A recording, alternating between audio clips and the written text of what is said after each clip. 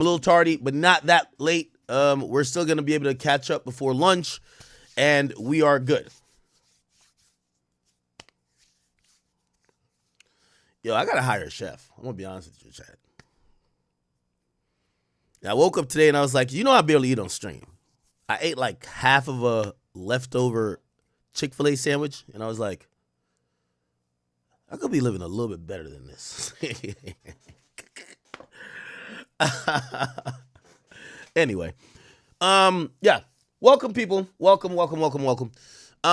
It looks like there are some developments happening in this Diddy case, Diddy trial, not necessarily completely in court, some surrounding it and even outside of it.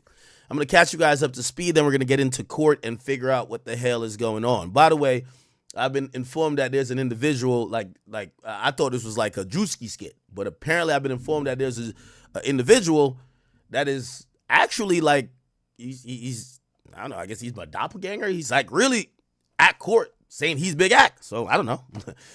Anyway, whatever. We'll get into all that. Okay, so one of the first things I seen happen, what I see happen? I seen Art of Dialogue posted to their Twitter. Art of Dialogue. Is this okay? Fuck, I always get their name wrong on there. Okay. Let me make this a little bit smaller. Okay. What is this? Dave Chappelle celebrating Lauryn. Oh, Lauryn Hill turned 50? Oh, shit. All right. So apparently they scrapping up in court, chat, or something of the sort. It's a lot of buffoonery going on, okay? Apparently women are throwing themselves at the kids. You know what I mean? Clearly, you could tell a lot of these women showing up, they like one of them flat out said, put me in the freak off. It's like they're like, check me in, coach. Like, check me into the freak off. By the way, this is a dude right here. This is a dude that they say is this is the new Big Act, okay? But people are now throwing themselves at the sons. By the way, the kids have shown back up. Apparently, the kids didn't come to maybe like one particular hearing. The girls, I've heard the girls haven't been there for a while, but the boys have been there through and through. And I think all Diddy's kids, to be respectful and honest, I think all of them are supportive. But this is a sex trial. And, they're probably going to hear things about their father that's going to make them, just naturally be disgusted with him, especially them being women. And some of these things may or may not be true, right? So I think that's why, they probably stepped aside. However, the boys, and let me not say all the boys because I haven't seen Quincy for a little bit, but I'm seeing true, it looks like Justin and King, or his real name is Christian Combs, they are really, tapped in. They're every day supporting their father, and they're in it for the long haul, okay?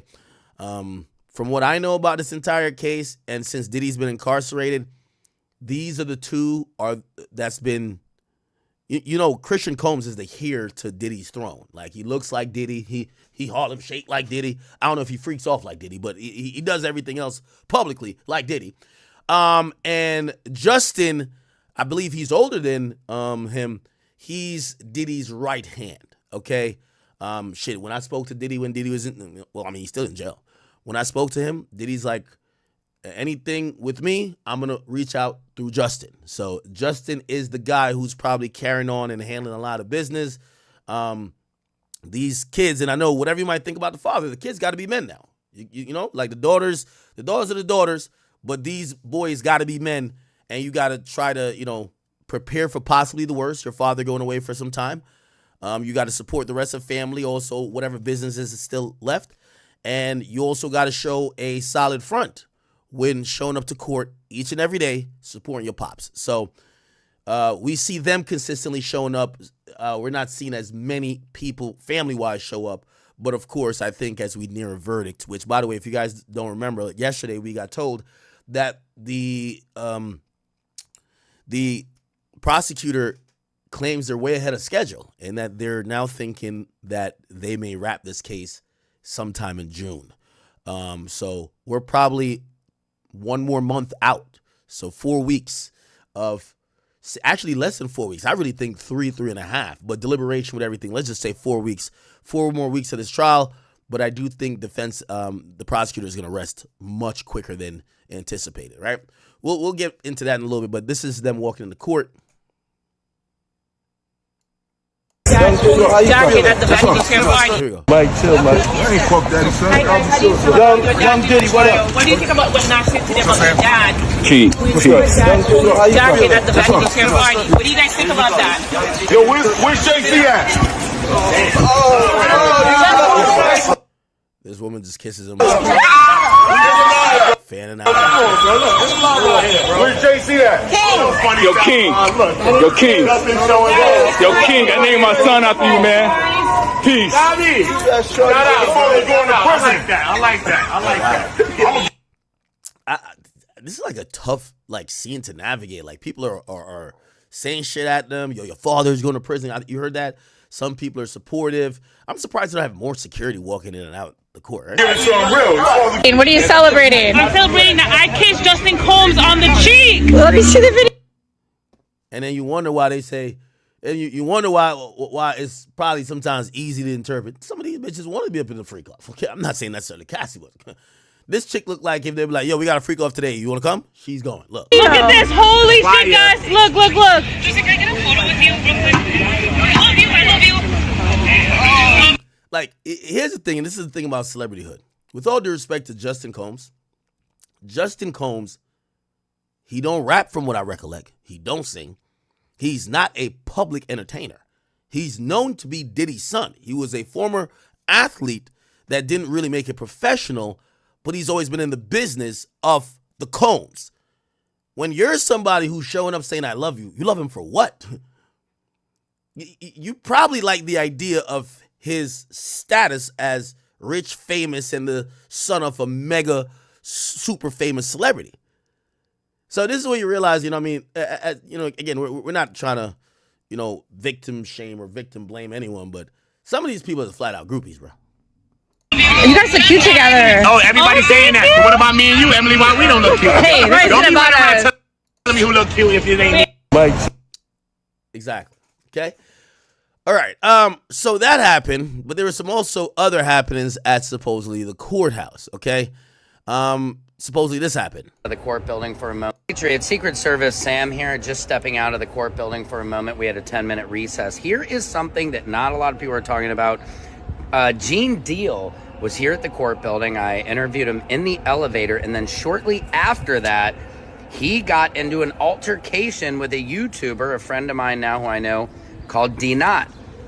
D-Not was harassing him the day before, calling him all these names, calling him Uncle Phil. There's a video you can see, and apparently he punched out and knocked out D-Not yesterday to the point where they told Gene Deal not to come back for a few days.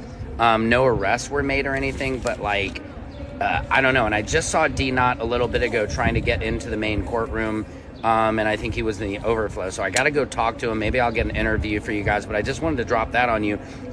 So Gene Deal is knocking out YouTubers. Gene Deal knocked out YouTuber D-Not, okay? There was an altercation. And who the heck is that? YouTuber D-Not. Who's that? Not Diddy. Who's this YouTuber? Y'all know? Okay. Well, there is a video of a guy trolling Gene Deal. We don't see the fight or the knockout. like I said, I don't know whose fault it was. No arrests were made, but Gene was asked to take a couple days off from the case. So that's a little drama. I got more coming to you with the arsonist today. Please follow my YouTube. Secret Service Sam. Okay. Now, supposedly this is when Gene Deal, I guess this is a guy, and Gene Deal is over here, and Gene Deal is telling him, stop harassing me. I will knock you the fuck out. And I guess he supposedly eventually did.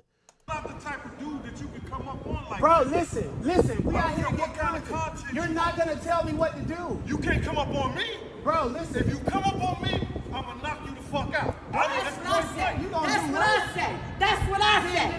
Bro. That's what I say. No, bro, shit. Why I y'all said got I'm a this nigga bitch. at the court? You gonna misgender me now? Now it's fucking anti-Asian because I'm Asian. Bro, so now you harassing me. Bro, I am protected by can't do that. anti. Yo, I ain't gonna lie to you. This case has drawn out all the mentally ill people. Seemingly. It looks like a madhouse out there. Apparently, the same guy also was trolling Gene Deal, Right here. Interviewing me, asking me about what's going on. Look, that is Bentley and that's him. This man I just interviewed. Okay, he's been trolling Gene Deal, claiming that Gene Deal should be charged as well because Gene Deal apparently was complicit with some of the stuff that Diddy was doing, and he's been outside the courtroom getting a lot of attention. And when he sees Gene Deal, he's harassing him, supposedly. This man just told me Gene Deal helped Puffy lace him and 2 minors at the Intercontinental Hotel in Atlanta, Georgia. Right. So real niggas got questions, Gene. That's right. That's right. Like, what are you talking about? Yep. Let's get everybody coming out. Hands all up high. Make sure. Okay. What's this guy's name, by the way?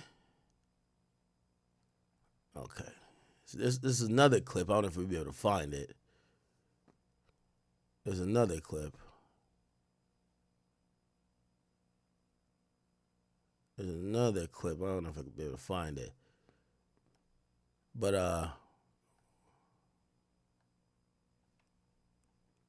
apparently niggas get knocked out there.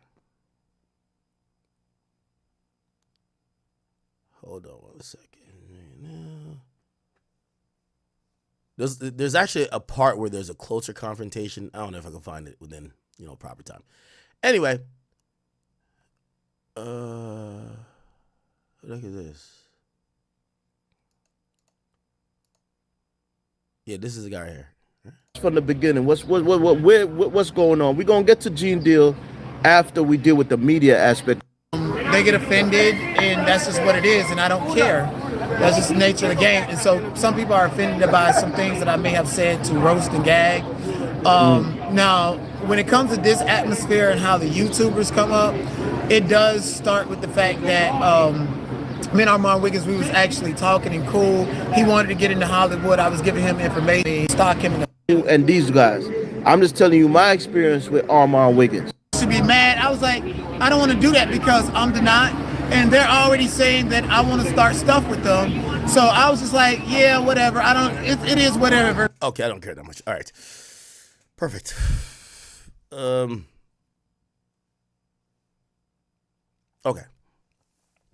So apparently you got knocked out. I don't think we got footage. Let's get into court, people. So it's madness out there. There's lesser people, but the bloggers are still out there, and they're all look like they're kind of like trying to make moments, but they're not really moving like they're press. Because if you were press, you would try to be a little bit more professional. They look like they're down to scrap out there. You feel what I'm saying? Anyway, okay. So today has started when it came to they're already in court. Let me just play my man Matthew Russell's video.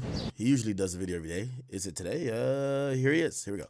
Okay, here we are, Matthew Russell Lee, Inner City Press, here at the Southern District of New York Courthouse. Today, Thursday, May 29th, 2025, we're heading in for day 12 of the testimony in U.S. versus Sean Combs. It's raining, but we're heading in.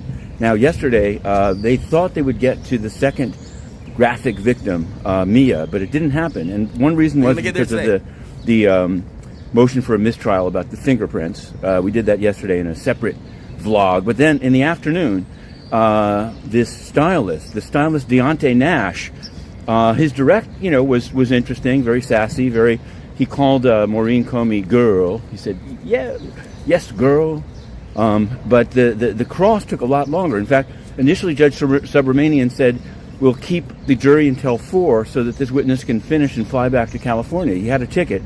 Maureen Comey said we're going to have to rebook him because Xavier Donaldson, who's so far done 3 cross-examinations, and there's a pattern there. If you check the transcripts, it's on Inner City Press, and week 3 on Google Play will be out shortly. Tomorrow is the end of week 3.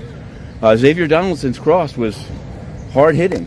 He asked him, apparently he found in the 3500 material, which is that the prosecution has to give the defense basically every piece of paper they have about their witnesses. Not long before they testify, but before they testify. And somewhere in those notes was apparently a notation that Maureen Comey noticed either an odor, maybe a certain redness of eye. Anyway, she asked, or he told it. Could be Deontay Nash said it. He said, I didn't say I was high, I said I was smoking. He appeared for his interview with the SDNY prosecutors, high as a kite. I don't know if he flew back to California that day, if he got rebooked. I don't know how much has been spent flying him around. I will say he was an interesting witness, and he's going to continue this morning. pretty soon. In fact, maybe before I put this up. So anyway, that's it. Then Mia, let's be serious. Mia is going to testify, and I think it's going to be it's going to be a real point in the trial. Let's just put it that way. There's no mistrial granted, and now another victim is taking the stand. So there's that. There's other trials coming up here, and I have to. Every time there's a break, I run around the courthouse. I ran to the mag court yesterday. There was a guy charged with sex with a minor. He was detained. Okay. All right. Also yesterday, these are exhibits that were shown in court. So this was Kid Cudi's other Porsche that, when Brian Steele was asking, the investigators, they said, well, does he have another Porsche? They said yes. Remember, they were trying to allude to the fact that maybe Kid Cudi burned down his or destroyed his own Porsche, maybe for insurance money, because clearly insurance would pay that out, right?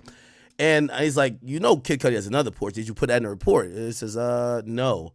I didn't think it was relevant. So this is the other Porsche that he had. Then,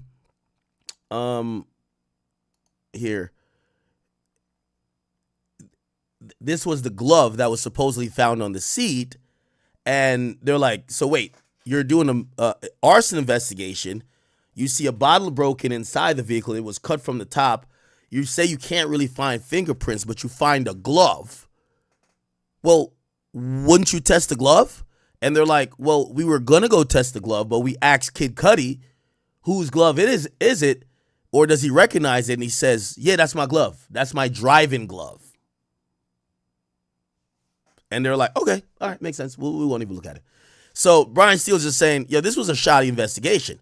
They also went into, obviously, the part where the mistrial came up about, which was the idea that LAPD destroyed evidence, but the AUSA tried to make it look like maybe Diddy had them do it, right? Or Diddy had somebody, in LAPD do it, right? Okay. All right, Chad. We're caught up. Let's go get into what's been happening, all right? Okay. Let's see. All right. So they started about 2 hours ago. So let's get caught up to speed real quick. So this is before the jury came in. Alexander Spiro. It says the articles in that scrapbook aren't being offered for the truth, okay? Now, they're always arguing about what could be used, what could be, referred to. They did it in pre-trial before this whole thing all started, but, each day, everyone's, they're adjusting their strategies. This is really a chess game. And they're like, well, they mentioned this yesterday, so we should be able to bring in this today. And then the judge got to make a decision. Alexander Shapiro says the articles in the scrapbook aren't being offered for the truth, okay? So that's also this thing about hearsay and, testimony that isn't, pretty much evidentiary. You know what I mean? You don't want people to go up there and be like, yeah, I think Diddy did it. Yeah, you know what I mean? Diddy was always mean to me. He sound like he did it, all that shit. No. That's not a testimony that's worth anything or should be even heard by the jury. Super prejudicial. And if you're offering that as the truth, which is usually what a witness testimony is supposed to be, either that or there's a few other things. I don't want to get into that right now. Okay, cool. So the articles in the scrapbook aren't being offered for the truth. The AUSA says the article that Combs wanted to get to the bottom of Biggie's murder, but the feds are investigating us. They have been trying to get this in. Submarinian says if it went back to the jury room as evidence, it could be prejudicial against the prosecution. But to let the jurors look at it as it's just as demonstrative, right? So if they flip through it, okay, if it's passed around, we want a limited instruction. So who's going to be cross-examining Mia? Shapiro says Steele is back in the game. So Steele is checked back in. Steele says, what if we redact the part about Biggie's murder? The judge says, it's more than that. You could concede the articles aren't relevant to this case. It's that scrapbook that was put together. Now, I don't know what scrapbook you're talking about. Hopefully we get some answers in a second. Judge says, you've been given some leeway. I'll leave it to you. Steele says, I don't want to waive the issue. Thank you. The judge says the social media post, there's an objection. I'll overrule it. The text message, my sense are parts in that threads are hearsay. AUSA says they're trying to show that the defendant was going through some heavy shit, and that's why he was asking this way. The judge says, what about her smelling her own armpit? The AUSA says, I don't think that's relevant. The judge says, okay, 401. So when they mention numbers like that, they're talking about this rule of evidence that they're quoting, why they're admitting or not admitting. AOC says at 8:55, the defense sent me a slew of messages from Deontay Nash. They should be excluded. So they're saying they just got it this morning. Donaldson says, judge says, Donaldson, what are these? Donaldson says, we want 2 photos in. The rest are for impeachment. So they look like they're trying to hold Nash in a impeachment way to show that he's been lying. AUSA says, I was told of the photos last night. Fine. The judge says, bring Nash back, then our jury. So look like their strategy is going to be showing that this guy, the sassy dude up there, the stylist, he's a fucking liar. Right? Give me a second. Cool. All right. So they bring, they also said, we booked this witness flight for 2 p.m. We're hoping he will be off the stand in time to make that flight. So all rise. Dawson says, how are you? Deontay Nash says, blessed. I can just imagine this nigga in court. Blessed and highly favored. Dawson says, DX 1806. That's an exhibit. It says, these are texts from you. Dawson says, what was Capricorn's Clark role in 2011? The mixtape. It says, nah, she was gone by then. Dawson says, what did she work on when she was there? So maybe the photo shoot you guys showed yesterday. I learned a lot from Capricorn, actually. Dawson then says, do you recall a picture of Cassie and the green hair? Nash says, yeah, that was a group idea.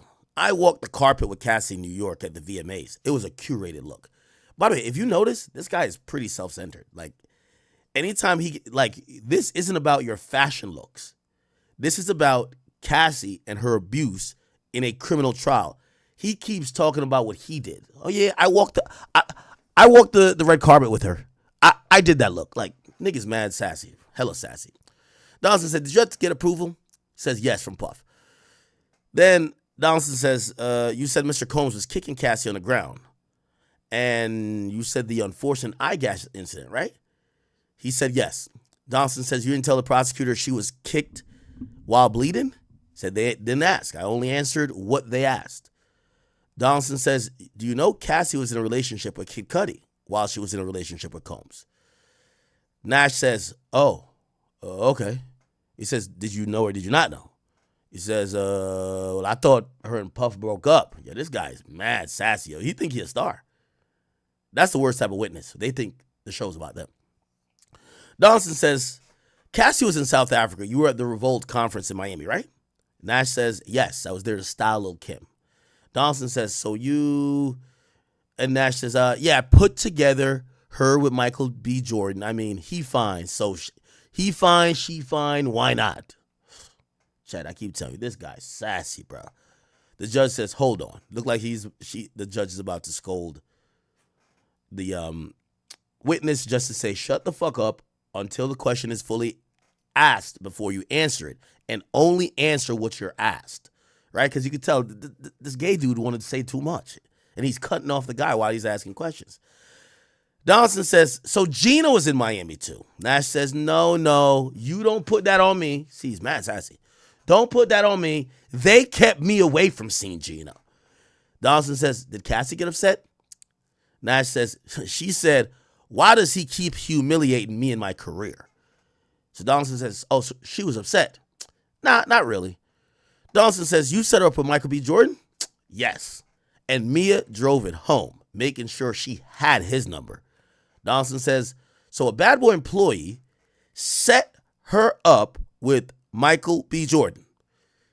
Well, he says Michael Jordan. It says, well, that's Michael B. Jordan. Don't mess that up. Yeah, this guy's sassy, huh? Donaldson then says, do you know Andre Branch? Nash says, nope. So were you aware that Cassie was in a relationship with Andre Branch? Oh, the cute football player. Yeah. But I never met him. It says, and in 2016 with Brandon of the NFL. The NBA, sorry. Who's Brandon in the NBA? Brandon Jennings? No, wait, let me Google it. Brandon Jennings, Cassie?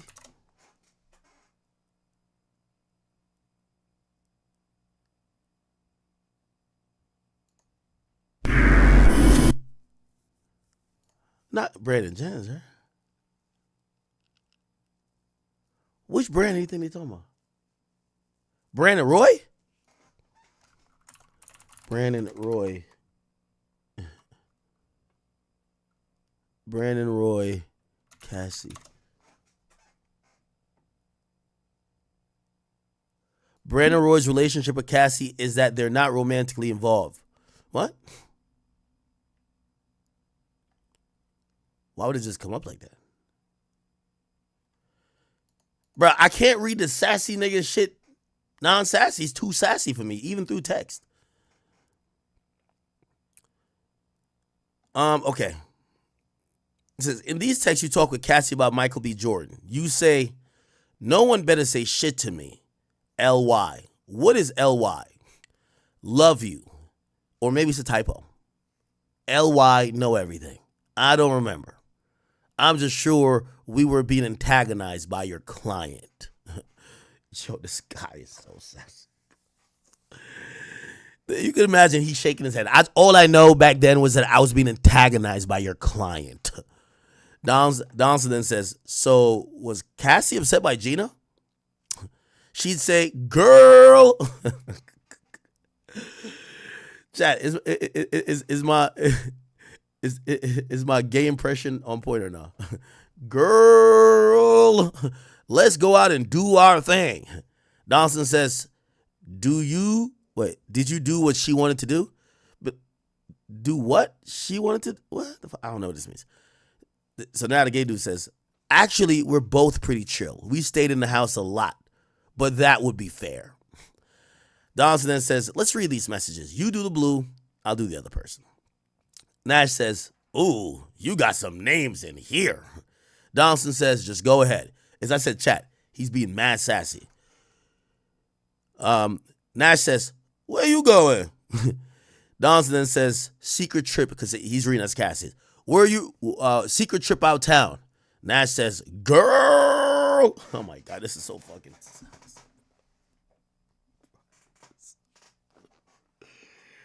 Bro, can I have Siri do this reading, bro? I don't want to, bro. This is, I gotta have like an AI do the reading, bro. Girl. It's crazy that Inner City Press is writing it out like this. Girl. Okay, everybody's laughing. So I guess this dude, you see, again, this witness is also thinking this is their moment because people in court is laughing at them. So that's why he's being funny. He's trying to get a little joke in. Like the gallery is feeling entertained, right? So, but he's doing a lot, which is probably hurting the defense attorney because he can't get straight answers. He's getting like these little snarky, snappy comebacks. Nash says, good friends don't pry. That's not my method. I just replied, girl. Donaldson then says, highlight the green part. Cassie's telling you, October 30th, 2013, after the incident with a cut on her face, she says, I've already been turning up too much. Donaldson then says, did you see her with a black guy on FaceTime around the time of the Intercontinental? Nash says, I saw it in person. When her makeup would wear off, you could see that shit. Donaldson then says, let Mr. Donaldson ask you the questions. And he keeps, this is the second time the judge is scolding this person. Stop offering too much information. Just let the nigga ask you the questions and answer what he asks, bro. Donaldson says, you read these. After Cassie says, this nigga is wasted. We both did the same. Nash says, is there a lot of people there? Ooh, it's talking about a Gwen Stefani song. Donaldson says, he says, take your broke ass home and ride into the sunset. Nash says, and we did. Oh my God. Donaldson says, did she mention to you about having threesomes with other men? Ugh, no, she didn't tell me. You could tell this gay ass nigga would be like, why am I not invited? Donaldson then says, Mr. Nash, read that to yourself, then lift up. On May 10th, you told the government the videos came from her phone. Nash says, no, I told them that he would tape her on her phone. Donaldson then says, isn't it true she said videos were from her phone? Nash says he would record on her phone. I stand firm on that. So basically they're asking about certain things he told investigators before the trial and now what he's saying in the trial. Donaldson says, you said Mr. Combs said you won't do this one thing for me? Okay, and then they continue. You say you saw Mr. Combs pointing in Cassie's face in The Blind Dragon, right? But you never told the government that, right? The first time you said is at trial. Nash says, I guess so. I gave them very little by phone. She said she didn't want to go. Donaldson then says, you helped her pick her clothes for the court? Nash says, wait. Oh, maybe he's still working with Cassie now. He says, you helped her pick her clothes for court. Nash says, she couldn't fit anything. She needed clothes. Donaldson said, for the pregnancy? Nash says, right? Okay, so he's still working with her now. Donaldson says, on that Friday after she finished, she called you and said, I'm done. Nash says, it wasn't like that. Donaldson says, did you and Cassie ever get super high? Nash says, what? No, I did not. And then the judge is trying to tell him again, just answer the fucking question. It's either no, I didn't, or yes, I did. The dude is up there like, oh, like you know, gay niggas, what? Oh, doing all that type of gay ass shit. Like the judge is like, bro, calm your sassy gay ass down, nigga. Like, why can't gay people just be like regular gay? Why you got me? Like, it's just always like flamboyant. Like there's nothing. Listen, being gay is straight. Is there a flamboyant gene? Like, why they gotta do that? Why you gotta do so much? Girl, like, why you gotta do all that? Anyway, Donaldson says, this 29th birthday, you said she packed sex toys in her duffel bag from her bedroom, right? So now he's finally listening. Correct. Donaldson says, Mr. Combs didn't say grab the sex toys? Nash says, they were going, and then Donaldson, I guess he cuts her off, says, on the golf cart? Let's talk about Vegas. New Year's, 2016 and 2017. You said you were told Cassie was sleeping all day. Nash says, correct. Put up DX 1847 for the parties only. So what is this? Nash says, Cassie. Donaldson says, the low-budget producer you mentioned was there? Nash says, yeah, he was. Right next to me, snoring.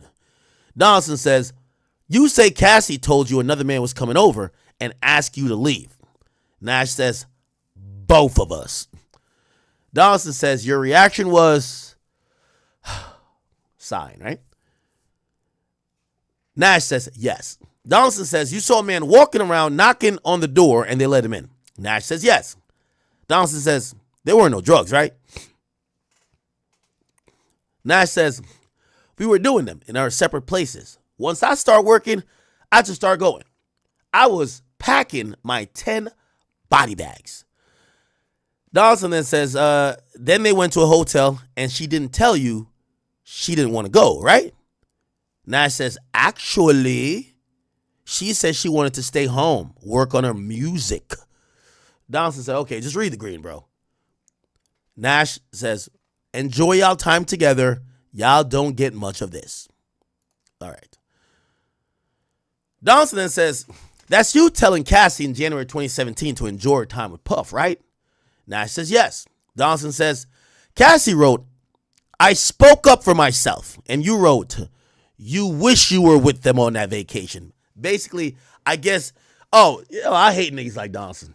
Yo, I catch one of y'all gay besties in my girl's ear telling her some dumb shit, I'm slapping you too, and it's not going to be a hate crime. Okay? She looked like Cassie. Remember the vacation Cassie couldn't go on with Puff? And Cassie's bitching at Puff like, well, if I can't go because you're spending time with your kids, why is your baby mama there? And Diddy's trying to like bullshit to her like, no, that's their mom. It's not even me. I'm not there with her. I don't want Pick and Porter there. She's there because that's her kids. This is a family vacation.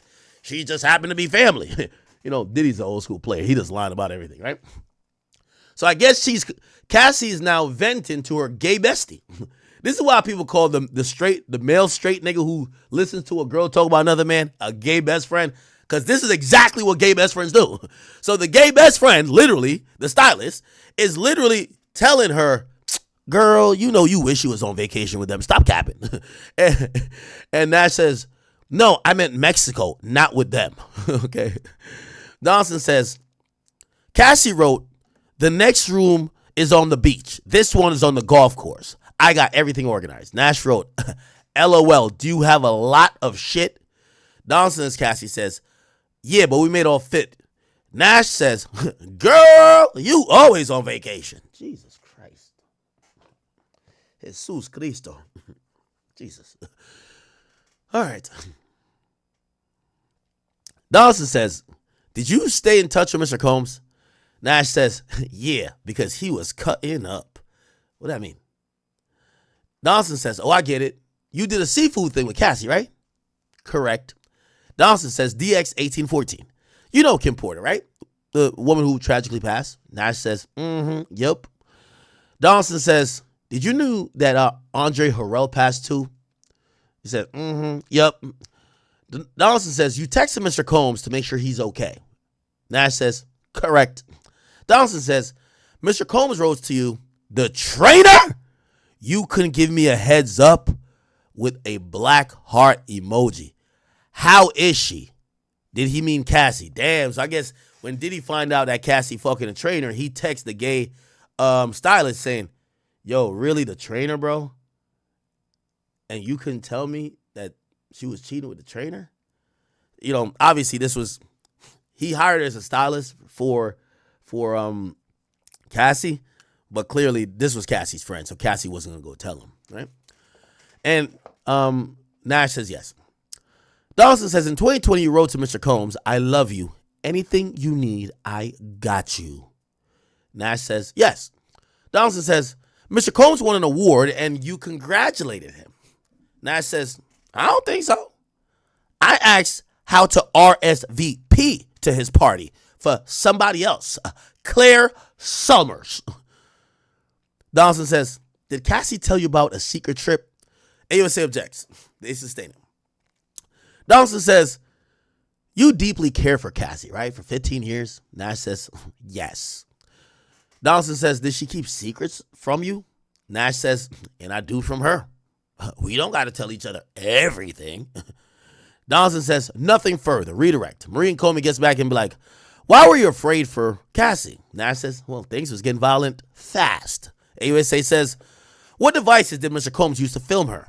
Nash says hers, meaning maybe her phone or whatever devices she owned. AUSA says, you said they appeared high at the 29th birthday party. Nash says, yes. AUSA says, was Mr. Combs in control of his actions? Nash says, yes. AUSA says, what did you say? Nash says, you're gonna go get some dick tonight. AUSA says, did she want to go? Nash says, no. Remember, it was a 29th birthday party. Cassie's having a party with friends. And in the middle of the party, Diddy says, fuck these niggas. Let's go have a freak off. So he wanted her to leave the party with her friends to go freak off. Okay? Okay, so he said, did she want to go? No. No further question. Donald, they said, any question from you? Nothing from me. Mr. Nash gets excused. The next witness will use a pseudonym. There will be no recording. Ooh. Witness comes in. How will you be identified? Mia.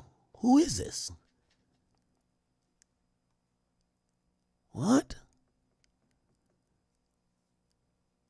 Don't show this exhibit. What is this? My passport. Show it only to the jury. Combs says, Steele says, I want to see it too. Where are you from?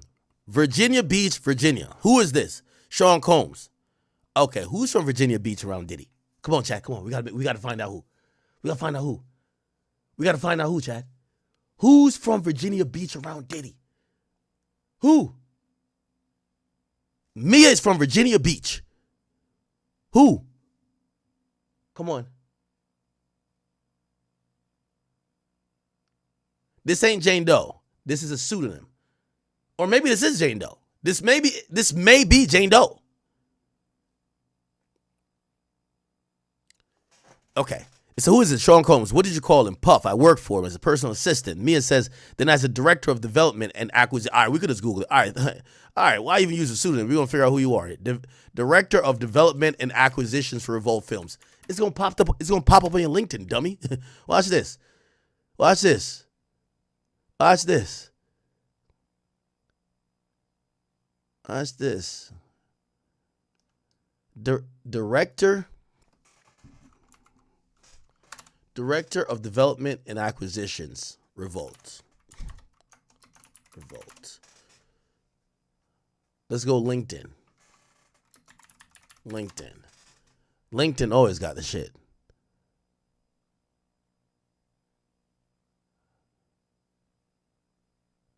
Casting, talent relations.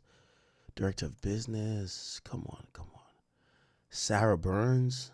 Okay, fuck. Chat, help me. Help me. We're going to find out who she is.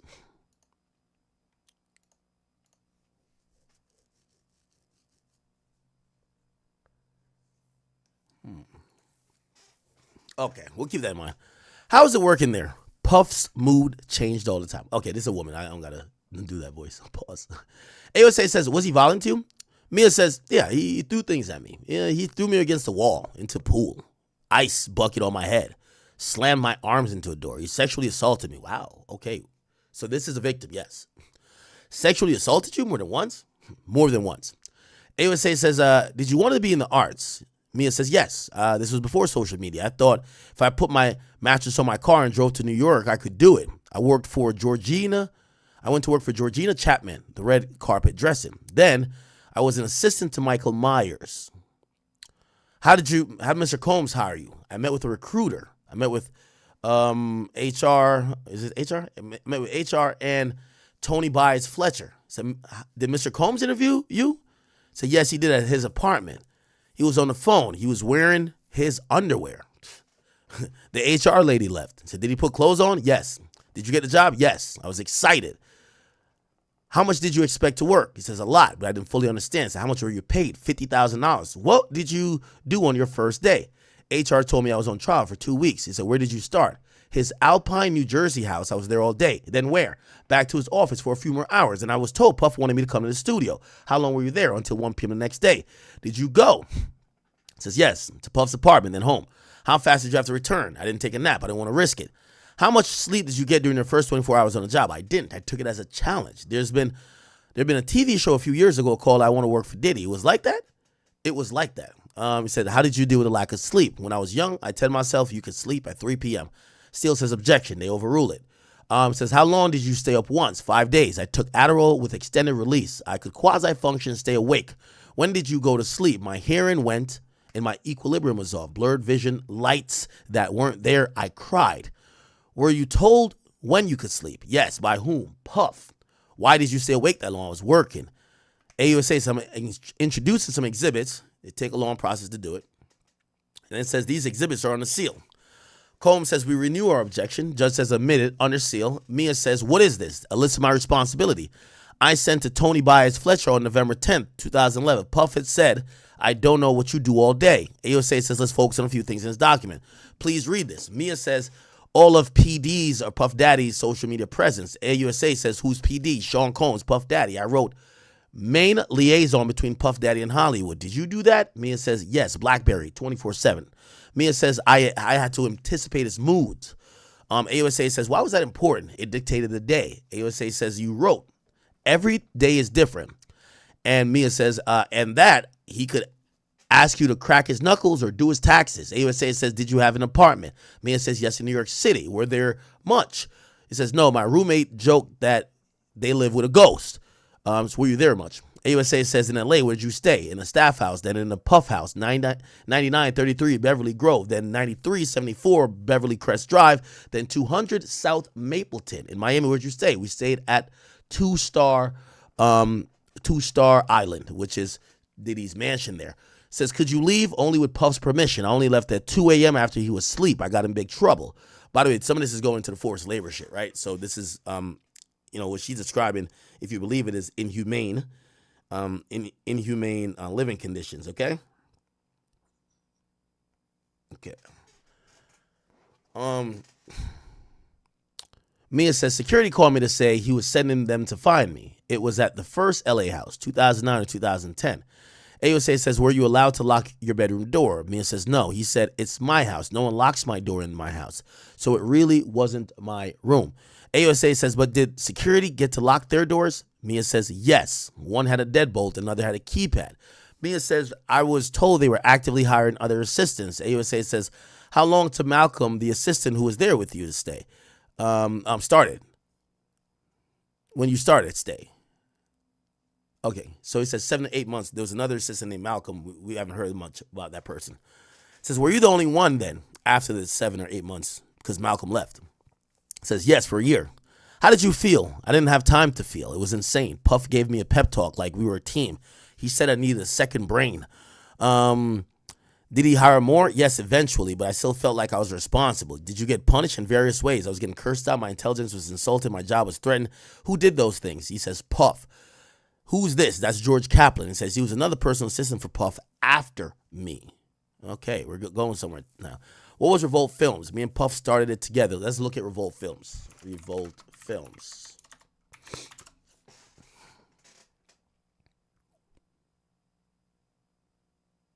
Revolt Films.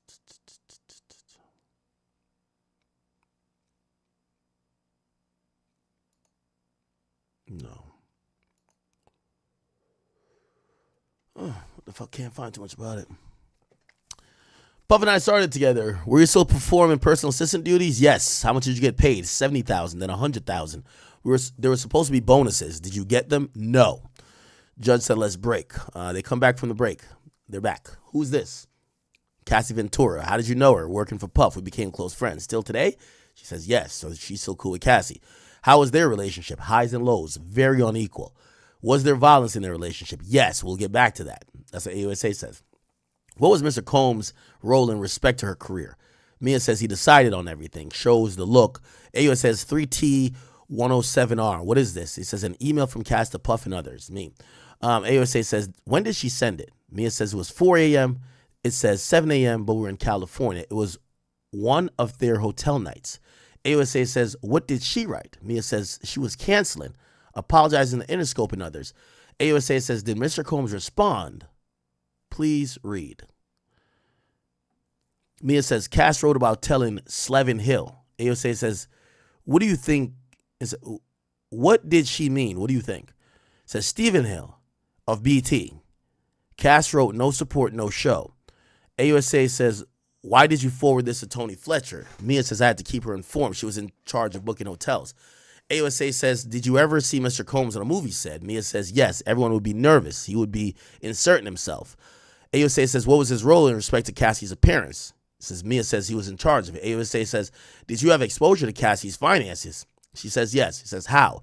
I learned the company paid her credit cards and that the places she lived were under the company names and her cars. AUSA says, did he take things away? Yes. Cars, jewelry, support. If he couldn't get on her phone. Ooh. So, like, I guess if Diddy, if he wanted to see her phone or she was, like, doing sneaky shit on the phone, he sent Dia Sims.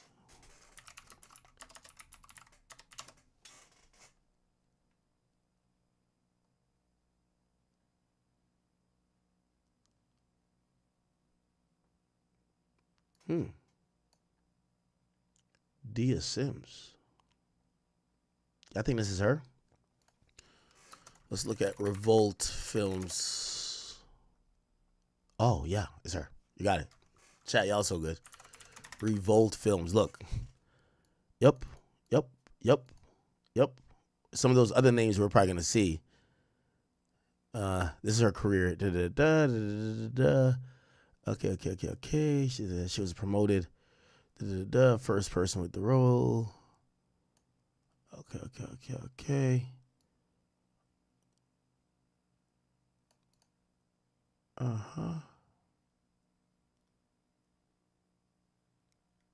She left in 2019, a year after Cassie broke up with him. It might be her, chat. Let's see. If she mentions these other companies, then that's her. We'll see. Okay. So, yeah. Okay, did he take things away? Yes, cars, jewelry, and support if he couldn't get on her phone.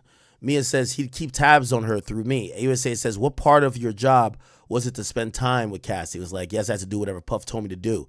AUSA says, could you go wherever you wanted? It says, no, we had to be where Puff told us we could be. And if not, Mia says something very scary. The punishment was unpredictable but terrifying. AUSA says, we'll talk about that as we get through your testimony. How would Combs communicate with Ms. Ventura?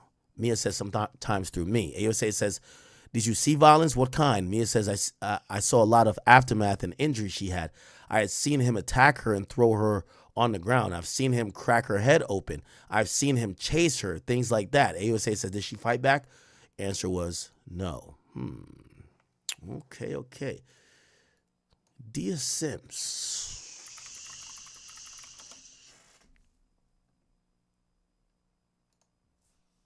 Guest has been working with music legend and business mogul Sean Diddy Combs since 2005 and has played an integral part in growing his businesses. Dia Sims, president of Combs Enterprises, joins us now. So, Dia, you've had a really interesting career. Thank you. You actually worked at the Department of Defense, advertising, sales, and the pharmaceutical industry. How So did many you? things. Yeah, I mean, and so then many spirits, liquor, drugs, and now you have this really cool job. How did you land at Combs Enterprises? Yes. So I used ad sales, and I was able to get Bad Boy Records at the time to be. I broke them. I was like.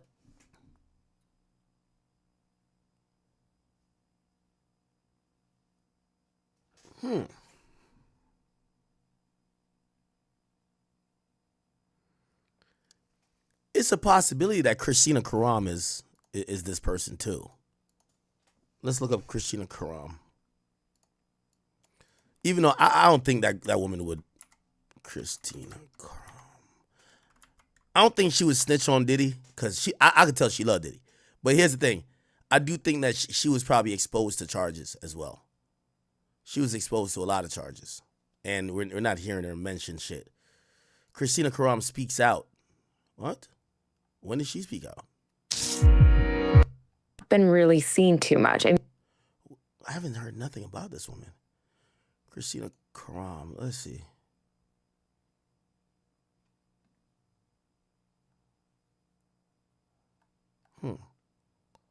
I don't know. No, it's not Christina Karam because she mentioned she stopped working with Diddy. Didn't she mention when she stopped working with Diddy?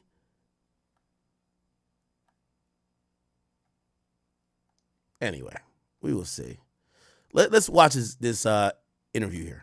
Like the first client for this radio station in New York, and then I sold Sean John, etc. And when Puff was looking for a chief of staff, someone said, you know what, you send a lot of emails at 3 a.m. I think you guys would get along. Will you come meet him? And I did, and that was 2005. Wow, 3 a.m. Yeah. 2005. Does this person say they started in 2005? Let's go up again.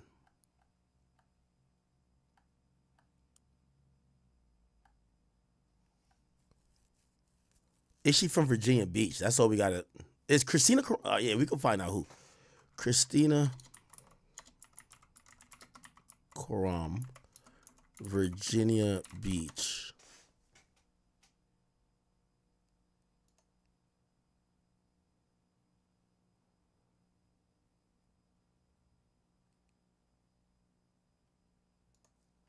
She did put out a... Look, she's a former chief of staff to Sean Combs. She denies this. For months, horrific accusation has been made about me in various lawsuits regarding my former boss. Oh, wow. So she stepped aside. In a statement obtained by TMZ, these false allegations of my involvement are causing irreparable and incalculable damage to my reputation and emotional well-being of me and my family. I've never condoned or aided or abetted. Okay, yeah, this sounds like she about to cooperate. Yeah. Never condoned, aided, or abetted the sexual assault of anyone, nor have I ever drugged anyone. The idea I would be accused of playing a role in or be a bystander to the R word of anyone is beyond upsetting, disturbing, and unthinkable. This is not who I am, and my heart goes out to all victims. I'm confident the allegations against me will be proven untrue. Yeah, she never spoke out about him, though. You're working hard still. That's the hustle porn 4 that Miles hours. likes to talk Can't about. stop, Rising won't grind. stop. Yeah. That was pre-Instagram, but nowadays you post every time and say, look, the alarm clock says 4 a.m. and I'm up. Right. Rising grind. Let me ask you, I'm so glad we have you in because I cover sports business, and in that realm, the idea of having a big name athlete come and rep your brand or appear in an ad is becoming less and less valuable. Brands are moving more toward, we're working with Steph Curry behind the scenes. He's an advisor and he gets an equity stake in our startup. Sure. So in your world, we're talking about music stars, we're talking about Diddy, who's such a big star. Do you find that he's still kind of as valuable as ever in terms of brands and companies wanting him to put his stamp of approval on something, be a partner with them, appear in something, and how do you kind of keep that momentum going for? How does that change how you manage that brand? Because enterprises. I was just gonna say, better. I want to hear her talk about Diddy, bro. Here we go. So I think there's a lot of room to grow to understand the true business of entertainment. So the opportunity to work for Sean Combs to me was interesting and exciting because I thought I could learn something there.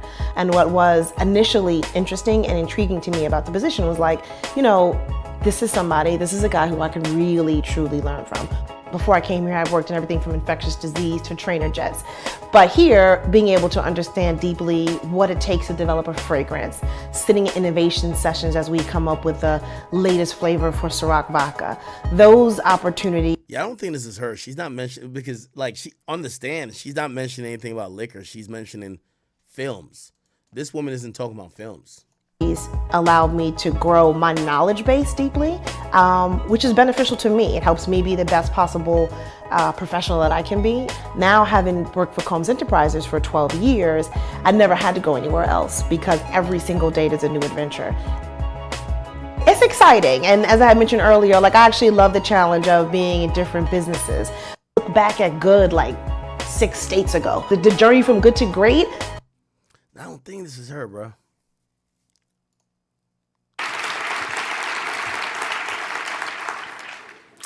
So I will never forget the very first time that I sat down to have a meeting. Laser focus her brilliance on helping one another because she understands that helping another person is really helping yourself. The organization of Thread does the ever-increasing hard work and the need of connecting communities truly one to another, truly from one zip code to where there's extreme poverty to a zip code where there's extreme wealth. In Baltimore, where we live, within 5 blocks, and the average life expectancy in some areas drops 20 years. Sarah has the courage of a knight and the mouth of a sailor. Exactly. Exactly the recipe for badass goodness and the exact kind of woman I'm so honored to call a friend. Thank you to IPG and the New York Women of Communications. All right, we're not getting anything from that. Chat, give me another name. I don't think that's it. All right, AOSA says, you got punished. Mia says, in various ways, I would get cursed out, my intelligence insulted, and job threatened. Who did those things? She said, Puff. So who is this? That's George Kaplan. He was another personal assistant for Puff after me. What was Revolt Films? Me and Puff started together. Were you still performing assistant duties? Okay, no, I read this already. Sorry. Yeah, we're further down. Sorry.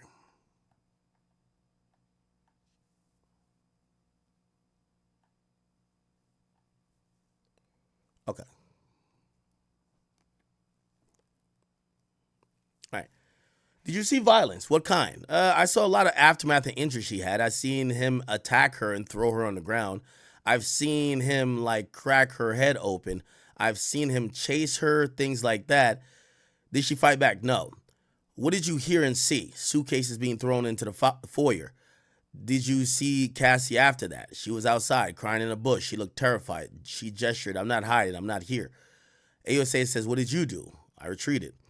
Did you tell anyone? I think the chef was in the kitchen. The sentiment was and Steele objected because that's about to be like a hearsay, talking about state of mind pretty much, instead of what she's seen or what she has firsthand knowledge of. Sustained. What did the chef say to you? Objection. AOSA says not offered for the truth, and it was then sustained. So it says, what happened in Cassie's apartment? We were there, me, Cassie, and Deontay Nash. What were you doing? helping her pack for a big trip to London. Puff came in banging on the door, very irate. How did he get in? A key from the front desk. What was Mr. Combs asking Cassie? He said, have you been drinking or something? She hadn't been answering his calls. What did Mr. Combs do? He came in after me and Deontay screaming. Has she been drinking? He was crazy aggressive. He attacked her. Mia says he threw her to the ground. Me and Deontay jumped in and tried to stop it. What did you do? Deontay's very small in comparison to Puff. There was a little tornado going on. Me and Deontay was in a position where I was scared he was going to kill him. So I jumped on Puff, but he threw me off against the wall. I felt like it was in slow motion. I realized we were in big danger. He ran to the bedroom and grabbed Cass.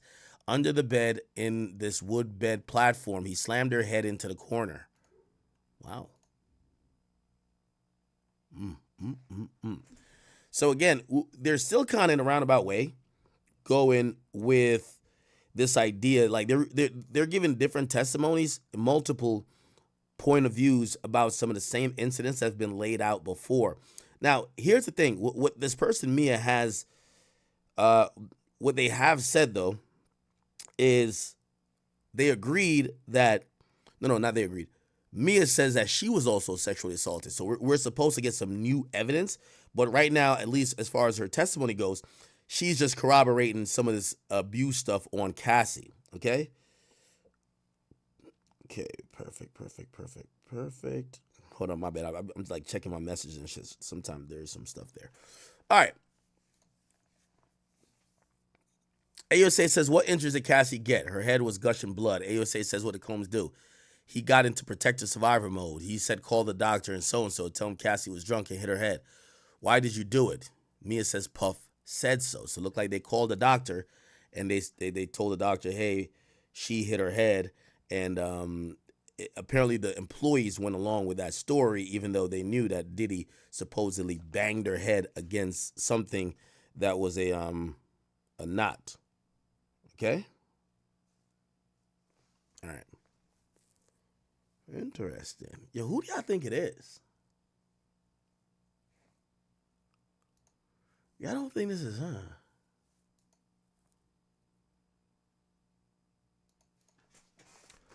Deontay Nash interview. He's sassy. We know there's an interview of this nigga somewhere. He looked like he couldn't wait for his day. Is this him?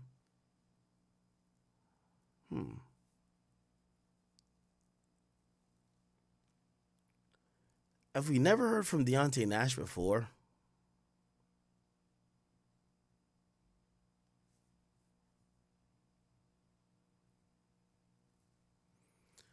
The reason why I'm saying is that if we could get an interview of Deontay Nash, he might be like, oh, I work for Puff, I'm one of the assistants, or he might talk about his time and mention Mia's real name.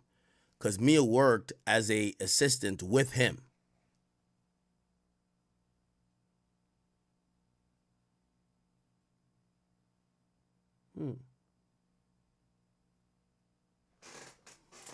Y'all saying Ike Turner don't got nothing on Diddy?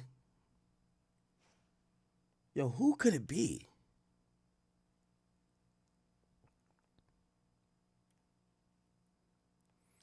I think because this person went by a pseudonym, I'm even more interested.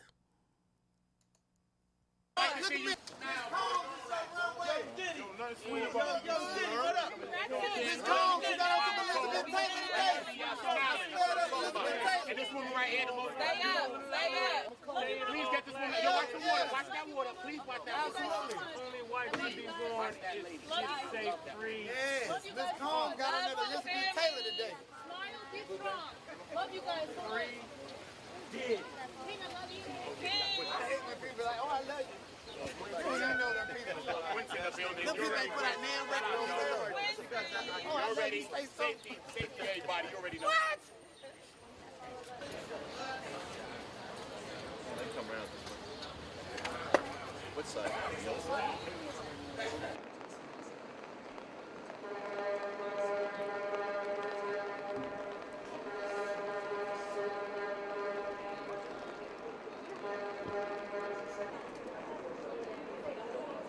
This is like outside the courtroom.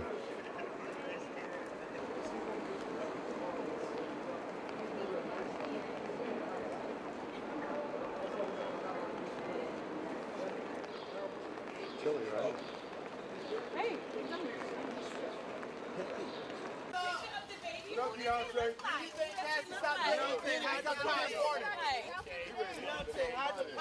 Oh, that's Deontay. Hey, when you come out here tomorrow, you better answer me. Beyonce, what happened? They call him Beyonce. It's Quincy.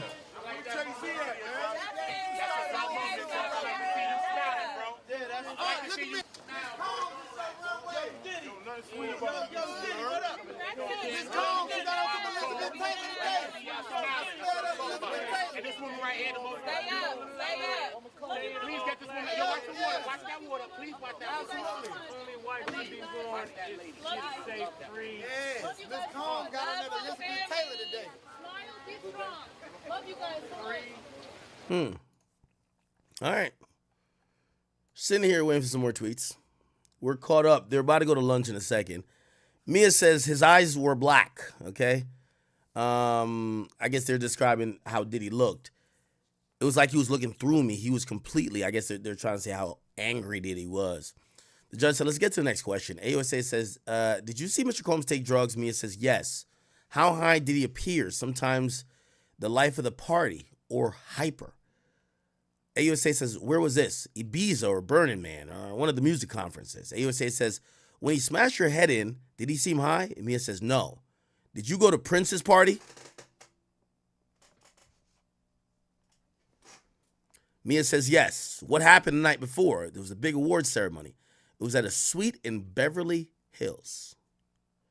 Mia says, he told me to stay with Cassie, that he was going to be at his house with his kids. But then I heard about Prince's party. AUSA says, what did you do? Cass and I debated like little kids if we should sneak out the house.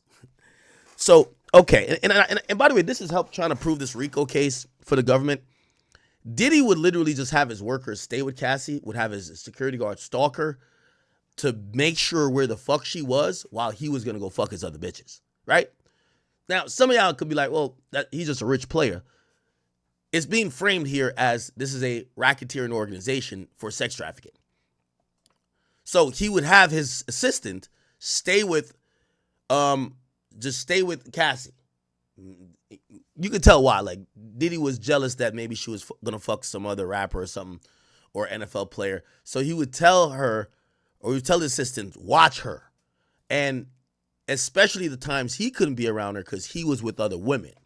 So if you kind of realize this, this is definitely some power and control type shit. Is it racketeering? I guess it depends on how you frame it. So he would put his assistant over there with Cassie. He would go do some other shit, right? And you got to imagine when it says he was going to be at his house with his kids. He was going to be at his house with his kids, and probably Kim Porter was there, right? Or maybe another woman or something of the sort. And he would just have people watch Cassie when he couldn't be around, right? And they're like, oh, we got to sneak out the house. Mia says, Prince performed on a little table. I saw Puff come in with his bucket hat. We lock eyes. I thought, oh, crap. So it looked like they snuck out the house, went to Prince's party. Remember, Diddy was supposed to be with his kids, right? Diddy was supposed to be with his kids. Obviously, I keep telling you, like, Diddy would just probably lie to Cassie and be like Cassie would be like, baby, could I see you tonight? And Diddy would probably be like, I love you, Cece. I love you, baby girl. I can't be with you tonight. I got to be with the kids. You see, that's the thing about dudes with kids. When you don't want that side girl or the other girl to like be up in your business, you tell them, I got to be with my kids, and you're not my kid's mother, or my kid's mother going to be around, or this is a family thing, so you get them out the paint. So Diddy would lie to Cassie to say, yo, I got to do some family shit. She would understand, fall back, but Diddy know he finna go cheat, so he put his assistant to watch her that she can't go cheat. So then the assistant and her like, yo, let's go to this party. They pop up at the party. Diddy pop up at the party too, right? It says, okay. So it's a Prince performing a little table. Then I saw Puff come in with his bucket hat. We locked eyes. I thought, oh, crap. Cassie just booked it. AUSA says, where did you go? It says, across the street where there were woods or bushes, but Puff caught Cassie and had her on the ground. Damn, where was everybody else at? Mia says, Puff just started attacking her, but Prince security quickly intervened. AUSA says, and later, Mia says, I went to I went to another hotel. The next day, HR told me Puff was suspending me without pay. Did they say why? They said Puff said I was being insubordinate. That makes sense. Yeah, I told you to watch my chick while I go cheat, and you're over here helping my chick possibly go cheat. Also, you're helping catch me up because y'all snuck out when y'all should have stayed at the house, and y'all came to the same party or happened to show up at the same party I'm at. The fuck? Diddy was just trying to cheat in peace. All right. Holy shit. Yeah, these stories they're kind of hilarious. I ain't gonna lie. That's a good reason to suspend your fucking personal assistant. I told your ass to stay with her over there and y'all trying to party? Hell no. Give me a second. Let me I'm gonna catch up on donations.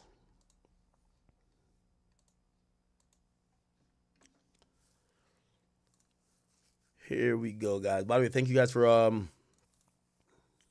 the donations and all the memberships. Guys, please, everybody, become a member. Become a member. If you can, please become a member. All right. Let me read your donations. Bugsy Artist says, yo, you think at some point security is either going to be charged or testified? No, I think they're getting through all the personal assistance. They're breaking this shit up. I don't think we're going to see any more sex workers. They laid the groundwork for it. At time to time, as we get through some of these stories, we'll see a cop here or there, an investigator here or there. We might see a security for maybe a building or a clerk or somebody who worked front desk, depending on what story they're trying to pinpoint. But I think we got through male escorts. So I think they had to put the victim first. So they did Cassie first, or they did Cassie first, then all the male escorts. I think we're done with male escorts. Now it's all personal assistants. We've had a few personal assistants back to back to back. Capricorn Clark, personal assistant. Mia, personal assistant. What's the zesty dude, personal assistant. So we're getting through all the personal assistants, and I think we're going to get to security afterwards. Security's got to come, yes. I think D-Rock is coming up there. I think Roger Bonds might come up there. I think Uncle Paulie's going to go up there. Again, I don't think none of these people bang with Puff like that. And I think here's the thing. When you got certain people in your life for that long, it's almost like you got to keep them around. Because now, everybody who got fired by Puff, they're coming back around. But they're coming back around testifying for the government. Right? So, yeah, I think we're going to get a security version. And by the way, I think it's looking like Mia is just a victim too, but she hasn't really talked about, she talks about obviously some abuse that he did to her, but we haven't seen exactly the extent of how everything went. Here we go. Okay, cool. I'm surprised that Diddy would show up to a Prince's party and just wail on Cassie just in public. I thought all these beatings he would probably do around his employees, but not he sees her at a party, he'd probably be like, all right, yo, get in the car. And he's like, I'm gonna fuck, one of those, I'm gonna fuck you up in the car shit. Not, I'm fucking you up at the party and Prince's security gotta jump in what the fuck you doing, bro? Chill. But also, you gotta remember, it is Diddy. So everything was probably kind of established or set in stone where people are looking at it dog. You got to cover up for Diddy or you can't check him too much if you've seen him doing something like that. And people are probably too scared to say anything because, Diddy showing up to a Prince party was a big deal, right? Double G, Double N, thank you for the 10. It says, I'm here for the crash out on rappers. Pure comedy. I'm hoping we don't have to do that today again. Fatima Jade, thank you for the 2. She says, I believe that Mia is Sarah Schridnecker. Who's this person? Oh, okay. Interesting. Okay. Okay. Thank you for that. Let's see if we can find it.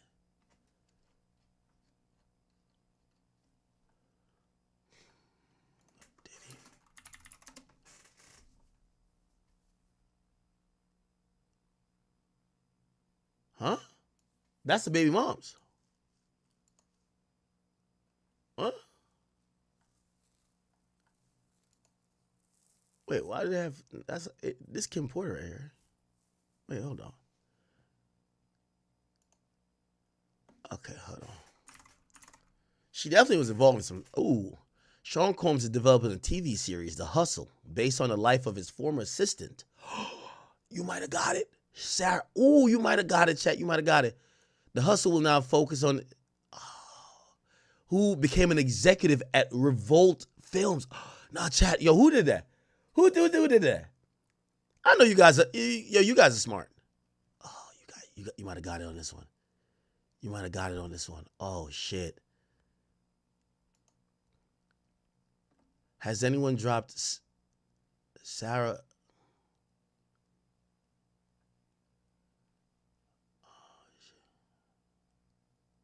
Cassie's first public outing after Diddy's arrest was with another former assistant, this woman, and they're saying, has anyone dropped Sarah Schnedeker into the chat? It's her, chat. It's her. Look, she was cool with Cassie. She's still cool with Cassie now. Oh my God. Look, let's get into this. Look. Holy shit. Nah, y'all got it. Y'all got it. Let me write this down, my little notes. Okay, yeah, y'all got it, I think. Good. Notepad. Mia is Sarah Schredecker? I don't know how to say her name, bro. What country is she from, bro? Okay. Wait. Where the fuck? No.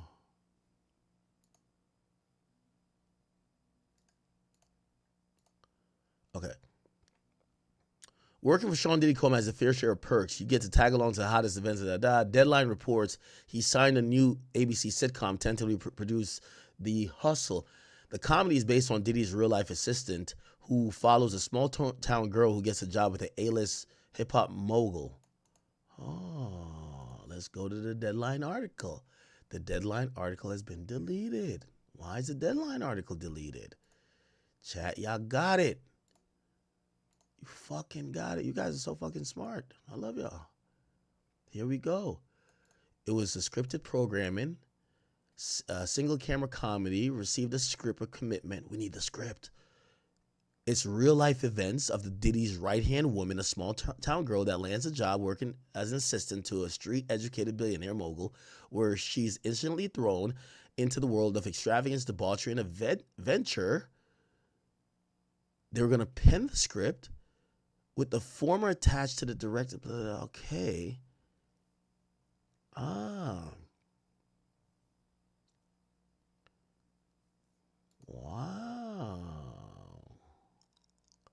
You guys got it, this one. Holy shit. They take a break. The jury leaves. So how much longer Mia's direct? It says the rest of the day. Oh, she's a key witness. They're gonna use all day to do direct. We'd like her off the stand by the end of the week. Meaning, well, today is Thursday, right? Yeah. So tomorrow. So they're hoping they'll finish today and they'll give the cross tomorrow and could probably do redirect and recross tomorrow. Wow. Who just became a member? Yo, Devonna Robinson, welcome to the chat gang, my girl.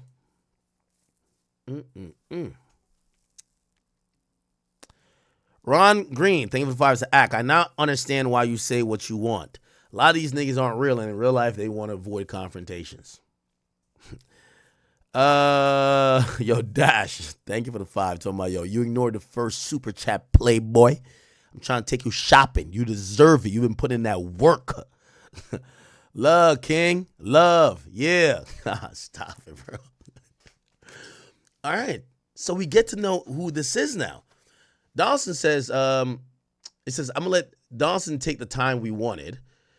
Agnifilo says, I'm not blaming the court. It's a pattern I'm seeing. Just as is common courtesy. Okay, so what are they talking about? They said, this is a problem. First it was a flight, now this. Ooh, so they're basically saying, y'all are giving us time constraints with these witnesses. The judge is like, yo, hey, I let Dawson get the time he wanted. And Agnifilo says, I'm not blaming the court. I'm just seeing a pattern. Judge says it's common courtesy. And Nifilo says, I don't know how long Mr. Steele's cross is going to be. They don't need to put these things on record. Judge says if we could complete this witness this week, fantastic. It keeps things moving. ASA Comey says many of our witnesses are flying from across country. So they're addressing why they're having deadlines on when these people should be off the stand. And so we're having people fly across country. We need to know for flights next week, Monday. Mr. Nash cross was twice as long as the direct. So they're saying, we're already allowing the defense twice the amount of time without witnesses. You get what I'm saying? Okay. Smizer says Mr. Steele tells us he anticipates the cross being an hour and a half or 2 hours in no event longer than the direct, not to hold him to it. The judge says, I want to keep on schedule. Steele says, how late will we be going? The judge says, latest 4 p.m. So they're trying to do this scheduling thing, and Brian Steele is not trying to be rushed or hurried for time. Okay? Interesting. So, chat, they're on lunch. But y'all are so fucking smart. Y'all got it.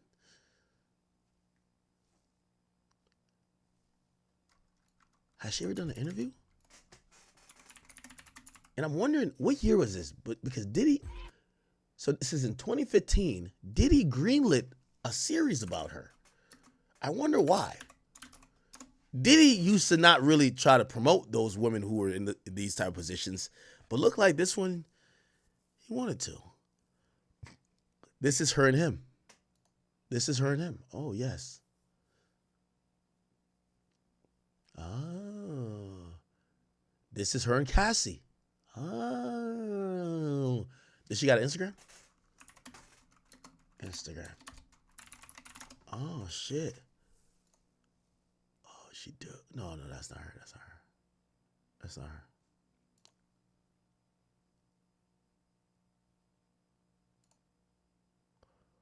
It's not. This is her and Diddy. Wow.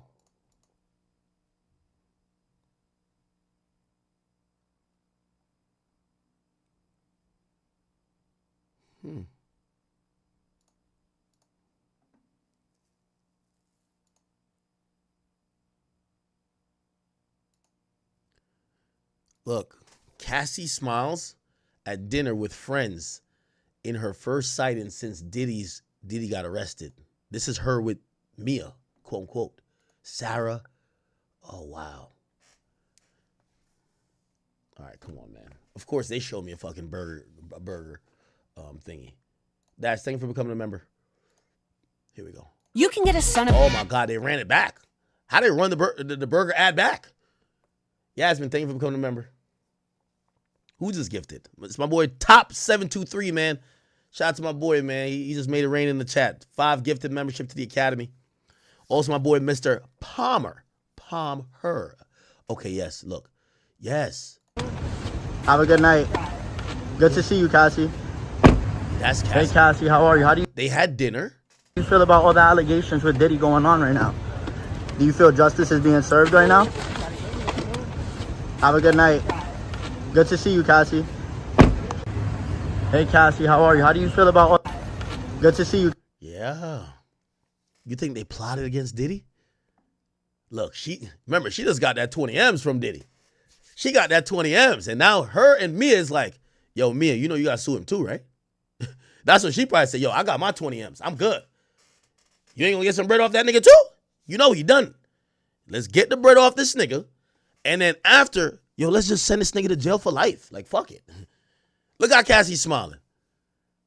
Cassie's smiling like, yo, this is the aftermath to a freak. No, I'm playing. But let's take a toast to putting Diddy in jail for life. Look, they're walking out, they chilling. Say, girl, we gonna send that bitch ass nigga away for...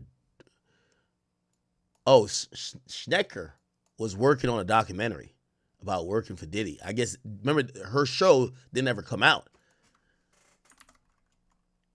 Schnecker. And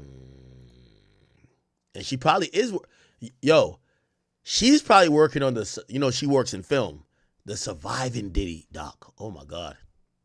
The Surviving Diddy doc? Oh, holy. Holy.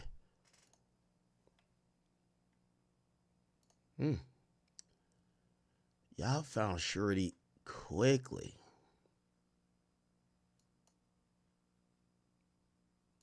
Oh, what is this? I mean, you know, when I watched it, what stood out to me initially after Elizabeth Wagmeister got it. I'm trying to find everything we could find about this woman.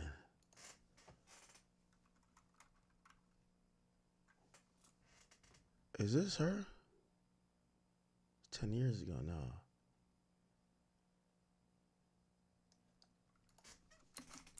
Puff Daddy. This is search Puff Daddy.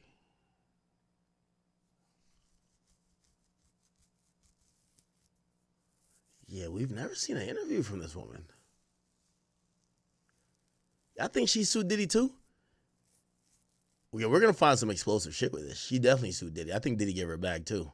Not no 20 million, but like maybe a couple 100,000, right?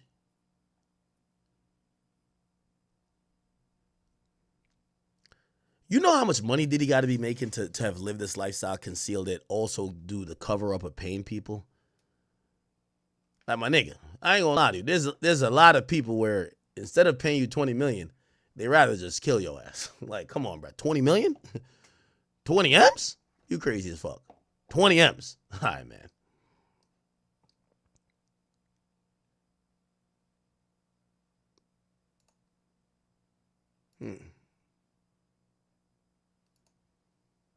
That is interesting.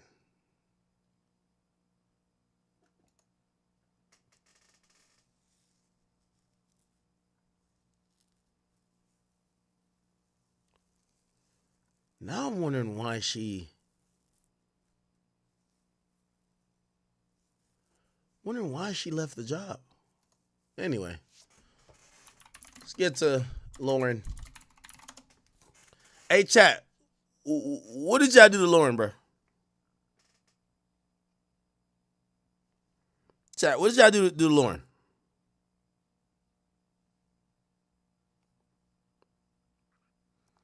Lauren messaged me and she says, your chat is vicious. And I think I asked her what she meant. Or I tried to.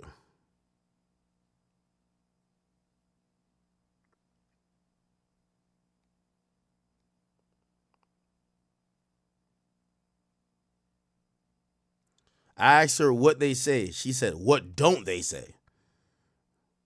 What the hell? What y'all do, chat?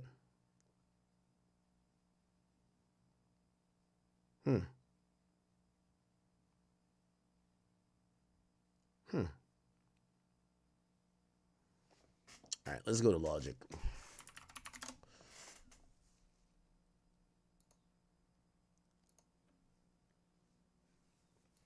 All right, still ain't pop up yet. Lauren crimes. Everybody go outside and talk for 10 minutes and upload a video. Let me see.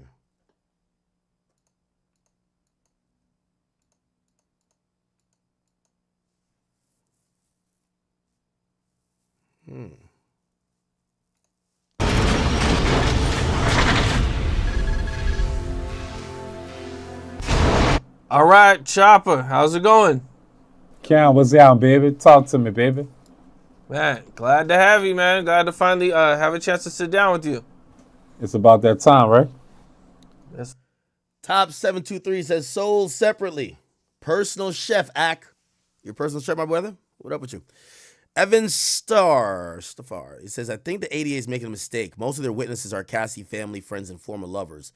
Could the defense say all the witnesses banded together? Well, they've been saying that. Yo, you're all scorned bitches. Y'all are all people who are upset y'all got let go.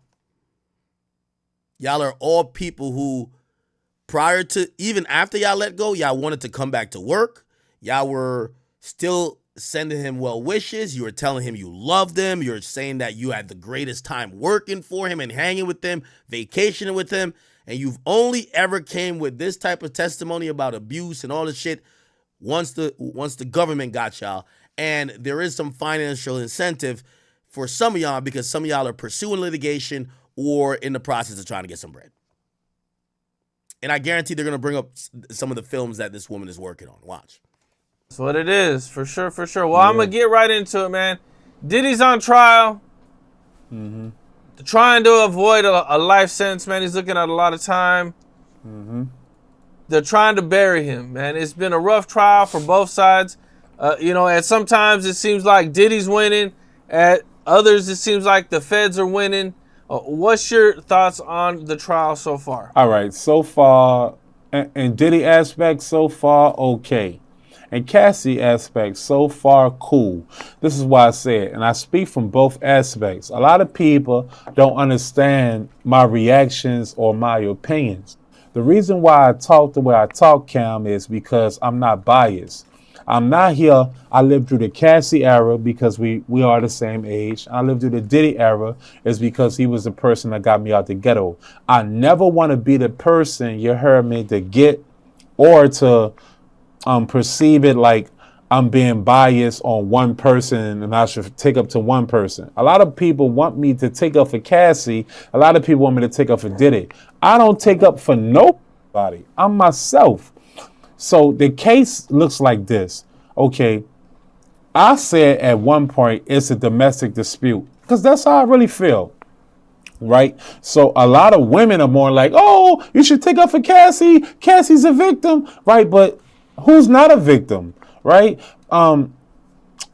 Cassie participated just as much as Diddy did, Cam. No matter how that sound, they both participated in the undoing or the ondoing, right? I feel like Diddy might have set the trend of how he visioned of what he wanted it to be. But along in the mean in between time, Cassie concurred with what Diddy vision was. So you do that long enough, you become a co-conspirator instead of a victim. And I don't feel like Cassie's a victim. I feel like she's more of a co-conspirator. And that's not me saying that she haven't witnessed the undoing of things. It's just more like if you roll long enough, you become part of what the vision was. So no matter how it sounds, I just feel like Cassie was part of whatever was going on, regardless. And if you read the manuscripts, Capone, brother, you'll realize that she was actually a part of what it was more than being a victim for what it was. So on Diddy's side, it looks more like a domestic violence. I went through sex trafficking with my past experiences. So I know that the prosecutors trump up charges, right? And they make it seem like you're doing more than what it seemed like it was. They make it look like you're a monster. They make it look like you are a trafficker. They make it seem like you're the worst person. But from what my experiences is, I know that shit is a lie. I know that they're just doing that to make you be stuck back there in the federal penitentiary, make the judge make it seem like you're a monster, but the real truth of it is Cassie was doing as much as Diddy was doing, no matter if Diddy created the vision or Cassie participated in the vision. Regardless of what, it happened the way it happened. So on my aspect, it's a tie. With Cassie and Diddy, it's a tie right now at this moment. I feel like they both winning and they both is losing. That's the truth of how I feel. That's facts. That's how I feel. Okay, now even though some of the stuff was consensual, and maybe most of it was consensual, all she really has to do is say no one time. One time.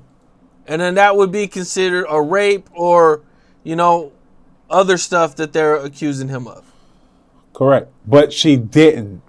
And that's what I'm trying to say. She didn't say no, not one time, not no time. So how bad of or how big of a monster he is when she didn't say no at any time. That means at the end of the day, Cassie knew what she was doing. And I'm not here to shoot her down. I know Cassie personally. I seen Cassie in Vegas when she told me that this was about to occur with her husband.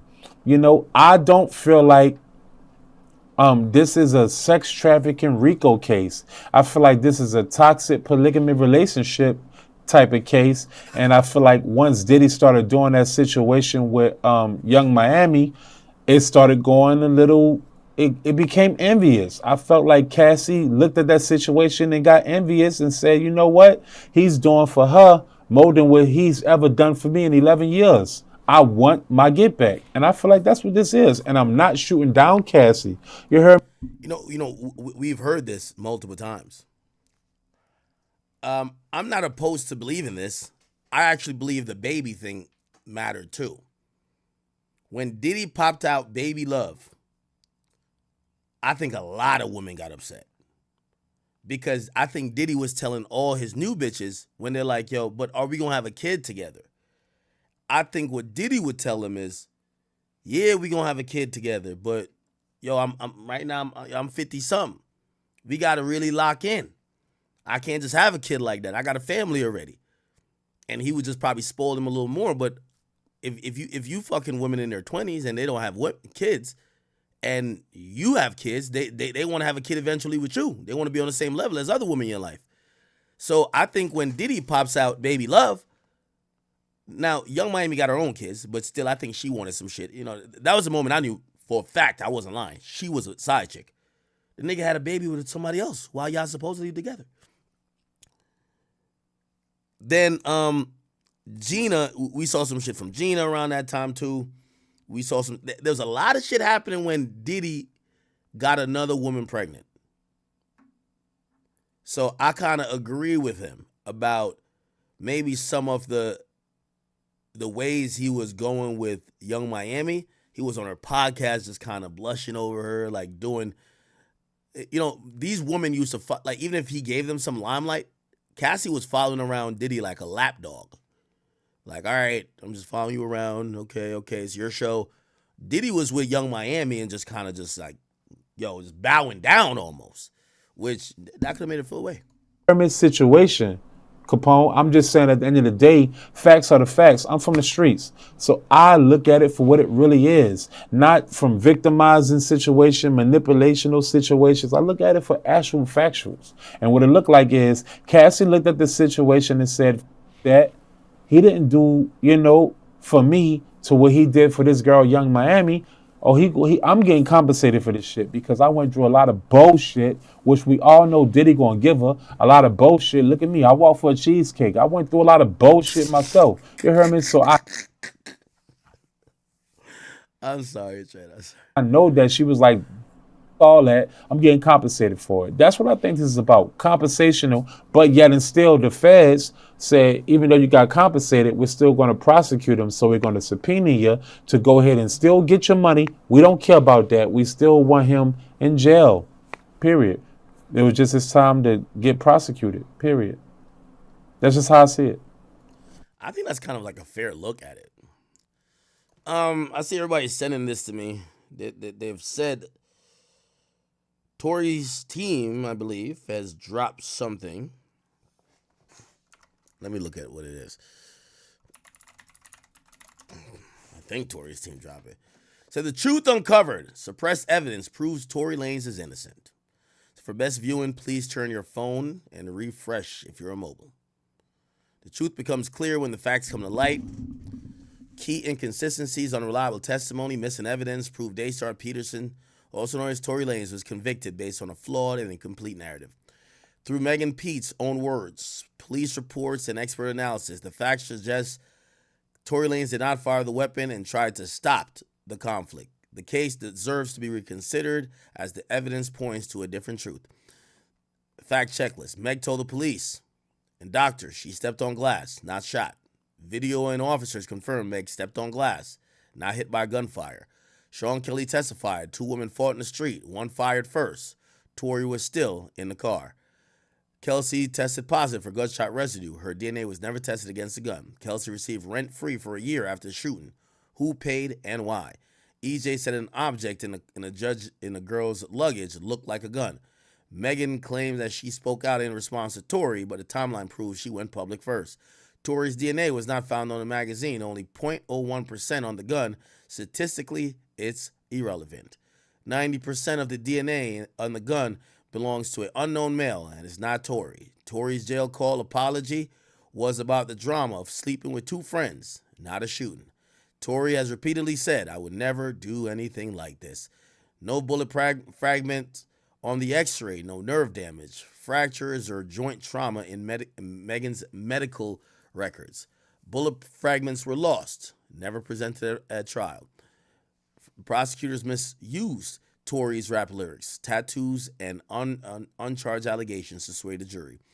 Kelsey's story changed multiple times. Then she admitted to lying under pressure. Megan's own timelines and injuries don't match the story of a shooting.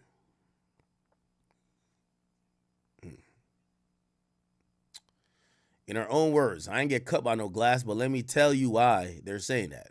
I ain't get cut by no glass, but let me tell you why they saying that. Okay, so why are they saying that? So let's step into the truth. Glass or gunshot. Here's the following videos.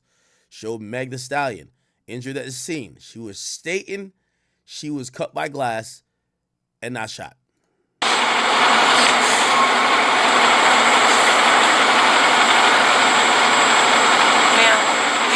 Go to jail.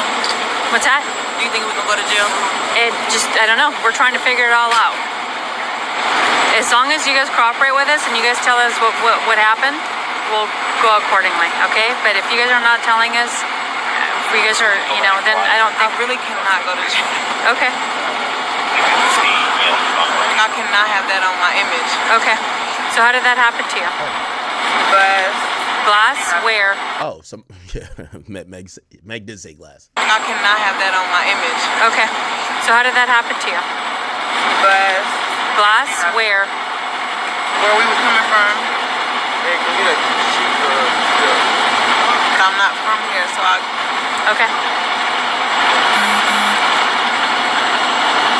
That's the only place you got shot at? That's the only place you got shot? I didn't get shot. Oh, you did it? No, sir. It's clear. Body cam footage. She definitely says she did not get shot. Evidence of any shooting or anything? That's how we got dispatched. Well, we have the gun here, and then we have other units. They're searching the house where it happened. So that's all we have so far. So nothing happened in this vehicle. No, we don't have any casings. No. Okay, from what you've been told. And then there's some cash over, looks like. Was the person who got caught with the other people here that you have in handcuffs? Were they all together? They were all together. Yes, they were all in the same car. Okay. And then, do we know how she got cut? I believe when she stepped down, there's a glass. She dropped a glass bottle, and then I think she stepped on it and cut herself, getting out of the vehicle. Okay. That's interesting. Now, I'll pause it here. So this is body cam recording when police show up. If Meg was bleeding from the shooting, remember they drove off from the scene and they got pulled over later. There should be blood in the car. If the police are investigating, they got to be able to use common sense. If they're saying that she got cut when they pulled her over and they said, get out of the car. And when she opened the door, a bottle falls, it breaks. She's barefoot. She steps on the bottle. That's how she's bleeding. Now, if there shouldn't be blood in the car, right? There shouldn't be blood in the car if she got cut with a bottle when she was coming out of the car, right? Anyway. But the police are saying they believe that she stepped on a bottle coming out. So it looked like there was a broken bottle. I don't know if we see it. And it says right here. It's right there. Oh, this is the bottle. Here's the bottle. Here's the bottle that's broken, supposedly.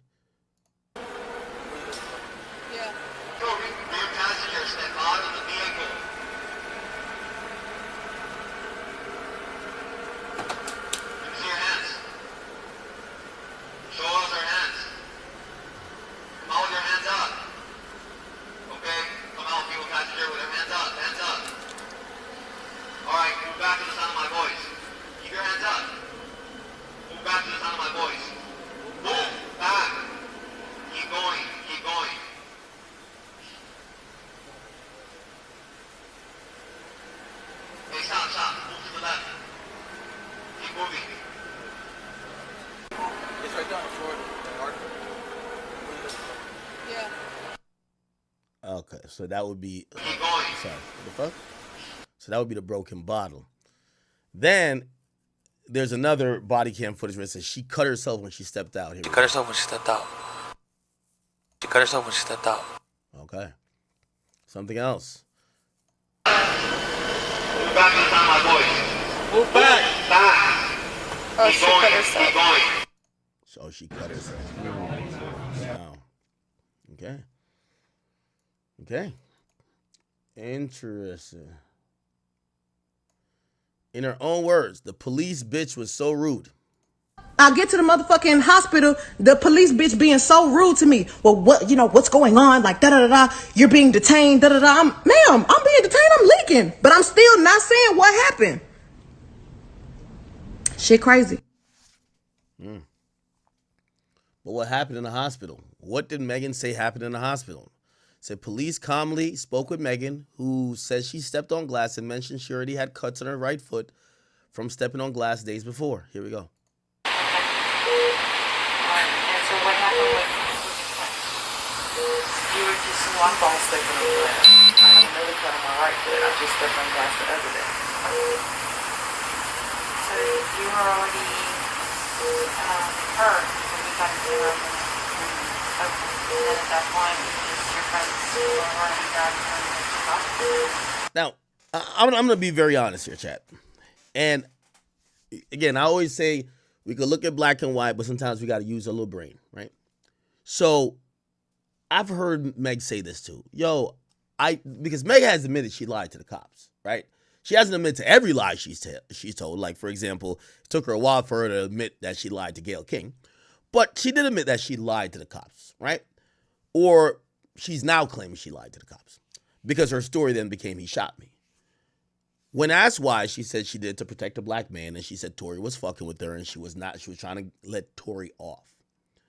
I'm going to be honest, even if that's true, I do think we have serious issues when a woman or anybody else gives one statement that says, I did this to myself, does not point to anyone else harming her. She doesn't call the name of anyone harming her. And despite that evidence that exists of the person said, nah, I did this to myself, someone still goes to jail for 10 years. That is kind of, remember in court, you got to prove beyond a reasonable doubt. Anyway, okay. In her words, I try to keep it off the internet. Let's hear this. So, since y'all hoes so worried about it, yes, this nigga Tory shot me. You shot me. And you got your publicists and your people going to these blogs lying and shit. Stop lying. Why lie? I don't understand. I tried to keep the situation off the internet. Okay. Says she tried to keep it off the internet, however, she spoke first. Okay. Timeline contradicts Megan's claims. Nothing negative exists. That's why I didn't want to say nothing in the first place. This would have never came out if Tory would have never went to the internet telling everyone his side of the story.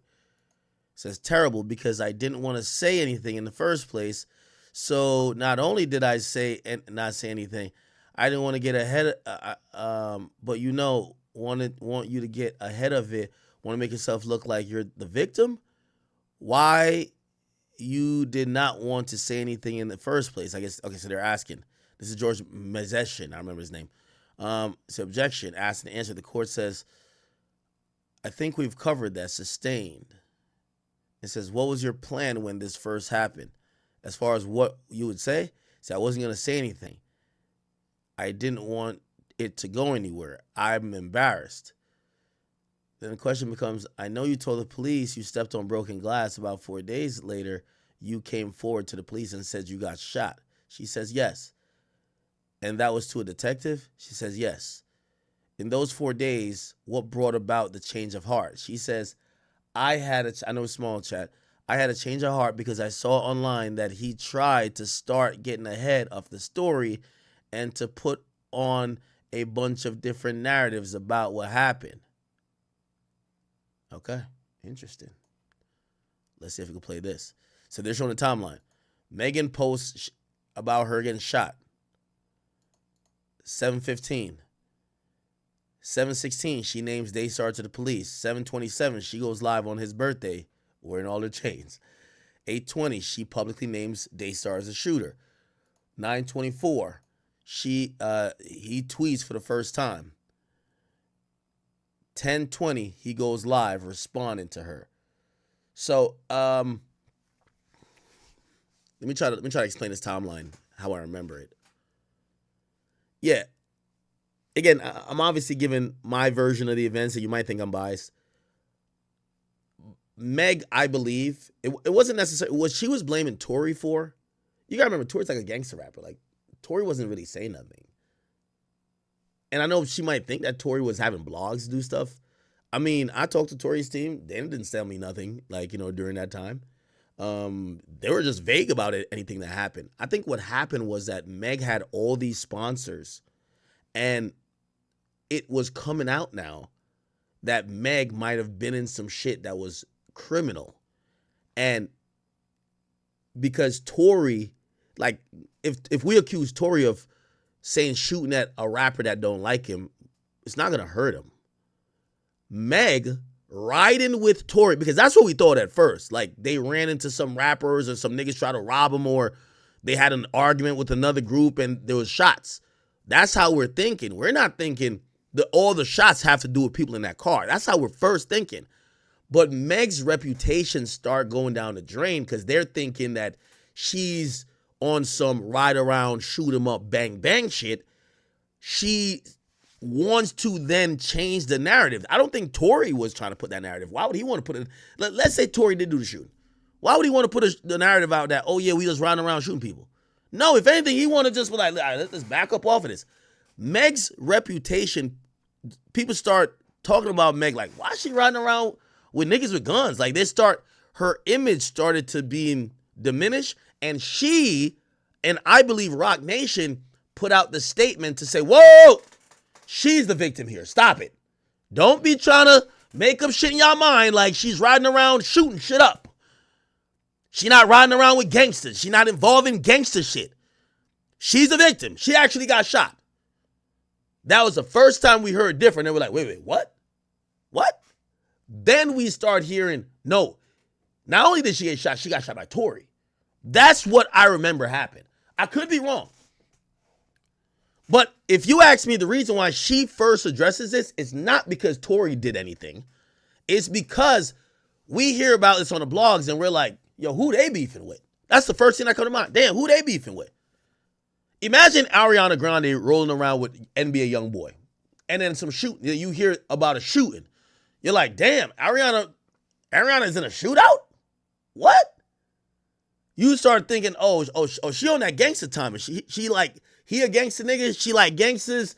They sliding on ops. She bought that life. You start tearing down that little fairy tale, like Disney persona you have of her. You start like, oh, she a hood bitch. That's what you think. Oh, she a hood bitch.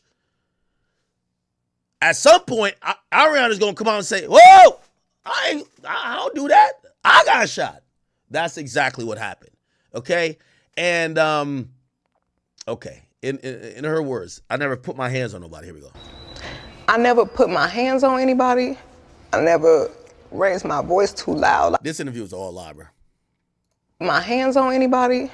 I never raised my voice too loud. Like, this was one of them times where it was like, it shouldn't have got this crazy. It shouldn't have escalated to the way that it did. So I get out the car and it's like everything happens so fast. Yes. And all I hear is this man screaming. He said, dance. And he started shooting. And I'm just like, oh my God. Like, he shot a couple of times. Mm-hmm. Okay. It says Megan Kelsey had a physical altercation. It said the evidence says otherwise, that she didn't put her hands on no one. Megan Kelsey had a physical altercation. Eyewitnesses and physical evidence indicate a physical fight between Megan Pete and Kelsey Harris. Kelsey had open wounds and cuts on her. Oh, this was Kelsey's leg? You see this, chat? Wow. Now, Meg gave her the beats. So it says Megan Kelsey. So Kelsey had open wounds and cuts on her legs that were actively bleeding. No injuries were reported on Tory Lanez. The fight was between two women. Evidence of the fight, knot on the head. Y'all see the knot on the head? And the legs. Okay.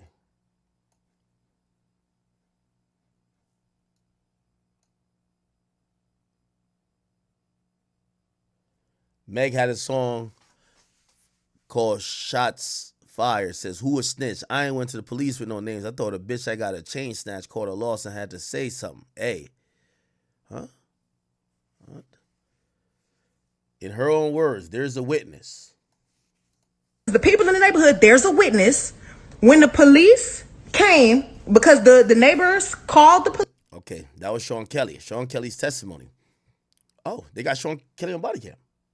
Eyewitness Sean Kelly told the police. Remember, the cops did not want to call Sean Kelly at first. I don't know why. Tory called Sean Kelly, Tory's team, in his defense team. But then the guy switched up his statement. Other than this was what he should have said on the stand. Let's hear it. I never heard it before. This is new.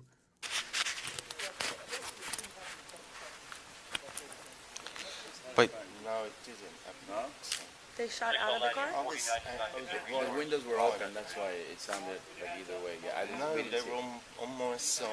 The girl opened the door. It was two girls fighting, and then they shot. Okay. She got out of the car and crawled over. Yo, we need a full body cam of that though. Tory's team, hey, we're not gonna do this little cut and paste shit. We've never seen this body cam. Y'all got it for discovery. Drop the entire footage. We want to hear because I think this is a very important. I think this is the reason Tory's in jail. Tory's in jail because his witness flipped on him. His witness was supposed to say the woman shot. After his witness went upstairs to go talk to the prosecutor right before his testimony, the witness came down and said he's seen the short guy firing the gun. He's never said that before. Question: what did you see, sir? They were fighting. They had started fighting. The two girls, yes. And when you said the two girls were fighting, could you describe to the jury what they observed, what they were doing, and what they were fighting about?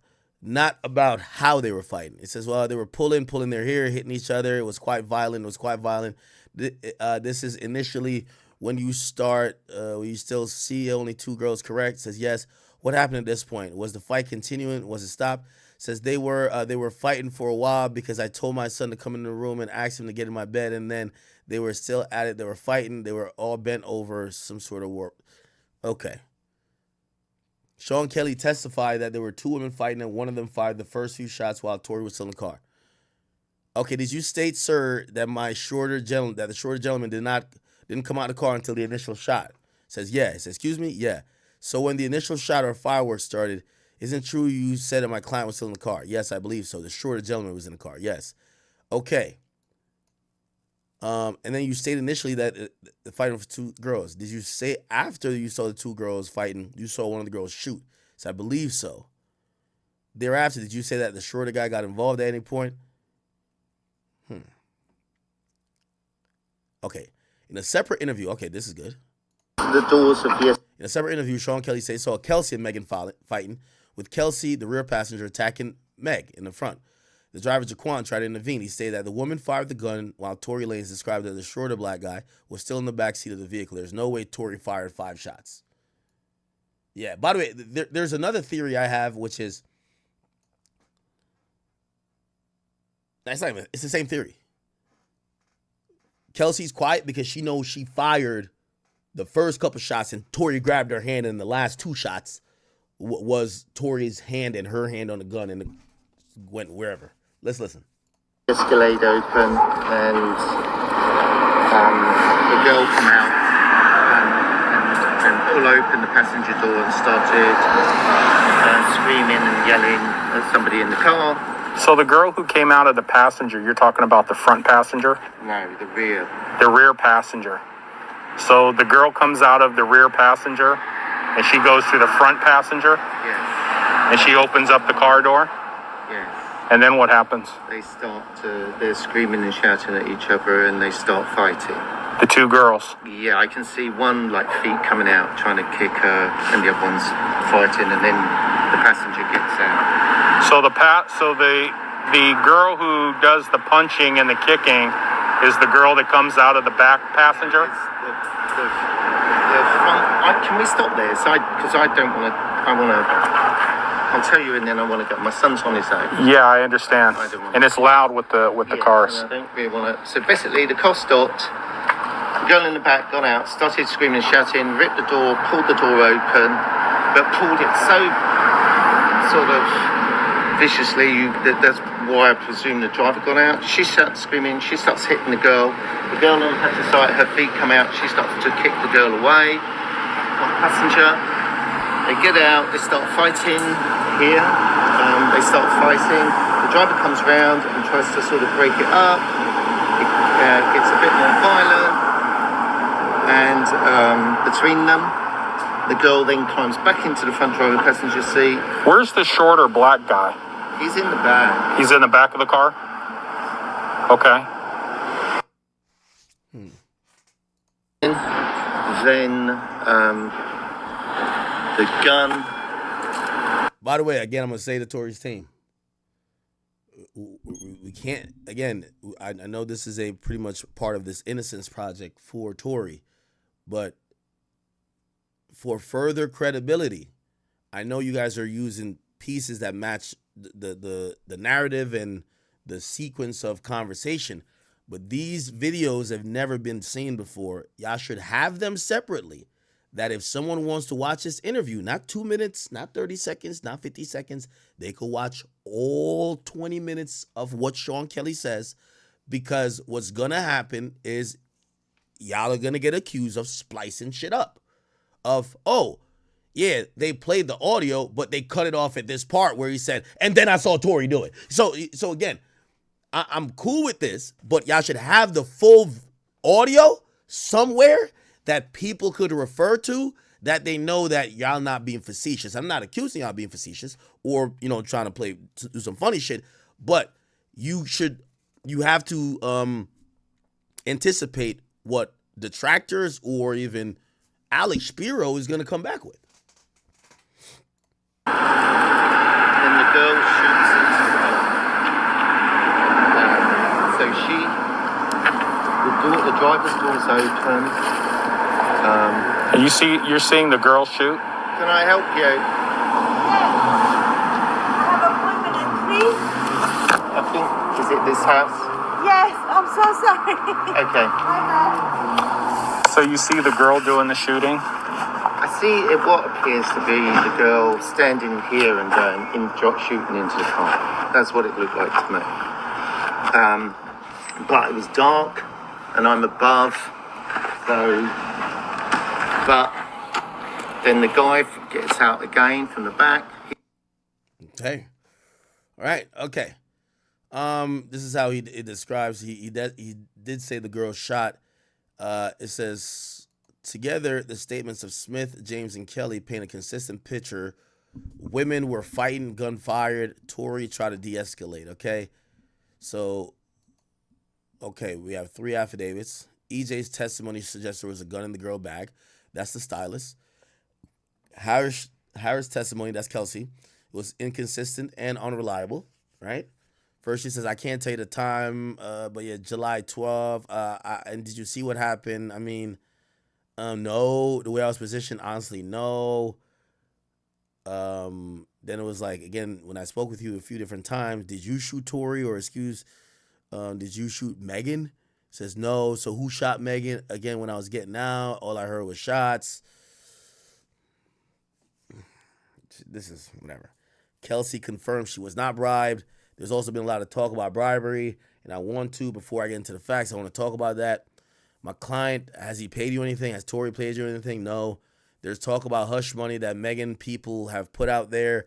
Has my client paid anything to you? No, and I would actually like to make that very clear because I've seen some things earlier from her attorney. I'm tired of that lie. No. Ms. Harris says, I never asked him to. This was on direct. Says, got you. Harris says, bye. Bye, give me a spot. They did this voluntarily for a year, which was not normal. After the incident, Kelsey received rent for an entire year after not speaking with Megan after the incident. It was covered by Meg's team. The term they has been used repeatedly. Why? Who's they? Who I think Meg team is?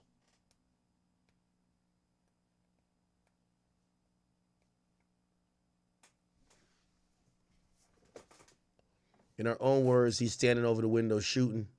In the car, shooting from the car, Megan? He is standing up over the window, shooting. So, but Tory never touched a gun. Okay, it's a lot of stuff here. I said, why would I lie? Why would I lie? You want me to be a bad person so bad, and y'all motherfuckers want to believe the lie before you believe the truth. Okay. Text message evidence appears edited.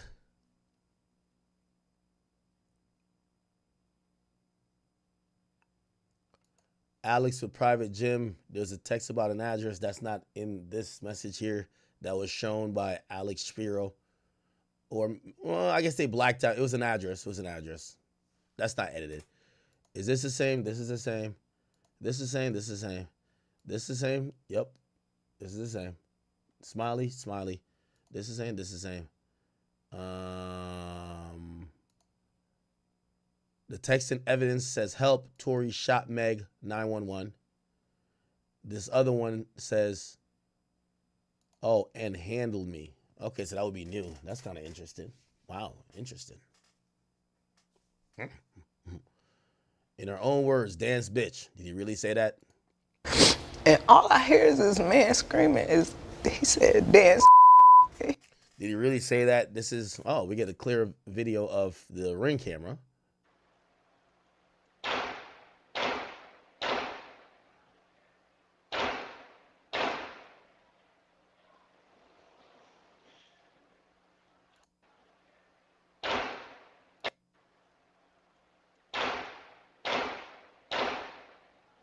So you can hear the conversation, correct? So yes, quite clearly, but at any point did you hear anyone say dance? Now again, a gunshot is way louder than even a screaming woman. It says, when you got out of the car, did anybody say dance bitch, or did you hear anything about a word? Said, no, I didn't know where that came from. That's Sean Kelly and Kelsey. Kelsey says she never heard dance bitch either. Sean Kelly, who was inside, he says he could hear, some screaming, but he didn't hear that neither. In her own words, I thought the doctor were the police. I'll get to the hospital. The doctors do x-rays on my feet. Oh, ma'am, you got bullets in your feet, you got bullet fragments in your other foot. I'm thinking the doctors is the police, so I'm still trying not to tell them, like, no, I didn't know I got shot. You know what I'm saying? I'm scared. Like, I've never been shot before. So which doctor, Megan? Here's the medical facts that don't fit the narrative. Dr. Anthony Lafredo described the injury as a laceration from broken glass. There's no mention of gunshot wounds and fragments, and this was the ER on 7/12/20. There was an orthopedic doctor that saw her afterwards that diagnosed as bilateral gunshot wound. Based on imaging, he provided 3 small fragments under general anesthesia and called the wound superficial, yet he did perform surgery, even though the wounds were supposedly superficial. Claimed the fragments were bagged and they were given to police. Dr. Anna Howell, a day later, a plastic surgeon, described the wounds as superficial and cleanly closed. The x-rays showed no fractures, minimal residual shrapnel. Dr. Howell treated for cellulitis, an infection, and was discharged without mention of ballistic trauma. So the first doctor, the ER doctor, said nothing was wrong. She stayed there. Another doctor saw her, and he was orthopedic. He says he found gunshots on some scans, and then gunshot fragments on some scans, and then this other person did not have to do too much. Basically said that there was no trauma from gunshots. Key medical filings. Okay, the fragments went missing. Preliminary hearings, detectives stated that the bullets were missing. Bullet fragments were missing. Prosecutors later claimed LAPD had them. An inconsistency suggesting evidence mismanagement or miscommunication. Prosecutors claimed LAPD still has the bullet fragments allegedly removed from Megan's foot, yet during a preliminary hearing, Detective Ryan Stogner stated the fragments were missing. If LAPD had the fragments, why did the lead investigator testify in this matter? The chain of custody comes from the question with such a clear error. This casts doubt on the integrity and completeness of the evidence. Says this is again court transcript. Now, the bullet fragments, which were allegedly removed from Meg's ankles, they can be located, correct? It says correct. So why did the lead investigator say that? Meg's faulty claims and medical records. On August 17, she went to the club with an ace bandage on her left foot, despite claiming to have been shot in both feet. There was also no signs of nerve damage per the doctor's testimony, even though Meg insisted she suffered nerve damage. So was there a lot of pain afterwards? She said, yes, I couldn't walk for a while, and I couldn't feel the left side of my foot. Did you have nerve damage? She says, yes, and I still have some nerve damage. Question, what did you mean by that? Answer is, I can't really feel the left side of my foot. Question, and based on your experience, is that, did you see anything that there was nerve damage, blah, blah, blah? And so we didn't identify nerve damage. However, somebody could feel something different than what the doctor is saying is there, okay? Because Meg might not know what nerve damage feels like. Okay, here we go. Contrary to popular belief, Tory showed clear concern and care for Meg. Here we go. Address that the incident occurred, the shooting happened? Nah, I don't know the address, bro. I was just trying to help my girlfriend. 1 second, bro. Stay right here for me, bro. Mego. Hey, we got an ambulance coming for her. Okay? Hey, bro, step up right here. We got an ambulance coming for her. All right. Just a quick question. It's gonna be good. Do you have any injuries on you? No, I don't. Do you need an R? Sure, I got to come for your friend now, okay? Okay. Do you want to talk about what happened tonight? Your girl to safety? Yeah, I think we need to get the full body cam of the interrogation of Tory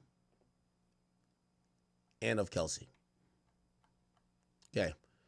So there's some prosecutorial misconduct concerns. So prosecutors intended to use Tory Lanez rap lyrics, tattoos, and uncharged prior incidents to prejudice the jury. Now it says intended. I think they ruled that out in pretrial. I don't think they could have mentioned his lyrics because he has a song called Shooters. Having shooters in the Uber. He has a tattoo of an AK-47 right here. I think they couldn't use images of him shirtless at all.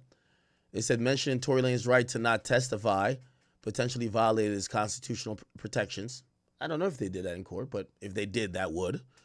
Tory Lanez's choice to not testify is a protected constitutional right, and the fact that a defendant does not testify on his own behalf should not be fodder for the courts, nor an interpretation of guilt. I didn't. Was that really mentioned? Interesting if it was. It says justice requires clarity, fairness, and facts, not assumptions. Okay. Now, I seen some people ask. They said, why are we just seeing this evidence now? Now, all this evidence existed before Tory went to trial.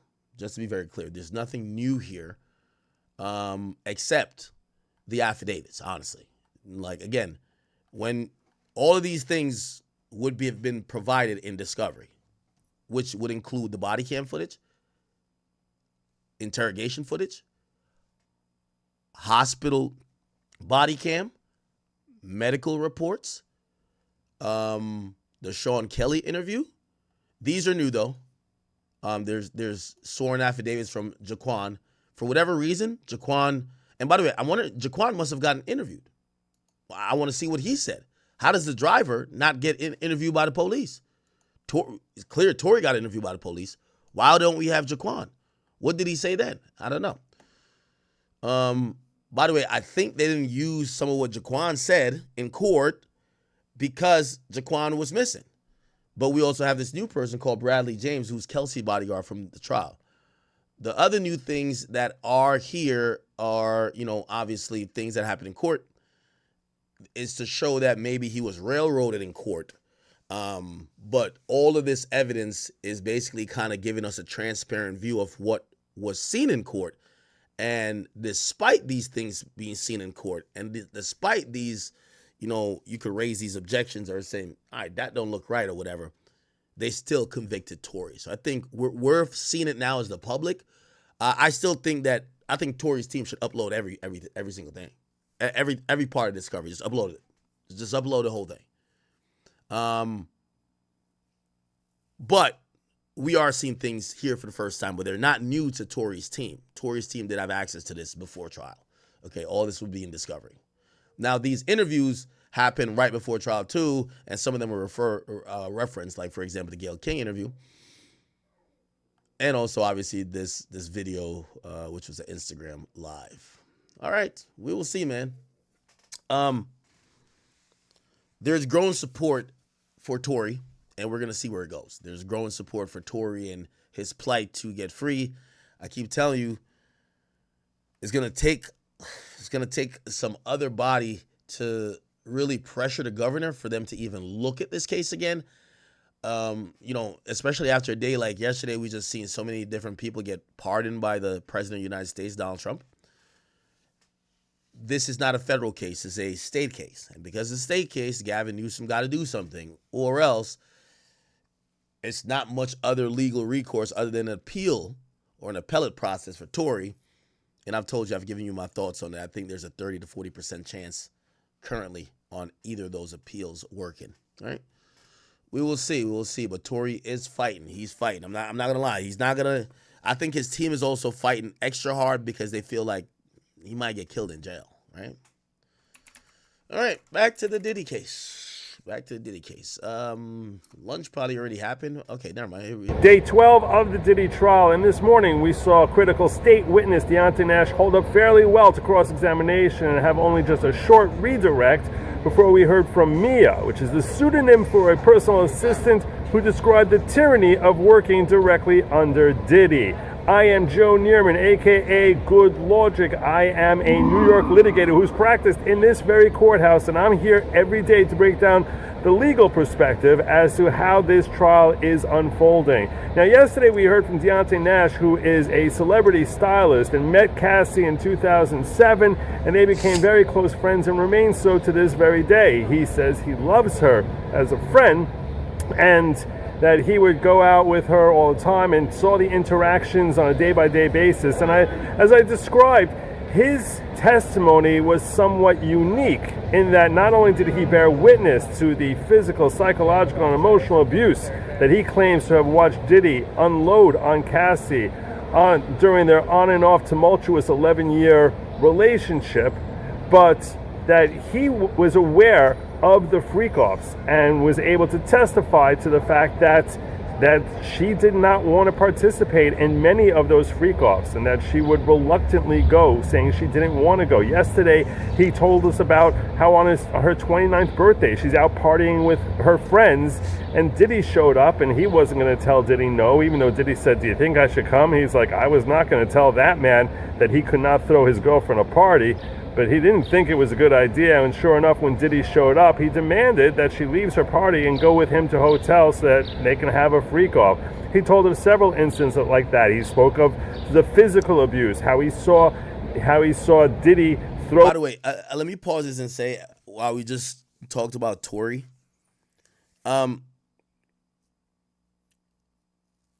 do believe that if I personally believe if Diddy gets found guilty, and I think it's still in favor of him being found guilty on some things. They gave him a bunch of charges. If he gets found guilty, not on sex trafficking, I think sex trafficking, nobody's going to touch it with a 10-foot pole. If he gets found guilty on, let's say, I don't know, arson and, I don't know, forced labor, and, I think he could possibly get pardoned. Not necessarily. Actually, it's not a pardon. His sentence could get commuted, because those things are like, he's gonna get like 10 years. I could see them saying, "Yo, whether it's 3 years from now when Trump's about to leave office, or maybe in a year or so, I could see them commuting his sentence. I could definitely see it. Now, if it's sex trafficking, they're not touching that. Nope." Nobody wants to be the person who freed the guy who did that. You know what I mean? And that's, I'm wondering if his team is probably trying to take that approach too, to say, hey, even if we don't beat everything, it's still a big W if we just make sure sex trafficking is not convicted, right? Because that's the charge that just looks nasty. Her down, and that she hit her head on a bed frame and got scarred from it. He told of Cassie looking to self-delete in frustration when Diddy would follow her, and she's trying to run away from him, and he would follow her wherever she was.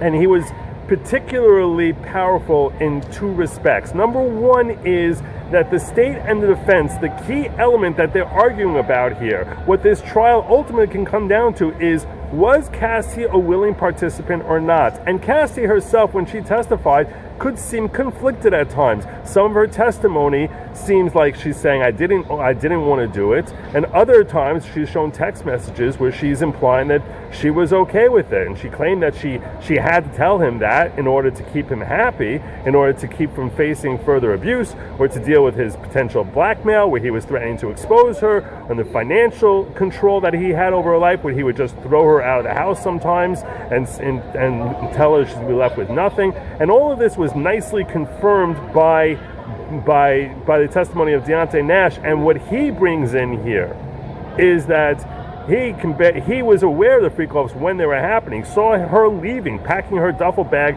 her black duffel bag with toys to go to these freak offs, and claims that she said no, she didn't want to go, but she felt she had no choice, or as Cassie said, at that point it was her job.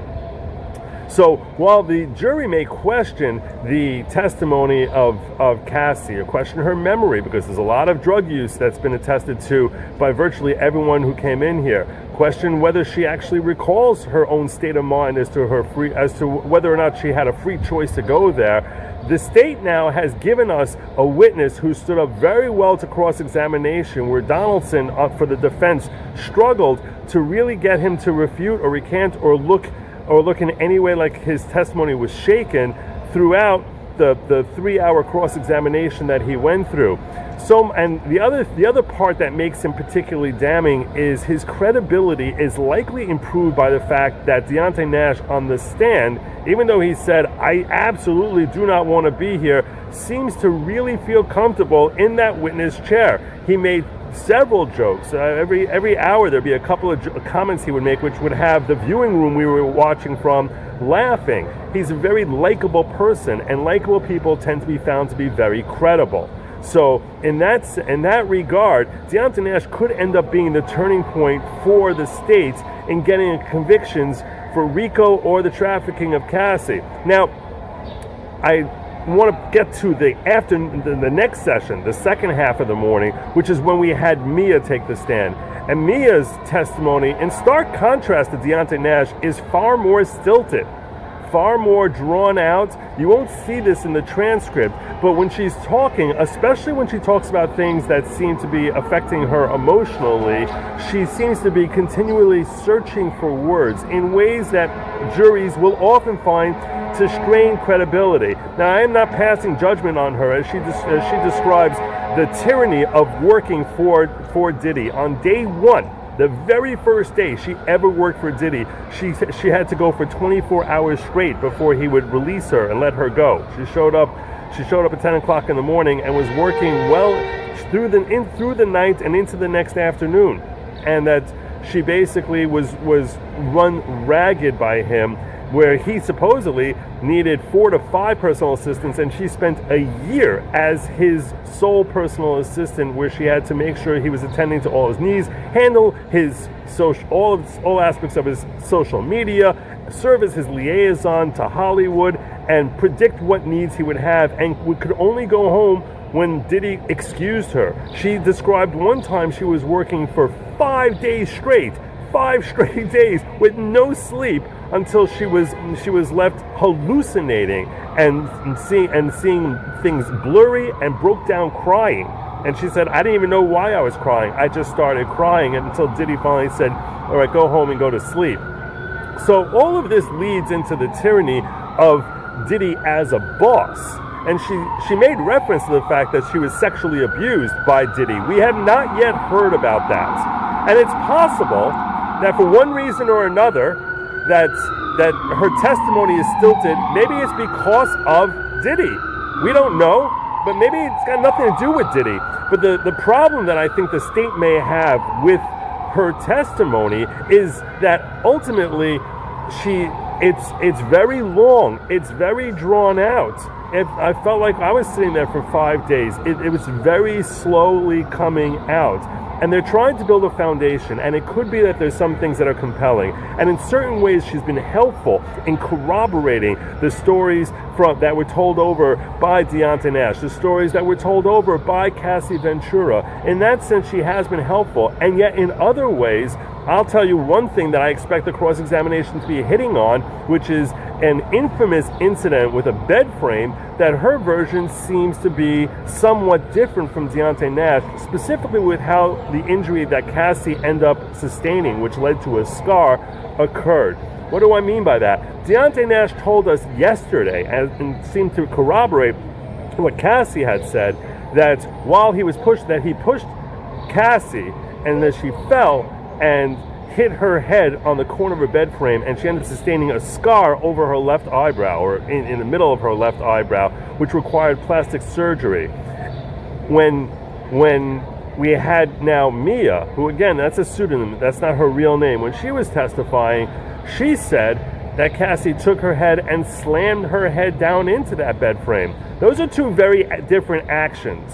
And I expect, and we should anticipate, that on cross-examination, the defense is going to hit on the fact that it does not look the same when someone is thrown down and hits their head on a bed frame versus what Mia was stating, which is that he held her head over the bed frame and slammed it down into the bed frame. I very much expect that the defense is going to go deep into this to try and establish that it was not Diddy's fault that her head fell and that she hit the frame. Now, the story that Deontay told was much more consistent with that Cassie told, that he threw her and that she ended up hitting the bed frame. So we'll see how this ends up holding up on cross.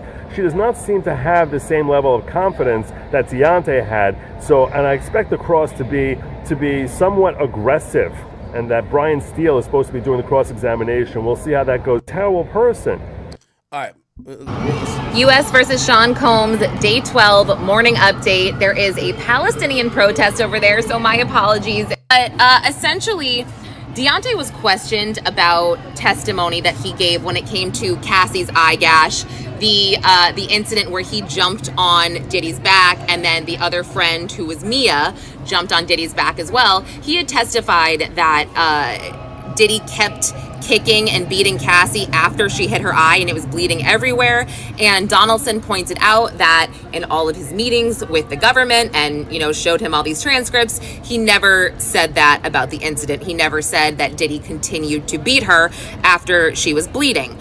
He also pointed out something else that was never told to the government. He said that, it was on Cassie's 29th birthday, and Deontay had testified that after they went to dinner and a karaoke bar, that, at one point in the karaoke bar, he saw Diddy's finger in Cassie's face up close, and that Diddy had planned this surprise party for Cassie, and that he wanted her to do an FO after. And Deontay testified that he overheard Diddy say, I do so much for you, you can't do this one thing for me. And Donaldson pointed out and said, hey, you never said anything to the government in your many, many meetings. And he listed all the meetings about the finger pointing and about the you never do anything for me. And Deontay's response, by the way, to all of this was, I only said what I was asked. And again, he made it clear that he didn't really want to be there anyway. So I can imagine that he was just very short with a lot of his responses.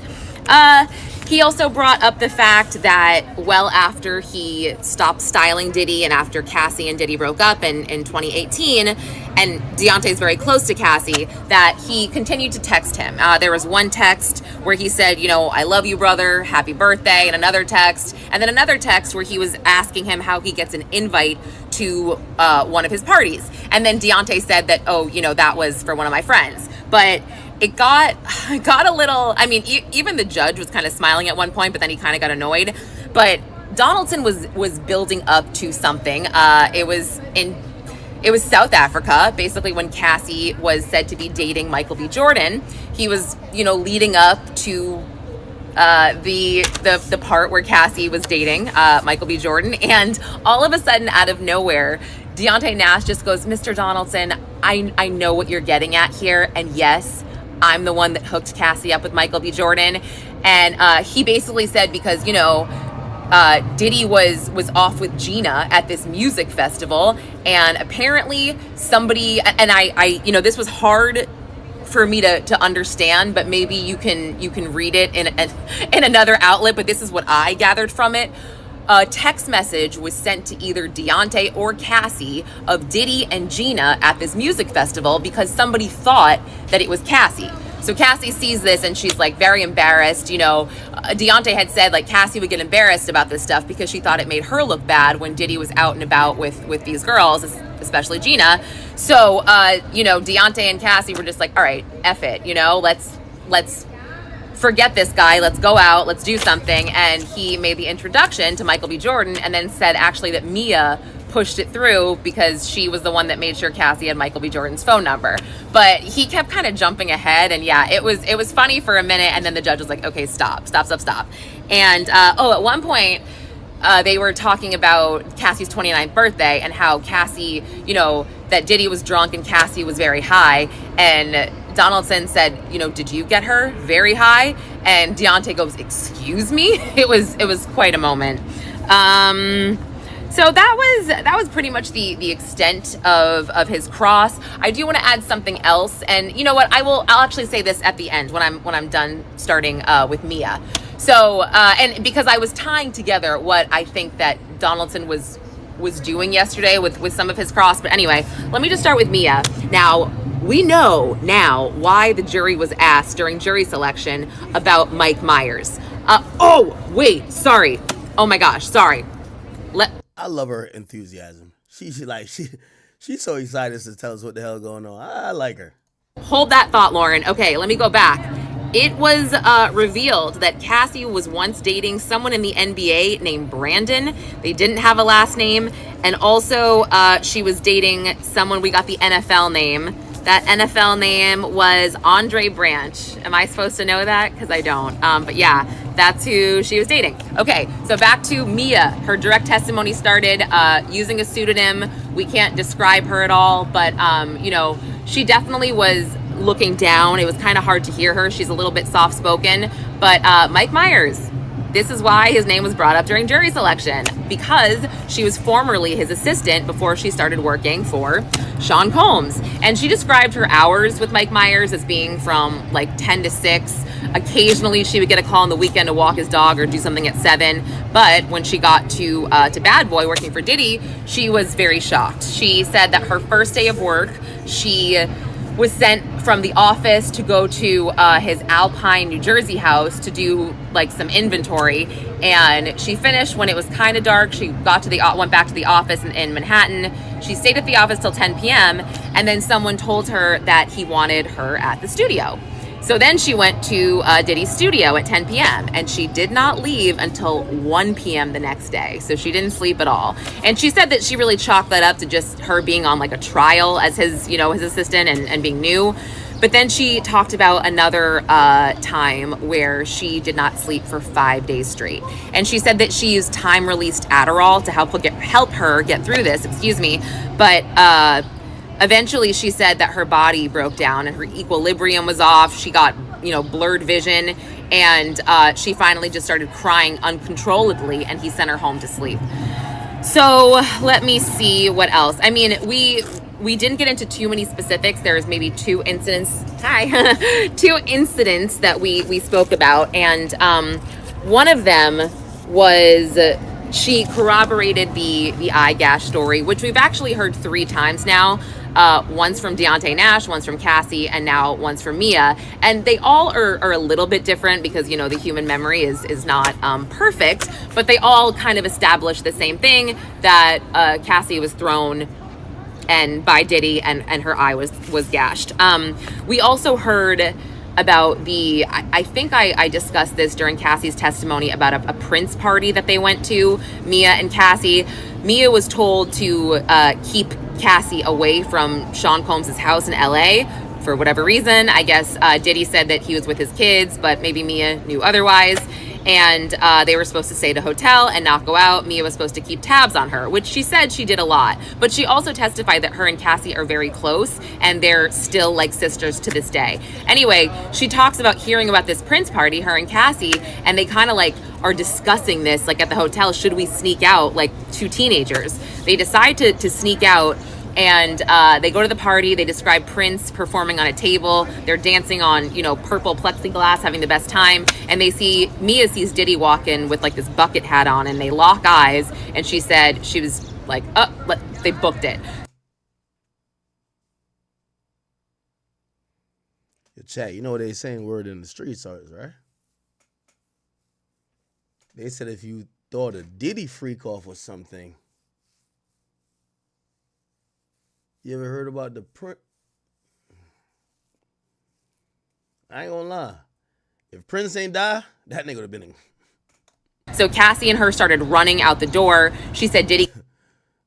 Them purple rain freak offs? Holy. Who said stop it? Who said stop it? Niggas, at least niggas just thought Diddy was gay. There's been loud ass rumors about Prince's crib and what happens when you go to Prince's house. We're not saying, I'm not saying something that's non-consensual. We're just hearing about wild parties that would be consistent with freak off activity. 100%. That's a fact. That's a fact. He caught up with them, tackled Cassie. He was going to beat. We're not saying the nigga was sex trafficking. We're just saying that, yo, Prince's house, Jamie used to have parties too, right? Like, Prince's parties, like, so we have puff parties. Now, remember, you have the parties and then you got freak offs, like, right? So it's like, all right, everybody come to the party and then a couple of people go fuck, right? That's the fucking is the freak off. Prince's parties, I've heard that they've rivaled Diddy. Like, Diddy is grandiose. From what I heard, we got Prince's parties, we got Diddy parties, and we got Jamie's parties. Jamie parties down here, but Jamie parties still lit. Now, do they have freak offs at those parties? Her, but security stepped in and stopped him. And Mia describes being suspended by HR the next day without pay for being insubordinate. And there's a few people who wrote some memoirs or whatever about their time at Prince's, and I think a lot of people are under NDA. They said Prince lived in a different galaxy. They said Prince used to stay at his house most of the time, but in his house, it was basically like up is down and down is up. Meaning that whatever was happening in the real world, Prince had a different world going on. Just take from that whatever you want to take it as. Meaning when you're in Prince's house, it doesn't matter what state you're in, that you're in the U.S., you're just at Prince's house. He curated a place that everything that he was into went down at his place. So you don't go to his house and start doing, we don't. No. That's what many people have said. Now, you could take anything from that, but his estate was the estate that when you go there, it's 5 times Vegas, which means, you know what they say, what happens in Vegas stays in Vegas. You're going to this nigga's house, and by you going there, you know you got to be down with whatever you see or know to ignore it. She talked about being Diddy's only assistant at one point, and she eventually worked her way up to the director of marketing. Wait, why are y'all acting like it's the first time y'all... Like, bro, you know you can just Google this shit, right?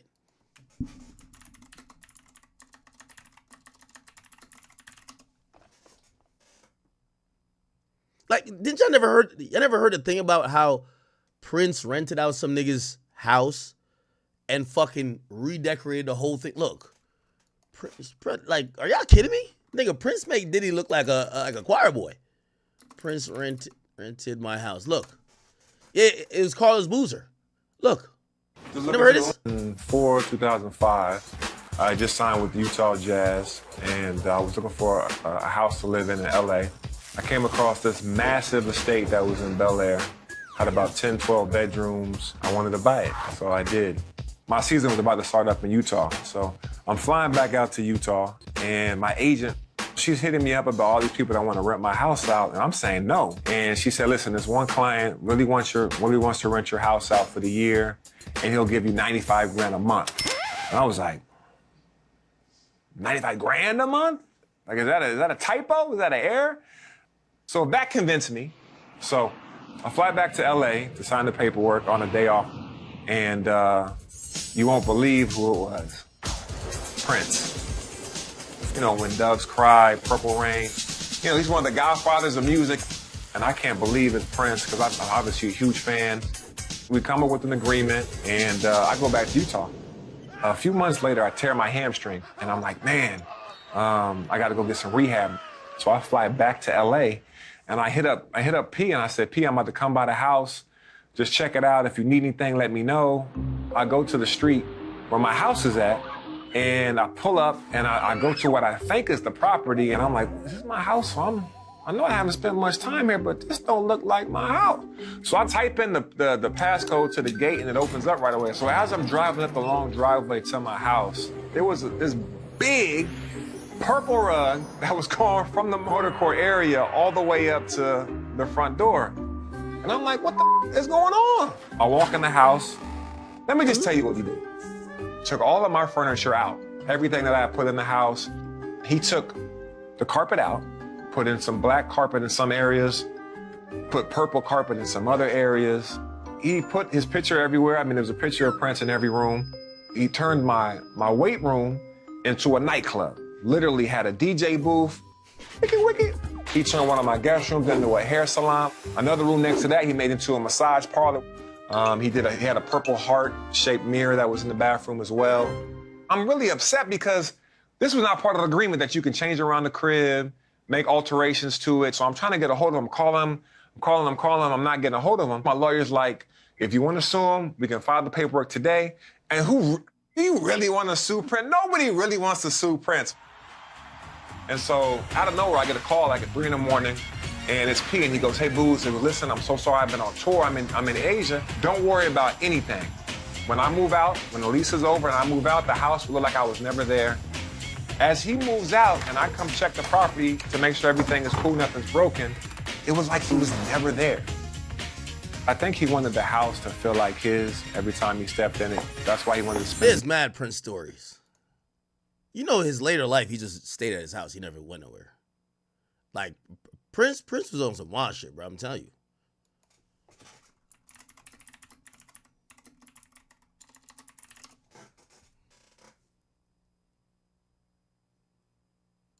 Now are hanging out with celebrities that don't hang out with anybody else, like Prince. You hang out with Prince now. Yeah. So what's he like when you're there? He's cool because he found out I was there. He just trying to get my attention. He was like, ooh.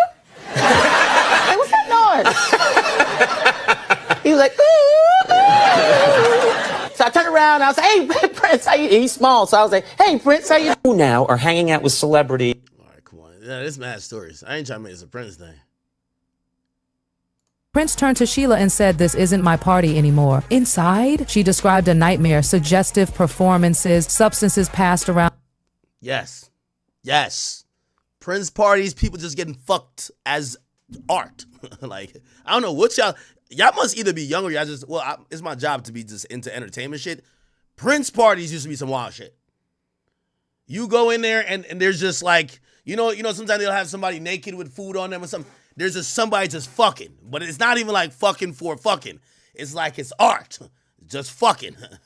That's the art right there. Okay, they're just fucking the entire time. Yes, nigga, Prince just had to, you got to realize when you get to that point of money and shit like that, you just create your own reality, and that's why the nigga would never leave his house. He created a world. In his world and his parties, art was fucking. Okay, they're just fucking right there. Yes. Look. Like candy, people disappearing behind closed doors, and Prince, he was watching from the sidelines, visibly disturbed. There was even a private section, only a select few allowed in. Prince whispered to her, that's where the real party is. Sheila didn't go in, but the next morning, why they got Diddy's face on this? Prince was done. He looked her dead in the eye and said, that was the last time I let him into my home. Something dark came in with him, and oh, you talking about Prince? Who now are hanging out? Prince. Who now? You want to get Prince with celebrities who attended these parties have mixed. Most of this shit's about Diddy, but yo, Prince. Just type in Prince parties and go. The listen blackest to what other people saying. Madison Square Garden when no, this from the Madison Square boom opened up. Magic is happening. Just people just all over the place. And I walked to a back room and it's Tavis Smiley, Dr. Cornel West, and Prince fucking just huddled up in a corner, just rapping. That's and right. I walk in, they all look up and was like, "What's up, man?" I was like, "What's up?" Right, right. It felt like Chat, just go look it up, man. Just go look it up. A lot of these. That cat. In several sit-downs, he claimed Prince told him directly Diddy and Jay-Z, they were part of something bad. Okay, all right, this is some other shit. We threw a Grammy party one year, and Prince and Stevie Wonder showed up to the party.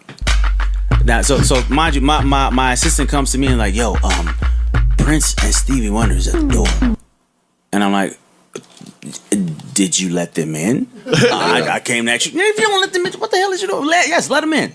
So they come in. Prince is sitting on one side of me. Stevie Wonder sitting on the other side. Okay, but that's you know, I did one album with Mace.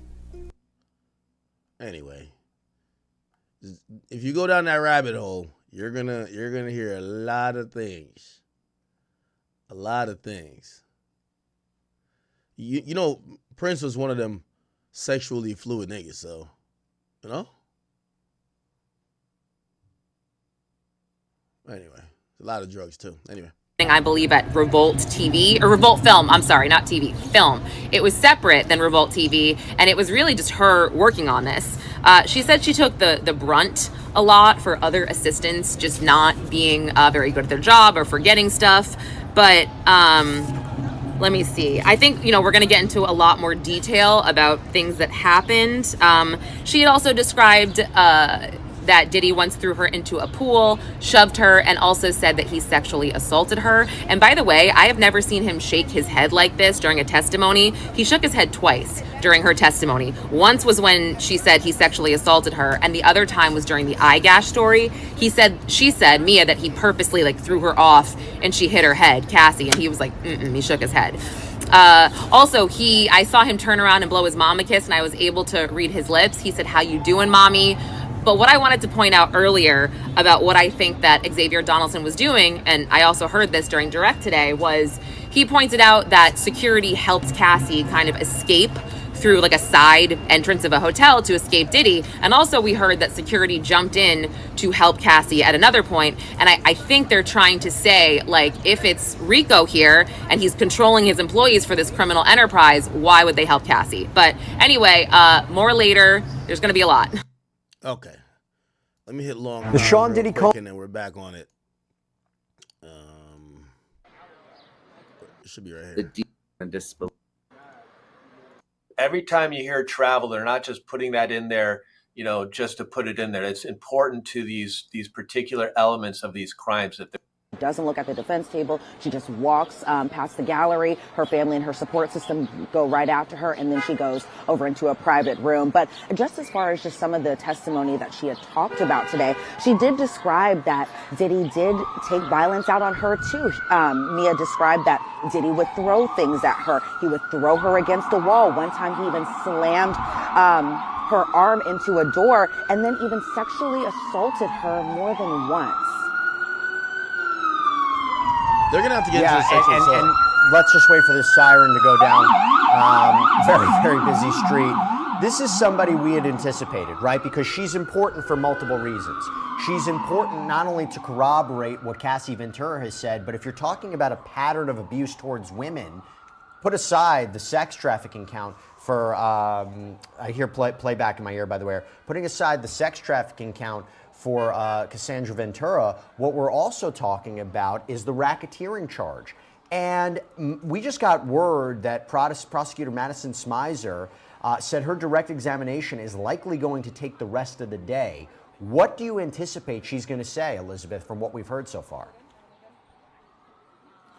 Well, I definitely think they're going to get into more of just the violence that Mia had witnessed while working for Diddy, but also being Cassie's best friend, a role that she still has to this day. The two are really close friends, something that Deontay Nash even confirmed while he was testifying. But yes, the direct examination is expected to last throughout the day. Even right before I came out to chat with you, Jesse, there was a little kind of angst, I would say, from the defense because essentially the government is saying that Mia has to be off the stand by the weekend. So tomorrow is Friday, so they're hoping that they're able to finish her direct examination today, go over to the cross tomorrow. But the problem is that sometimes the cross examinations do take maybe twice as long as the direct testimony. And it's been a kind of a sticking point that a lot of us have been kind of noticing, especially just sitting in the gallery. But Mark Agnifilo kind of took a little bit of offense to just being given a time frame as far as how long this cross-examination goes. And the thing is, Jesse, he's not going to even be the one doing the cross-examination. It's actually going to be Brian Steele doing the cross-examination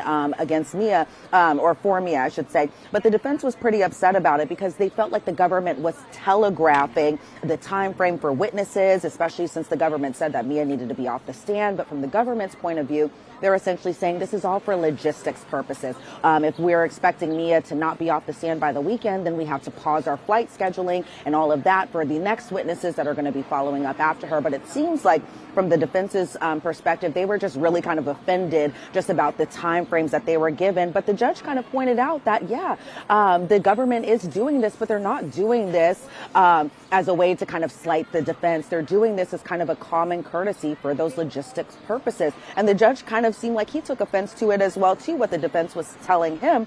He was saying that it's common courtesy, and that even the judge wanted to know these things as far as how long the direct will last, possibly how long the cross-examination will last. And so it seems like kind of a sticking point where the defense may feel like they are being kind of constrained to a certain time frame. But there's never been a moment so far that the judge was like, okay, you got to wrap up this cross-examination after an hour. You got to wrap this up in 30 minutes, 20 minutes, whatever. So really, they can just have a free go and just really ask all the questions, maybe questions that they didn't need to ask but will continue to ask because they have to cross-examine their witness. I got to talk about Deontay Nash. So obviously we'll continue the conversation with Mia, and there's a lot to break down with our panel of guests. Deontay Nash, important witness, celebrity stylist, right? And he had testified that he was, him and Mia, the only people that actually stepped in to actually intervene in Sean Combs allegedly assaulting Cassandra Ventura, talked about the threats that Combs made towards Cassandra Ventura, talked about that she didn't want to be a part of freak-offs. Very, very important witness. But then it was time for cross-examination today. I wasn't entirely sure what the cross was about and what were the points they were making, other than the fact I think he's still not only in touch with Cassie, but maybe even supplied her the wardrobe that she wore in court. And I think he was still maintaining some sort of communicative relationship with Sean Combs only until a few years ago. So it becomes a question if all these things happened to him and Cassie, and he claims he was also attacked by Combs, that this might go to his credibility. But where exactly did the cross-examination go today of Deontay Nash?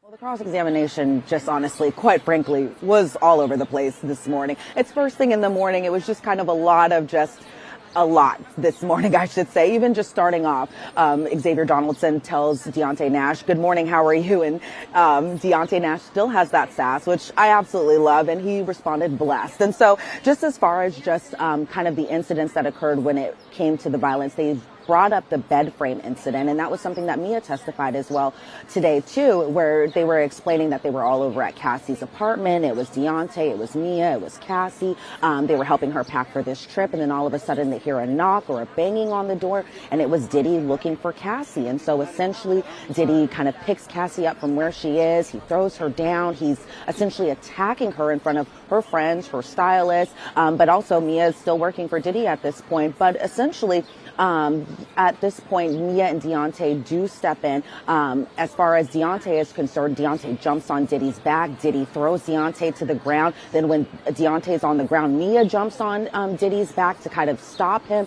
Then all of a sudden, Cassie is essentially on the ground because she had hit her head and busted her head open on this really pointy, sharp bed frame. There was blood everywhere. It was something that even Mia testified again to today. But just as far as the responses, as far as the response is concerned, I should say, that this was just kind of a really big sticking point, I feel like, as far as this particular incident, because it was so violent, because Cassie drew blood in this incident, or not drew blood, but not necessarily, but instead blood was gushing from her head. Mia had to go and get towels, and what ended up happening was a call was made, and essentially Cassie was taken to a plastic surgeon, and they were told that Cassie was drinking during this, and that it wasn't a violent encounter that had happened that had caused this type of Nash or gash, I should say, as far as just the blood and the amount of blood that was taken, or the amount of blood, I should say, that just gushed from her head, essentially. And so they lied, or not lied, but they essentially said that this incident was because Cassie was drinking. She fell down and hit her head. So that was in regards to just the bed frame incident. But yes, Jesse, to your point, it was definitely one of those sticking out moments, especially because you finally see people stepping in, even kind of in a way attacking Diddy for the most part to get him off of Cassie. But even as far as the end of the cross-examination is concerned, yes, Xavier Donaldson was really asking Deontay Nash just about his communications with Diddy in the years even after he stopped working with them professionally. So this was around kind of the 2019 timeframe. We see an exhibit photo of this text message between Deontay and Diddy was upset that Deontay didn't tell him that Cassie was seeing the trainer. And who was the trainer? Well, the trainer is Alex Fine, her now husband, who she just had her third child with. And so Diddy used this text message to kind of ask how Cassie was doing, and I think the defense was kind of pointing out that that Diddy still cared about Cassie even after their relationship, because again, this was 2019. They broke up in 2018. All the D names. Deontay reached out to Diddy about Kim Porter's death and even Andre Harrell's death. Andre Harrell was a central figure in Diddy's life. He was somebody who had mentored him, and you could arguably say that Andre Harrell is kind of the reason that Diddy got to the point where he is as far as success is concerned. Maybe Diddy doesn't think that, but really you could kind of argue that in a way. But then we see another text message kind of going back in time a little bit, this one from January 30th of 2016. And this is where the cross-examination ends, where they were kind of implying that Cassie was secretive. She didn't tell Deontay, who she considers to be a best friend, just about the freak-offs, that he didn't know about these freak-offs until 2013 when they were at just a hotel together, they were hanging out together, and Diddy was threatening to release these sexually explicit videos of him, and just how it kind of ties back to Deontay saying, like, girl, let him release these videos because he's on them too. It kind of relates to that. And so they ended the cross-examination where Xavier Donaldson asked, "You deeply care for Cassie?" And Deontay responded, "Correct. And she kept major secrets from you." And Deontay Nash, in his Deontay Nash way, was like, "Well, I keep secrets from her too. We don't have to tell each other everything." Which, do best friends have to tell each other every single aspect of their lives? I mean, not necessarily. It's not necessarily holding a secret, but I feel like what the defense... All right, they're dragging this shit, but let me get through this, and then we're getting back in court for some more tweets. Yo, we got to talk about the boss man D-Lo shit too, bro. Was trying to point out that this was this big secret, that she wouldn't even tell her closest friends that these types of things even happen. By the way, before I let you go, Elizabeth, you have Deontay Nash, you have Mia. How is the jury reacting to this testimony? Well, let me tell you, Jesse, today for Mia's testimony, it was a packed courtroom. And so it was really kind of hard to see because of all the bodies in front of me, just their reaction to everything. But so far, it seems like from what I can see, and that's really kind of the tail end of the jury box, is just that these jurors are doing what they've been doing for the past couple of weeks. Is they're taking notes, they're listening. I couldn't see if there was like an emotional reaction, especially as Mia was kind of talking about the bed frame incident, because for Mia's point of view, it seemed like she was very upset recalling this particular piece of testimony. So I couldn't tell if there was an emotional reaction from the jury. And even from Diddy's side over on the defense table, I could barely see his reaction to things. In between heads, sometimes I would see him jotting down notes or shaking his head, that type of thing, especially when it came to Mia flat out saying that Diddy had sexually assaulted her more than once. But as far as just the jury's reaction overall, it's really hard to tell sometimes with them. I'm glad you mentioned that, because we have a question that came in on YouTube from L. Spelunker. Is anyone acting shocked by all of this in the courtroom? His mom, his kids, the jurors? Does Diddy make any noises or movements? So you're kind of giving us a perspective on what we should be seeing in that courtroom and what we're expecting. Elizabeth, I know you have to head back in there. Thank you so much, as always, for your great reporting, your great... Okay, all right. So court is back. And, we took the little break for the Tory stuff. Again, I think Tory... And let me actually finish up this idea or thought on Tory's points. I think Tory has to hire a hugely powerful person. Let me tell you how most of this shit goes, honestly. When Kodak and Wayne got a pardon, it was the same person that made both of those happen. Very powerful, very influential, very politically aligned. Those people work with rappers, but they work, I don't want to just name drop.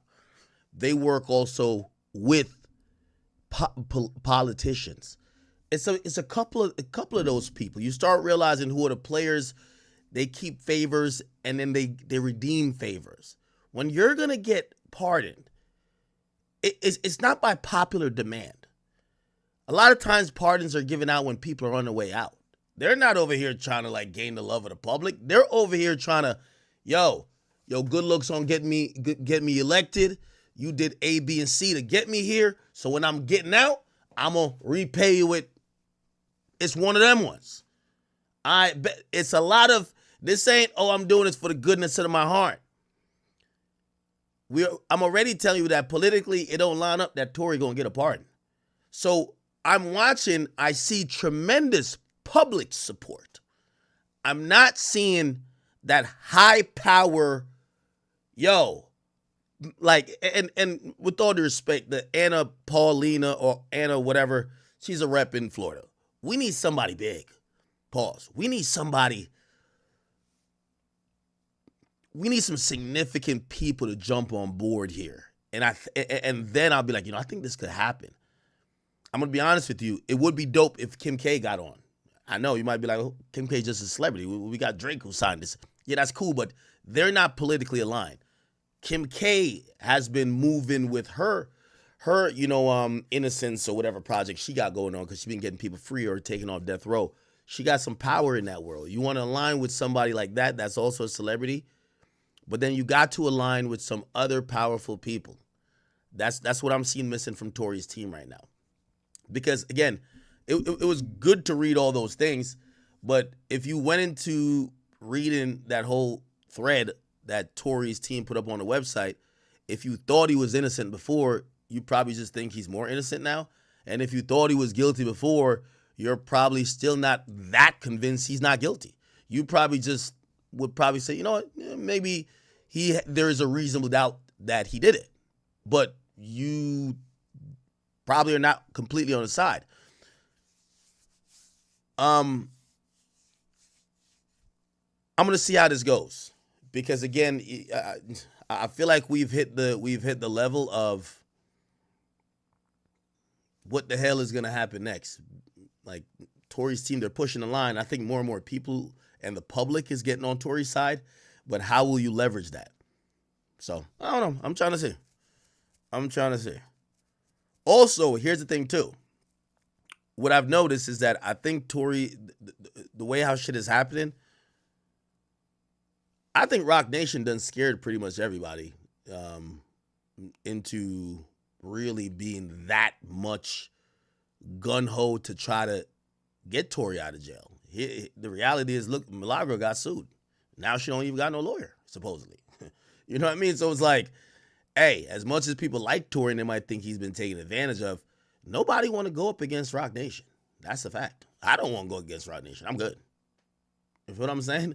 So me, I try to cover it even keel and keep it moving. I'm going to keep it a being with you.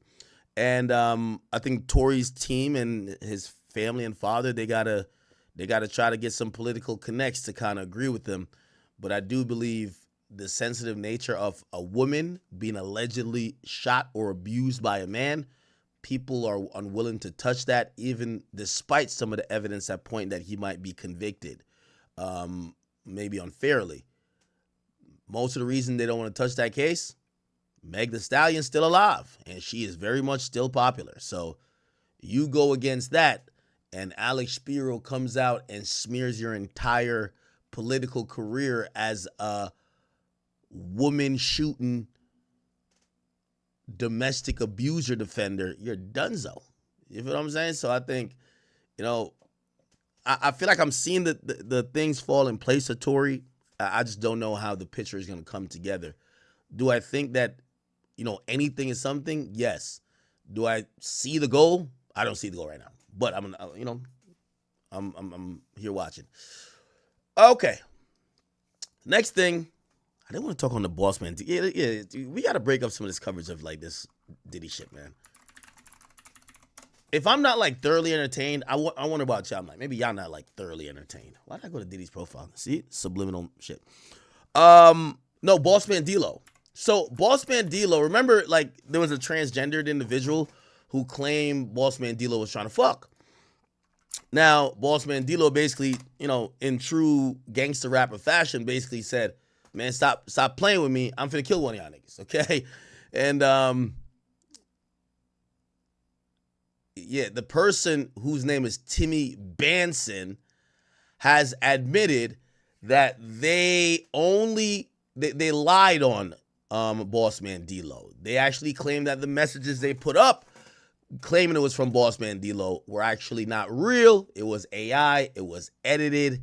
It was Photoshopped, okay? This is what the person said, and I ain't gonna lie to you. Yo, Boss Man D-Lo, I don't know if it's the messages that were edited, but if you DM a motherfucker looking like this, Boss Man D-Lo, okay. I'm coming on TikTok to address the Bossman situation. Bossman D-Lo never messaged me. It was AI. It was edited. It was photoshopped. I did everything good with the video of him texting me because my homegirl, it was my homegirl's phone. He messaged a real female. She's a popular influencer that I hang out with. So I made it seem like he messaged me, but he never really messaged me. And I made a fake thread of me texting myself back. I know it sounds crazy and I just did all this stuff on the internet for attention, but a bitch was bored. And I thought it was funny, but now I know it's not funny because I'm really fucking with this man's career and his money. I'm sorry, you guys. Y'all can. Yo, Timmy Banson, I'll cut it here. You need to apologize to all people of the transgender community for putting their lives in danger. Let me tell you this. Here's the sad and unfortunate truth.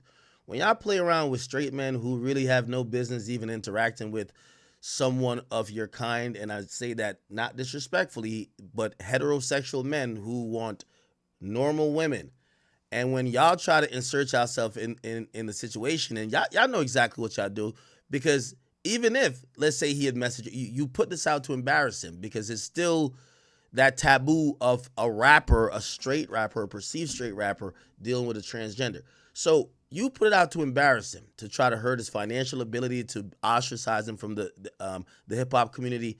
The reality about this is, them niggas is ignorant. The dude couldn't even form a proper response to say, this person's lying on me.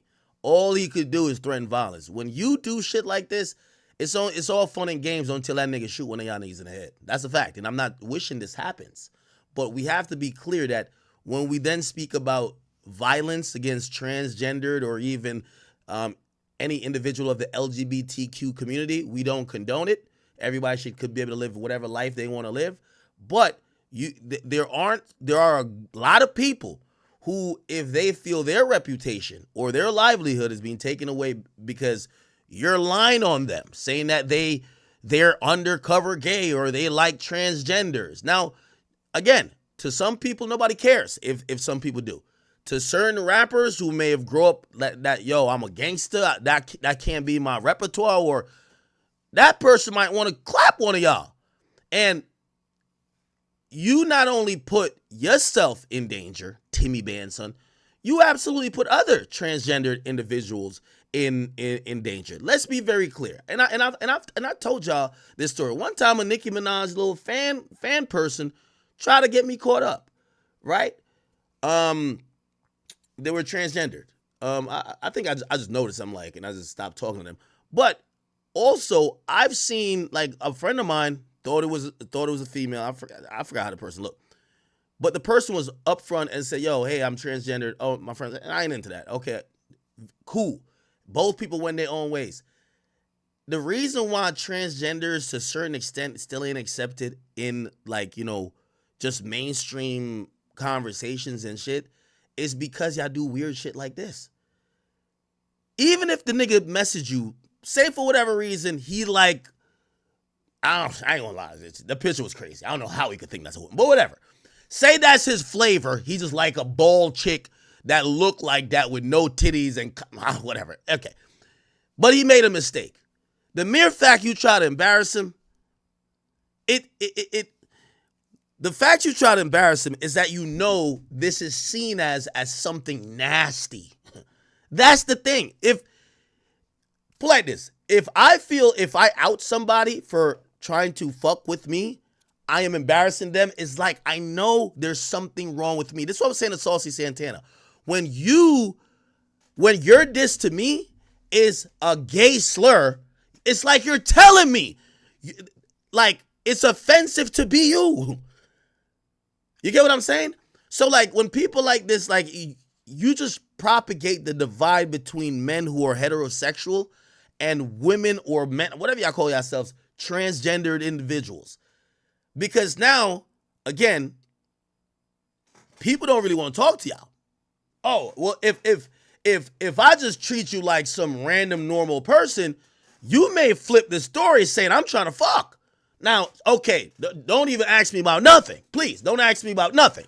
Let's not communicate. You can see how that creates a divide, and that usually going to create hate or bigoted views or ignorance on both sides, right? Then, again, you think you bored. I'm pretty sure Boss Man D-Lo, let's say, who knows, maybe some transgendered individual does hit him up. Bro, the next person he's making an example out of. I guarantee Boss Man D-Lo go to his show and let's say it's transgendered individuals there and said, hey, can I take a picture with you? I love your music. I'm pretty sure he might do something because he's like, man, oh, y'all niggas is playing with me now. So this is the dumb shit that I hate that, transgendered individuals or homosexual individuals do while they're also screaming for acceptance. They use any type of association as a shaming tactic to try to hurt people, whether they lie about it or not. And then they wonder why it's seen as so negative to be talking to them, be in cahoots with them, or being them. I can bash me, I can hate me. I really don't give a fuck. Anyway. Okay. And all right. And you know the funny thing about this, and this is what like social media and TikTok and this bullshit is. I guess people start getting on him and like, yo, bro, like, what are you doing, bro? Later, he posts a picture of some money talking about I got hush money. Like almost in like going back on what he said. Look. This stuff on. He later posted a thing making it seem like, oh, I got hush money. Look, I don't know if y'all seen this. There's a post with like, there's a post where like this person is like, bro, I don't even want to like, yo, my algorithm got so many bad bitches on it, but I don't even want to type it in the search bar to like find the pictures to show y'all. I don't even want, yeah, I can't, I got to type this on a burner account. My Instagram too fly. You know Instagram suggests what you be looking at. If Instagram started suggesting me them Transformers, man, come on, man, nigga. Hold on. What's the name? Timmy Banson. I'm trying to find the image. So he posted a picture of him sitting with money and he captioned it "hush money." And I'm like, how corny is this, bro? Oh, it's still on. All right, fuck. Yes, it's still on his Instagram. Timmy Banson. Okay. Boy. All right. He posted this money and he said hush money. And it's like lame, bro. Like, it's lame. So now it's like you're still playing with the dude. You're playing with him. Actually, you're playing with him worse. Pause. So you say some shit saying he tried to fuck you. Even if, because I was reading that message maybe possibly two ways, but I ain't gonna lie. Just off your picture, like, no disrespect. Actually, take it how you want. Nigga, you look like a nigga. Like, there's no, you don't look like, you look like a whole nigga, bro. Like, you just, like, I don't even. Anyway. There was a way to read a message that maybe Boss Man D-Lo wasn't trying to be offensive. If that was him messaging you, and he was just like, nah, I ain't into that. He ain't really say that though. So I can't even defend him. That's crazy. All right. So that happens. But now you came out, because I could imagine, yo, Boss Man D-Lo feeding a lot of people. And I could imagine some of them people like, man, we got to go do something to this nigga. So they probably start threatening this nigga or whatever. This nigga comes out and says, yo, I capped it. I basically didn't. This is all a lie. All right, cool. It's all a lie. So now you going to say all that shit, right? And then they're getting, TikTok, he probably getting cooked on TikTok. Like, yo, bro, you're hurting the transgender community. You got to stop lying on straight men. Like, this is why we get hurt. They're probably saying all that shit all day in the comments. Then this motherfucker still wants attention, goes on Instagram, posts money and says hush money. Like, come on, bruv. Somebody said Boss Man was probably on the drugs when he texted. Bro, I'm going to just be honest with you, bro. Like, I'm not, like, I know y'all want to believe everybody gay and shit like that, but I'm not believing no transgendered individual who's clearly clout chasing. Because if you really was on some shit like that, you wouldn't be trying to, like, if that's what you're into, you wouldn't be trying to embarrass Boss Man D-Lo when, let's say there's, I don't know, let's say 30% of rappers are download, whatever the fuck they are, right? Nobody's going to fuck with you after, right? So nobody's going to, like, everybody's looking at you like, wait, so if there was a rapper who likes transgenders, you're going to expose them. I don't know. I don't really want to talk about this bullshit no more, man. But anyway, man, yo, y'all transgenders, could y'all hold y'all niggas accountable, man? Hold this nigga accountable for, number one, putting y'all in danger, and also pretty much causing more hate and vitriol among straight men. Because straight men, when they see shit like this is why, like, a nigga gonna be like, man, one of them niggas play with me. I gotta really violate. Like, man, like, you can't even be courteous. Some people said, Boss Man down low. Stop playing, bro. Stop playing. All right, anyway. Let's get back to the Diddy case. All right, come on. So they're back. Now, AUSA says we subpoenaed Verizon phone records. Ms. Garagos has agreed that if Your Honor finds them admissible, you could give them to us, and we will give them to them. Garagos says, yes. Judge says, let's get Mia back. So Mia's back. AUSA Smizer says, yo, Mia, you were speaking about violence between Combs and Cassie. Have you traveled ever to Turks and Caicos? She says, yes, to Parrot Key twice in 2012, me, Puff, and Cass. So what happened there? So, well, I was sleeping in my bedroom, then I was woken up. Mia then says Cassie ran in saying, yo, you got to help me. He going to kill me. AUSA said, what'd you do? Mia says, man, I started pushing furniture in front of the door. I'm trying to block it. Puff was banging, screaming. I had a porch that went out to the beach. We ran. AUSA says, what did you remember about running? I remember being amazed that even while running so fast, we could be attacked by bugs. What? Did you run another time? Yeah. I had another visual on where we were hiding of trying to escape like 2 separate times. It says we got on paddle boards and we went out to the water. Puff was on the beach screaming at us. It was flat. And we went out far. Puff got smaller and smaller on the beach and the sky got dark. Damn. Yo, Diddy be... Yo, why does... Yo, Puff? This is kind of bitch-made behavior because it looked like Puff don't be running down no nigga like this. He's running down the chicks. They're over here paddle to Cuba. Like, yo, let's paddle. Cassie, come on. Row. Like, come on, let's go. This nigga Diddy on the beach. Damn. Diddy was always chasing him, too. Fuck. Objections by Steele. It was overruled. Mia said we went back.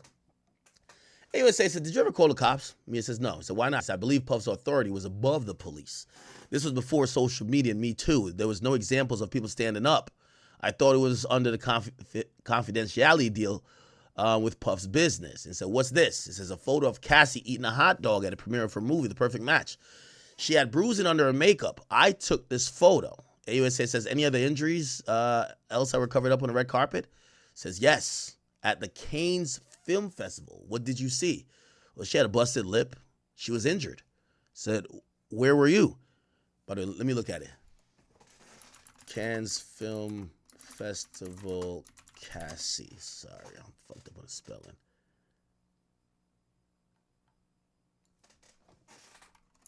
Cannes Fest.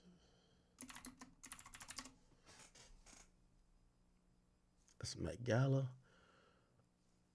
That's Met Gala. What's this? Oh, okay. It says Diddy. This is 2012. So okay, so you gotta be talking about this. Diddy and his crew line. Okay, so this is Cassie. Yeah, I'm gonna keep it a being with you, bro. Diddy hated this woman, bro. Like, there's something there. Like, it's like I'm still not saying sex trafficking. Yo, to me, Cassie's hella beautiful. She's hella beautiful. Yo, this nigga was having her doing some dumb shit. Yo, she like, bro, look at the type of hairstyle he was. Bro, I get it. You could be like, oh no, that was style. Nah, nigga, you could tell he's having niggas nut on her, pee on her. Bro, he's doing everything to reduce this woman's self-worth to zero, bro. Like, there's something up with Diddy, my nigga. I ain't gonna cap with you. I ain't gonna cap with you. Somebody said, oh my God, shut the fuck up, Ack. He ain't hate her. Nah, bro, he had to hate her, bro. If you take a beautiful woman, start reducing her looks, you're constantly, come on, bro. Like, and when I mean hate her, it's hard to explain. It's hard to explain.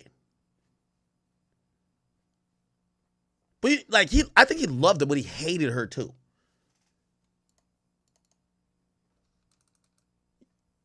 Like, if you don't understand that theory, you don't take a beautiful woman and then reduce her in every way possible. You get rid of her self-esteem. You take her innocence.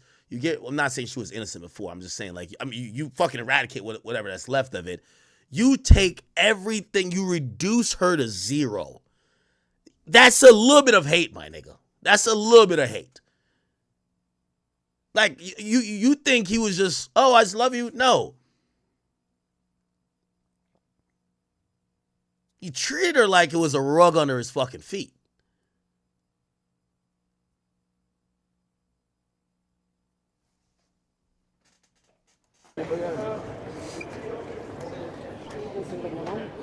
She got shades on. Ooh, we're trying to see the lip. Pause.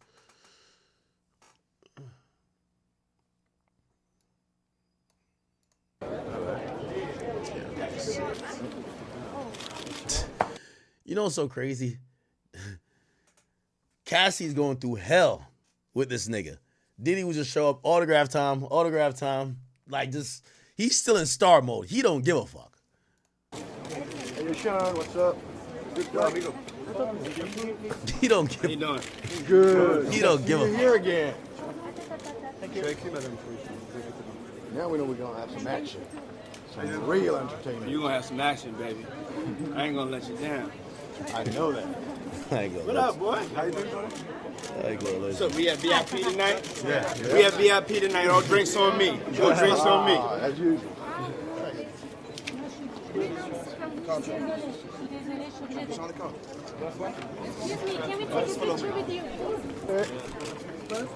Tu recules un peu, Fab, donne du champ. Je prends avec le tien. Hop. Merci. All right. Call your friend. Tell him to bring out the ground.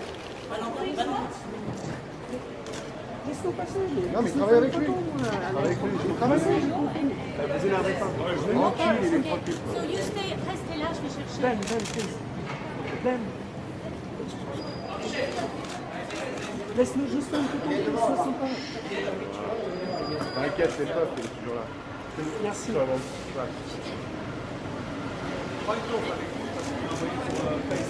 Non mais, 2 minutes. Nice going. Thank you.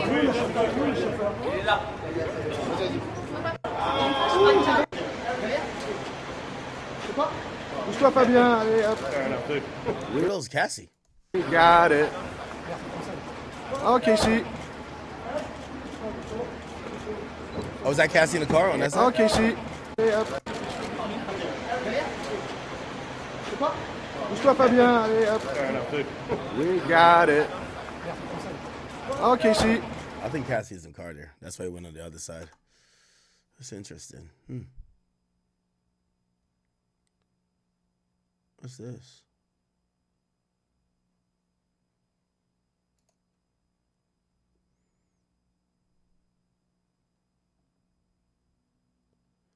Diddy while shopping in Cannes. I won't call you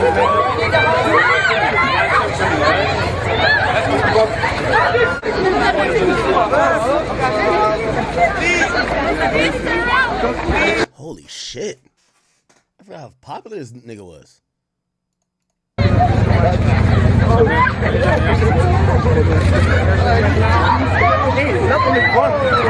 I won't call you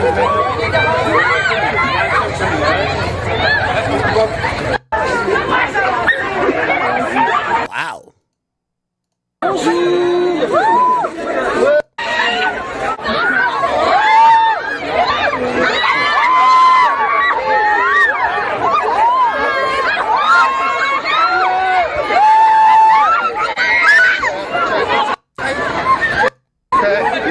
Wow. Nah, Diddy was the shit, huh?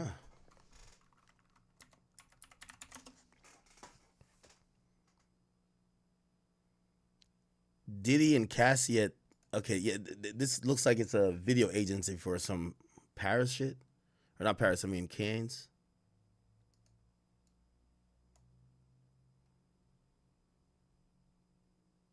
Ah.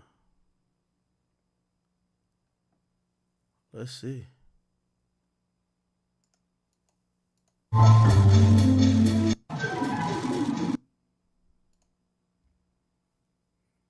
I thought you'd be with Cassie, no? Oh. Oh, that's her right there. You can't. I ain't gonna lie. That makeup artist was putting in. She was dropping 70.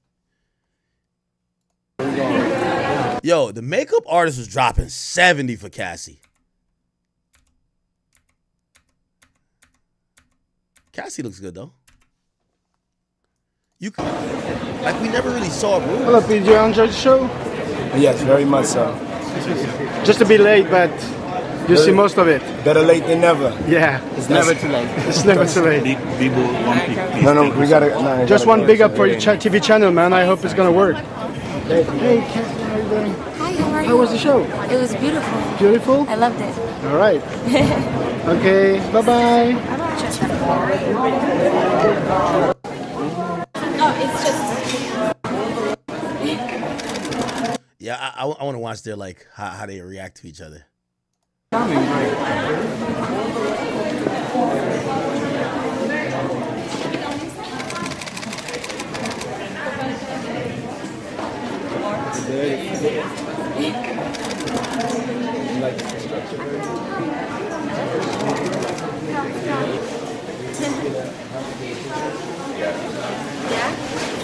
You go first. You know that's. Oh, you go first.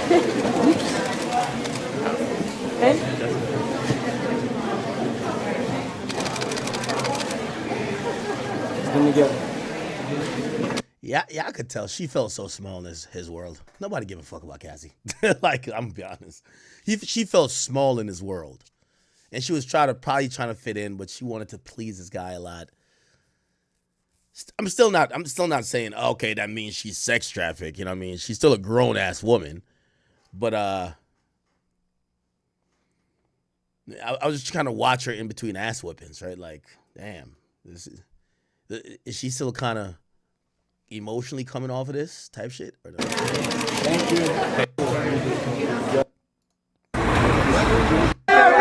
This way! ride so far? Is it good? Wow. So what's the feeling? You enjoy your new life? What's this? Left. You left. Is that Alicia Keys? My God. They should have all. Excuse me. Yay.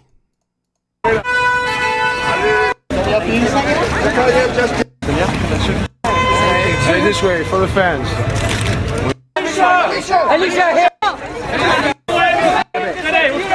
What's up, Diddy? Get involved. Sean, you're the man. Diddy, too right, Diddy. What's going on? You're right. How are you, Sean? Sean. You got the Diddy this way. Right on. No, man.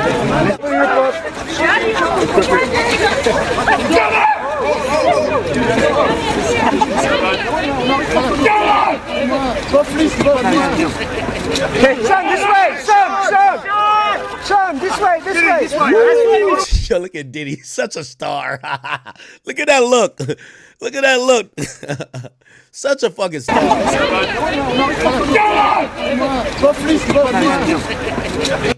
Why does this nigga look like Shine back here? Hey, Sean, this way!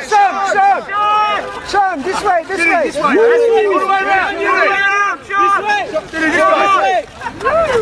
Oh yeah, get on top, man! Do it again! This way! Do you need footage for your media channel? For the network? No, Diddy, we rapping it this way! Where the fuck is Cassie at?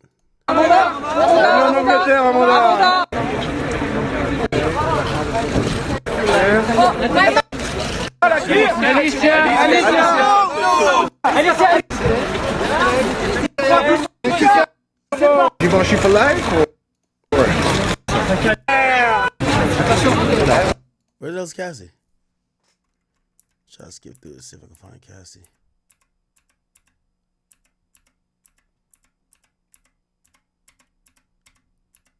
Shit, nigga, they don't even. Why does this nigga look like Shine so much? Nigga, I ain't gonna cap with you, Chad. Nigga, they put Cassie's name in the title. They don't even have her in the video, bro.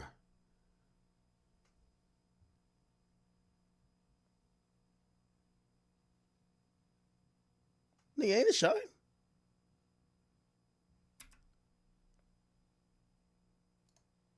Okay.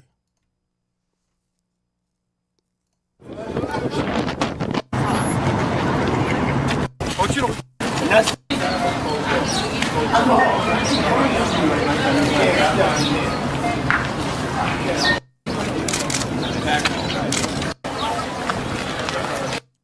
Come on, you got it. Yeah. All right, before we get into tweets, I see what y'all trying to tell me to check.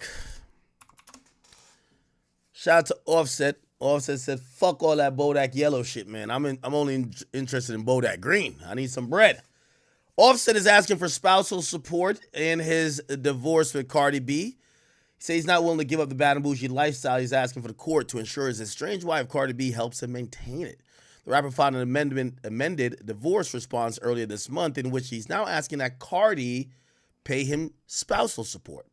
He doesn't request how much money he wants in the document, but the rest of the requests look relatively unchanged because he's still asking for joint custody, and he wants Cardi's place to serve at the primary residence for the kids.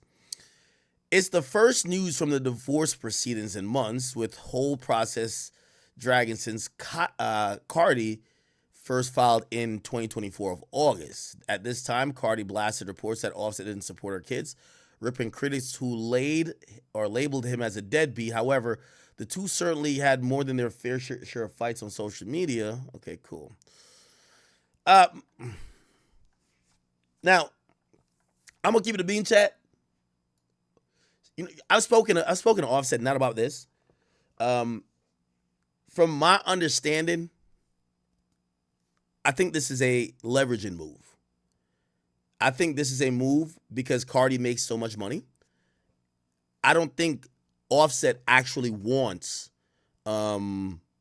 spousal support. I think he's requesting it that she could not fight him on other shit. because if she fights him on other shit, she might gotta give him spousal support. You get what I'm saying? So I don't know. I believe that's what it is. Now, to be honest and to be fair, and I'm talking to both people, not necessarily about this. The details of their divorce or child support or whatever the case is, I don't really know that, know it all too in and out. I would imagine we haven't seen them. Cardi B tells us everything. She loves us in a group chat. She hasn't told us this nigga is broke and needs my money. Right? She hasn't told us that, right?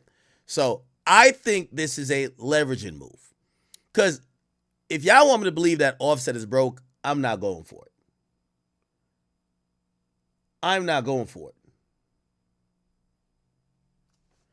If y'all want me to believe Offset is broke, I'm not going for it. Now, I know some of y'all are probably thinking of the little TJ shit and this, that, and third.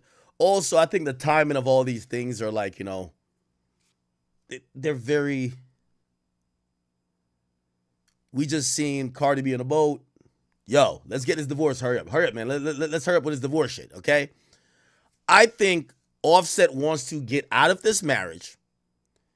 Offset and his lawyers are putting shit in there that they could agree on other things. Like, yo, listen, I was not coming for the money first. But now I'm going to say I want some bread, and I would be entitled to it, so just give me these other things I asked. Right? I'd be surprised if Offset got spousal support from Cardi.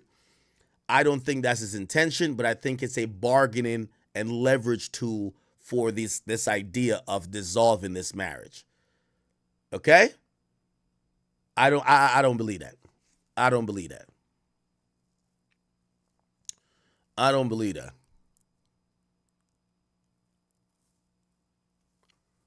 Let me go back to some of these rants. Cardi B rants about Offset.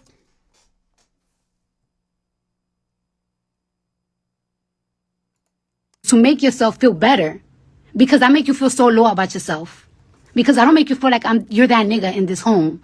So that's what you gotta do. So you out here trying to hurt my feelings because you can the next. I don't give a fuck. I don't give a fuck. Because them hoes ain't good enough that I be having you crashing out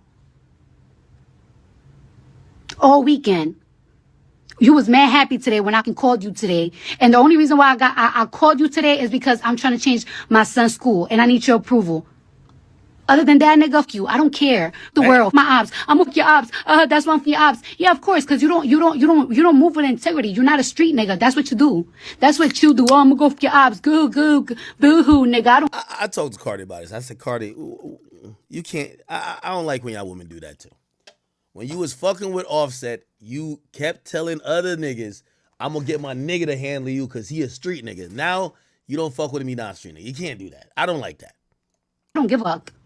You can fuck my ops, you fuck my friends, nigga. I don't give a shit.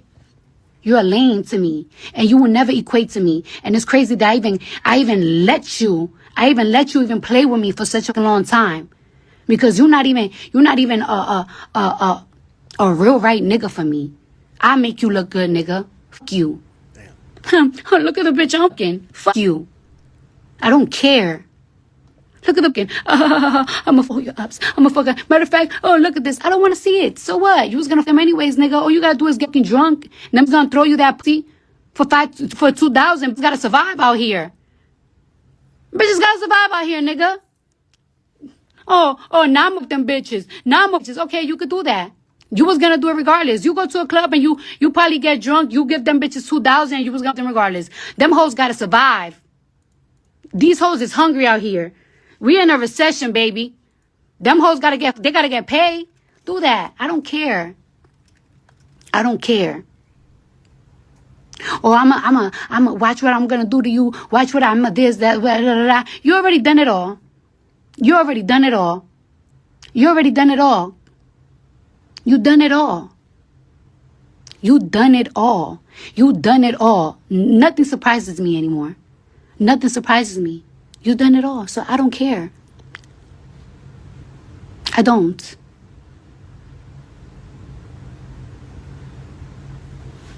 Okay. I'm too good for you, nigga. And I don't ever, I never even wanted to get on this social media because I don't want to. Yeah, they've been beefing real bad.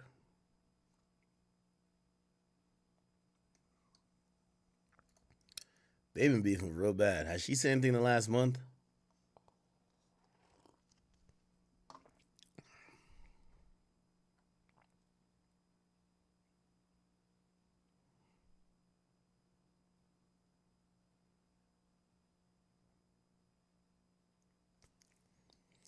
Yeah, I don't see nothing about broke.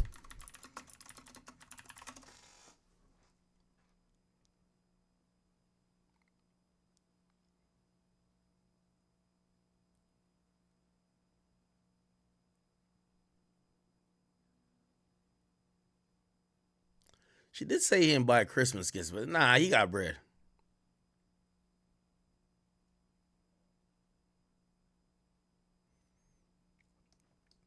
Now, I did hear that Offset got a nasty gambling habit.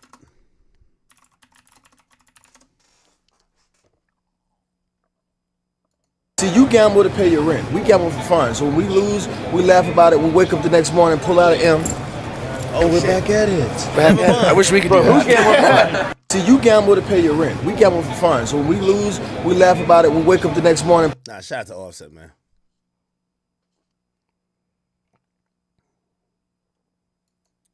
Why this Offset? Offset broke. Nigga, fuck. Oh yeah, I'm gonna tell y'all the stream too. That nigga broke. That nigga pop. I'll tell y'all a true story. Nigga, I ain't got nothing to do with that shit nigga in the casino. He was pop. He was panicking. Nigga, he was asking random people for cash apps. He was broke. Yo, New York niggas are so funny with their lingo. Yeah, he was popped. He was panicking. Word of my mother be like, yo, the nigga was broke, pop, panicking. I don't know what happened. Nobody was answering his phone call. He popped, trying to run up, chasing. Must got a gambling addiction. And the nigga says, and the nigga says, yo, he just popped. He calling niggas for cash apps in front of me. I ain't gonna lie to you. The first 5 I offered, I'm like, yo, you pop. You waiting for some bread? Nigga waiting for my money. Yo, you popped? I swung that nigga 5. You know how I get. He gets popped. Not us two dicing each other. He gets popped straight to the casino. Goes not. He get another loan from somebody else for like 2 bands. I don't even take my loan. I'm like, that's Offset. I'm good on my money. Why this Offset? Offset broke. Oh, man. I think he then explained it later.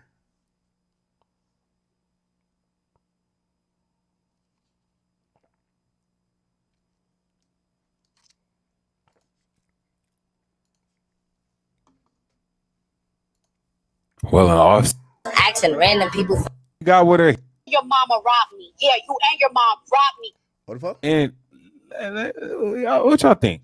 I ain't listen after you and your mama robbed me. Yeah, you and your mom robbed me. Cold. Wipe my nose. By the way, do you guys know that my kids didn't receive no Christmas gifts from somebody in particular? Mother want to make it seem on social media like I was keeping my kids away from them, like to make movies on social media, but purposely fly to New York to buy their kids gifts. And guess how many gifts did they buy my kids? Zero. Where the Christmas gifts at? And you know what? I already know why. I already know. I didn't want her to do this because this is what I want. Want me to go on social media to crash out so I could look crazy, so that they could look like they don't bother. That was always their plan. That's why I've been quiet. But you're gonna stop playing with me, and you're gonna sign these divorce papers, bitch ass. And stop using my kids for an excuse. So that means that a mother was competing with me. Can you believe that? Can you believe that I had the enemy in my bed all along? Wait, what? I wasn't only competing with these. I was competing with my. And I didn't even know. That's crazy. That's crazy. After I crashed out yesterday, and yes, I crashed out, and I don't give a and I don't care if some people call me a crash out, because you know what? That's just how I am. What does she mean? Offset robbed her for 10 million. What the hell? Offset Cardi 10 million. Oh look. Time like me personally, I'm the king of my household. Like so, I don't care. I got to go get it. I got 5 kids. Mm-hmm. I got an expensive wife. I done spent 10 million on my wife. And like. But she spent a lot of money on you too. Let's be yeah, clear. that's my baby. That's my baby. She spent a lot of money on me, but I done spent the 10 million on my wife. Like I done synced it. Mm-hmm. I done spent 10 million on my wife. So like, you got that house in DR. And I'm also. I like those moves. And I'm also from the South. Like Mm-hmm. I come from the man running the household, and the man, and that's what I do with my household. So for me to be the leader of the house, I gotta tighten up. Time like.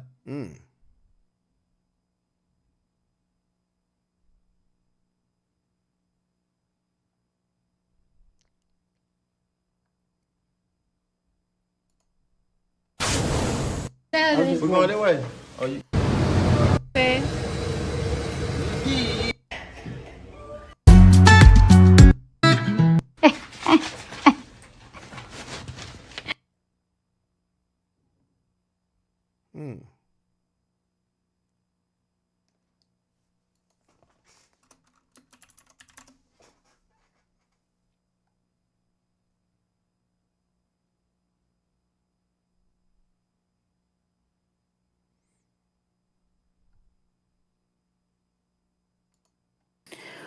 Put out a song. I'm telling you, a lot of y'all be thinking that. Look, fuck out of here. I was talking about you gonna pop out with a bitch. Pop out with a bitch. I don't give a fuck. Stupid ass bitch. Yeah, you wait till I sleep to talk shit, huh? Fucking hate this nigga. Let's go to war then. Let's go to war for real. If that's what you want to do. Let's go to war for real. So I could fucking end up ruining your whole fucking career for real. Stop playing with me. I don't give a fuck.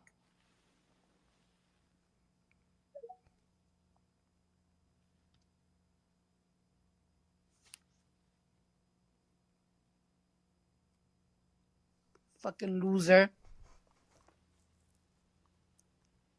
That's interesting. They're like beefing and blood, like Bloods and Crips. Yeah, you know they're gonna end up fucking again, right? Narrative like I want to be with you. You know I don't want to be with you. Stop that narrative like it's like, oh yeah, bitch, it was a one night of fun because my other nigga was acting the fuck up. Why are you trying to make it, pushing it to people like I'm trying to be a family with you? You know that's not what it is. So stop. Nigga, I gave you some out of spite time. So stop trying to make it seem like, oh, your fans is this. No, bitch, what is it that you don't get? You only got time out of me because I was pissed at another nigga. Now you really getting me tight because you're trying to push the narrative like we like that, and we not like that. So stop, because I told you I'm going to really bomb you. Stop trying to push this narrative, because it's not the fans. I don't want to be with you, and you know that shit. So stop it. Let's cut it before I really go there. I told you, let's cut it. You've been trying me, bitch. The fuck? Stop. I'm sleeping and you trying me.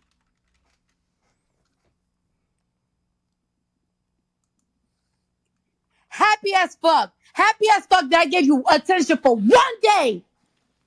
And now you're trying to spin a narrative like I want to be with you. Knowing that that's not it. Gave you some out of spite time because another nigga pissed me the fuck off. Wow.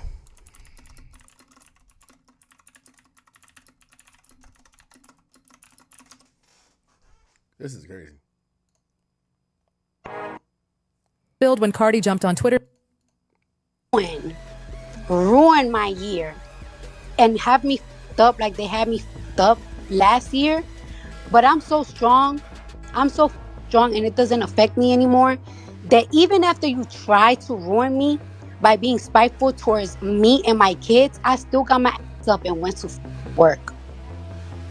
Your little games that you do for spite, that shit doesn't bother me no more.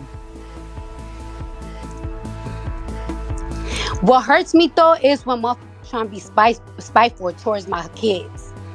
That should really be pissing me the fuck off. And then to piss me off, and then play in my face, and then play in my kid's face. You want to talk about, oh, you haven't accepted the divorce because you're not gonna agree on my terms because you just want to see the kids. You want to see the kids. You just call your daughter for the first time yesterday, your newborn. You love your kids so much and you bought them shit for Christmas. But you came to New York to buy your other kids gifts. But you ain't bought my kids on purpose to spite me.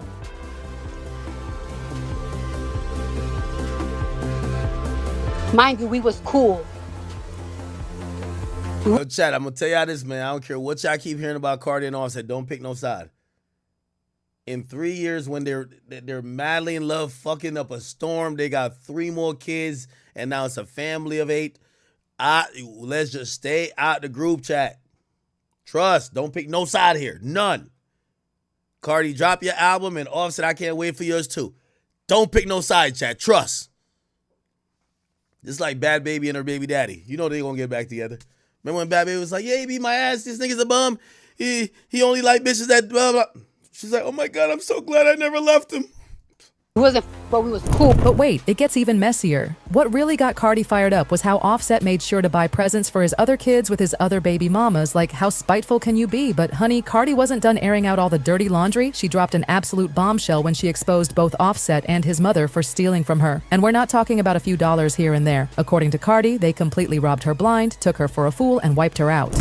I ain't listening after you and your mama robbed me. Yeah, you and your mom robbed me cold. Wipe my nose.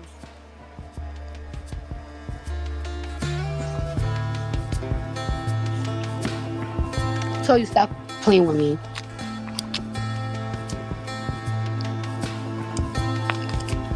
Ask a mother.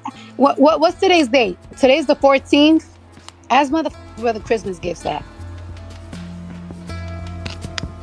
Where the Christmas kids at? Where the Christmas gifts at? And you know what?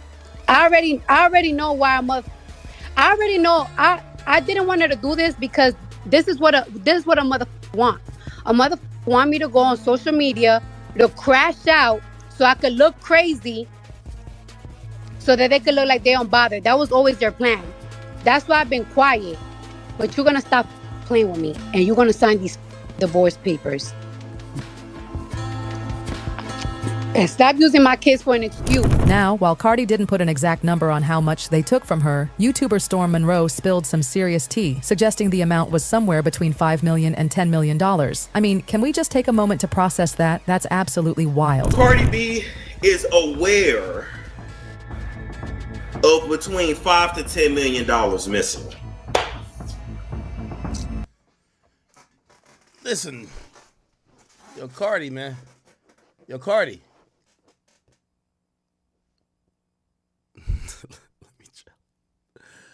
Welcome to, you see, when women start experiencing shit that men experience all the time, yeah, yo, you got money too. Just like his money's your money his money. What you mean? Your money is Offset money. The thing with women, your money is their money, and their money is their money. Okay? By the way, look at this nigga Offset. My boy Offset over here. You know, I didn't talk to him. Offset said, man, listen, I'm only worried about the album. He said, if y'all gonna get any answers to anything, he said, y'all gonna get it through the music. Look at this nigga. He just, look at this nigga. Yeah. I'm an outside nigga, man. You know what I mean? Stand up, nigga. You know? Offset is finally free. Look at this nigga. Offset could finally video himself with the bitches he been fucking. Look at this nigga. Having the time of his life. Look at the flavors he got going on. Look at this boy. Oh, nah. Apparently he been in DR making an album. And what is a 6 figure? I'm saying. Okay. Oh, shit. It's so unfair for men. Because I ain't gonna lie, these chicks look bad. But when you're dating Cardi B, nobody cares. But still, Offset doing his thing. Oh, shit. Wait, I know that bitch. I know her. Oh, my God, I know her. All right, let me not make it hot. Yo, you know what's so funny? It's literally like the same girls, like with every celebrity. I know her. Oh, shit. Anybody know who that was?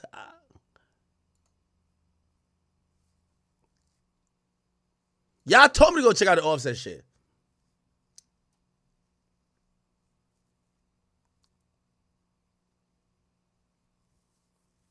Let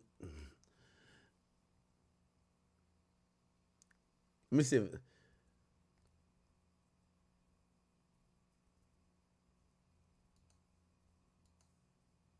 Now, I don't know her personally. Y'all know her too. I'm just not trying to make it hot. I feel like if I say it, I'm gonna make it hot. Unless I'm wrong. I think she is I'm mad messy right now. I'm so messy. Oh, wait. Oh, my bad. I'm so messy. I think it's Shorty here. All right, what's she wearing here? I gotta see if I can find it. That's her right here, I think. Remember Shorty back in the day with Kai? And she was like, one of Kai friends did some. That's Shorty. I think this is. I think this is her. I think I follow her, nigga. Nigga, she on vacation. Nigga, she permanently on vacation. I ain't gonna lie. Yeah, that's her, right? Look, face. That's her. Oh, my bad. I'm a snitch. Fuck. Shit, I'm a snitch. I'm a snitch. All right, Offset, just make sure, video everything. Video everything. Do I know this one too? Holy. This nigga Offset living, bro. Okay. Yo, chat, don't you wish you were a bad bitch that could just be on vacation for life? I want y'all to hear that again. The money that she got robbed for is allegedly, and Cardi, this is what you're aware of between $5 to $10 million.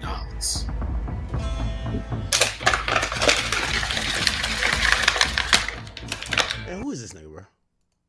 From a few weeks ago showed just how messy this situation really is. Offset was literally begging Cardi to keep their baby, writing, "Yo, keep my child. Why do you think you a lick for me, like for real, like me saying that was wrong, that's my baby? Like I sound desperate for what and who you..." Wait, why do you think you a lick for me? Like me, huh?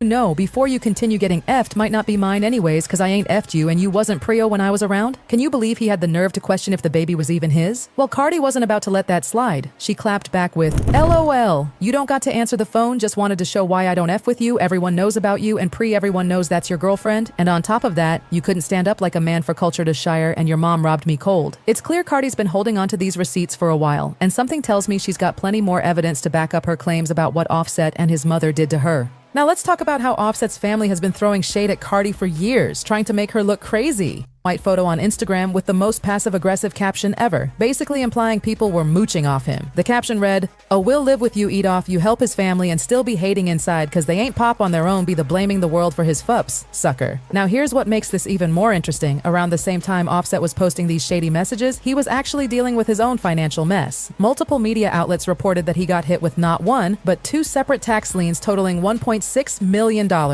According to The Sun, the first lien in April was nearly $1.6 million, and then they slapped him with another one in June for about $32,000. And let me tell you, a court clerk confirmed that debt is still sitting there unpaid and Cardi's name isn't anywhere on it. The Sun didn't stop there. They came out with another article suggesting both Cardi and Offset were broke and struggling with their home payments. They claim Cardi had to come up with $3 million in just 2 months to keep their luxury Atlanta mansion. The records showed they'd taken out huge mortgages on both their Atlanta and New Jersey. They ain't broke. Or Cardi definitely not broke. Offset not broke either. But they might spend a lot. I ain't gonna hold you. Jersey homes, talking about $1 million in loans over 5 years. One loan for $3 million just got approved last October. But get this, it's only good for 1 year and needs to be paid back by October 4th, 2024. But honey, Cardi wasn't about to let anyone think she was struggling. She hopped on Twitter and shut that down real quick. She tweeted, "First of all, the Sun is posting rumors that y'all are making up and sending blind items about. That's why it's no documents, just word of mouth. Everybody gets a loan to buy a house, and I never been behind on any of them. I bought my house in 2021 and I put almost $12 million in it. Now look how much I got left. I'm very responsible with money. My bills come before luxury, and I just spent $400,000 on jewelry this month because I also still know how to budget. Stop playing with me." And when people started saying she had to sell her house because she couldn't afford it, baby, she had something to say about that too. She fired back, "LMAO, you bumbies wish me and Offset bought that house in 2019 for $5 million. Now it's worth $7 million. Check the Atlanta market, and no, we not selling it. And if I ever sold it, I would just sell my part to Offset since he loves Atlanta, throwing salt on my home hating bad." The next day, Cardi really rubbed it in by posting a video of her mansion, showing off this gorgeous bedroom and balcony with the caption, "Good morning, go get the money." Morning. Good morning for my second home. It's 5:56 in the morning, about to be 6 a.m. Yeah. Wait, does anybody actually even believe Cardi would be broke?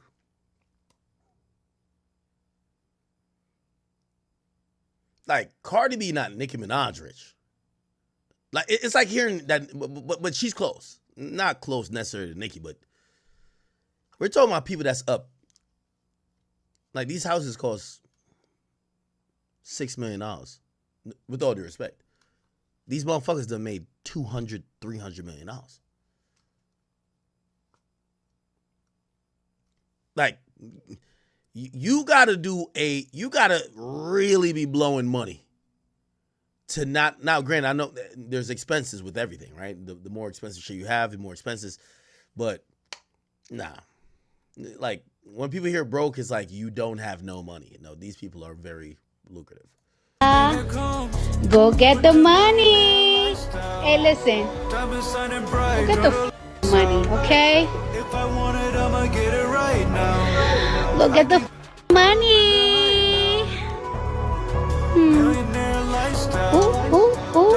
But here's what's really telling. Did you notice how Cardi didn't say a word about Offset's financial situation? She just made it crystal clear that she wasn't broke, regardless of what was going on with him. And let's be real, everyone's always known Cardi was the one with the bigger bank account in this relationship. While she's been smart with her money, investing and saving, Offset's been living that lavish lifestyle. So Offset broke. Oh yeah, I'm gonna tell y'all the stream too. That broke, that pop. I'll tell y'all a true story. I ain't got nothing to do with that shit nigga in the casino. He was popped. He was panicking. He was asking random people for cash apps. He was broke. I don't know what happened. Nobody was answering his phone call. He popped, trying to run up, chasing. Must got a gambling addiction. And then says, yo, he just popped. He calling for cash apps in front of me. I ain't gonna lie to you. The first 5 I offered, I'm like, yo, you pop. You waiting for some bread? He like, I waiting for my money. I swung that 5. You know how I get. He gets popped. Not us two dicing each other. He gets popped straight to the casino. Goes not. He get another loan from somebody else for like 2 bands. I don't even take my loan. I'm like, that's Offset. I'm good on my money. I'm worried about this. I got mad bread. I definitely run off for 5 bands. He pops for the next. Recent blind items have been spilling even more tea about Offset's gambling problem, leaving him broke and desperate. One blind item dropped this bombshell. This former A-list rapper has cut off her estranged husband from all bank accounts. He has zero access to any money. And we all know they're talking about Cardi B and Offset. Listen, if Cardi really did cut Offset off from her accounts, good for her. Because having your husband, the father of your children, steal millions from you, that's beyond wild. But what do you think? Did Offset really steal from Cardi? Was she right to put all this business out there? Drop your thoughts in the comments and stick around for this next very messy video.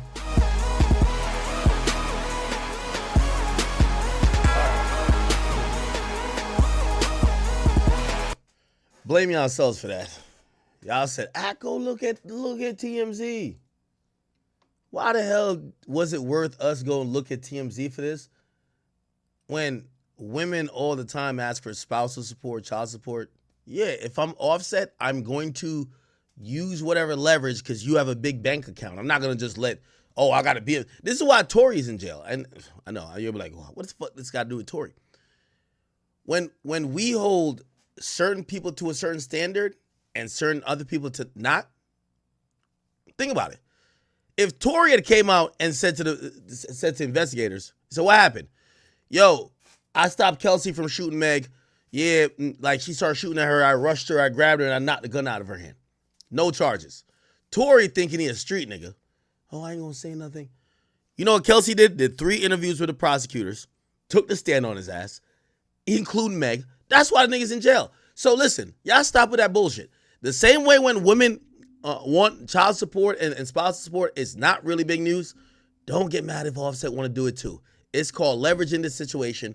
Get over it. And if maybe we didn't have these different standards for men and women, because all y'all claim y'all love this equality shit, this wouldn't be a non-issue. Okay? So, which by the way, Tory should have just told on Kelsey from the get-go, right? Yo, chat, let me tell you this. I tell dudes, your girl start acting up and she started doing too much, call the cops on her. Please do. You got to call the cops on her. Because here's the thing. If you get physical, you're done. She could beat the brakes off of you. Ain't nothing going to happen. But at least she gets to cool out for maybe one night in jail. That's it. You got to call the cops on your girl. Okay? There's no societal or social consequences for women doing things to men. There's severe consequences for men doing things to women. All right, man. To get through that, I had to start drinking a little bit, man. I'm starting to feel it. All right. We are back. I don't know why we cut it off at the Cannes Film Festival, but I know why. Because we were looking at some videos of Diddy and this and third. Cool. Okay, so apparently she had a busted lip. She was injured. AUSA says, where were you? I was in a hotel room with Larry Sims. That was her hairstylist. AUSA says, how did you learn about how she got the injuries? Said Cass had an audio recording of Puff attacking her.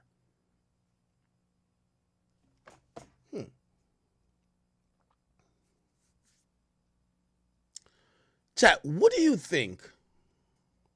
What do you think about women who don't go to the cops but keep evidence that they're being abused? And they tolerate it for, let's say, days, weeks, years, until they're cut the fuck off. Now, they claim, if you're gonna be recording it that he's beating you up, why would you? Anyway, let me just keep going. How did Cassie sound on the audio recording? Steele says objection, overruled. She sounded panicked. I heard the sound of somebody getting hit. Did you go to events? Yeah, the premiere of Brad Pitt's movie, Kill Him Softly. AOSA says, what happened to the premiere? Puff was digging his nails into her arm and taking low. What? And talking low. Said, what would Combs ask you to do? He said, take care of her. I'm going to bring her arnica gel. For what? Her bruises. What the fuck is arnica gel? Let's turn to December 22nd, 2011. Mia said, by the way, I hate the prosecutor does this. They never operate sequentially. They're all over. They're jumping all over the place. Whatever. At Puff's house, the mood was darker than normal. This was more of like Puff was upset. AUSA says, what did you tell him? Told him that Cassie's been talking to someone else. Oh, so she's admitting she ratted out. Her friend, Cassie. He says, no, she didn't. She never mind. What did he tell him? Who was there? So we don't know who's there. He says, what did he tell him? That Cass had been talking to someone else. Who? Kid Cudi. So some guy told her that. How was he? He seemed heartbroken. It was ominous. I never witnessed Cass do something to cause him to be upset. I felt something bad would happen. Then did you see her? It's like, yeah, in a black car with Capricorn Clark. Did you reach out to anyone? Mia says, yes, to D-Rock. 3T112. What's this? So that's my emails with D-Rock. Says only the redacted one into evidence. Steele says same objection. AUSA then continues by saying he was security. Judge says with foundation, admitted. AUSA says read the messages. Mia says I wrote to D-Rock, I'm worried about Diddy. This feels different. Hit this email when you get it. Love you. AUSA says, were you romantically involved with D-Rock? Mia says, definitely not. That's just how we talked. AUSA says, let's talk about the hotel nights. What was your role? I would sometimes take him up there, unpack, set up. I would just kind of like be on call essentially and clean up before housekeeping. What did you bring? I brought his lotions and potions. Mia says, I brought Astroglide and candles, some of them cheap Glade candles without the label on it. They had to be white. What else would you bring to the hotel? Anything he forgot at the house. Food, money. How much money? A lot, like thousands of dollars. AUSA says, do you remember seeing Cassie? I say, yeah, at the London Hotel in New York. I brought something to the room. Cass opened the door. She was wearing a bright blue wig. Ooh, so it looked like it was clearly she was about to do a freak off. Remember, she used to put on wigs and sometimes even that, whatever little covering of the face sometimes. How did she appear? Like she was struggling. I asked, are you good? And she closed the door. AUSA says, how did you clean the rooms? Who told you to clean the rooms? Puff, in the office. It was standard to sweep the room so no housekeeper could sell something to TMZ. How were the rooms? It was always destroyed. Candle wax everywhere. I seen broken glass, sometimes blood, and oil was on the walls. AUSA says, what would Combs tell you about the blood? He would say it was period blood. What happened in Cassie's car in LA? Cassie got a call and told me he wants to do a hotel night, and I don't want to. She got sick. AUSA says, after the hotel night? Mia says, man down. What does that mean? AUSA says, what does that mean? They'd stay in the hotel sleeping, only up to eat. AUSA says, did you do drugs before you worked for Combs? No. And after? She says, yes. MDMA. Puff gave him to me. He said that I was now part of the Breakfast Club. AUSA says, what did he mean? Meaning the cool club. He said MDMA was pure. I felt like I was now a friend hanging out and I could enjoy myself. Did you ever take ketamine? Yeah, I took some ketamine in Burning Man. We were partying on a tour bus. We had the blacked out shades down. Says, he had drugs on plates. I tried to say no. Huh? What happened? Said Puff wouldn't let it go. It turned a little more serious that I was going to mess up the whole vibe. I tried to fake take it, but he got close to my face and humiliated me. How? He separated out a dose and made me snort it. I didn't want to fall into the K-hole. K-hole. I seen a person do it. Looked like exorcism. AUSA says, did you want to take ketamine? Says, I didn't feel I had a choice. AUSA says, did he take drugs while working? Mia says, yeah, he was always working. Once on the way to Chelsea Handler. AUSA says, how did Mr. Combs treat you? Says, sometimes like the best friend and a working partner, and sometimes I was a worthless piece of crap. How would he ever compliment you? Mia says he would compliment my work. He would give me life advice. AUSA says, and to tell you were worthless? Mia says, it was long extended rants about how incompetent and stupid I was, and he would threaten my job. Anything physical? Mia says, he would throw things at me. AUSA says, did he talk about jobs for you? She says, yes. Before Revolt Films, he talked about other companies. I told him I wanted to create and develop TV shows, especially comedy. He said that's what he wanted to do too. Then he'd take away my credits. So what did he throw at you? He threw a bowl of spaghetti at me, turkey meat, a computer, a phone. Let's talk about spaghetti. What did he tell you to do? What? He told me to get people, but I need to change my tampon. He yelled, yo, girl, I said do it now. Mia says, blood was dripping down my leg. I said, I have to go change my tampon. What did Combs do? He threw a bowl of spaghetti at me and said, get the fuck out of my house. He chased me out. I was barefoot. I hid in the bush, and I went to a hotel. AUSA says, what did HR tell you? That I was going to be suspended without pay. That's what Puff wanted. Said, where were you when he threw a computer at you? I was in a trailer. Swiss Beats was there. The Wi-Fi was broken, and I went to look at it. Mia then says, I came back. They were working on it. What did Mr. Combs do? He said I should talk to Bill Gates if I had to. Then he I hate to be laughing at this, but apparently Diddy's so mad at her. He said, yo, fix this shit now. She's like, I'm trying. I'm going to get somebody to come to fix it. Then it's still not working. And I guess the computer might be acting up too. He's like, bitch, you better go get Bill Gates up in this bitch, okay? He says I should talk to Bill Gates if I had to. Then he threw the computer at my head hard. It just missed. I ran behind the luggage van. He says, how did you feel? He says, I wondered, what did I do to make him like this to me? I said, did he hurt you? He says, yes, Turks and Caicos at the Revolt offices. Where were you at Turks? He says, a hammock by my room. Puff dumped a bucket of ice on me, screaming. Puff then took my phone. I ain't want him to see it. The team, we'd message about his moods. So it looked like they were talking shit about Diddy. I don't know if Diddy found out, but he grabbed her phone. Remember, all these phones are paid for by Bad Boy. He says, I didn't want him to see it, so I jumped on his back. What did he do? He threw me in the pool. Said, and at Revolt TV, he was using my phone, and I didn't want him to see my message. Maybe I called him an asshole or something. I tried to get my phone back, and he ran into the bathroom and slammed the door on my arm repeatedly. Any injuries? Yeah, I had a bunch of bruises. Did you see him later? Yeah, at the studio. He told me he sent all my compromising photos to him in my phone, and in case I had stuff on him, kind of like a bullying joke. How did you take it? I had no photos, so I knew he was lying. AUSA says, what are these? He said, these are my emails with Tony and Shannon. I said, Puffy took my iPhone. I don't know, and I'll get it back. Tony asked what happened. I said, definitely an in-person story. AUSA, why did you say that? He said, I wouldn't put violence in writing. AUSA says, who's Matt? He said, I was Puff's engineer. At one point, we dated. AUSA says, we have more. They break for a bit. They come back. They're back. So the sexual assaults, when did they occur? Says, okay, this is going to get interesting now, chat. Because she's been saying she's been helping Diddy deal with Cassie. Diddy and Cassie are fucking. They're dating. Now she's saying Diddy is fucking her. I keep telling y'all, I think all these assistants and everybody, Diddy's fucking. So where were the first time? It's at the Plaza Hotel in New York for Puff, 40th birthday. So were you his personal assistant? So yes, I've been there for a few months.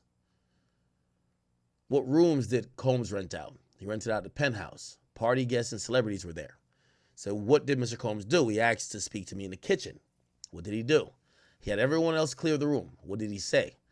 That we're gonna be working closer together. He poured us 2 shots of vodka, each for his birthday. What did you do with the shots? I took them. They hit me hard. Usually I could take them easily. My eyes couldn't focus. My face was closed. He put his arm around the side of my dress and kissed me. Did you want him to? No. Were you able to say no? I was shocked. I froze. I didn't process what was happening. Next thing, it was in the morning, and I was in a chair in a penthouse. How had you looked at him? Like an older adult, like he was a boss or a king. What were your expectations? I thought it would never happen again. A huge accident. Were there other times that it made you feel uncomfortable sexually? Yes. I had to carry bags to his room. Downstairs was Uncle Paulie. What did he say to you? Steele says objection. Judge says grounds. Steele says hearsay. AUSA says for the effect. Overruled. I brought the bags. He asked me to pull up something on his computer. He came and sat next to me, leaned over, asked to put his face to the computer in an uncomfortable way. How did you feel? Mia says I pretended I had to go to the bathroom. AUSA says, where were you the next time Mr. Combs sexually assaulted you? She says the Beverly Grove house. I was asleep on the bottom bunk. I wasn't allowed to lock the door. I woke up. There was weight of a person on me. AUSA says, who? Mia says, Puff. It was so fast. He had to use one hand to get his pants undone. He put himself inside of me. Oh, shit. AUSA says, you mean he put his penis inside of you? Mia says, I just froze. How did you feel? Mia says, terrified and confused, but also ashamed and scared. AUSA says, how long? Mia says, it was very quick. Mia says, but it still felt like forever. But he wouldn't leave a job unfinished. Is that when it would end? Mia says, yes. They're basically saying he ejaculated, right? AUSA says, what about the next time? It was the Beverly Crest house. I was on his bedroom closet floor putting the things in a bag. Then Puff was in the closet. Oh, shit. AUSA says he had his penis out, and he grabbed my head, and she's now crying. Holy shit. And so Diddy had his dick out, grabs her fucking head, and he's like, he put his dick, you could imagine, put it in her mouth. So AUSA says, Mr. Combs pulled out his penis and put it in your mouth? She says, yes, I was frozen. I didn't do anything. And she's crying. She's in full tears now. How did you feel? Like I was trash, scared and ashamed. AUSA says, how long did it last? It was very fast. AUSA says, what about the other sexual assaults? Yeah, I've had a dark feeling. One time we were flying on a private jet. Everyone was asleep. By the bathroom, there was a bed. I went by, and he was standing right there. I try to make it about other people who might see or hear. Oh, somebody. So I guess she was like, oh, somebody might see, somebody might hear. Chill, chill, chill. It didn't work. Now, on cross, you know what they're going to say, right? Did you ever tell him no? Right? Because saying, oh, no, let's not do it right now. Somebody might hear. A jury might interpret it as that, okay, seems like you're complicit. You're not necessarily saying no. Did you say, no, Sean, I don't want to do this, right? So how did you feel? Helpless. I had lost some layer of protection. I wasn't safe, terrified. So do you remember what happened? She said no. Oh, my God. So this is definitely a victim. I would guess that Mia is Jane Doe, if you ask me. If you ask me.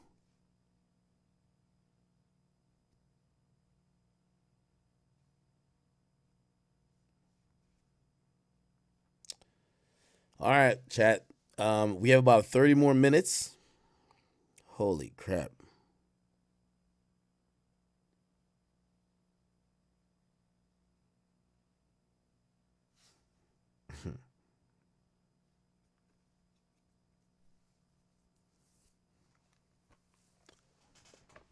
Holy crap. It's happening.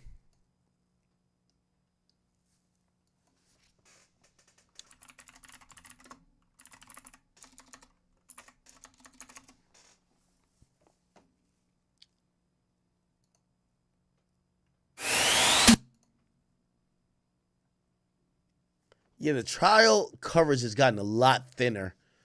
Some of the journalists that were there the first week, they're not covering every single detail because, Cassie's already left. Kid Cudi's already left, unless there's going to be a celebrity that shows up. They're not that obviously it's more than any other case. It's still more than any other case, but we don't know.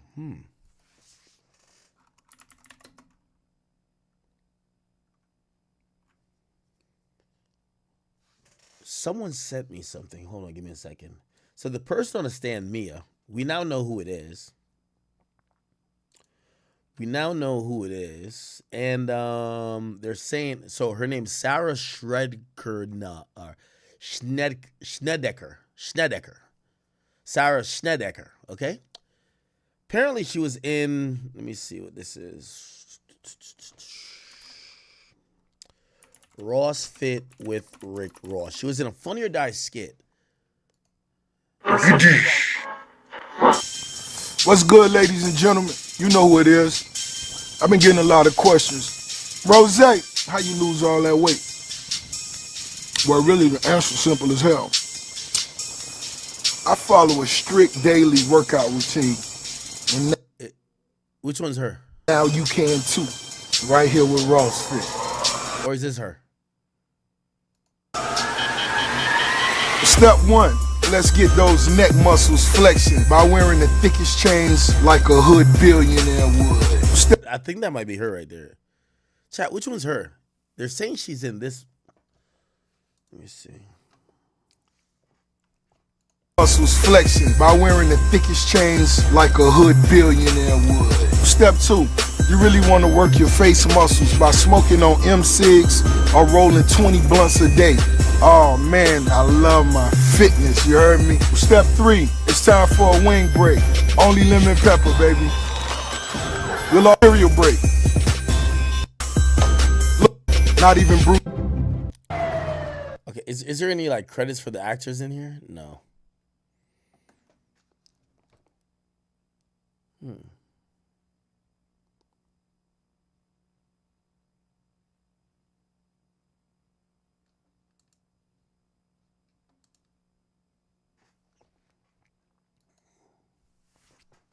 And apparently the Can't Stop, Won't Stop a Bad Boy story. She was a executive producer.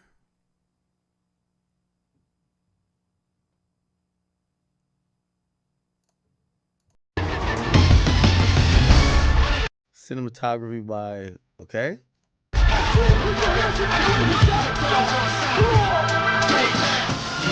Me now, but I won't stop now. Okay, here we go. Co-producers Kim Porter and Sarah Snedeker. I think it's her, y'all. It's not even think. We know it at this point. You can hate me now. All right. Back with the tweets. AUSA says, was Cassie ever there? Okay. I guess, so they're asking her, was Cassie ever there when he raped you? She said no. Did you ever want these sexual acts with Combs? She said no. Did you ever tell him no? Which, you know, the defense is going to ask. She said, I couldn't tell him no about a sandwich or anything. Then he would know I would thought what he was doing was wrong. So she said that she felt she was in a mind state or whatever. She couldn't tell him no about anything. Mia says, I didn't want to lose everything I work hard for. This was the only world I had anymore. It says, what would happen to your job? I would never work in the industry again. And AUSA says, I'm surprised there was an objection here. AUSA says, and physically, he says, I felt like I was going to be attacked. I didn't want to die. This is hard hitting right now. I'm going to be honest with you. This is a powerful testimony, and it's working in the way of the prosecutor. This is powerful. If you ask me, it's probably the most powerful testimony other than Cassie. This is a powerful testimony. She's not just party to other things. She's saying she went through similar things to Cassie, just maybe not in the capacity or as long as Cassie. Wow.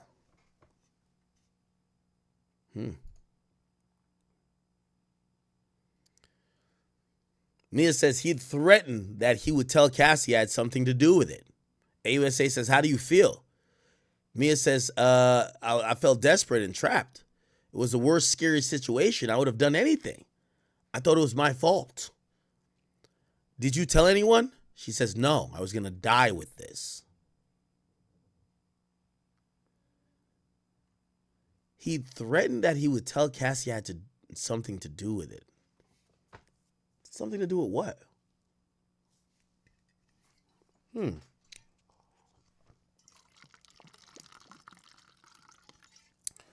So look like maybe Diddy was like kind of like threatening her, like, yo, I'm gonna expose you to Cassie.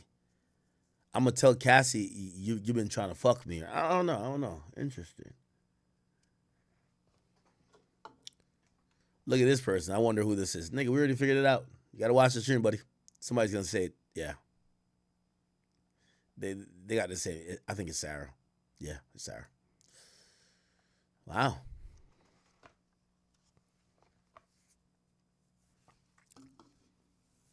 Now, here's the thing. You're watching Cassie get her ass beat. Diddy and Cassie are friends. And by the way, I know what the defense is going to say. You and Cassie were such good friends, but you also fucked Diddy on the low. If Cassie shared her things about abuse with you and you saw bruises, this and third, why didn't you share your abuse with her? Cassie shared things that was intimate. Why wouldn't you share it? Let's be honest. You knew that was Cassie's man, but he's the boss. You trying to get whether a promotion or whatever, or you might like him a little too, and you fuck him, but you know you got to keep it secret from that girl. Be honest. That's how they're going to frame it. You knew all the shit he was doing to Cassie. Why you didn't tell Cassie, yo, you know he raped me too? Remember, Cassie alleges like 2 instances of rape. The rest of it, she basically just says, I didn't really want to do none of it. It was just kind of like sex trafficking shit. Well, I just pull out like a hair right here. Yeah, Diddy's lawyers are going to definitely say, yo, the reason why you kept it quiet, you're friends with Cassie. Cassie talks all day about Diddy. You're hired by Diddy. Yeah, sure, maybe you didn't want to lose your job, but you were fucking. Like, you did this consensually, and you never brought none of this up, ever, to the person who was telling you about her own issues. Really, nigga?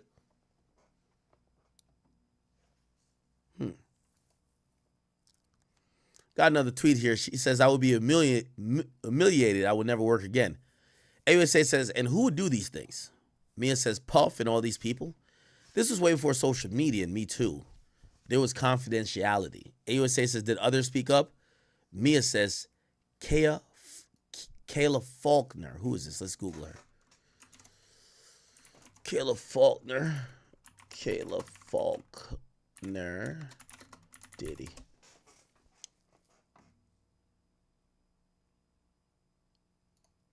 Says, what do you remember about running? Mia says, I remember being amazed that Mia said he decided on everything. Says, what did Mr. Combs do? Mia says he got into protector survivor mode. He said to call Dr. House with his kids, but then I heard about Princess Party. Prosecution says, what did you do? Mia said, beach screaming at us. It was flat and we went out far. Puff got smaller and smaller on the beach. The sky got dark. We read that. This is what aggressive defense lawyers do. Yeah, you were speaking about violence between Mr. Combs and Cassie. Have you traveled to Turks and Caicos? Mia says yes. To Parakeet twice in 2012. I was going to put me. I have another deal with Puff's business. Says, what's this? Mia says, a photo of Cass eating a hot dog at the premiere of her movie, The Perfect Match. She has bruising under her makeup. I took the photo. Prosecution says, any other injuries covered up on a red carpet? Mia says, yes, at a film festival. Prosecution says, what injuries did you see? Mia says, a busted lip. She was injured. Prosecution says, where were you? Mia says, in her hotel room with Larry Sims, her hairstylist. Prosecution says, did you learn how she got the injuries? Mia says, Cass has an audio recording of Puff attacking her. Prosecution says, how did Cassie sound on the audio recording? Combs' defense team objected. Judge overruled. Mia says, panicked. I heard the sound of someone getting hit. Prosecution says, did you go to the events? Mia says, the premiere of Brad Pitt's movie, Killing Them Softly. Prosecution says, what happened at the premiere? Mia says, Puff was digging his nails into her arm and talking low. Prosecution says, what would Mr. Combs ask you to do? Mia says, take care of her. I'd bring her some gel. Prosecution asks, for what? Mia says, that was for the bruises. Prosecution says, let's turn to December 22nd, 2011. Mia says, at Puff's house, the mood was darker than normal. This was more of a like, Puff was upset. Prosecution says, what did he tell him? Mia says that Cass had been talking to somebody else. Prosecution says, who? Mia says, Kid Cudi. Prosecution says, how was he? Mia says, he seemed heartbroken. I never witnessed Cass do something to really cause him to be upset. I felt something bad would happen. Prosecution says, did you then see her? Mia says, in a black car with Capricorn Clark. Prosecution then says, did you reach out to anyone? Mia says, yes, to D-Rock. Prosecution then showed an exhibit. What is this? Mia said, my emails with D-Rock. Prosecution says, only the redacted one into evidence. Combs' team objected. Prosecution says he was security. Judge says, with that foundation, admit it. Prosecution read the messages. Mia says, I wrote to D-Rock, I'm worried about P. This feels different. Hit this email when you get it. Love you. Prosecution says, were you romantically involved with D-Rock? Mia says, definitely not. That's just how we talked. Prosecution then said, let's talk about the hotel nights. What was your role? Mia says, I would sometimes take them there, unpack, set up. I would have to just be like on call essentially and clean up before housekeeping. Prosecution says, what would you bring? Mia says, his lotions and potions. Mia says Astroglide and candles, some of them cheap Glade candles without the label on. They had to be white. Prosecution said, what else would you bring to the hotel? Mia says, anything he forgot at the house. Food, money. Prosecution says, how much? Mia says, a lot, like thousands of dollars. Prosecution says, do you remember seeing Cassie? Mia says, at the London Hotel in New York. I brought something up to the room. Cass opened the door. She was wearing a bright blue wig. Prosecution says, how did she appear? Mia says, like she was struggling. I asked, are you good? She closed the door. Mm-hmm. Prosecution says, who told you to clean the rooms? Mia says, Puff in the office. It was standard. Is that live Sweep already? the room so no housekeeper could sell anything to TMZ. Prosecution. Okay, I think we're ahead of them, low key. So never mind.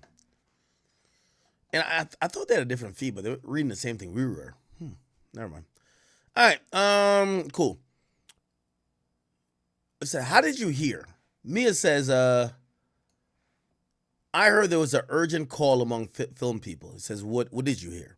Lay some context. Who was on the call? It says HR, C-suite executives. It says, what were you told? If she sued, I'd have to testify. Mia says, I was supposed to say she was drinking and punched me, and that's why she was fired. Oh, who's that? Oh, this is another employee, Kayla, that somehow got let go. Okay. Maybe she witnessed some abuse too. So I was supposed to say she was drinking, punched me, and that's why she got fired. So was that why? He said, no, it was because she complained. AUSA says, when else were you told you have to testify? It says, after Capricorn Clark. Did you have to testify? No. So why didn't you go to the police about Mr. Combs sexually harassing you? It says, I didn't even consider it. AUSA says, did you have experience with police? She says, yes, I was speeding. I didn't have time to get my license renewed. Okay.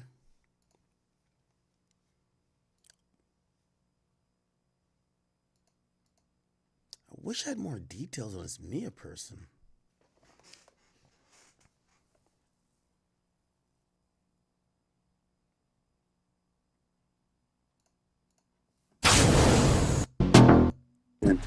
You know how personal like music is to me. And so I'm the happiest motherfucker in the world, you know? Feeling good, I'm in my bag, staying in the light, you know. Hopefully I got people. Yo, Young Miami. First of all, I'm not blaming nobody for Diddy's actions. If he's guilty of these things, he's guilty of these things. But I just want to say, I think you dealing with Diddy was the ultimate whistleblower. Okay? You fucked up his whole shit. And I'm not saying that's a bad thing because it could be a good thing if he's guilty. When Diddy started dealing with you, because you a chick that it looked like you one of them feisty chicks and Diddy couldn't handle you like he handled Cassie, Gina, Kim Porter, the rest of them, the other women who've been through it, they took note and they felt away.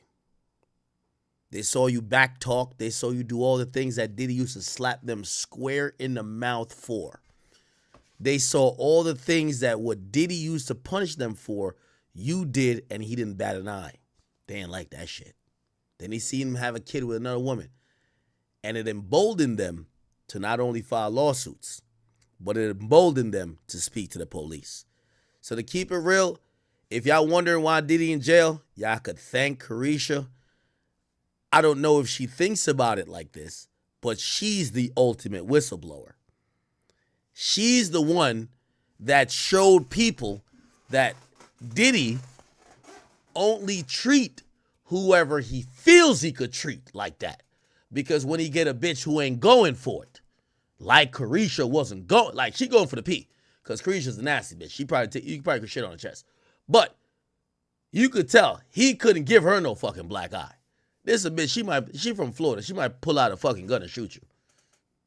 Okay? Somebody said Diddy just adapted with the times.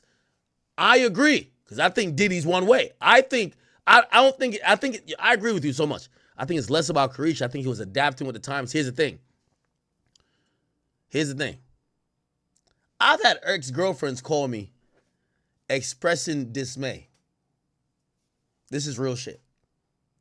And they said, are you good? Everything cool with you? They said, well, when you was with me, you didn't do A, B, and C, and you didn't tolerate X, Y, and Z. I'm looking up now, and it looked like you good? You letting this shit fly? And really, it's less of their concern about me. It's more of them saying, nigga, why the fuck you ain't do this when I was with you? When I was with you, you was running a tight ship, nigga. You was standing on business when I was with you. If I even mentioned this, it was a no-go. I'm looking up now. That ain't a nigga I've been with. That's the problem. Now, Cassie and a group of other women, they're remembering they donated their 20s. They donated their 20s to this nigga. So now they 34, 35, got to go get some other dude. And they're watching Diddy do things he ain't never done in 50 years to another woman. And they're like, what's that? All right, don't believe me. We'll dance some more. You know we need to dance. We need a good bop. So you back in your bop. The bop is back. What you think? You doing an interview? I told you we just gonna get on here and talk how we talk. You know I'm in the bop. You wouldn't even ask me no questions. So you on that Carisha, please, time. We ain't gonna be doing no interviews now. Just talking as my friend, baby. For real. Who you talking? Talking to you. No, you're not. I'm back in my bop. Nah, you see, he's trying to give it to Cassie. I'm talking to you. The Miami coming out of her. As I'm telling you, it really took like a little hood ghetto. It took a hood ghetto. Yo, Diddy's first fuck up. If that's your little freak off situation, you got to get these non-black women, non-black, docile, mad submissive. You do what you want. You get one of these city girl bitches, all they do is run their yeah. These type of bitches, like, all they do is talk shit. They talk shit so much.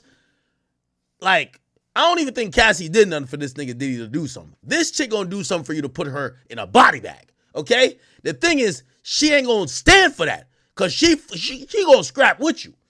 I guarantee Young Miami don't got no story talking about Diddy beating her ass. She might have a story that they fought. She might have a story that they fought. I guarantee none of her stories is, yeah, Diddy kicked me and kept kicking me and kept kicking me till I got, kicked me on till I was at the sidewalk. Fuck no. You know what she gonna say? Nah, yeah, we fought. Yeah, that nigga, yeah, he thought he was playing me. I slapped his ass with a frying pan. Yeah, I guarantee. Diddy fucked up because now he was trying to adjust to the times and thought he could handle like a little ratchet hood bitch. These type of chicks are built differently. They think like men. I'm keeping the bean with you. Diddy needed a non-black, docile, super submissive woman that he could run all over. He from the 90s. They're heavy-handed. He still was running around like Tupac still alive and Sugar was still on the West. He ran to a city girl and she started challenging and he was like trying to adjust.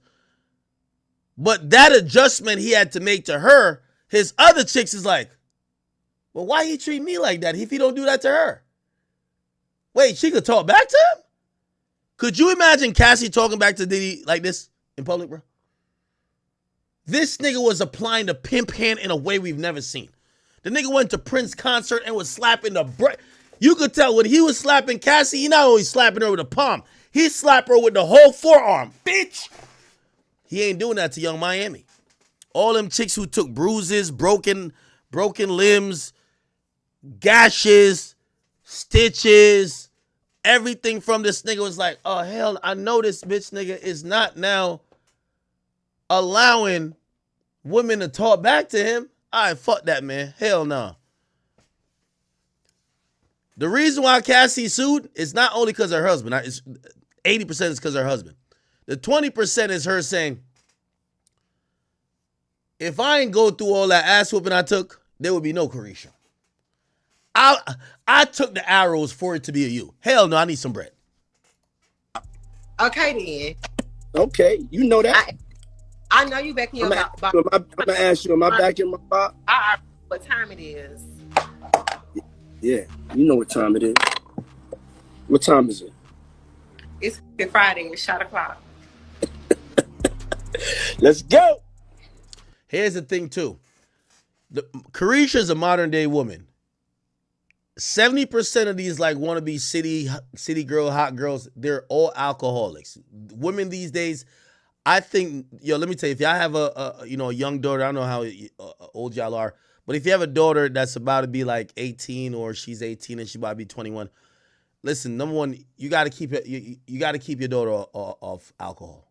Alcohol. Let me tell you this, and I'm saying this as an alcoholic, okay, or alleged alcoholic. That type of shit, it'll ruin. It affects women way more than men, 100%. You get what I'm saying? Because men, we learn accountability with alcohol, and women, it turns them into babies. Like they feel like they could just. They wake up and like, what happened? It's kind of crazy.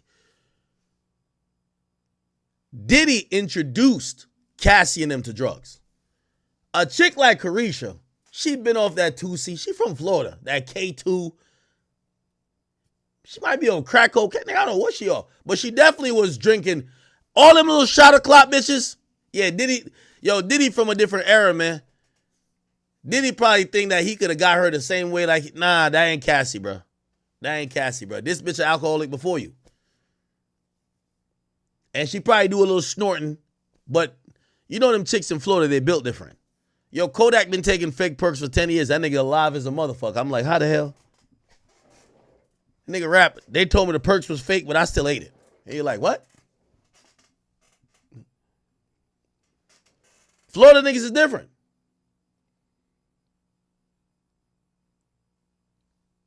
Rest in peace, Rich Homie Quan. As soon as he got some late shit, he dead. Kodak Black is bragging about taking fake shit. That nigga's alive as hell. Florida niggas is different. So I think whatever little concoction, the little Diddy pack that he had going on, that he was passing to the chicks, like, yo, Cassie was probably like a zombie. Carisha, like, this is a Florida chick, man. She built differently. Diddy should have stuck to these non-black women who are docile and basically allow you to do whatever you want. Submissive chicks.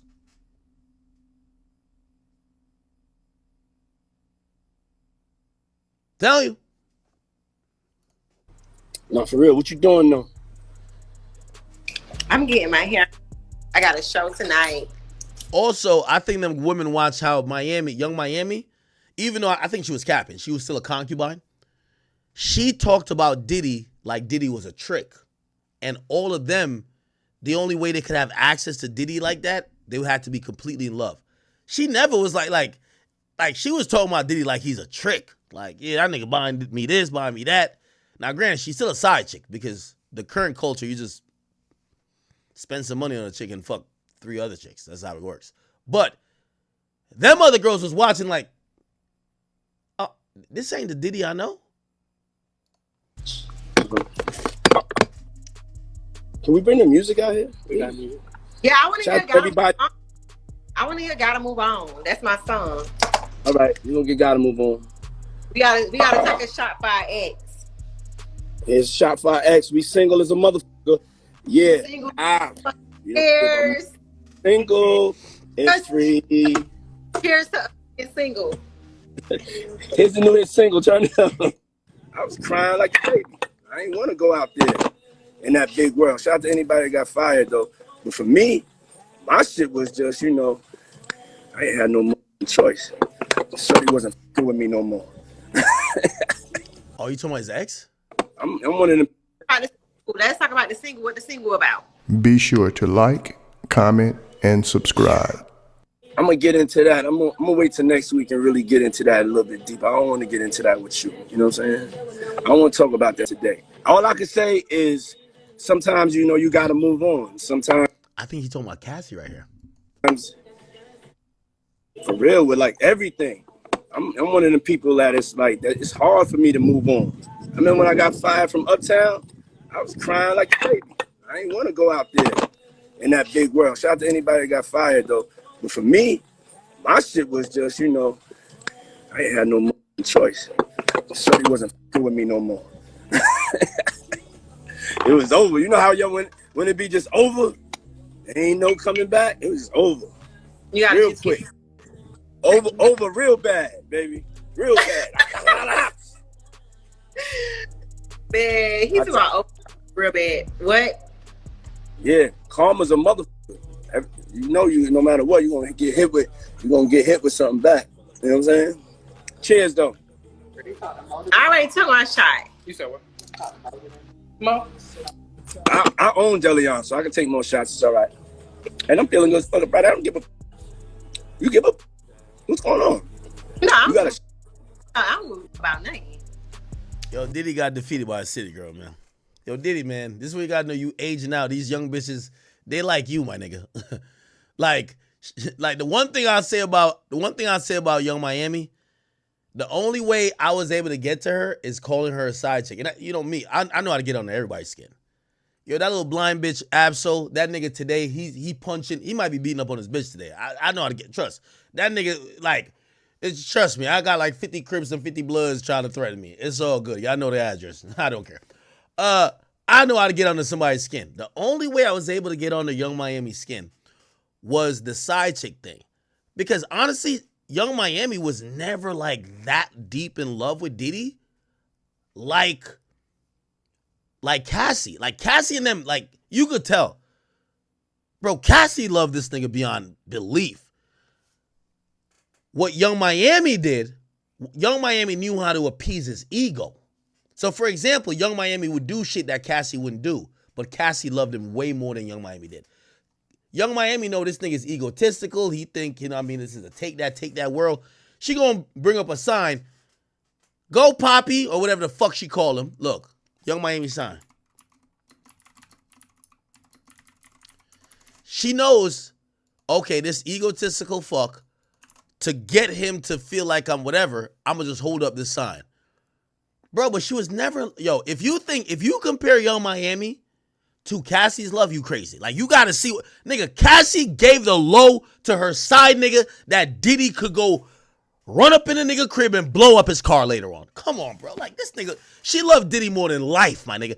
If you asked Cassie back then if she loved Diddy more than herself, she'd probably say yes. I promise you. Nigga, she shaved half of her head. Nigga, she would do anything for that nigga. Anything. Yo, Young Miami is like one of these modern bitches. They don't love you as much as they love, like, bragging about you tricking on them. Like, she hold up the sign, but then she gonna show off the Maybach you bought her. She just looking at you like a trick.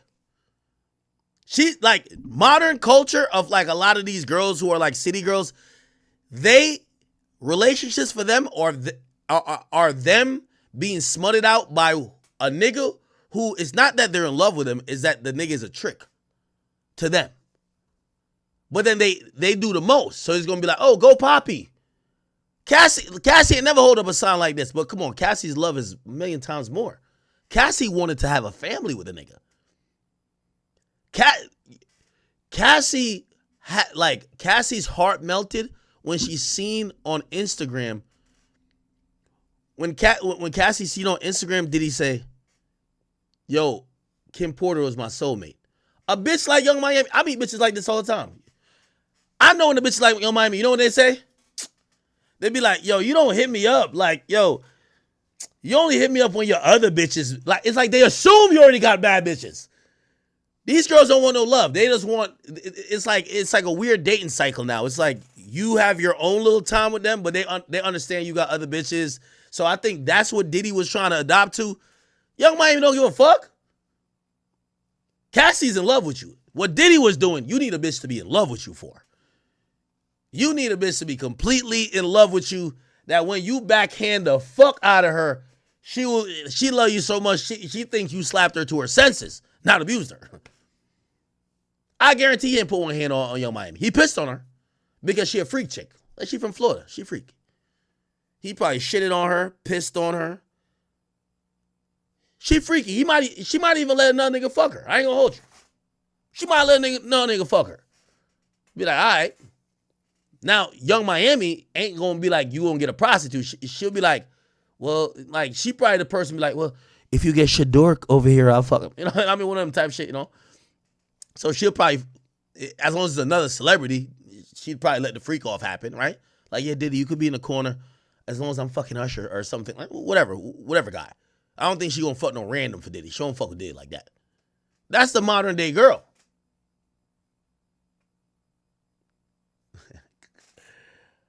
What? They agreed what? All right, man. Y'all don't want to believe me. Okay, we got some more tweets. Okay. This is, here we go. All right. So this is after they ask her if she ever has to testify. Mia says, it was the only time my name dropped. I told her who I worked for and I said, get him on the phone. I did and she laughed. Oh, Puff Daddy, I love you. Did you get a ticket? So basically she said when the police pulled her over one time, she name dropped Diddy and they said, get him on the phone if you claim you were speeding to go do something for Puff Daddy. She said, okay, all right, I'll do it if you don't give me a ticket. The person laughing, they got Diddy on the phone and I guess it said, did you get a ticket? No. So it looked like the officer didn't give her a ticket because she realized she was telling the truth. She does work for Puff Daddy. AUSA says, why didn't you tell us at first about the sexual assaults?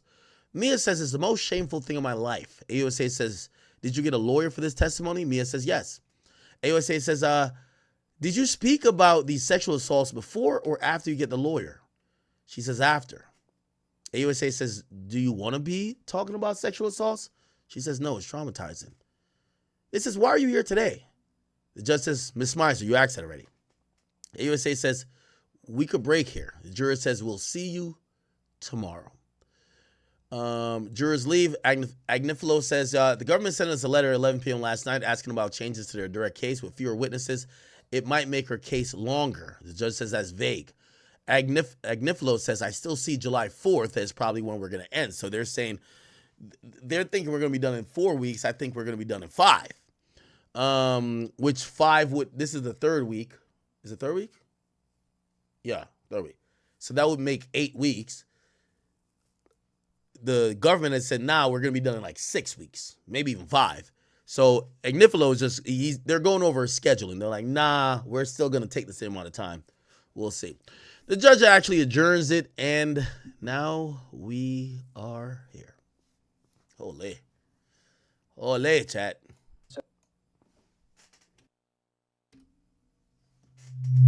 Ooh, sorry. Ruling last night, we're going to be paused. Now, thanks to the ruling this afternoon, they will not be paused. They'll be back on. So we'll sort of be back to square one. Okay, that's about President Trump. Let's see. All right.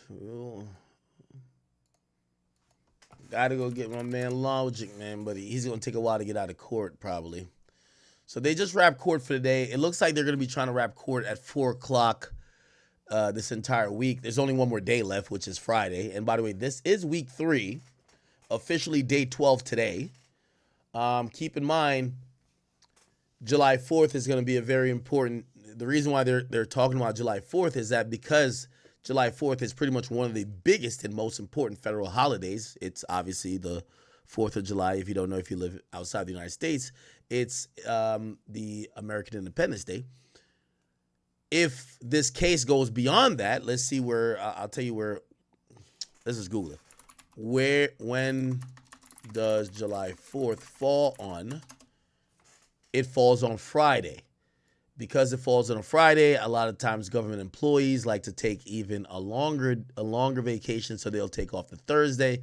I think the judge is gonna, if it goes into July, they're only gonna have Monday, Tuesday, and Wednesday, and then they're gonna take off Thursday and Friday, or they're gonna take off that Friday and the Monday. They're gonna take off 2 days, and just because of that, it's gonna push it to another week. So the thing with like scheduling these trials and how long it's gonna last is you got to plan for these holidays, and you got to think about when there's a week that you're missing 2 or 3 days, it's going to take another week. So again, the problem here is even though you have 18 jurors, you only need 12.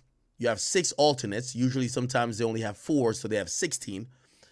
You don't want to lose jurors because you're dragging it too long. Everybody got jobs. They can't work their jobs while this is happening. They're just constantly coming here over and over again. And also, when it comes to time for deliberation, you don't want to put people up against a clock. Here's the thing about this. This is a strategy during trials. I've actually read a lot about this. For example, if they rest, say they rest on Wednesday at, I don't know, 11 a.m. So the closing statements happen Wednesday at 11 a.m. Well, Friday is July 4th. The jurors want to go home. The jurors are exhausted.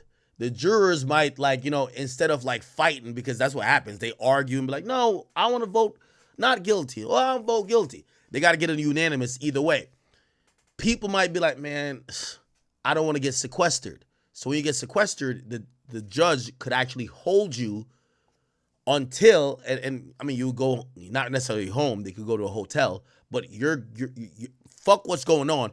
Y'all are locked in. You're not going home till y'all make this decision. When it comes time to, like, it's about to be a big holiday like this, people might just vote to agree with the majority. So say it's like 9-3. 3 says not guilty, 9 think they're guilty.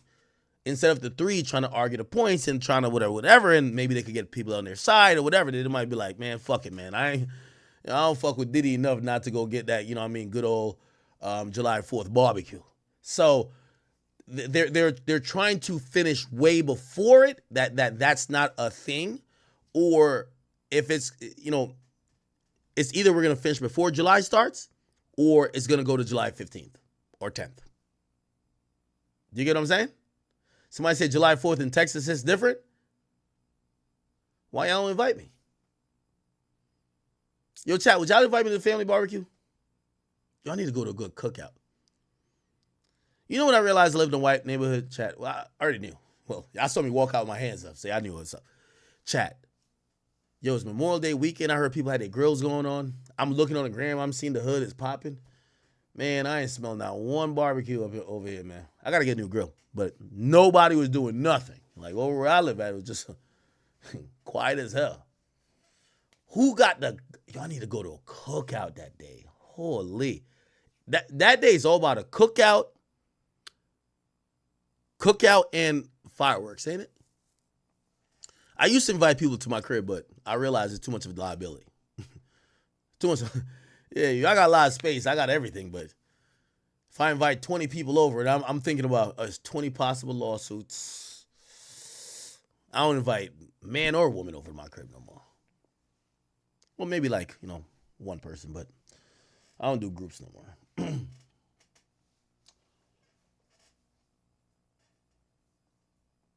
You know, I got 2 Independence Days. I celebrate July 4th, and I celebrate August 6th. That's Jamaica Independence. Yo, chat, you know my favorite rumor about myself these days? So, like, there's these channels that claim, or, like, I'll see them, I don't know, I think it's because, what's her name, says some shit? They've been tagging ICE. I'm like, yo, these niggas actually think I could get deported? I'm like, all right, I'm about to play into this. This is lit. This is lit. Plus, it's another reason to always remind y'all, I don't care what y'all think about me. The country, without that country back there, I'm not here. So I love it. But unfortunately for y'all, I'm stuck here. I'm actually about to do some dope shit. I'm about to, so when I got my citizenship, I actually, because we grandfathered into it, like, there was no choice. What do I gotta do? I gotta re-get my Jamaican citizenship because I want to be a dual citizenship. So I'm technically not a Jamaican citizen, but I need to be, like, I gotta be. Like, look, I got Bob Marley on the shirt. Like, come on, man. Y'all niggas know I'm Jamaican as fuck. So I want to be, listen, as much as I love Jamaica, I was born there, ain't no other country better than America, man. I love it over here. I love it here. But I love Jamaica too, so I need to be a dual citizenship. So I'm actually about to apply, I think this year, And it's going to be easy because I was born there. So they're just going to be like, oh, you want to be a dual citizenship? The only thing I got to think about is taxes. Because when you do dual citizenship, they both try to hold you accountable. But yeah, dual citizen act, it's going to be great. That means they get 2 passports. Yeah, yo, they be having this conspiracy. They're like, yo, we're calling ICE on act. Sorry, you stupid ass niggas. Listen, I've been a full citizen for a long time. For a long time. It's sorry. Now I just got to get my Jamaican citizen back because if I ever want to run for politics, I could run for everything in America but president. So president, you got to be born here. I wasn't born here. Jamaica, I was born there. So if, you know what I mean, you never know. Big guy gets so lit, I might have to go pull a shine move. Go try to be it's not president, it's called prime minister. Prime minister of Jamaica. So I'm getting my dual citizenship this year. Also my law degree. Law degree, dual citizenship, and I'm going to buy 4 more houses that I could, I've been getting in real estate. That's not flex, it's just tell you the truth. All right. Okay, we're waiting on these people to get out of court, bruh. Yo, hit me with some other hip-hop topics, chat, because interesting they in court, but, like, I understand. Yo, we be rocking out for, like, hours. Y'all want to hear about Diddy this whole time. Like, y'all be like, can we talk about something else? I know. The boss man, D-Lo, trust me. I can't really say what I want to say, but I tried. Okay. Someone said, bro, you're not going back to Jamaica? No, I am. No, not like, no. I would never live. Oh, hold on. Listen, I come from Jamaica. That's why I tell, and I know people be like, yo, you're a tether. I don't give a fuck what you say. I'm here. Tether, I don't give a fuck. I'm here to tell all y'all black ass motherfuckers, I come from Jamaica and America's the best country. When I hear black Americans, they be like, yo, oh yeah, man, it's so bad over here, the police brutality. I be looking at them like, shut the fuck up. This is the best. This is closest to paradise, unless you die. Heaven is better. Okay, we're waiting on just some after court stuff. No, I'm about to buy a house in Jamaica just for my mom, though. My mom older, so like my mom don't even got no friends over here. My mom really want to go back to Jamaica, live on the beach. But like I'm looking at like, I want her to stay close to me. But if you ask me, if I told my mom today, if I texted her saying, I bought her a house, I'm like, hey, we're going to buy you this nice beach front property in like Montego Bay. Well, she might say no because her sons are here. But yeah, she loves Jamaica. She don't like it over here. It's not like it. It's just like she came over here older.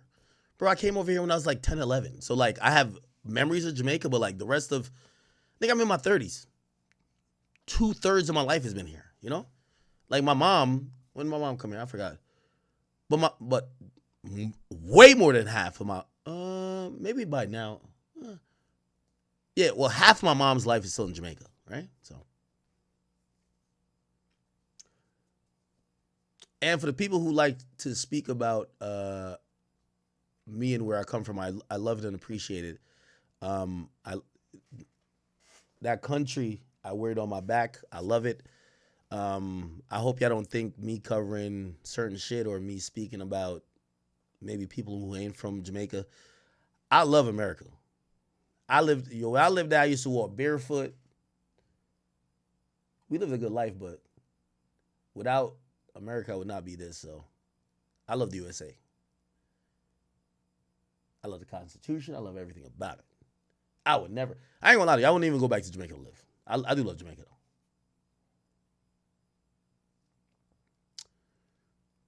So for the interested parties, and I do see a few who'd be like, yo, they constantly talk about me and like immigration these days. Oh, I love it. I don't care. It's impossible. I can't get deported. I'm a citizen. Y'all stuck with me for life.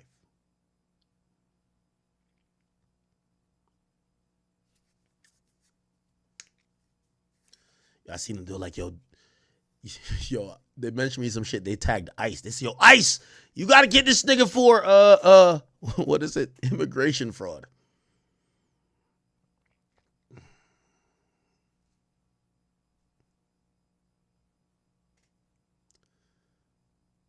I don't know if the rules change with that.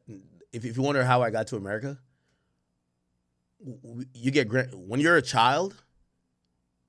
If once paperwork and everything go through, you automatically like. I know my oldest brother, he had to apply. He had to really do some shit to get it because he was over 18. I'm the youngest. Me and my second brother, we just one day just be like, hey, here's your green card. Ah, beautiful.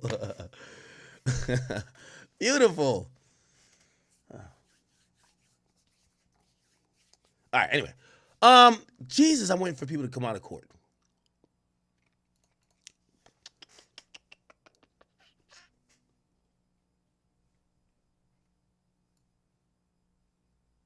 Should I move to Houston? So let me tell you my problem with Houston. I've been to Houston. I do like Houston. Here's the problem with Houston. And this is my problem. And this is why, like, for example, like, there's people around me that be like, yo, let's go to Paris. And I say, for what? Yo, let's go to Italy. For what? First of all, again, I live in America and I get black people are like minority over here, but I grew up in Jamaica and we are the majority. I don't want to go to no place where white people run everything. I like to go to places where there's black opulence. And it's not even about black and white. It's just places where race isn't, like, I don't go there and they're like, a nigga. I don't want to go to no place like that no more. I'm good. I'm rich now. What the fuck? So I like going back to the Caribbean. They be like, yo, you want to go to Mykonos? No, I'm good. I don't want to go to Mykonos. There's nothing Greek about me. I'm good. Bring me I'll go to Turks, Bahamas. I'll go to Haiti. I'll go to, I'm good. I don't want to go to no place like that. I'm sorry. But I'll tell you why I don't like Houston. Or not Houston, but Texas. So, just how I grew up, I'm an island boy. Not necessarily like the actual island boys, but I grew up on an island, right? Island living is more like, this is why I like Miami, I've realized. Where water and that type of weather is accessible. The thing when you go to the middle of the United States, it's just hot, dry, desert shit, and I don't get it. There's no beaches. It's just like you go to Houston, there's no beach, there's a fucking lake. Like, I don't want to go to no lake. What would that look like? So I don't particularly like middle of the United States. And I think California is trash because of the laws, but I would rather be coastal. East Coast, preferably south. So like, obviously Florida or California. But being like Texas is just hot. And like Texas and Arizona is like just hot. And I'm like,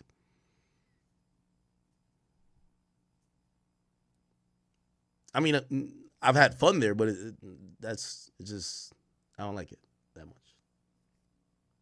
Texas is the best. I like a little light breeze that comes from the ocean. You could feel in California. Jersey and New York, like, yo, I don't even know why they even have beaches out here. It's just so trash. The Atlantic Ocean's trash. What beach in Texas? What beach? No Atlanta? Now, here's the difference. So, Atlanta is not like, I feel like Texas and Arizona are like desert lands. Like, the type of heat they get and how big the space is, it's meant to just be like a fucking hot, just like desert. That's not even like Vegas, other than the fact there's casinos and shit like that. Atlanta, though, is like, okay, there's not really beaches and shit like that, but it's like, it's a cool city, right? Now, granted, it's not like a city like New York, but Atlanta is a little bit better in how I like it. And we all have our preferences. So me, I rather coastal. Atlanta, cool. Houston, I do like Houston. Like, I had a good time out there. It's just that to be there the whole time when this shit is just baking hot, humid. I'd rather go to a city. And I'm not a fan of cities. I always wanted to live in New York City. I never did. Because I was broke then. Oh, y'all seen this? So, chat, we're waiting for some people to come out of court. That's why you're hearing things you probably don't care about my life. So, what's the nigga name? He from Speedy More Men. Okay. I've always said, like, I always wanted to live in New York City. I hate New York City. Hate it. Like, fucking hate it. In what capacity? I don't go there unless I'm getting paid. I hate New York City. Like, when I mean hate it, I fucking despise it. Even though I'm this close to it. Out of my... Now, granted, the reason why I do dislike New York City, because I think it's a really cool place if you're in your early 20s. If you're between 20 to 25 and you're interested in any avenue of entertainment, it could even be business, anything. Even if you want to be a lawyer, doctor, whatever. New York City is the best place. The reason why I hated it is that I was kind of broke until, like, when did I get money? Yeah, probably like 25, 26. Yeah. So it's like, if you could tough it out and you could be in New York City from like age 20 to 25, you're going to meet so many people. You're going to get so many opportunities. It's great. But for me, I missed that era. Like, at that point, I was still trying to figure out life. I didn't, you know, it just didn't fit in the plans of what I had. And then now it's like, once I have it, I don't want to go there because nobody really rich other than the guys who work in New York City, who are more than rich, wealthy, still live there. But look at New York City. This is a $7,000 apartment. So this is a journalist who works at Complex Speedy. He's showing us what, $7,000 a month. This is $7,000. Look what $7,000 a month gets you in New York City. Look. My price range. I would like to show y'all what 7,000 United States George Washington dollars gets you in the great city of New York City, all right? I mean, boy, do we have a stunner here of a kitchen, right? And then let's take a look at the washing machine back from the Revolutionary War. And then in the living room, you just got that. Mind you, I'm at a 0.5 angle. So, and then the view from the kitchen to the living room, what? Like back of cat, like the bedrooms, like good size bedroom. Bathroom, not that bad. You know, nice bathroom. But $7,000 a month? You see the snack in the building, but that's not included. Come on, man. I'm sorry. Cannot justify. So, $7,000 in New York City gets you this.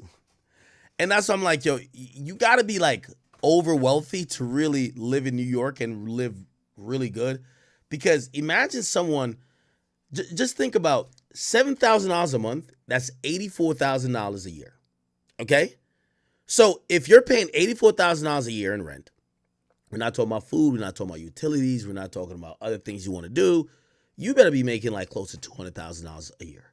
So $7,000, if you're going to pay $7,000 a month for rent, we're not talking about your car insurance, we're not talking about none of that. To live in New York City, you got to make, to even live cramped, you got to make $100,000. For this, you got to make like $150,000, and you're still paying out half of what you make in rent. New York to me is just trash. Now, granted, here's the thing. I'm very fortunate, and my views come from my own situation. If I wanted to move to Puerto Rico, I could still do hip hop from there. I stream. I could do pretty much, like, I've done 5 or 4 off the record episodes this year. I could literally move to Puerto Rico. I moved to Puerto Rico and I'll just have to fly in like maybe once, like do like Vlad. Vlad flies to New York. Actually, he does it way more than me. Well, actually, I don't fly at all. He flies in like maybe once a month. I could fly in like once every 2 months and still do all the off the record shit. But I could be in Puerto Rico paying like 1% in taxes because that's what they pay. So I'm fortunate. But for the people who have to show up to a job and they have to be in New York, New York is so trash. You got to get paid $200,000 to live right here. Now, put it like this. If you're getting paid $200,000 here in Houston, nigga, you're balling. Nigga, you got every scat pack. I don't even know what a scat pack is. Like, you just, or is that a Charger? You just got all these little Dodge cars everybody love. You probably even got a chain. You're getting bottle section at the club. Like, $200,000 in Houston, you're going crazy. But do you realize why people move to Houston? If you're not landlocked at a job, you just have to move. You got to literally make like hundreds of thousands of dollars to survive in New York and even be able to turn up with your homies. New York City's dirty. New York is just like trash. So like for me, I'm used to the island. I'm used to space. Now, while I was trying to chase the dreams of getting to where I'm at, I wish I did live in New York because I do think it builds character. But once I got it without that, that's why I never went to New York. And that's why I don't like to go to New York now. I don't like to go there for no reason at all. You get me? $7,000. It's the same thing with California. California living in LA is trash too. Why? I think LA prices might be diminishing a little bit because people are moving out of LA. The thing with New York, no matter what happens, like pandemic, LA took a hit. People start moving. A lot of people moved from think about all the rappers who lived in LA. They moved all to Florida or Atlanta or Houston. Yo, I remember Lincoln. I did a skit with Sway Lee back in the day. Might have been 2019. Damn, it's been a while. And I remember I linked with Trippie Redd when I was out in LA. It was pre-pandemic, so maybe 2018 or 2019.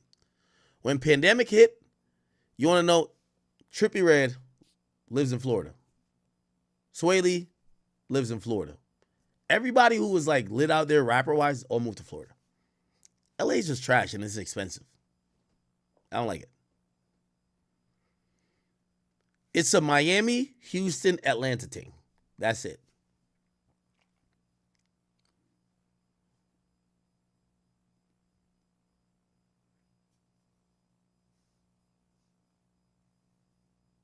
Okay. Vegas isn't bad, but then Vegas, the economy, it becomes weird because the whole economy, or like I gotta say about 60% of the GDP out there is based on gambling. So like you're either gonna start being an addict or you're gonna attract the byproduct of gambling, and anywhere gambling goes, prostitution goes.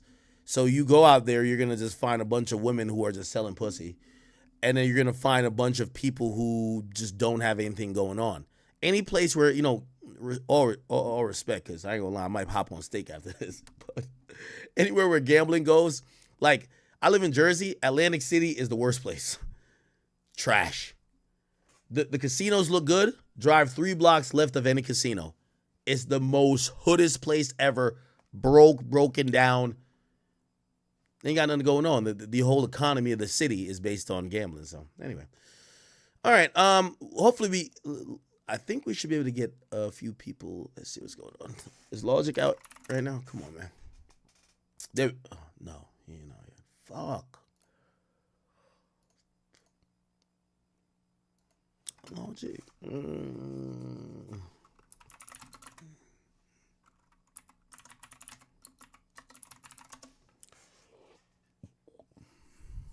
All right.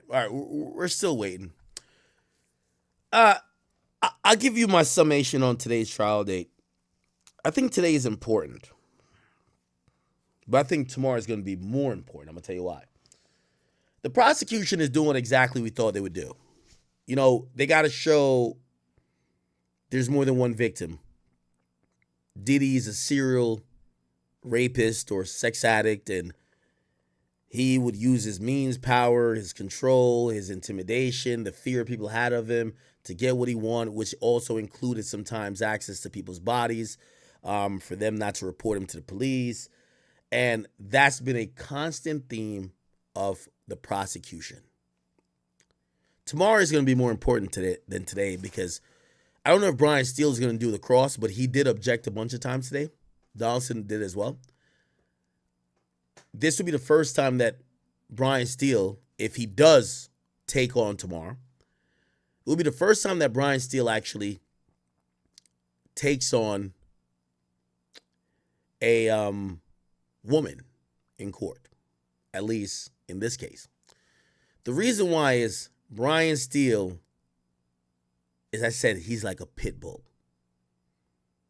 Sometimes you don't want to put a pit bull on a situation where the person starts crying and you're hammering them with questions and you're catching them in lies, but they're like, oh my God, I only forgot because I've been suppressing this for so long. He did this to me. You can be like, but you lied. So you admit you lied. I'm like, yeah, I did lie, but it's because I tried to forget. Like, that's not a good look. Not a good look. So I think, just like how we did with Cassie, we had Ana Estevo do that. I think Estevo is going to come back and either do this.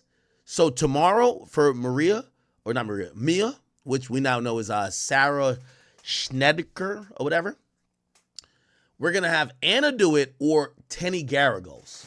Okay? That's what I think is going to happen. So tomorrow should be more interesting because what they're going to say to her is, admit it. And I think Estevo did a good job with Cassie. I think she might come back up. Like, admit it. Didn't you used to send Diddy all the messages saying, oh, you look good today? Oh, shit. Oh, you fine. Oh, it's a white girl. So you know how white girls talk like dark-skinned niggas. Oh, you 100% fine chocolate. Oh, you my dark almond bear. My dark chocolate bear. Some dumb shit like they're gonna point it out tomorrow. You like that nigga. Stop playing. They did that to other people too. Who did they do it to? They did it to somebody when they were trying to point out, didn't you used to call him Shark? Who was it, chat? There was somebody who was calling Diddy Chalk. Who was it? They're going to do it tomorrow. Because what happens is this woman is saying, oh my God, I was terrorized. I was just with Cassie. There's a big gap in her story. The big gap in her story is to say, oh yeah, Diddy abused Cassie, but he abused me. You know what they're going to say? But if Cassie your best friend and Cassie told you about her abuse, why are you going to tell about hers? Why are you going to tell about... If you were being truthful to Cassie, and Cassie, remember, Cassie was also jealous. Capricorn Clark, yes, Capricorn Clark. Yes, thank you. You know what they're going to say? So Cassie was your best friend, right? This is how they're going to paint it. I already know. So Cassie was your best friend, right? Was Cassie jealous when she heard about Gina? Oh, yeah, she was enraged. She was upset. Would you generally say Cassie was upset when she thought Diddy was with other women? Yeah. She didn't like that either. She don't like that. Now you flip it on her bitch ass. Didn't you and Diddy used to have pet names for each other? Didn't y'all used to flirt? Didn't Diddy tell you his favorite white girl? So you got to paint it like that and be like, when you say he sexually assaulted you, Cassie told you all her secrets. Why you didn't tell her that? Oh, no, I just want to take it to the grave. I didn't. Really?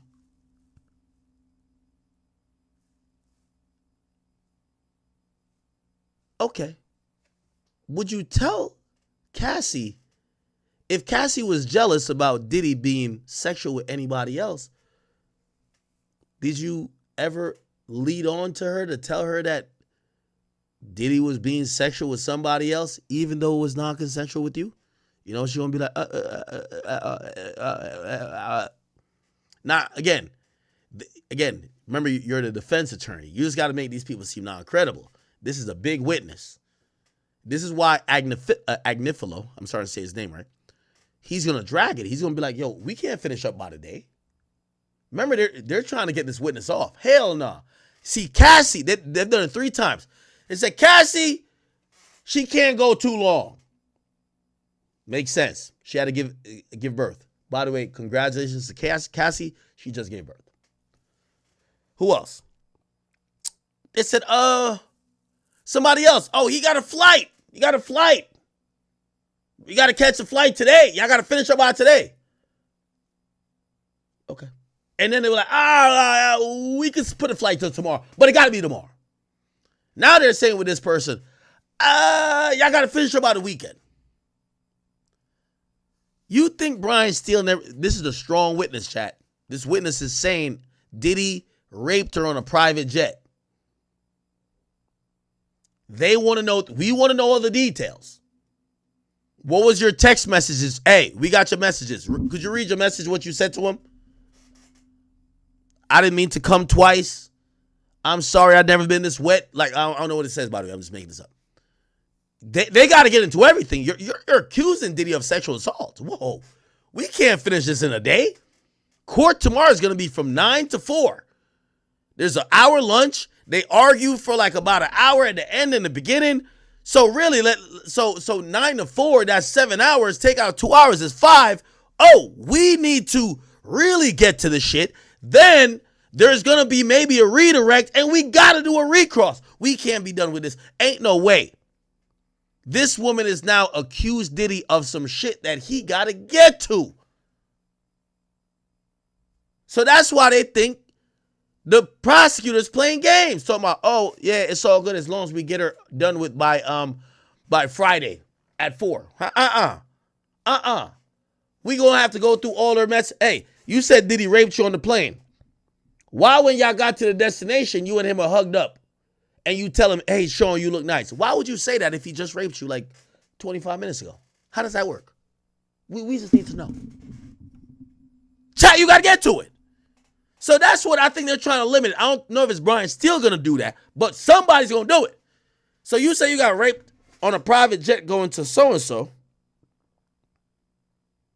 but why did you text him you miss him? What's up with that one? It's a reason we in court, chat. When you see the allegations, this sounds crazy. Now, tomorrow we get to see what her reaction. Now, granted, she might be like, oh, no, I was just scared for my job. Even after he raped me, I just had to be nice with him and I had to flirt. You had to flirt? Really? We're going to see it tomorrow, chat. We're going to see it tomorrow. Let's see. Okay, we're still waiting on Lauren. But I think, let me see what Logic got going on. Logic, you upload yet, my boy? Logic, stop playing. Yeah, they're all coming out of court, okay? Let's watch this interaction, though, a little bit more. It's Diddy and Young Miami. Hi. Yeah. Where you at right now? I'm in Miami at my house. Can I get some smoke, please? The sun feels so good right now. I'm so happy. You look good. I'm so happy, my nigga. Play that shit again. Shout out to Bryson. But just to be putting the frequency back. So we have some parties where like men and women can dance, you know? Mother can feel good. Need a new DJ. Need a new DJ right now. KK, give me a new DJ. Diddy, what's up? My engineer out here. Oh, you heard what he said? KK. That's Christina Karam. As I said, yo, I'm going to be honest with y'all, chat. Today, all right, let me give you how I generally feel right now. As of right now, I think Diddy was looking pretty good going into this testimony. I think Diddy's not looking that good right now. So the pendulum, I was in the favor. By the way, I'm not saying all non-guilty. I'm just saying sex trafficking. That's really the charge. Because I think he might catch one of these prostitution charges guilty. Like, he'll be delusional, and I'm pretty sure his team is trying to tell me, hey, have measured expectations. You might catch one of these smaller charges because some of this stuff and how we're going to approach it, we might even be like kind of like carving out where you might get found guilty of that. But like, bro, that's 1, 2, 3 years. Bro, We could do some shit. You'll be fine. Sex trafficking, you're not coming home, period. We got to knock out sex trafficking. So we might paint you as a horny nigga, a freaky nigga. You are a sexual deviant, but you're not a rapist, and you're not somebody who does something without people's consent. Okay? Yeah, you might have offered some money, like, hey, let's do this. But people agreed, they were down with it. And I think that got to be one of the conversations they have. After today's testimony, I'm 58% saying if they had to vote right now, Diddy's guilty. Right now. Before today, I was saying 43. Which means that if it was majority, obviously there's going to be beyond a reasonable doubt. But I'm just going off my thinking where the pendulum is at. I think Diddy looked good.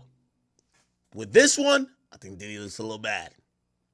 But we ain't get to cross. It might change back after cross. That's the point. It should change back after cross.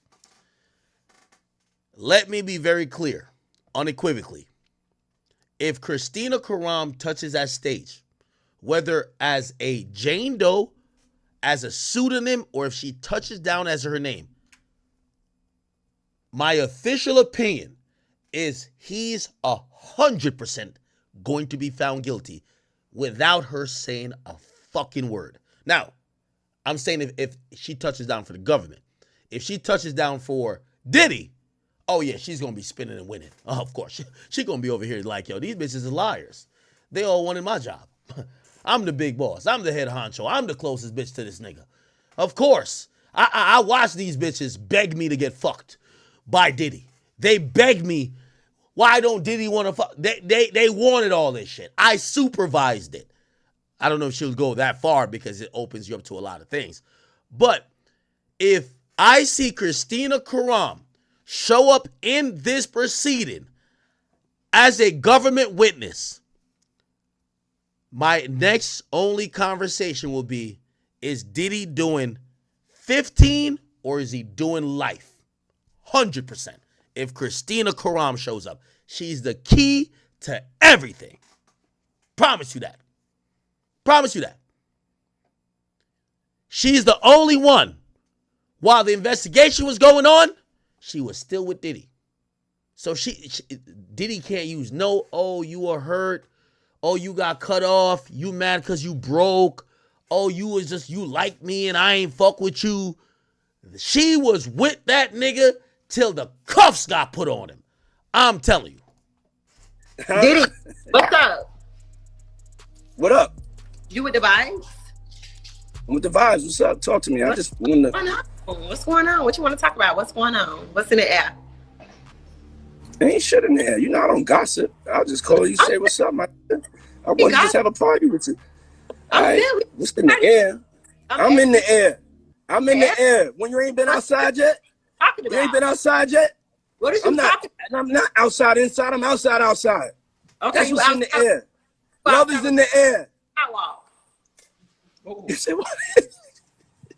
What'd you say? I'm not laughing. What'd you say? I said we outside. I thought you said about something about putting me on the sidewalk.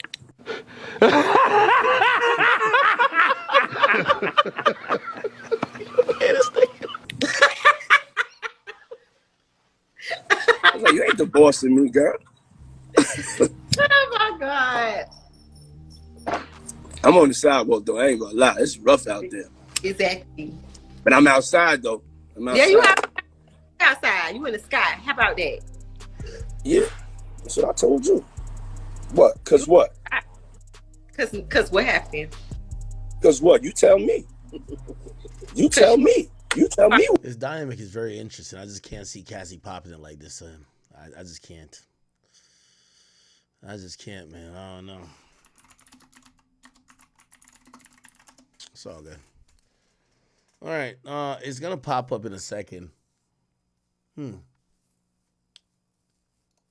I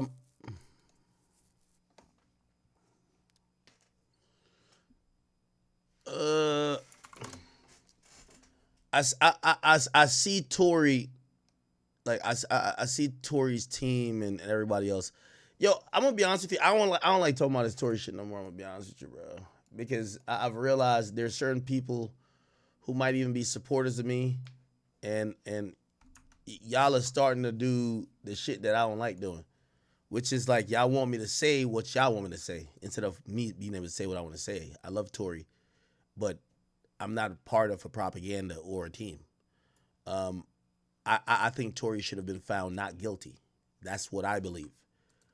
However, I am realistic, and what I think is happening now is his new thing is based on hope, and I just want to be very clear. I can't just sit here and lie.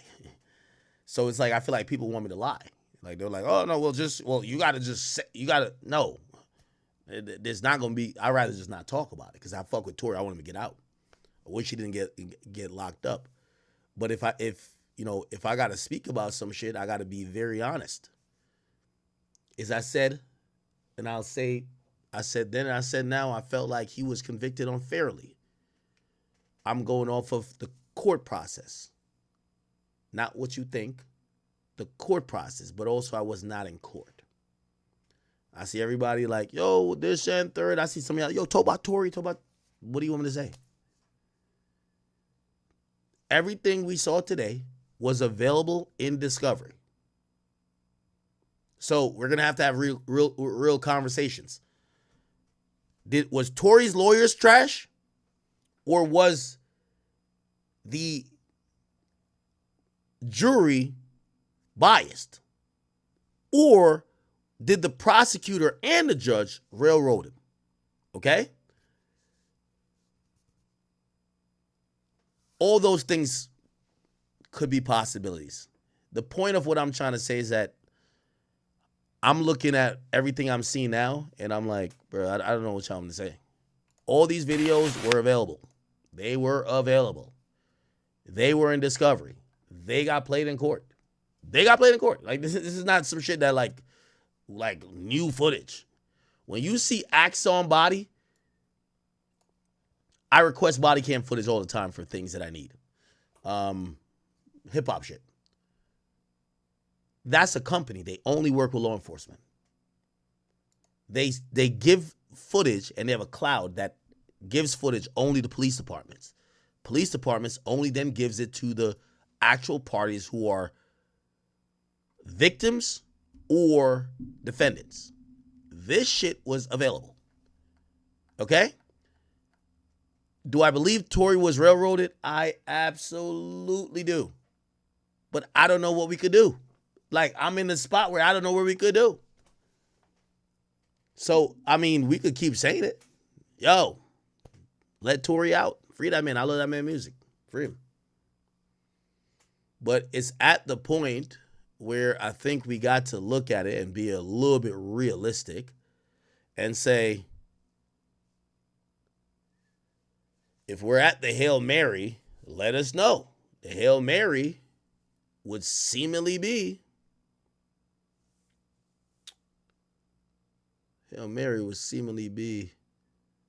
oh my God, that's kind of crazy. Hail Mary would seemingly be a pardon. I don't know, man. Like, I feel like y'all want me to tell y'all something different. And I could get up here and lie and be like, yo, new footage has not to say nothing. There ain't no new in here. The fuck are we talking about? I'm just more confused. How did the jury see this shit and convicted him? But it's not new. I'm confused. I have no idea why Tory's in jail.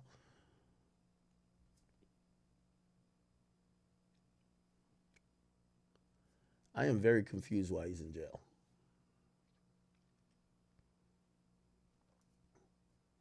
I got a lot of questions for George Medeshvin or whatever his name is. He was the lawyer. How the hell you got all this evidence and you get that man found guilty? How? That shit don't even make sense. How? I would love to talk to him. You know who I want to talk to? I want to talk to Tory's lawyers. His first lawyer team. How the fuck did you have all this shit and you went to jail? How?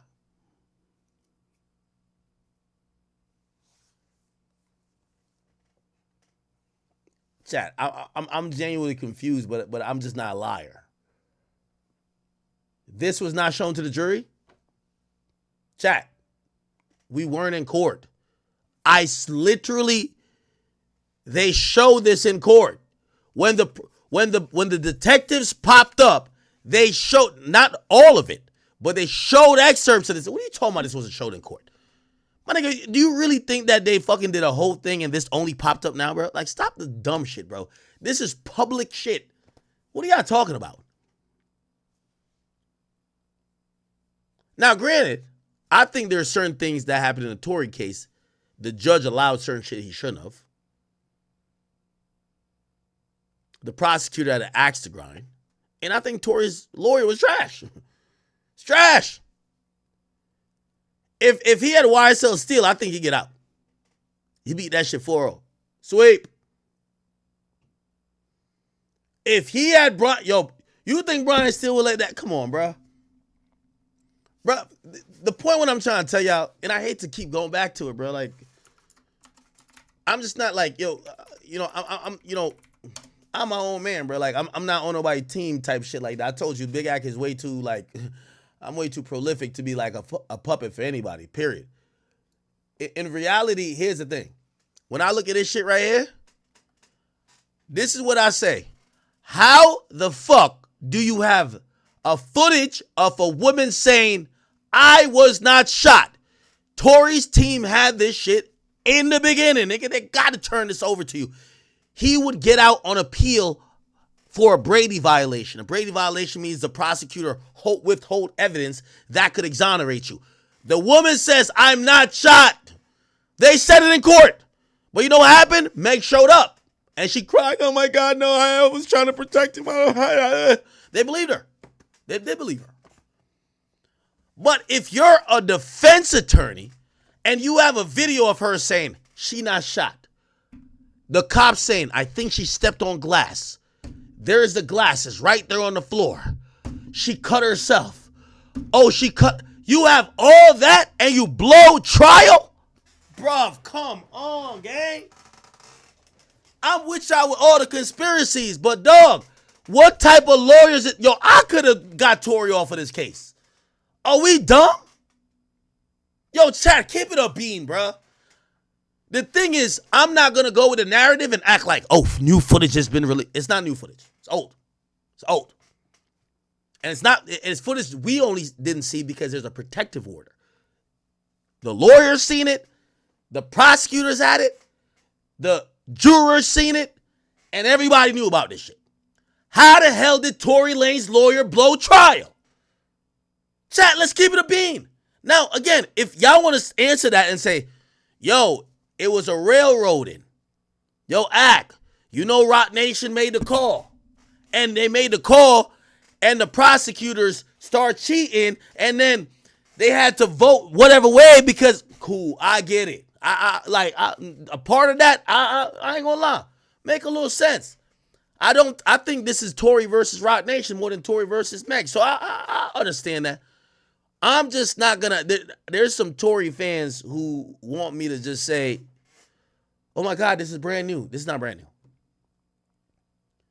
I look at this and I said, Tory's lawyers was trash. George Medeshin, I want to invite you to my stream. You don't represent Tory no more. You fired your ass. You got him a guilty verdict.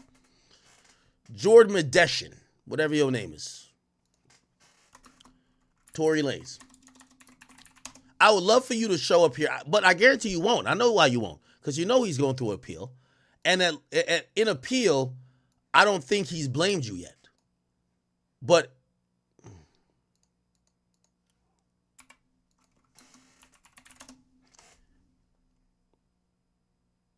right here. Bingo. This nigga right here.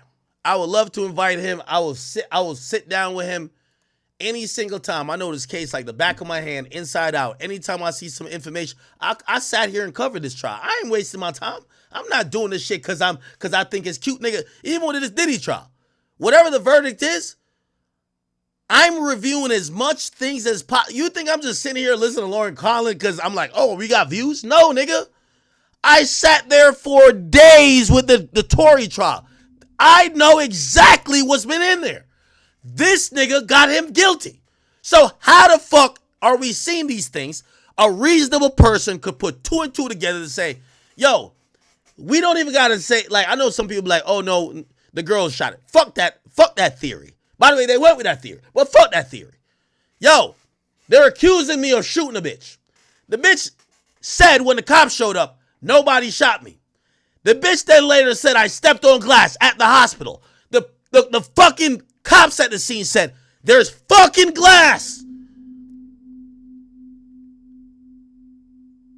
How do I go to jail? The answer got to be this motherfucker. No chat, come on, bro. No? Chat, I'm asking y'all. Everything we're seeing, and this is why I said I can't lie to y'all. Because if I would lie to y'all, I would be like, oh no. I could lie to y'all and be like, oh no, they're about to pardon him.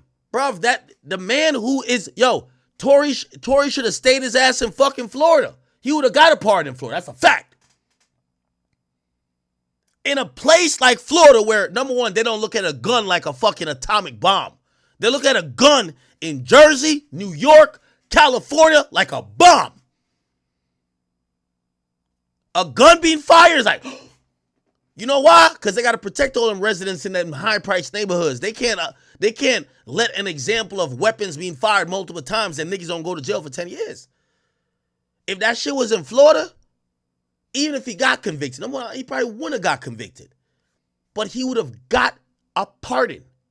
DeSantis would have pardoned his ass. That's a fact. That's why I keep telling y'all, stay out of Florida. I live in Jersey, trust me. I hope and I wish I never got to use my guns here. If I got to use my guns, I want to be in Florida. I want to be in Texas. Because gun laws here anytime you pull out a gun, you better really think you about to die. Because or else you're going to jail. They don't like guns. All these places y'all like going to, that's why I say I love Florida and I love Texas. Florida, Texas, Atlanta cool too. You seen that motherfucker, Lil Tim, no matter what you want to say about him, he smoked motherfucking King Von and he is chilling. They dropped that shit, they didn't even put out a statement. You know why they say? Man, you came to Georgia, fuck around and find out, nigga. Fuck around and find out. That's how they treated that King Von case. Fuck around and find out, nigga. You came down here, you thought you had mad niggas because y'all got sticks in Chicago. Illinois not like that. Illinois don't like guns like that, even though they still let you out because their incarceration rules is crazy. So they keep letting niggas out, but Illinois supposedly has like the top 5 toughest laws on guns. Atlanta love guns. Georgia love guns. So when King Von gets smoked, nigga, they dismiss that shit. That nigga got no charges against him. They don't give 2 fucks about King Von. They're like, nigga, you fucked around and you found out. You dead. I'm sorry to say it. I love King Von. I know I bump his music all the time. But that's the facts. In reality, Tory's in jail because this shit happened in Cali. And this is why it shows you how important where you are. As crazy as it might sound, a lot of niggas is free because they caught federal charges. For example, Lil Wayne. If Lil Wayne had caught, remember when he went to jail? Remember when Lil Wayne went to jail? In New York? He had to serve time. Bro, he caught another gun charge, but it was federal. He never even been to jail. He got pardoned by Trump. Kodak lied on the ATF form. You fill out an ATF form every time you get a gun. Lied on it. Say he wasn't a felon. Trump pardoned him. But with Tory, you can't do nothing to it. So it's like, I can't lie to y'all. Like, Tory's in a tough spot. He should have stayed his ass out of Cali. Y'all rappers who love guns, stay out of Cali. Cali, Jersey, New York, stay out of it. Especially if you're a felon or especially if you like to be busy with guns. These places say you got to be on your last breath before you can use your gun. The criminal uses his gun anytime. You got to be on your last breath before you're legally allowed to use your gun in Jersey, New York. That's why I tell everybody I'm scared as a bitch. Academics as a whole, and I think everybody want to kill me. If something happened, I'm 100% scared of my life. That's the only way you can use a gun. When you in Florida, a nigga blink too crazy at you, you pop that nigga, man. Now just don't chase him like Antonio Brown, but you pot that nigga, man. That's a fact. Call Milagro, she said the footage wasn't shown. Bruv, stop trying to spit in the air and call it fucking rain. I don't care what y'all are telling me. I have a brain, and I'm going to tell you what exactly happened. Number one, most of this was either shown in court or Tory's team and Tory's lawyers had this before. This nigga didn't show it. Don't drop it on a website. Show it in court. If it's so effective to us 2 years later on a website, why don't you show it in court? You know that I'm telling you, it's impossible that they just got the full body cam now. It's impossible. So what happens in court when you're charged with a crime, the prosecution goes first, then the defense goes next, which means you have an opportunity to bring up shit that could say, I didn't do it. So if it wasn't shown in court, it still becomes, what the fuck did this nigga do? What did he do? Are you not saying that? I mean, I blame Roc Nation with y'all. I think Roc Nation be trying to set niggas up. I say the prosecutors hated Tory and they wanted a conviction because like the whole DA department, the whole DA office was running on like, you know what I mean, protect women shit. I'm with y'all with that. But what did he do? If this wasn't shown in court, but it's effective with you thinking Tory's innocent, why he ain't show it? Oh, so y'all want to talk about that, right? I'm telling you, it's impossible. Look it up. Brady via, we just seen it in the Rust case. Rust case. Brady violation. I played a fucking video. Alec Baldwin, criminal case. It was dismissed because the fucking police had bullet fragments or bullets that they never told the defense about. When it got found out, case dismissed. You cannot refile. You can't hold evidence or hold videos against, bro, like what are we talking about? Look. Just learning now that the case against Alec Baldwin in the Rust shooting trial has been... Okay, I'm glad you said, Young Money, I'm not wrong.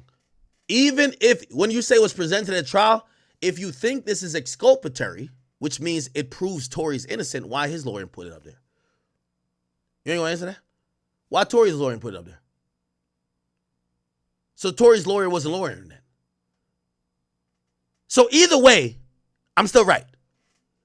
If the prosecutor don't got to put it up there. They got a conviction, so they clearly won. If you're the defense and you didn't put it up there, the only thing you can say, whoever who donated that, tell me that Tory's team didn't have it before. Fuck if it was shown. Tell me if Tory's team didn't have it before. They had it before. They had it before. So if we're playing defense and we got the shit to win and we don't use it, that don't, like, what the fuck are we doing? Now, the reason why I said it got to be shown before, because they're showing it to us now. They must think it matter now. Cool. So my next assumption would be it was a railroading. So despite something that shows, at least in my eyes, Tory shouldn't be convicted, he still got convicted. That means the judge, the prosecutor, or the juries, something is up. But if you tell me this wasn't shown, if you tell me this wasn't shown, so you told me Tory hired a Timu lawyer. It's a Timu lawyer. You fired Sean Kelly, you hired a Timu lawyer. No,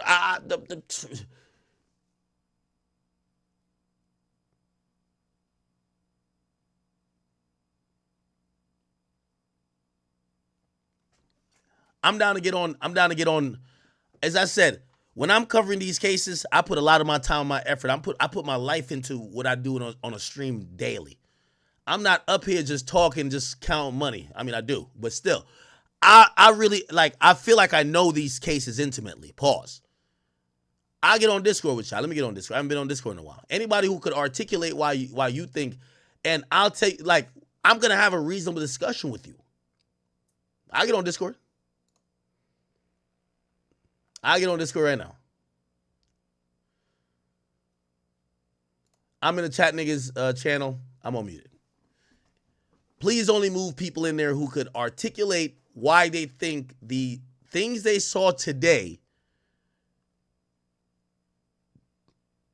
Again, I think the only angle Tory has, which I agree with, is that he got railroaded. The idea that this is new is not true. That's my only thing. It's not true. And I have to think if you're shown it now, it must have been shown in the trial. Or if it wasn't shown in the trial, that means George Medeshin or whatever his name is didn't do it. If it wasn't handed over to the defense, because body cam is only gotten by the police and is given to the detective, then it's given to the DA. The DA, when they're bringing somebody after they file charges, has to turn this over. You can't even start trial. You got to turn it over. Listen, look. I just want to play you what the judge said. What did the judge say? I want the royal thing.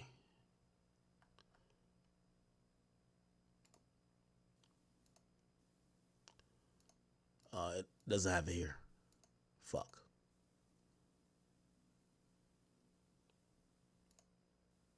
This might be I can't find it. Right. Judicial system and the efficient administration of justice. Your motion to dismiss with prejudice is granted. It got dismissed because they withheld evidence. If you said I killed a nigga, but the cop showed up to the scene, you charged me, said I killed that nigga. The cops show up to the scene, and somebody on the scene said, I ain't gonna lie, I did it. And you charged me with the murder. All right, now I'm fighting the murder. The whole time I never knew a nigga said he did it. You don't send me the video. You have it on body cam. You never tell me or send me the video that the nigga, there's some other nigga who claimed he did the murder. When it gets to court, if I ever find out about that video, it's an instant dismissal. The case is done. Just like this, Alec Baldwin found out later they did not tell him some shit about some bullets or whatever that was turned in that could do some ballistic shit. The judge dismissed it. So what I'm trying to say, what we're seeing is discovery. We're not seeing new info. It's discovery. The only new info is affidavits. Affidavit from the driver, which has been in for a few months. Affidavit from Kelsey's bodyguard, which has been in for a week. And yeah, that's pretty much it. Nothing else.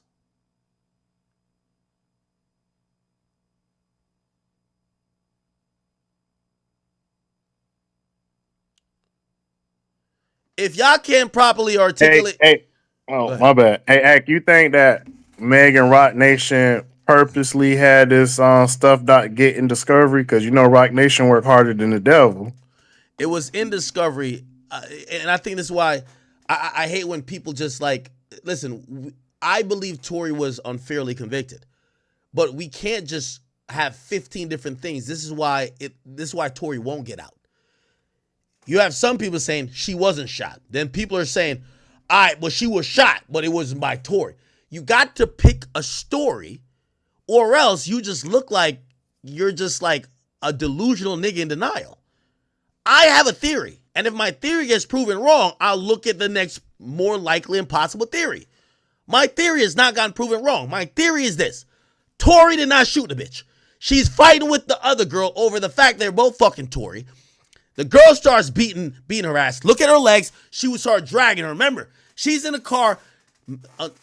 Meg goes around, opens the door, starts hitting her. She starts kicking Meg. Meg grabs her feet, drags her on the ground, starts beating her up.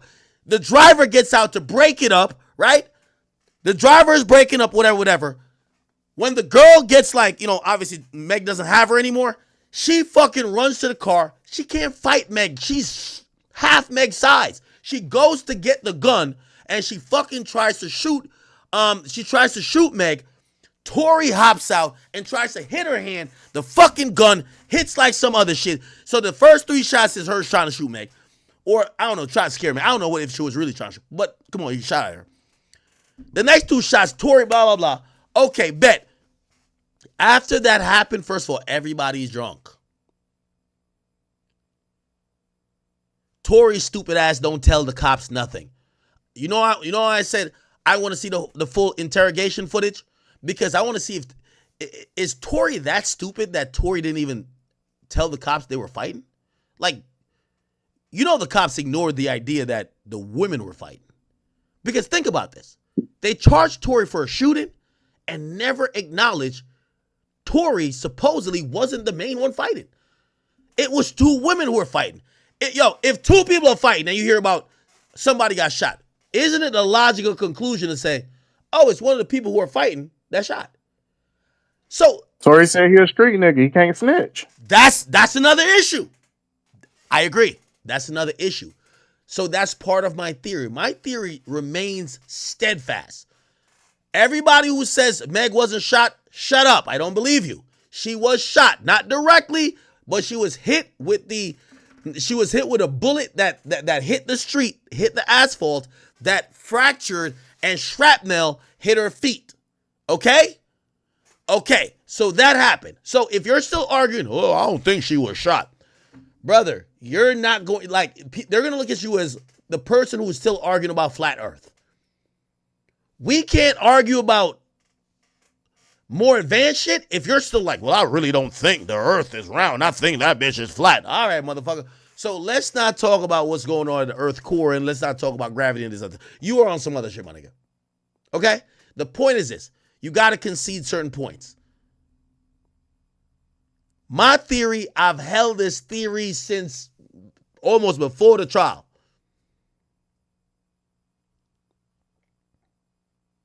Now, granted, I don't blame Tory's team for trying to bring up anything.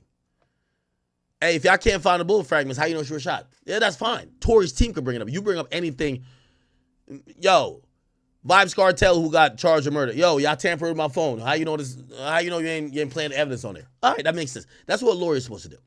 What I'm saying is for people who are just going on with the stupidity of saying 5 things that contradict each other is that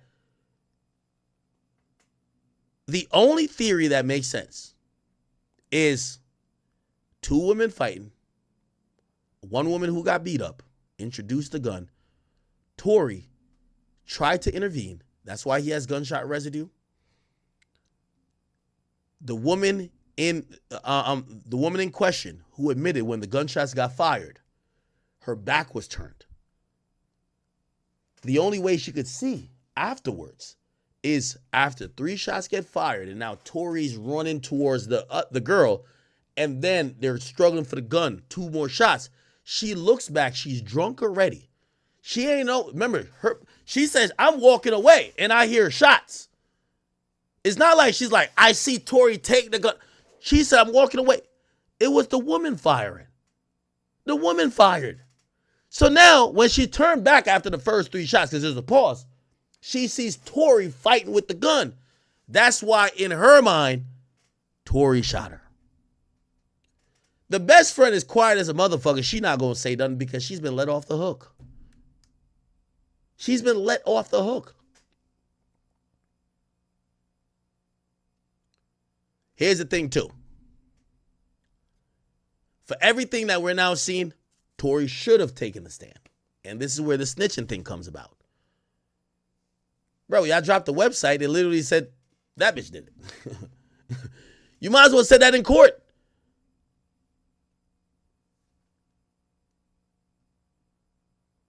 Don't run the play after the game. Run the play during the game. Don't run the play after. So was this a classic case of keeping it real go wrong? Yes. Tory's team more than ever. Yo, in court, they were pointing the elbow. Right now, they're pointing the fist. They still ain't get to pointing the finger. Fuck that. Tory should have pointed the finger from the get-go.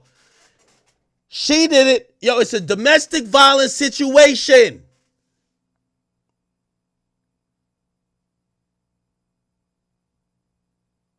Bruv, come on. Like, what are we talking about here? And again, I'm like, you know, I seen some people like, oh, yo, act, no, like, I think you're switching up on Tory. No, I'm just not a fucking idiot. I still think he was wrongly convicted, but I'm not going to just say, all right, yo, his team wants to get him out by any, they don't give a fuck if they said, God fired the gun from, they don't give a fuck what happens. I'm going to still work off logic because I feel I'm working off the truth. I don't feel I'm working off just because I'm Tory's friend. I don't think I'm just working off just Tory's friend. I really do believe that Tory got wrongly convicted. So I need shit to make sense for me. And if I was being just biased, I would just be like, yo, that's my man's. I would just tell y'all, that's my man's. So my man's, even if he wrong, he kind of right.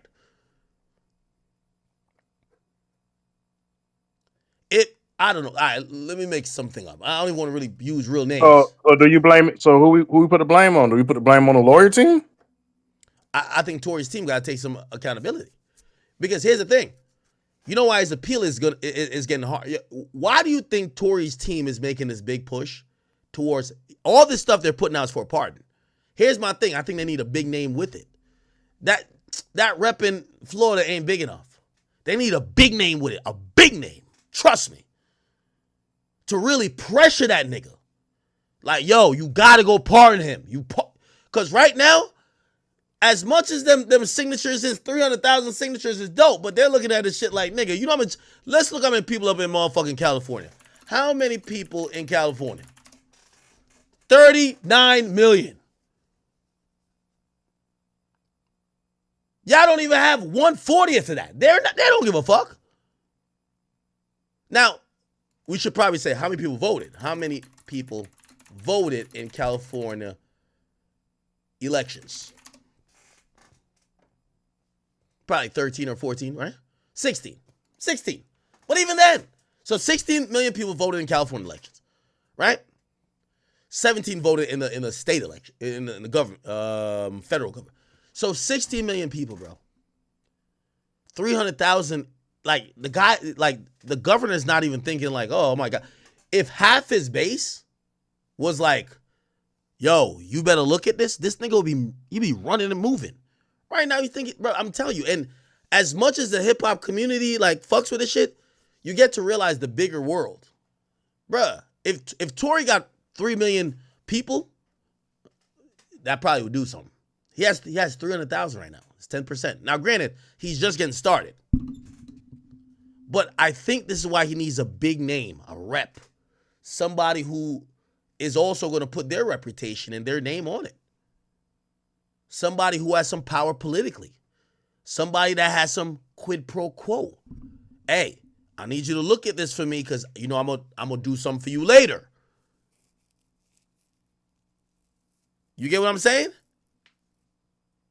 This ain't the MTV VMAs. Like, I'm not saying a change.org petition don't work, but you have to be hitting at numbers that's crazy for a motherfucker like this who knows that this case, to even look at it or speak about it, the nigga won't even comment about it. Because if he comment about it, he gonna turn off the people who are supporting Tory. And if he say something positive about it, he might turn off half his base. So he's just gonna keep quiet. He ain't gonna address it. If I'm Tory's team, you know what I'll be doing? I'm paying people to go to all of his rallies, anything he got going on. Hey, have you seen this thing? You see what I did with Donald Trump's son?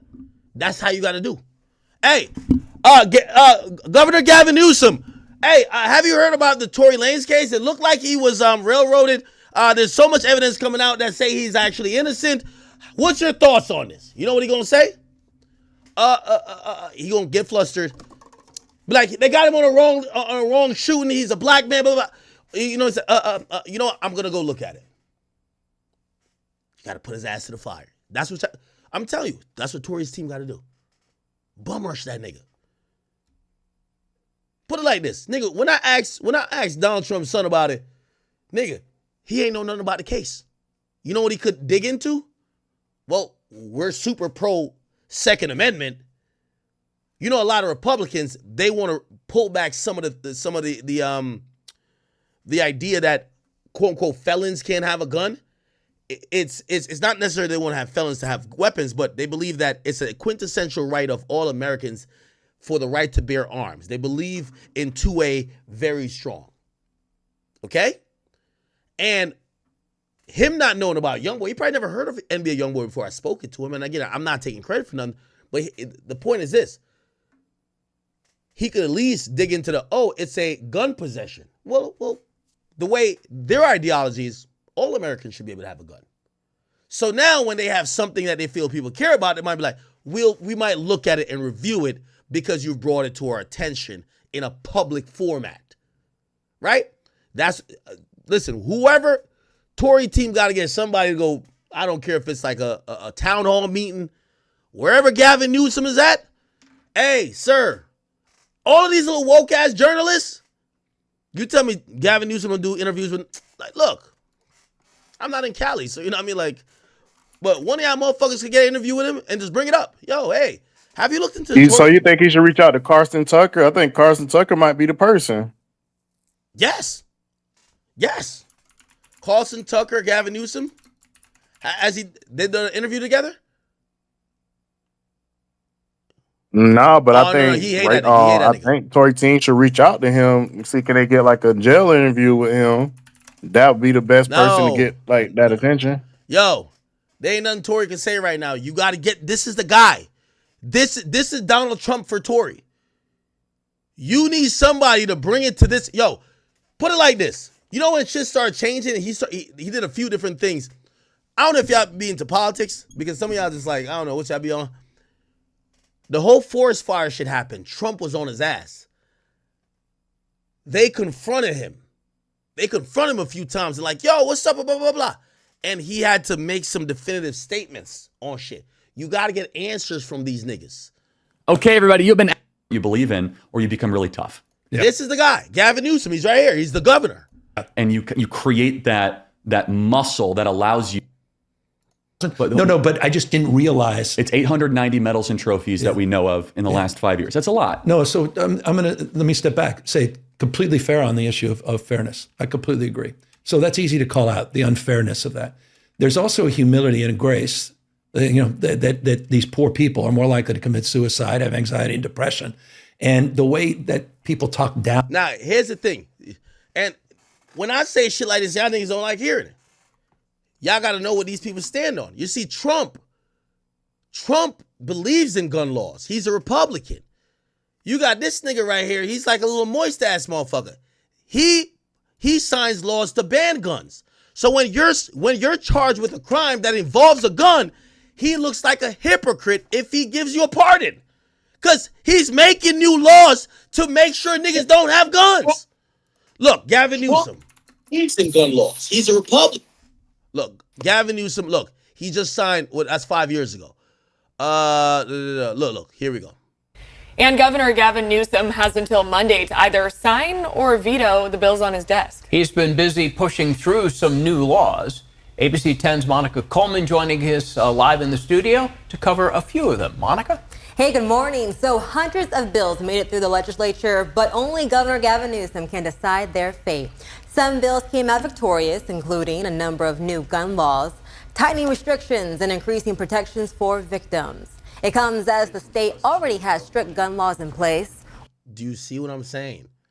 So he's signing laws that's making it harder on gun owners or people or crimes that involve guns. You know, Tory has an enhancement, a gun enhancement on his shit. It's like me saying, yo, I want to protect I want to protect I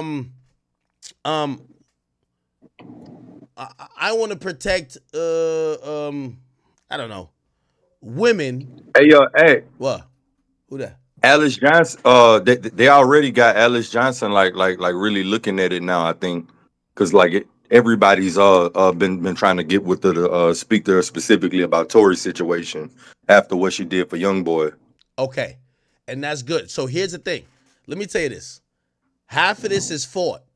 YoungBoy never had no fucking change.org shit. And again, I'm not knocking it. I actually like it because I think you do need people on your side. And this has been an issue that people are split on. Nobody was ever saying send YoungBoy to jail. So I get it. You need to get people on your side. You need the masses to be on your side. Here's the thing. Alice Johnson got the ear of the president. She's moving federally. Here's the thing. Trump could get Tory pardoned, I believe, but Trump would have to lean on it. He would have to start pressing it. Like, hey, what's going on in California? If Trump says, yo, what's going on in California right now, man? Yo, you got people who are wrongly convicted, and he mentions Tory's name. There's a review of this tomorrow. Facts. But again, there's no incentive for Trump to do it. It's not a federal case.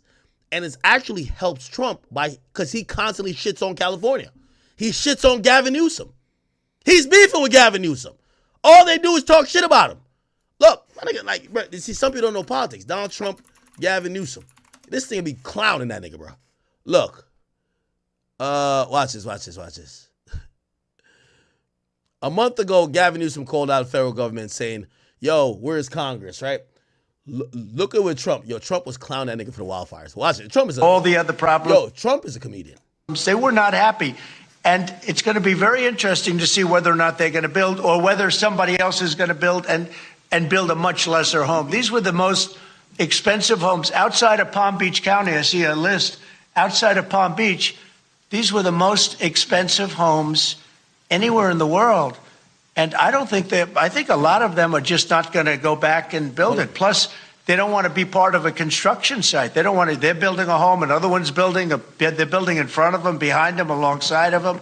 So California don't really approve permit. They have a huge problem with permitting and not approving building permits. So like you have older spots. So when the fires came out and destroyed so much stuff and people wanted to rebuild and they're like, yo, this has already been a problem where we can't get permits to build shit. People start leaving, start affecting a lot of shit. Chat. Again, this is politics. Like a lot of times I look at macro things. You know, I cover hip hop, but a lot of things is macro shit and politics as usual, bro. Check this out. And this is what y'all don't know. For everybody who will be saying whatever, as I said, if Tory didn't get convicted in California, he'd be good. I'll give you a little fun fact about this. Let me tell you how deep the fucking beef goes. Not only Trump wants to clown Gavin Newsom all the time. By the way, if I'm Tory and I'm in Tory's team, I know they're watching me. I know they're watching me right now. You should use this. I'm going to give you this. This is free of charge, brother. Trump and Gavin Newsom goes very deep. Not only is one Democrat, governor of California, Trump is Republican. Trump lost Cali. Still won the presidency. I'm going to tell you how deep it goes.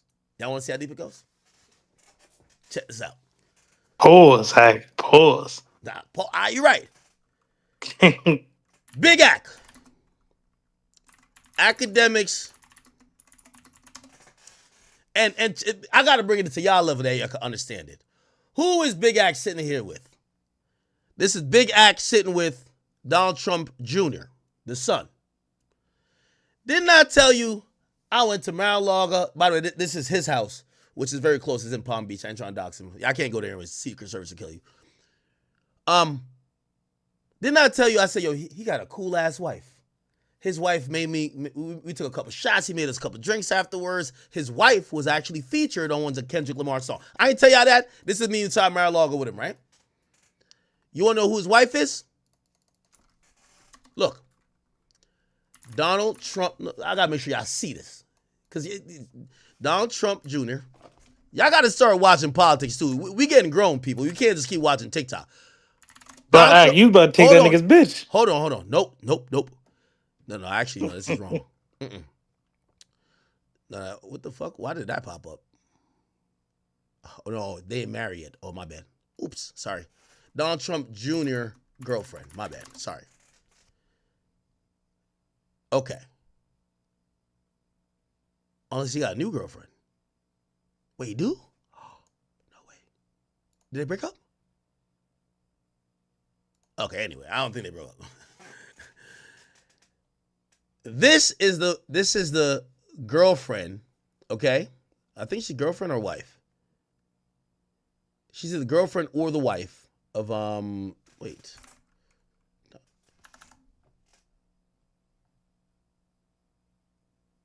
I don't know which one it is. Is it the foreign prosecutor? Nominee? Okay, but okay. She was the fiance. Oh, they separated last year? Oh shit, my bad. So they separated after I did the interview. Okay, my bad. They separated after I did it. I didn't know. She showed me the best closet in the world. They live together. All right. Here's the point. Let me tell you, this is the tea. Okay, this is the fucking tea. Presidential tea. You know who the guy y'all talking about? Gavin Newsom? You know who his ex-wife is? The same woman. His ex-wife was the fiance of Donald Trump Jr. If your fiance is that nigga's ex-wife, that's your op. Come on, stop playing. That's not your op? AJ, that's not your op? If your fiance, would you be cool with a nigga if his ex-girl is your girl? Nah. Bingo. Gavin Newsom, the nigga y'all need for Tory, his ex-wife is her. Donald Trump's son was engaged to her until last year. As I said, when I went there, so you could tell. So when you see the Trumps not fucking with Gavin Newsom, come on now, gang. Do the math on it. Do the math. My son was dating your old work. Also, you looking at it like, y'all wifed up my old work. It's beef. Also, keep in mind, that nigga, you gotta remember, Gavin Newsom, that nigga Democrat, you Republican, you got all the reason to beef with that nigga. So, this is why, when y'all say like, okay, my homie just joined in and he said Alice Johnson. Alice Johnson's fucking with Trump. Trump got influence. But you know what? Why would Trump try to use his influence on Gavin Newsom when they already got deep-seated beef? Not even only for him. His son used to date that nigga's girl, right? You use it for Tory, and that nigga shits on you. Be like, yo, despite what the president says, I'm not pardoning this. Yo, the president, he should focus on running the country and not trying to be involved in local law. Oh, my God, Trump is getting cooked. Of course, so Trump ain't gonna do that, bro. This is politics. Trump ain't doing that. Trump ain't touching this with a 10-foot pole.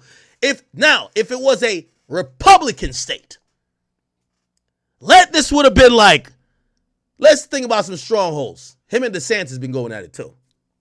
But he probably has a little bit more pull there. If it was Texas. Texas. Whatever Trump say in Texas, go. He'll just make one call in the middle of the night. Man, get that nigga Tory out of jail, man. He only shot a bitch, man. Get that nigga out of jail, man. We out free, man. We got a party, man. Free.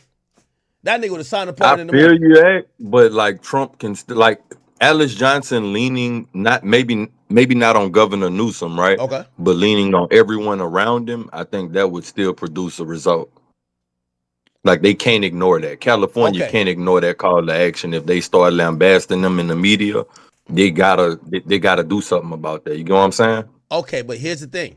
And as much as they talk about Trump like he's a dog and a racist, Alice Johnson doesn't have that power with nobody. You got to remember, most of the black communities looking at her like you're the token one that Trump picked.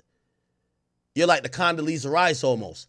She doesn't have the same power to lean on people outside of her position with Trump. And also, here's the thing. It's going to be seen, because she's so closely associated with Trump, it's going to be seen, like just like how they look at Elon as, oh, you're in Trump's, what do you call it again? You're in his administration. They're going to look at her like she's in Trump's administration, which means if you bow down to her, you bow down to Trump. They're not going to bow down to Trump. Unless Trump would have to do it himself. He can't send a surrogate. But then when Trump do it, it's going to be a cool political play because they're going to get into a lot of shit. They're going to be like, well, you going hard. You calling some parts of California sanctuary cities. You're threatening to cut funding. Let's talk. And I'm not saying they would do all this over Tory, but I'm showing you how these relationships are complex. This is why, as crazy as it sounds, it's easier when it's just a federal charge. If Tory had a federal charge, I think it would be out in a minute. I ain't going to lie to you. Definitely, but I think Trump gonna take advantage of the optics of this situation, right? Because you got to think, if Alice Johnson goes at them, the only authority she needs is that people knows that she's connected to Trump, right? If she takes to the media and says, "Hey, California's being unfair. I'd like to do something about this, but this is state level politics. I'm at the federal level," and gets the general public involved, their reelection is on the line. I think that's gonna push buttons. Sir, what's your name? It's not Alice Johnson. It's who she represents, the American people. What's your name, sir? LJ, you done met me a few times in person, but every time I talk to you, you've been drunk. Hey, that's How To Man. Huh? That's who? How To Man. Okay. All right. Now, I like the point you made, and actually I'm gonna agree. I'm actually gonna, I'm easing up off my point to agree with you. I do believe, like I see her here with Kim K. I do think, she could probably influence some stuff. And I see where you're going with that thought, right? Like that thought. If I'm Tory's team, I would try to get that. Here's the thing though. Do you think that she would, right now look, Trump said, "This is my pardon czar." Oh my God, her stock is up. That's what I'm saying. Okay, that's what I'm saying. But here's the thing. A lot of times when it comes to these pardons and shit, let me tell you this. I don't think that Trump would have pardoned Larry Hoover if he knew there were no state charges. I think those state charges are gonna go away because they overcharged him for the nature of the crime that they got him for in Chicago. The elevated federal charges that he got, eventually that's gonna hold him. No, if those would have stayed, that would have held him. But the state charges, he could beat that case. No, he just never bothered because the federal was so heavy. He had life. Well, he got convicted for that case though. He got between I think 75 and. Here's the thing though. This is all politics. Trump didn't pardon him. He commuted a sentence, which means even in front of a parole board, they're gonna bring up the fact that he had whatever charges. Yeah, it's still a conviction. Exactly. They can still bring all that up. Yeah, if he had pardoned him, he would be like he was a choir boy and a saint. Here's the thing. I think Trump knows the guy's agent. What he don't want is a nigga who he pardons to come out and then gang violence goes up 5,000%. That's always going to be on his thing. So I think he did a solid to the black community to say, I took the Fed charge off of him, but realistically, it's still going to be a little bit while before y'all could get him out, and y'all can't say I made the final decision. You get what I'm saying? Yes, sir. Yes. But nah. So look, all right, if they lean on all right, Trump let him out, right? Mm-hmm. Chicago local politicians will be more heavily affected by public opinion than, say, a Donald Trump, right, at the federal level. Oh, yeah. Because even if, people hate you, you still control everything, right? But at a state level, that's not true. And your reelection is more frequent. You get what I'm saying? Hey, there's an easier way. At a state level, if public opinion becomes that he needs to be released, and that could very easily happen if the right people in the entertainment industry all swing his way at the same time, which I think probably will happen, because the flop with Big Meech, that's really an opportunity for 50 to get in and capitalize. Hey, in 2 years or so, and it could be as early as next month, or it could be maybe 2 or 3 years, I do believe that there's going to be an outgoing governor that's going to pardon him, okay? Mm-hmm. Or commute his sentence. I think more commute his sentence. And I do think he will be free. The only thing I was saying is that this is so much politics. I think Trump did his part, but I don't know if he would have done it if he would have walked out of prison today, because Trump got 3 more years in office. Definitely not. Now, you're right. From the optics perspective. Yo, if now all the GDs start throwing a party, we back. We about to go crazy. Yo, it's lit. And then violence goes up. Trump gonna get cooked. But at least now, whenever he gets out, it's gonna be on somebody else's books, even though they could say, well, Trump was a part of it. Okay, now here's the thing. And let's get back to Tory for a second. I agree this woman would be a big help. Even though, I get it. We got to admit she has some power. Do you think that she would take on this case, because as much as I think, my audience here, we love Tory. We want Tory free.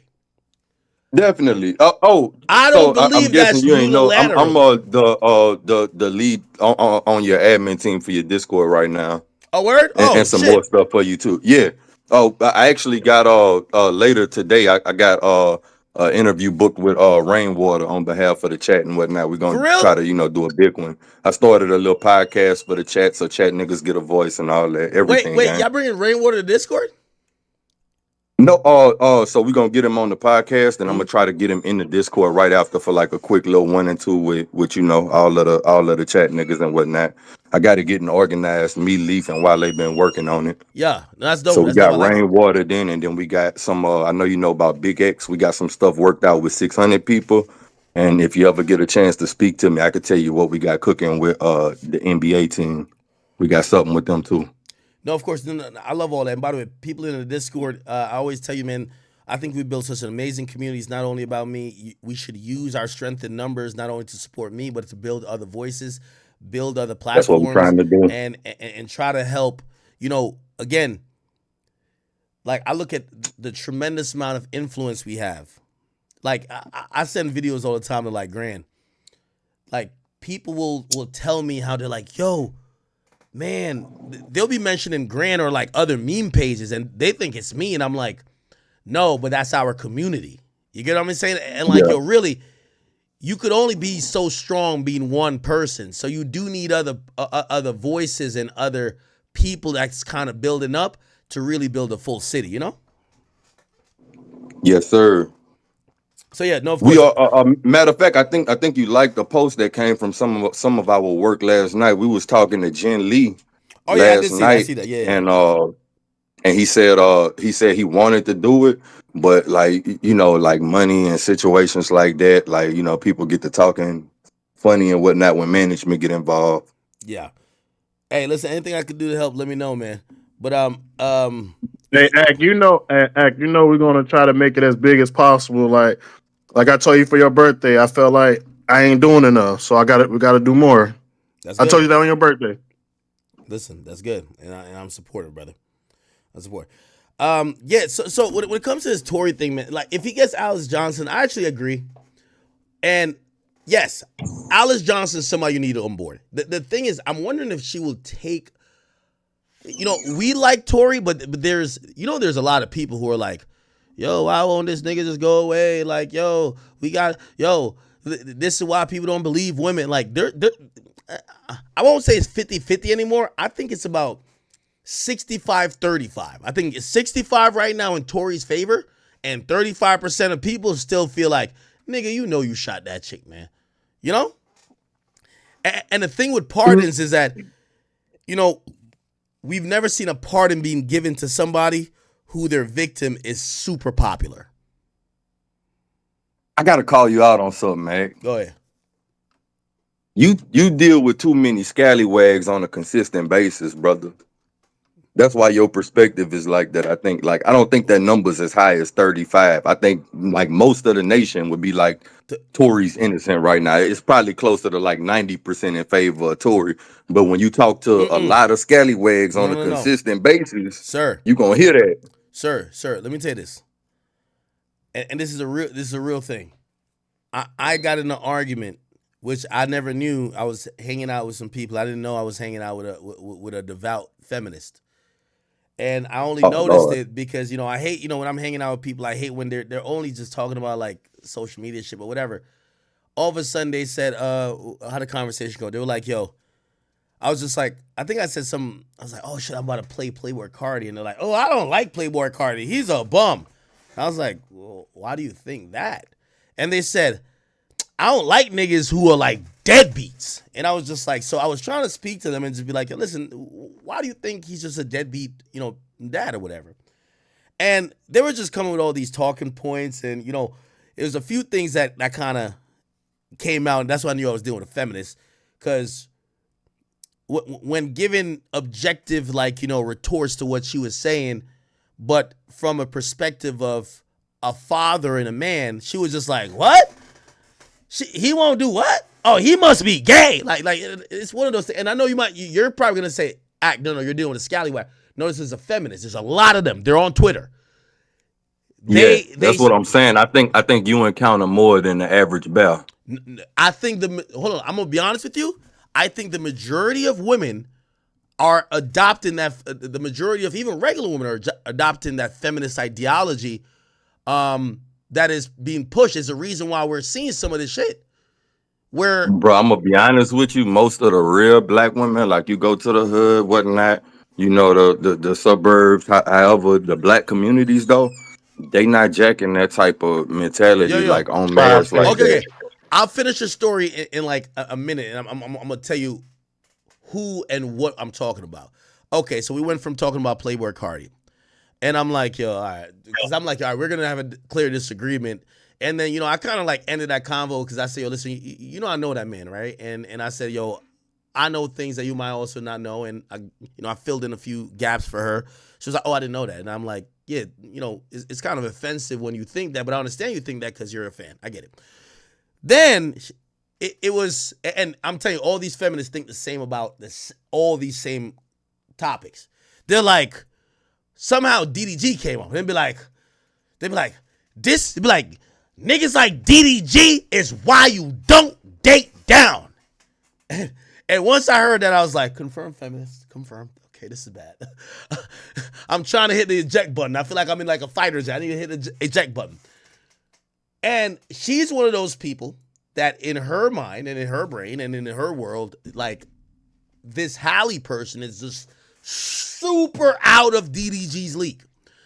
So then, I first addressed it by saying, hey, listen, this new allegation of what DDG may have done or not done, we don't know. These are allegations. I don't want to talk about that. I said, the only thing I'll talk about with DDG, Halle seems like a cool person, but I do understand sometimes when women try to use their kids against men, like, for example, when DDG tried to bring his son on Kai's stream and she was upset. And she was moving like DDG wasn't the parent. DDG was actually a babysitter. And I ain't gonna lie, it was like a whole tirade. And there's a lot of women who have that perspective. It's feminist. I'm telling you, bro. It's, again, I know you might think it's not even women. Usually, I'm telling you, like, that killed the whole move for me. I couldn't really, the women I usually deal with, we don't talk about shit like that. But once they got a POV like that, that's a feminist. Like, that's a feminist. Trust. If you think I'm dating a bunch of feminists, you are wrong, brother. But those people, they also think Tory Lanez is disgusting. They believe Meg to the 100%. You might not interact with them.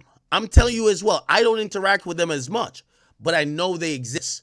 By the way, while this convo was happening, so now I've defended Cardi. I've defended DDG's right to be a parent. And then I forgot, maybe we touched on another issue. She hits me with everything you see a feminist would hit you. Be like, why are you saying this? And I'm like, well, I'm just giving you the objective other half of it because I think some of the stuff you're seeing, you might be on a shade room or whatever. You're seeing it through one lens. You're not seeing it from a guy's perspective. You're not trying to be nuanced. You know what they said? You know what I want to ask you? And it's the first time it came out. I mean, I already got confirmation this was a feminist. You know what she says? I just want to know why you don't like women. And I was just like, huh? And it was like the same talking point that like, hey, you have something against women just because you want to challenge their lack of accountability.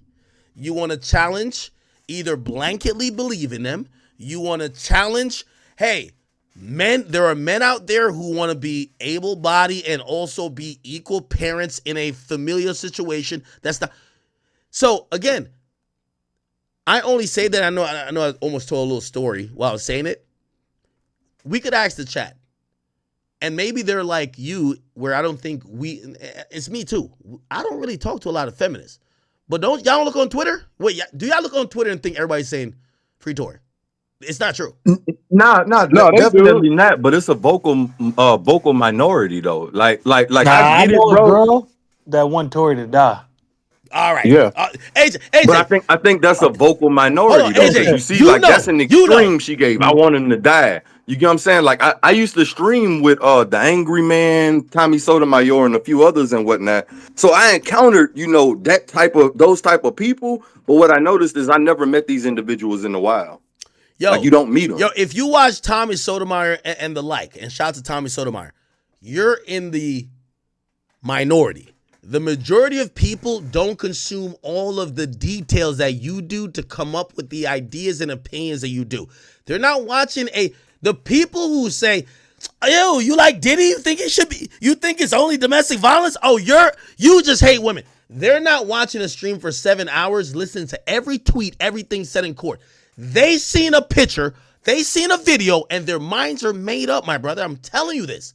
That's a fact. No, I get you, but I still say that's a minority in like I think the general public just don't care. Because like I said, I used to be on stream with Tommy. So like a lot of the hate. It's not that they don't like care. How, it's that how they you make bring up, your name up to a gaggle of scallywags, like they gon', oh, not him, F him, and they don't even know why they mad at you. They just think you hate women. But it was like that with him. The majority of people, they make up their mind on a headline. And we are guilty of that too. It's impossible for us to really qualitatively consume every information in the world of everything we even have any type of concern about. So a lot of times we see a picture, put it like this. If you hearing something about a girl, even right now, okay, let's say Travis Hunter. We don't really know his girl. We've seen a couple clips. If you see a picture of her in a bikini, you're like, man, I told this nigga not to wife her up. Bitch is a hoe. Like, we make up decisions quick. We do it too. What I'm trying to tell you is the majority of people make up their opinions like this. They do not. Yo, listen. That's why anytime you have a qualitative conversation, they're like, oh, well, I didn't know that. Oh, I didn't know that. There's some people, they hate Tory like his poison. Like, for example, I'm going to give it another example, and I feel like I'm telling personal stories here. But back to the show. So, I was kind of like, I was going off the top of the head, but I was kind of like, mentally writing a few bits for the show because I wanted to do some comedy. And in doing that, I was anticipating the crowd response because now I'm in front of a crowd, not just only the screen. I forgot that my audience, who leans in a way that probably I'm favorable to because y'all love me and we all love the same shit. When I said at the show, and if everybody was at a New York show, remember I said, yo, Kendrick and Drake, who won? I'm thinking I'm going to hear what the majority of people say in the world, which is Kendrick. The majority of people say Kendrick. Nigga, the majority of the people at my show, because they love me, it's my birthday party, they said Drake. If anybody was there, it threw me off because the joke I was there. But a lot of them, like everybody know how you feel about Drake though, man. But you gotta be real. I was the one in the VIP section with Wale that was yelling, you capping, you bullshitting. All right, but that's you. But do you think if you go in a random room and somebody, because again, I was trying to do a little comment. If somebody says, yo, y'all watch that? Y'all was tuning in for that Drake and Kendrick beef? And people like, yeah. Be like, who y'all think won? If you think that was asking a regular room, most people would say Kendrick, right? At my show, surprisingly, bro, I'd say probably a 70-30 because they got some brainwashed Drake fans out there, man. Okay, 70-30. Well, all right, you say you're at the show. When I asked that question, who did people primarily say won? Drake.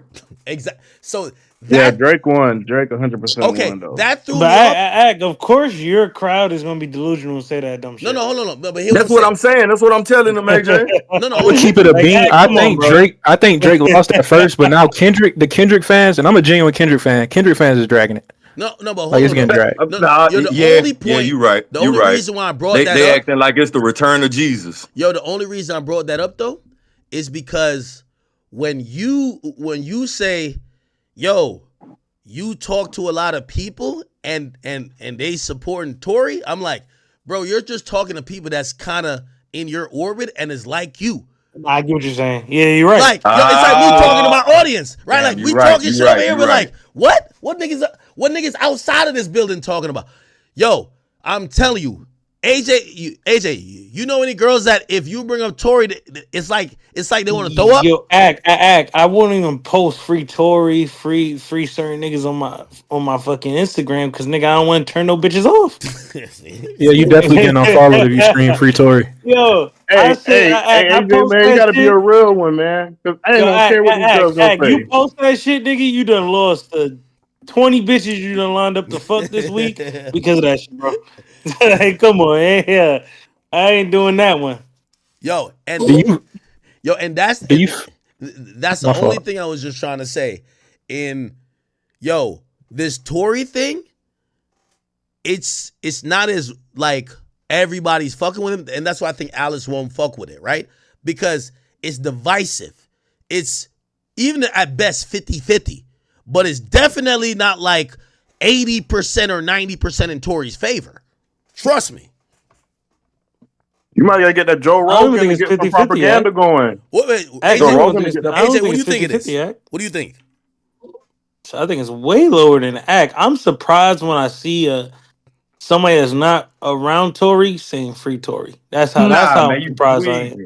Yo, I ain't gonna lie to you. Act, you don't He agree? got a lot of support out here, G. Yo, he got a lot of support. I'm not saying he don't, but honest there's more hate than there is support. That's a fact. They looked at. Bro, you gotta remember, like Tory got all the barbs. Like all the barbs are saying free Tory. My nigga Fabio said free Tory on that shit and went dumb viral for that shit because niggas was hating on him for like, bro, like it's If he say abnormal. that now, but AJ, if he says that now, the perception is different because there's more information now. A lot of people kind of seen what was going on. Same shit. Yo, I feel like the free Tory shit kind of green lit like bitches doing whatever the niggas and then having no like repercussions after. Even though Tory was wrong in that shooting situation. I mean, it's been that. But what I'm saying is that, listen, I could tell when people like real chat niggas, cause like y'all be consuming just our shit and nigga shit. We're like the head, like the only, go on Twitter and type in Tory and nigga. They think that I'm like just like Tory's PR. Because for us, this is like the safe place where it's even for Drake. Like, this is a safe place where you could be like, nah, free that nigga, man. What the fuck? Man, fuck Meg.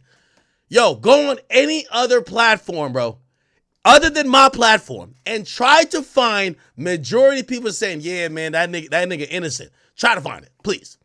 You know what? Hey, you we know can what? name a couple I'm about to test that. I'm about to ask my dog, the Amazing Lucas, to go and make a post and see what his audience think. Hold on. Yo, bro, I'm on the Shade Room now. I'm gonna go find a Tory post. I'm gonna read every comment, nigga. You're gonna go see what the fuck they're saying. Bro, show that video of him getting stabbed. Bro, people are in there in the comments like, yo, we smoking a Tory pack. Look at this. Perfect. Great. Like, bro, the guy that stabbed Tory, niggas made a GoFundMe for him. Yeah, they did make that GoFundMe was crazy. Like, bro, they donating to the nigga that stabbed Tory. Come on, bro. Yeah, that's nuts. And the niggas one of them. Yeah, I'm telling you, bro. I'm telling you. Like the guy is a weirdo, and they still donate to him for stabbing Tory. Let's be real. The people who think Tory was wrong in this situation and delusional from Meg, they usually mentally ill women. Let's be honest. Bro, it don't matter if you think they they're mentally. Hey, they mentally ill black women. That's why I'm man, because I can't do mentally ill black women. That's a fact. A lot of women are mentally ill. I'm on Hollywood Unlocked, the same website we just read.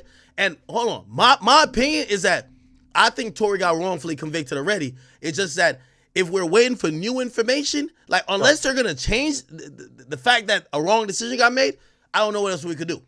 So they posted on Hollywood Unlocked. This is what they said. Look, they said that's the same witness that was on the stand, laughing my ass off. Say, I want him to get a better defense team. This one's stressing me out. We've heard this audio. We know the state turned him on testimony day and changed the story. This is not new. Where's the miraculous evidence they plan to release in 36 hours? It's been several days. Somebody says, why he ain't take the stand on his own, though? If we trying to take the blame for Protect Kelsey, why y'all trying to prove your innocence now? Then somebody says, don't free Tory. Don't free Tory button. 1,000 likes. Look, he deserves extra time for this nonsense. Look. But look at the audience, though. Whose audience is it? Bro, who do you think consumed the most amount of information, bro? I think society, if your girl is all day scrolling on TikTok, all she learning is fuckery, bro. Trust me. and she gonna bring all the shit she's like programming herself with 4 hours a day scrolling and give it to you. Brother, fact. I'm telling you, who you think consumed the most of it? Yo, let me tell you this. Nigga, we're the biggest hip-hop platform and we not as 1/10 as jumping as the Shade Room, nigga. Women consume the majority of what's online. Bro, it's true. Damn, you probably right. Yeah, you probably right. That's probably right. It's true. Bro, the biggest new like streaming company, supposedly black, well, it is black owned, Zeus, all they had to do was appeal to women, give them representation, and have them do some shit that they're interested in. Bro, they're not catering to men. Shit that cater, yo, you know why? Bro, I know you be in the disco, I know you do your thing, but after a while, you gotta go work, you gotta go do this, you gotta go do that. Bro, you got a life. Bro, a woman ain't got shit nigga, to I'm do. retired. It don't matter. Even if that, nigga, you still got shit. A woman don't got shit to do but scroll and watch other women's lives and wish they were her. Oh, now I could see. Now I feel like I'm Krishan. You start, bro, I'm telling you. Bro, Krishan Rock got 100,000 people. Yo, Blueface is a rapper, nigga. He rap, he box. The nigga do every fucking thing. The nigga dressed up as Spider-Man and did a triple backflip for his son. When he go live, 10,000 people watching. Krishan Rock, all she did was fight bitches, have a chip tooth, and she had 100,000 people, bro. I'm telling you, women consume the majority of what's on the internet, bro. I'm telling you, dog.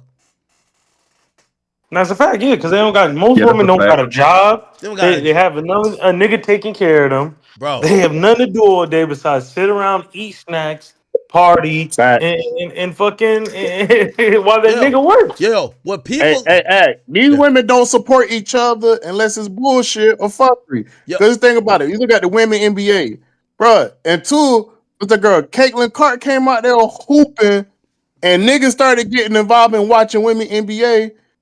Nobody was paying attention. Nobody wasn't buying tickets until then, and they hating on her because she what and got men wanting to watch the sport now, but they can't support their own people. Yo, I hate to say it, but what we have here is like a safe place for, I think, independent thinkers and also men who care about certain shit that, you know, is clearly have a double standard. This is why, when they start talking about my platforms, they kind of lump it because, I mean, we might say hard on thoughts and shit like that, but I'm not preaching just straight red pill ideology. We just have a POV and we talk about hip hop most of the case. We're not talking about necessarily dating. Yeah. Now, some of these people that are in hip hop dating, we might talk about, but we don't talk about dating. But what happens is red pill, like, you know, podcasts or places, and even what we do, they look at it as that's a safe place for them type of niggas. And then the rest of the shit is hate. Nigga, on Twitter, oh my God. Yo, have you ever seen some shit going viral, nigga? Yo, a woman could tweet, men are trash. Viral, nigga. Viral. You never seen viral like that, bro. Viral. That's a fact. Am I wrong? Bruh, all right, let me go to another blog. Look, the neighborhood talk. By the way, this is run by a gay man. But women be over here. You know, gay men and women go to the same place. The audience. But I'm telling you, it's mostly women that's running the internet. Yo, I guarantee, my audience would be, like, if people didn't think I hated women, my audience would be 10 times more, bro. I'm telling you, bro. Bro. Yeah, that's definitely a fact. Yo, for my show, nigga, it was like half the first row is women. Half the meet and greets is women. Or they bought it for their man. Yo, women they run the consumer market. You know, they say women spend 70% of money in the U.S. economy, whether they're spending their money or their man money. Think about it. If you got a girl, sometimes you be like, nah, we don't need that. We could do your girl. You're going to get it for your girl, or you're going to let your girl buy it. It is what it is. So when women, they vote with their attention too. So I know y'all thinking that everybody thinking Tory innocent. Fuck no. A lot of these chicks looking at it, as soon as if you bring it up in conversation, they're gonna be like, okay, I know how you think about women now. Trust. Yep. for a fact. Nah, that's a fact. You hate It, women. it, it You want to see happens, but Tory? it doesn't Hate happen women. that frequently. What I found is a lot of people that hear you out. Most people, it's just ignorance, right? They heard a sound bite, they don't know nothing, they ran with that, right? They trust the person they heard it from. But a lot of people out there will allow you to correct the narrative with them. That's You get what I'm cap. saying? Wait, hold on, real quick. I mean, Before, that's most people that I meet, but I also think it depends on how that interaction is going, right? Like if they view you as young, like I know you like 24, like some people wouldn't want to have that conversation with you. I'm 31, and I'm kind of hold on. corporate. You get what I'm saying? So Just they'll let me have it with correct me a this. lot Let me of correct this times. one thing, and I'll let y'all go. Because I see, I got my beautiful chat queens, and I see Nikki up in there. Listen, if you're a chat queen, you clearly don't think like that. I'm talking about, the people who have the most opinions about me never seen a stream. Act only go crazy on niggas. Or no, go crazy on women. Nigga, I'm over here dropping addies to dudes. I'm telling niggas, you finna die if you do. They've never seen this. To them, they're like, we only remember when you diss Young Miami, and why you be talking about SZA like that? Ew, like, what's wrong with you? Like, you don't love your mother? They've never seen me diss Meek, Lil Baby, none of them. They've never seen it. They don't watch this. If you're a chat queen, you watch me. So you're the person, that's why sometimes, like, I always say, like, sometimes when I get off stream and I feel like I ain't do a good stream, I don't be having a good day because I feel like I got to go hard for y'all because I know how hard y'all go for me. Y'all got to argue with people all day because if you bring my name up, they're going to be like, man, ain't that nigga that hate women? And now you got to start educating them. You turn into an argument. Now it might have been a chick you trying to crack. It turned to an argument. You're like, fuck, I'm over here fucking up the pussy, but like I'm over here trying to prove a point. So I get it. That's why I gotta go hard for y'all. But I'm telling you, my chat queens, they understand me. Every time I meet a chat queen, they defend me more than the dudes because they understand both sides of it. I'm talking about the people who are on the Neighborhood Talk, Shade Room, Baller Alert, Hollywood Unlocked. I like them platforms and everything. But trust me, they've never watched a moment of stream, bro. Ever. All they see is what they see online. And the same way they think about me, they think about Tory. The same way they think about Tory. Like, they have a few niggas that are like, these guys are toxic. They're misogynistic. Like, when I search my name from time to time, I keep saying I don't see mentions. I'll see my name in the list. They'll be like, men who the world will be better without. I'm like, what? They just got my name in there with Tory and some other niggas. Me, Tory, Andrew Tate. You know what I mean? That's the crazy. only thing Tory has that's in his benefit, though, because there's certain women who don't go that way with Tory. He made a lot of songs for women. Like, they like his music because he made a lot of sexual, slow-sounding songs. They love him, so they're like, nah. We're gonna be a little bit skeptical. But if it was a regular man, oh hell no. Trust. Oh, hey, you remember the PNB Rock situation? Yeah. Steven, what up? I know Steven agree. He know what I'm talking about. All right, yeah, because we doing an interview with Southside later in the chat. He getting chat niggas get to talk to him and everything. Oh, okay. Holy. Yo, chat is Hey crazy. man, a couple of chat queens, man. I think one of them might come join because they got a little opinion about the Tory thing. Yeah, but here's the thing: our chat queens think like the chat niggas. You got to realize, this is why I always say, like, everybody who's in our community, there's these connecting things that bring us together, even if we have slight disagreements. The niggas who be on Twitter, I be looking what they be on some other shit, bro. So a chat queen is not gonna come in here and not have some opinion that is kind of close to what we all think. The people on Twitter, they're the first to call you a predator, misogynistic. Ooh, Tory, like, throw away the key, give him life. Like, I'm telling you.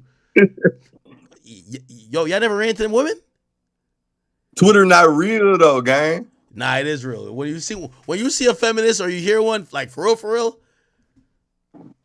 you'll know. You'll know. That nigga AJ know. I don't know why AJ being quiet. He know. He's had a few conversations with him. No, it's a fact. Yeah, I know. Yo, Ag, man, you gotta help me secure this girl on Twitter. I'm trying to talk to, bro.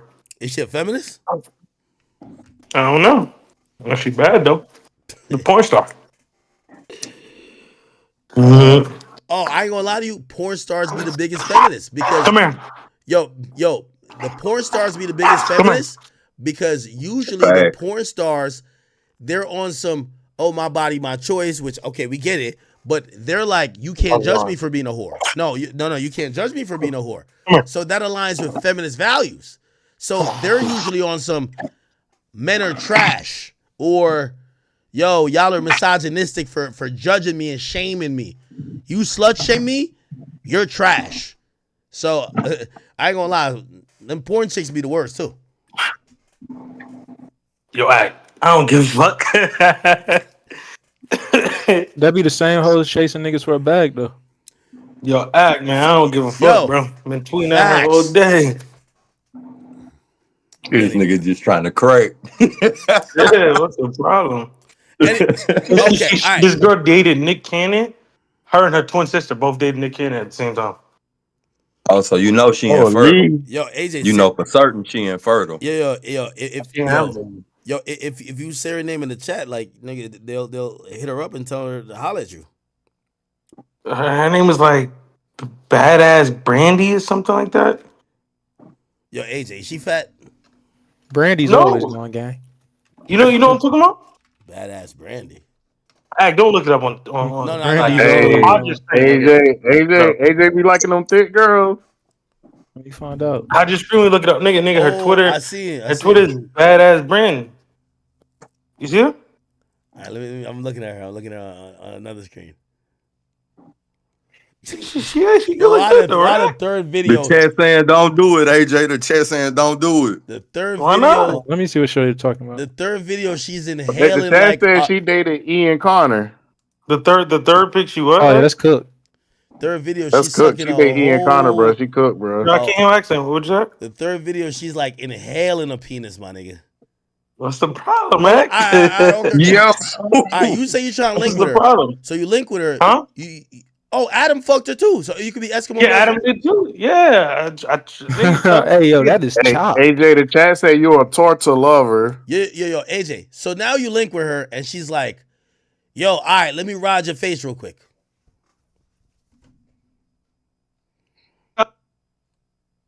Sound like AJ with it. Yeah.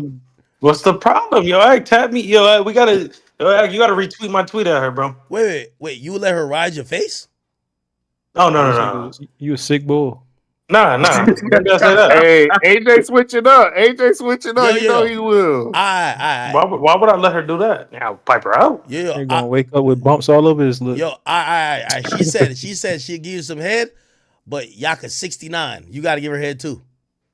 Nah, I'm good. I don't do that. Water on my fingers and just slapping that shit.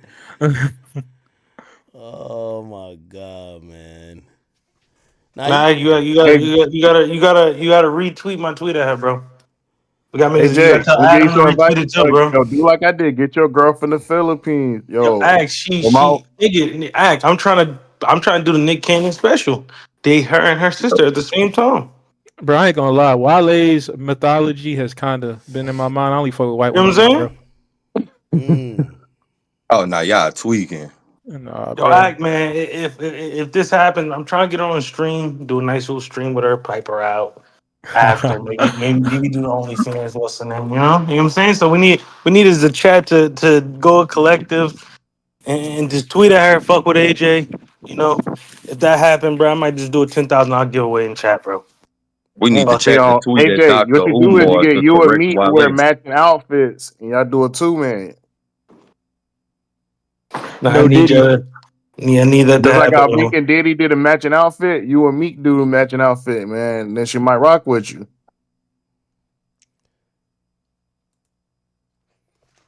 Yo, I ain't gonna lie, man. Yo, how the hell did the cops? Do you think she's fat though? Nah, she not fat. Yo, okay. How the hell did the cops take Kelsey into custody? Yo, Kelsey looked like there was a saber-toothed tiger that went at her leg. And they ain't like ask no questions. Like, what the fuck?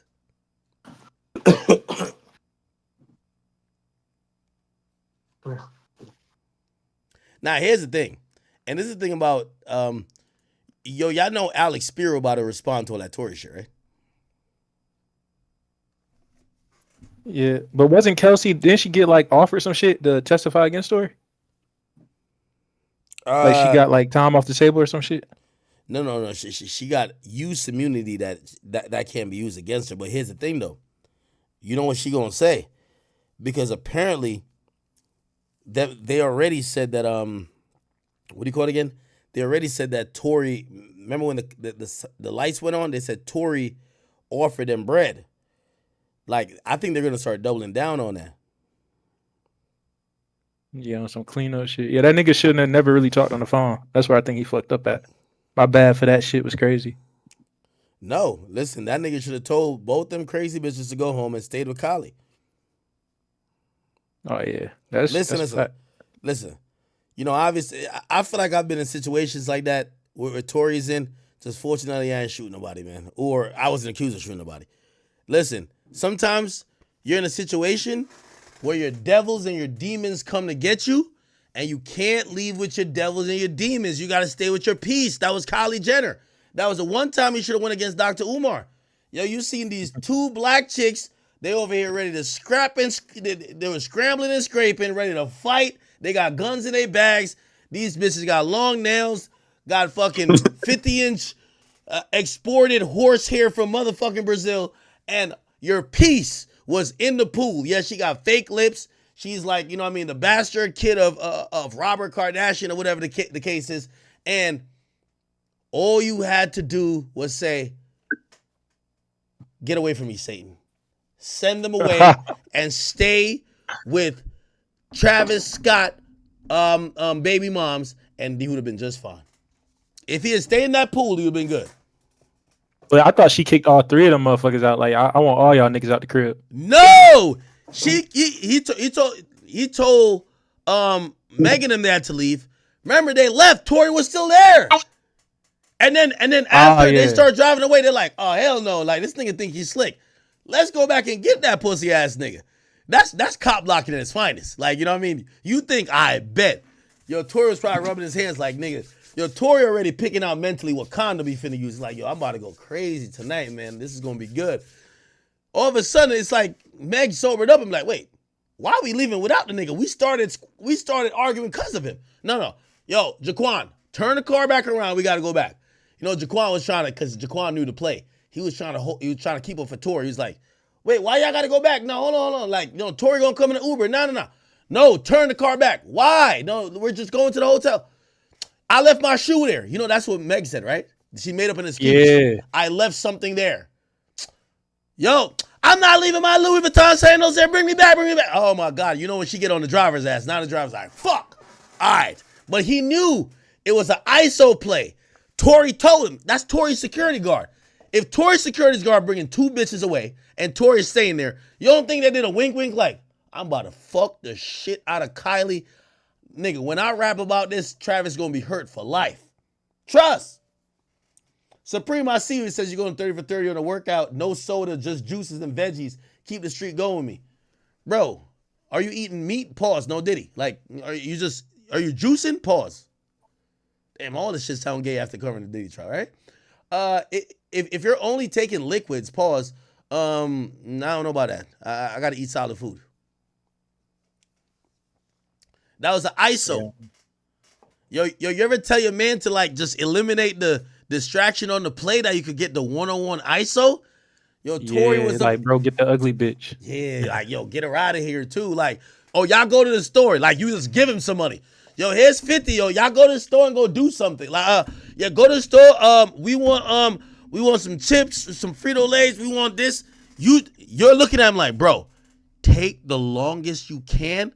That by the time you return, she already sucking my dick. That it's like I'm already in. You know what I mean? It's fact. What's up, y'all? Hey, what's up? Who's this? What's good, Stoney? It's Tony. I was good with you, girl. What's up, Ad? I've been harassing you. What happened? That wax shit pissed me off. That was me who sent you that stuff, like the paperwork and stuff. The wax stuff. All right. With Nipsey. Okay. Break it down. Okay, so did you see that old video with Nipsey explaining about the 15-year-old girl that was with the Crip homies in the thong? Okay, I didn't see it. Could you send it to me, or what do I have to? Yes, I'm gonna send it right now. And that's what Wack is talking about, and that's why I said it's a little dangerous what Wack is doing because everybody already knows about that. He's sitting here trying to play around like, oh, the stuff I got on him, sending this old paperwork when everybody already Is it on knows about YouTube? this. Yeah, it's on YouTube. Hold on, it's on Twitter. It's everywhere. Everybody was tagging you to it on the community. Nipsey explains. So, Stoney, you from Cali? No, I'm from New York, but I'm playing with my Nipsey now. I was gonna say, you think that shit valid? You think that shit real? He on that Diddy shit? No, I doubt it. Hey, I do believe the story that he told. Hey, by the way, do you know how to post it in the this Discord chat? Yeah, send the VC. I'm getting it right now. Oh, see, they're tagging. Look, they tagging me on the damn. I might have to get y'all on the phone with Wack. You know what Wack gonna say? Hey, yo, bro. Listen, Yo, Wack be lying. You know that nigga. Stop. No sauce like that nigga is a shooter. Hey, Ag, when you ask Wack, can I run a fade with him, chat bro? queen now. Ag, when you gonna ask that? Wait, who's just joining? Is that Lady Shan? Or who's that? Yeah, it's me. Wagwan popcorn. Go on with your girl. What's up with you? No, I'm chilling. Do you know what? I just wanted to well, they asked me to chime in. You see, with the Tory thing, could you just clarify just quickly? I know we're just going back, but are you saying that basically that the body cam footage that we're seeing, Team Tories always had that, or that's something new and they're pretending it's something new, but they've always had it? No, the new footage. They've always had it. This is all discovery material. Yeah, right? It's impossible. I'm telling you, it's impossible. If this was new, this wouldn't even need to be asked for a pardon. They would scrap whatever they have for a new trial or whatever, and they would literally put it. Their new appeal would literally say this was a Brady violation. Tory would have the biggest lawsuit against the state of California for having been convicted. He's been locked up currently for over, I believe, 2.5 years. Darn. He's been locked up for 2.5 years over and by the way, this is the law in every state, every city, even federal in the United States. It's called what's called a Brady violation. It's a Supreme Court case that says I could make something up. So if they said you rob a bank, right? Mm-hmm. And they found, let's say, the only thing they had that they thought you robbed the bank is that someone was wearing a blue shirt. Okay? And then let's say that day when they're doing the investigation, they found 2 people that was wearing a blue shirt. They found you and they found somebody else. They interviewed the other person. The other person said, yes, I robbed the bank. Also, on the video of the robbing of the bank, the person is 4 foot, or it looks 4 foot, but you're 6 foot. They charged you. Yeah. They charged you for robbing the bank, and they used the video of the 4 foot person. Yes, the 4 foot person. But all they want to focus on, you had a blue shirt when they picked you up, and they never let you know that they interviewed somebody else that admitted to the crime, that was also wearing blue, that was 4 foot. That's what's called a Brady violation. It's a really serious. It means it's an unethical prosecution of a resident. So body cam footage, it is standard and normal. It's been that way for at least 10 years now. If you get arrested, there's channels dedicated to around body cam footage. All of this body cam stuff, not only is it in evidence, it's in discovery. So what happens is before Tory goes to trial, they have to turn over everything they have or plan to use. That means Tory got it. So here's the thing. Yeah. I can't and again, I'm just being, because I don't want to be again, Tory's my man, but I don't want to lie. If I say, oh, this is new, that means I need to operate and say, Tory needs to sue California because he just got this. It's impossible. Now, what I think Tory's team is trying to do, they're not giving clear instructions on how they want people to feel, but we're going to feel how we're going to feel. Why? Because we never saw what was shown in court. We don't know what was in discovery, right? So it is a reasonable conclusion that after you see this, you're like, wait, how did you get found guilty? I agree. When you see it, it's like, how do you get found guilty? So that's why I say I got to blame the lawyer. Either the lawyer, his lawyer, or I got to say the system railroaded him. But I can't sit here and act like this is new. This is not new info. Tory's team. Could it be two things? Both things. The system railroaded him, and he had really negligent lawyers. He had the lawyers I look agree. sucky because there's no reason why that body cam footage is available. And this is the first time I'm hearing about it with the neighbor and the body cam footage. I can't believe that wasn't brought up after the neighbor was flipped. Okay. That's crazy. So what happened, and I know some people said it wasn't presented in court. The statements were mentioned in court about what not only Sean Kelly said that night, but he had spoken to police afterwards. Those things were mentioned in court. Here's the thing about when people say things to police or say things before. Now, all right, let me give you another example. Okay, you just seen a bank robbery, right? Mm-hmm. The police show up.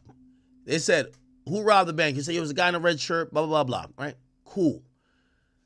That's really good evidence, right? You just experienced it. You just witnessed it. Here's the thing. Nothing trumps you going to court and going under oath because the statement you gave there. So what happened is this Sean Kelly shit is real. Here's the problem. Yeah, he turned it around, didn't he? He said he changed what he said to the police then by the time he went on trial. Exactly. So now I do think Tory has a case for that to say there's probably some prosecutorial misconduct. I don't know if he has hard proof on it. This case would be closed and shut if or not closed and shut, but he would be out if Sean Kelly said, hey, really, just like my initial statements that's caught on body cam that everybody had, I saw what it looked like it was a woman that shot. If he stuck with that, and then, obviously the case went out how it went. If he now comes out and said, the prosecutor scared me and said if I didn't say what they wanted me to say, and if I didn't flip on Tory, they were going to try to get me on these charges, Tory's out. But Tory lost the case because this witness, and here's a problem too. And by the way, I've read all the appellate. You see, like, this is why I said, like, I can't play stupid. I've read every appellate brief and supporting information. You know why the prosecutors didn't call Sean Kelly? Sean Kelly said one thing that night. The next day, he said something else. And they tried to talk to him to see if he was going to be a witness that was going to be reliable for a trial, and he said something else too. So he was having changing stories. And they felt that his stories was changing via the media. Okay? Oh, okay. So they said, we're not calling him. Yeah. Right? Tory calls him. And again, now I'm back on Tory's lawyers. Just like how the prosecutor just sat down with Capricorn Clark, just sat down with this gay stylist right before, just like how they sat down with Cassie right before trial. Right. You got to make sure this person is going to back up what you think they're going to say, because it happened 2 years ago. Hey, you said this 2 years ago. You're going to say this again, right? All right, bet. Cool, let's go. Whatever.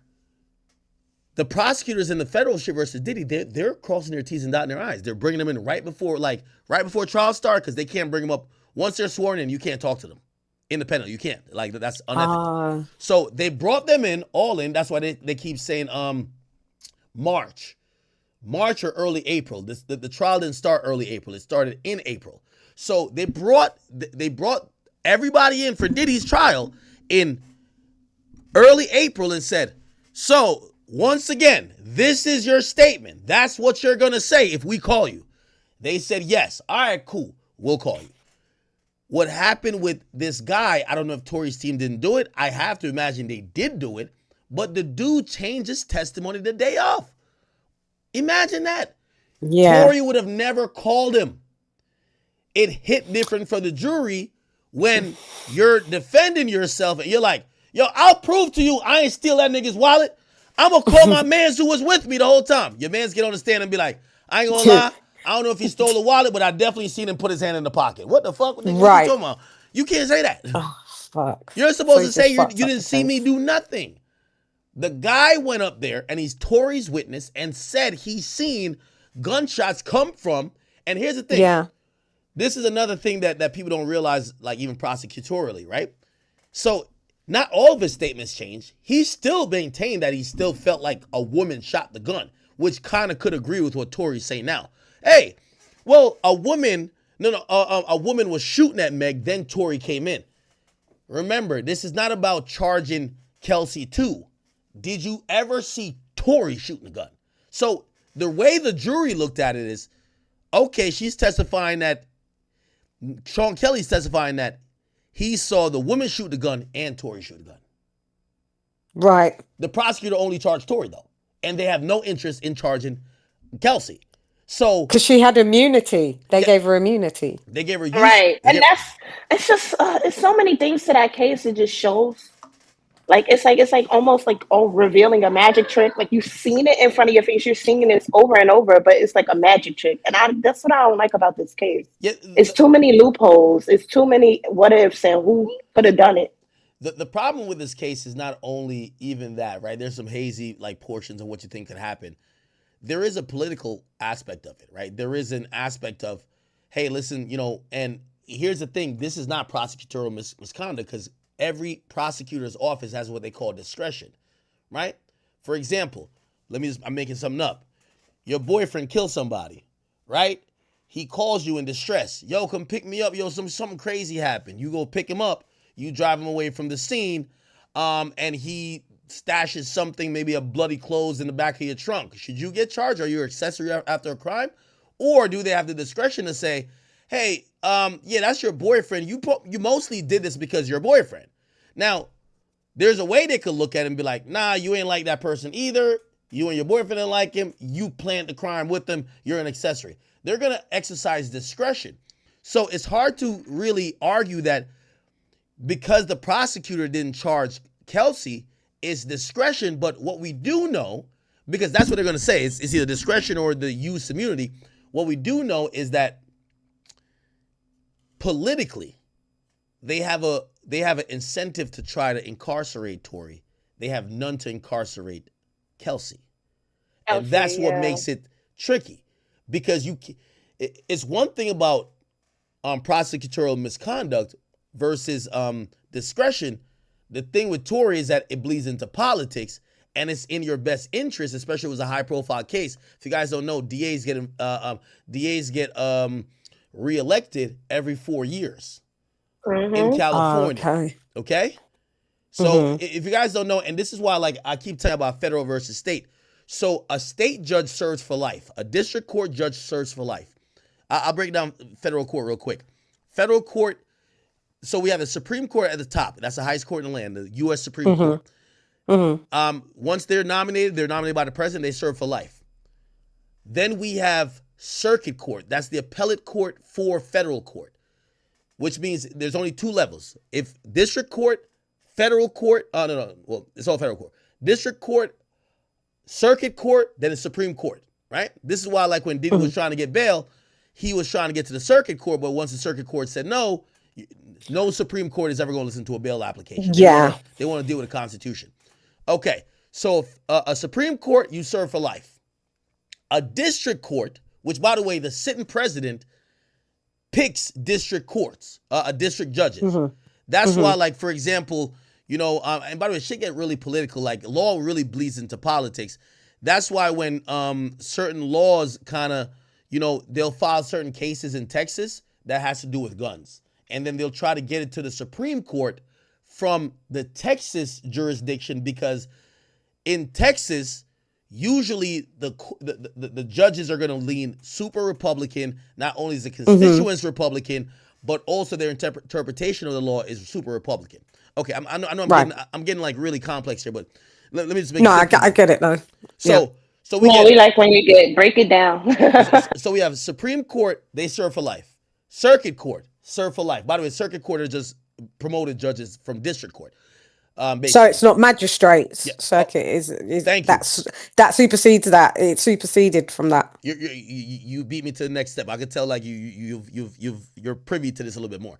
So beneath that is magistrate judges it's called intake judges. Magistrate judges technically get appointed or hired by district court judges. So that's why they rarely give bail, because they're never going to do a case. Magistrate judges don't do cases. They do intake, they do arraignments, they do bail applications. They'll do certain things, but you can submit anything to them, but they won't decide. Like, for example, in the Dirk case, they brought it back all the way down to the magistrate judge, because the magistrate judge is going to basically stamp the indictment that gets you locked up. So when they said the indictment is kind of fake because they provided fake info, they brought it back to the magistrate judge for Dirk, and then that person's going to say no. Then they're going to go to and by the way, Drew Finland said this on my show and other places. Then it's going to go to the district judge. However, here's the thing. Magistrate judges, they serve about 6 years if I'm wrong. I could Google it right now. How long do they serve? How long does federal magistrate judges serve? No. How long does federal magistrate judges serve? Okay, let me just make sure everybody can see it. Okay. It's a renewable term. They're appointed 8 years. Okay, so like for example, if I'm a district judge, I'm gonna have certain magistrate working for me. And by the way, federal court works way more efficiently and quicker. This is why Diddy's gone to trial in a year. By the way, this is why even in a Big U situation, they could go to trial real quick. The feds are ready. That's why everybody but Big U said we wanna push it back, because the feds are ready. The feds is not dragging their feet. In state court, they might have a domestic violence situation. They might have a break-in and enter. They could have little petty cases that really they don't have faith in, but maybe the resident wants to press charges rather than the AUSA. Okay, so cool. So that's federal court. So we have a magistrate serves 8 years. Okay. The part-time magistrate does 4 years. A full-time does 8 years. Okay. District court judges, they serve for life. Circuit court judges serve for life. United States Supreme Court judges serve for life. Okay. Perfect. Okay. Now beyond, I don't even know why I even got into this. Wait, what was the original? It was me. Yeah. You're explaining the difference between the federal level, state level, and city and municipality level. Yeah. So when it comes to those particular things, it's like you have to play those games very differently. The difference in like a state court, right? Like when it comes to like Tory Lanez, right? Yeah. Oh, okay. Also, so I just explained to judges. I gotta explain this next thing. U.S. attorneys are the prosecutors. So in usual counties, or certain places they don't do counties, they do like for example, you have what do you call, like Pennsylvania? They call themselves the Commonwealth. Like Pennsylvania is a Commonwealth. They have different like how they district themselves. Like most places have counties. Do you have a county in where you live? Oh well, are you from overseas? You sound British. Yeah, but okay. We have counties. Okay, yeah. So most states have counties, right? The way how state court is broken down, state court, the highest court in state court is a state Supreme Court. By the way, the state Supreme Court also answers to the United States Supreme Court. So the United States Supreme Court, there's two different ways to get stuff to the United States Supreme Court: through federal court or all the way through state court. So in every state, right, all 50 states, you have a state Supreme Court. And then beyond that, you usually have, in what places that have counties, it's called a superior court. So superior court is usually the higher county courts. And then beyond the county courts, you'll have what's called municipality courts. So how it's broken up is, hey, you jaywalk, your dog pissed on somebody's lawn, you parked your car wrong. Municipalities deal with that. They're usually just cutting deals. There's no trials. They're not trying to do trials. Of course, you can get a trial, but they're going to give you a deal. Yeah. They don't want to do it's low level. Low level. Yeah, we right? have it here, county court here. Then Yeah. if you slap your girl or something like that, anything that could be close to a felony, you get to Superior Court, right? They usually have an appellate version of that because everybody has to have an appellate version because appellate shit goes to the Supreme Courts. Anyway, to make it short, here it is. U.S. attorneys, the people who prosecute, right? So in in Diddy's case, the U.S. attorney is like Fonnie Willis. Fonnie Willis is a district attorney, though. She's a district. She's on the state level. Yeah. With U.S. attorneys, they rarely sit in on cases. Like maybe if Trump's getting charged, but like other than that, they have a whole office which are AUSAs, assistant U.S. attorneys, right? So they're gonna do the most of the shit. Like on Diddy's case, there's 6 white women who are assistant U.S. attorneys. That's Diddy's case. The U.S. the AUSAs, and we could Google it. How long does AUSA serve? Okay. Now, those positions are like the team that are usually associated with the U.S. attorneys. U.S. attorneys they usually serve like 4 years, or it's usually they could be appointed by the president. Here's the thing. When Trump remember, Trump took over from a Democrat president. Biden is the one who gave the black dude, Damian Williams, I think his name is, that indicted Diddy. As soon as Trump went into office, he wants all his people running federal cases. Yeah. So that dude stepped down. He didn't even wait for Trump. It's kind of like yo, I ain't gonna wait for you to fire me. I'm just gonna step down. The dude stepped down. Yeah. So basically, the new dude, who's the new U.S. attorney in that district, it's not him trying to prosecute the case. The case is already there. The last dude who got fired, that's his case. But the assistant U.S. attorneys, they're running it, and he could fire them at any time. Like he could get rid of them anytime. Okay. You know, AUSAs like they can get rid of at any time. Anyway, so here's the big difference, right? And I guess I was trying to get to the Tory case, and I gave a whole we was just tying it in. No, but you was just putting me up on. No, we listening. We listening. It's all good. When it gets to the Tory case, is that first and foremost, California, even Los Angeles, and usually all big cities, no matter, even if the state leans Republican, right? Like, let me look. I forgot. Am I tripping? Is New York a red state or a blue state? It's blue state, isn't it? Not. Yeah. Pennsylvania. Yeah. I think Pennsylvania is a red state. It became red state, I think, on this election. On this election, it became red state. But it's usually a blue state. Perfect. Not perfect. You see, now we think about federal elections. So if you think about Pennsylvania, I don't know if you guys have ever been there. Pennsylvania is a really large state, is with a lot of rural communities. A lot of places with rural communities always be Republican because they believe in lesser government. It works. Republican ideology works in smaller places. Democrat ideology usually works in big cities. For example, if you look at, and I'll look, Pennsylvania 2024 election results. The place that definitely Biden won, or not Biden, I mean Kamala Harris, is going to be Philly. Like Philly. Philly. It's going to be overwhelming that was one. Let's see. I guarantee Philly. Where's Philly at? I can't tell. Oh my God. She did win Philly, I think, if I remember from memory. 100%. It's right in your backyard. Yeah, of course. So like whatever county Philly is in, I guarantee Pennsylvania. Sorry, that's the state. I'm not sure the county. Exactly. Yeah. So yeah. And again, I'm trying to bring it back to Tory. Same with Los Angeles, right? Number one, Los Angeles does lean Democrat, but when it comes to like LA, right? And this is why, again, it's gonna be super Democrat. Okay, so cool. How is, and I told you how AUSAs, which are the prosecutors, how they get elected. The way how, and we could look it up, it differs by state for state cases. In some states, judges get elected.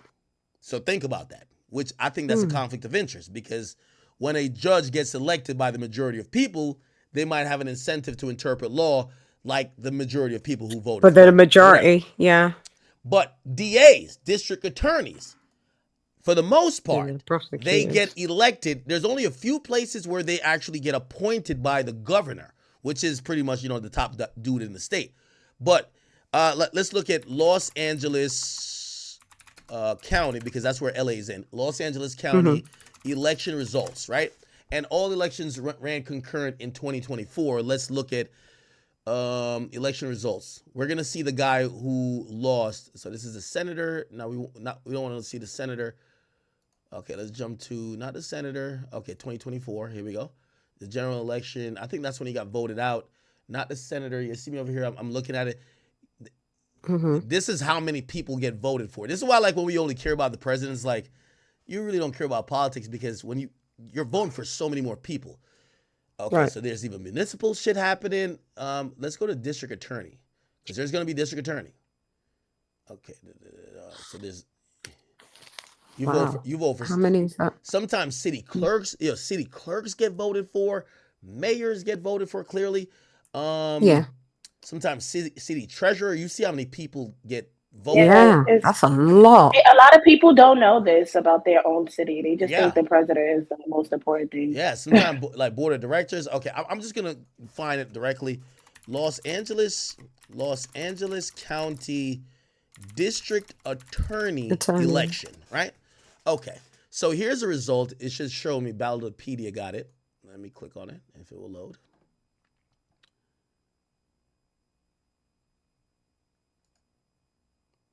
Okay. Now, it says what happened was George Gascon, which, by the way, Tory's argument is that George Gascon, a guy who was going for re-election, needed a win to show that he was protecting women, he was against gun violence, and all these other things. His name was George Gascon. He has been voted out. Okay? So he has been voted out. So there's another district attorney in there. Okay? And his name is, LA and New York, they're both having, like, I think we just got a new DA too. exactly. So the guy's name is Nathan Hoshman. Okay? He's the current district attorney for Los Angeles County. Now, Tory, for a while, right, going into like at the end of last year, he was saying George Gascon was biased against me. He really did this thing with his assistant DAs, which are called ADAs, to railroad me, right? Which is bot, and I forgot there was another, I believe, Asian woman. Unless I'm wrong about that, but anyway, those were the two like DAs that prosecuted Tory. Tory was saying, look, we could Google it. Tory Lanez, George Gascon, right? And look, here we go. He wrote an open letter to the DA office, but you got to remember, Tory also claimed the DA was racist. Right. He then wrote a letter, and this letter was in 2023. Keep in mind, Tory has been incarcerated, I believe, since December 2022. Okay? Yeah, 2022. Gosh. Okay. So he wrote a letter. Obviously, that didn't work. You know why? Because he had called the guy racist at one point. And you got to imagine, if you call me racist, then later write a letter asking me to do some shit. Like, if I do it, I basically admitted I was racist, right? Because why did I do it in the first place, right? So, yeah. And by the way, this was the office at the time that did it. Let me see if I can find the okay. And by the way, they repeated that as well, I think. Let me see. He was wrongly convicted. And while we at first were willing to let the process play out, it is our contention now that if he is not pardoned or released promptly, he may never come out. And that would be the ultimate injustice, is that he gets killed in prison for some. Okay, well, they didn't say it there, but there was they had mentioned before that they felt that the George Gascon operated in a way that was look. It says Tory Lanez penned an open letter to George Gascon. Okay, anyway, just to make it short, he's no longer the DA. Okay, now here's the thing. At this point, right? Because what happens is that now that he's in state prison, everything that goes up in appeal, it's no longer with him and that DA. It doesn't even go to the DA's office. It actually goes to the state. And because the higher court, as I've mentioned, the court system, right? Because he's in superior court, the highest court is going to be essentially the what do you call it again? The not Los Angeles, the California State Supreme Court. And all matters in California is managed by what's called an attorney general. So there's an attorney general of California. That person responds only to one person, who is Gavin Newsom. And he's been the person filing these his team, appellate briefs, responses to Tory. And I guess the point what I'm trying to say is that if you look at this politically, and we could believe, and I do think that Tory, just based on what I'm seeing, there should have been more than enough reasonable doubt that he should have not been convicted. But there's a conviction in place. And once there's a conviction in place, you got to look at avenues and areas how he could escape it or he could get out. Everything goes to one man, Gavin Newsom. Whether he got a change of heart, whether there has to be some pressure on him. And this is why, after he was writing letters, Tory was writing letters to George Gascon, he got voted out. And by the way, if you ask me, you never know.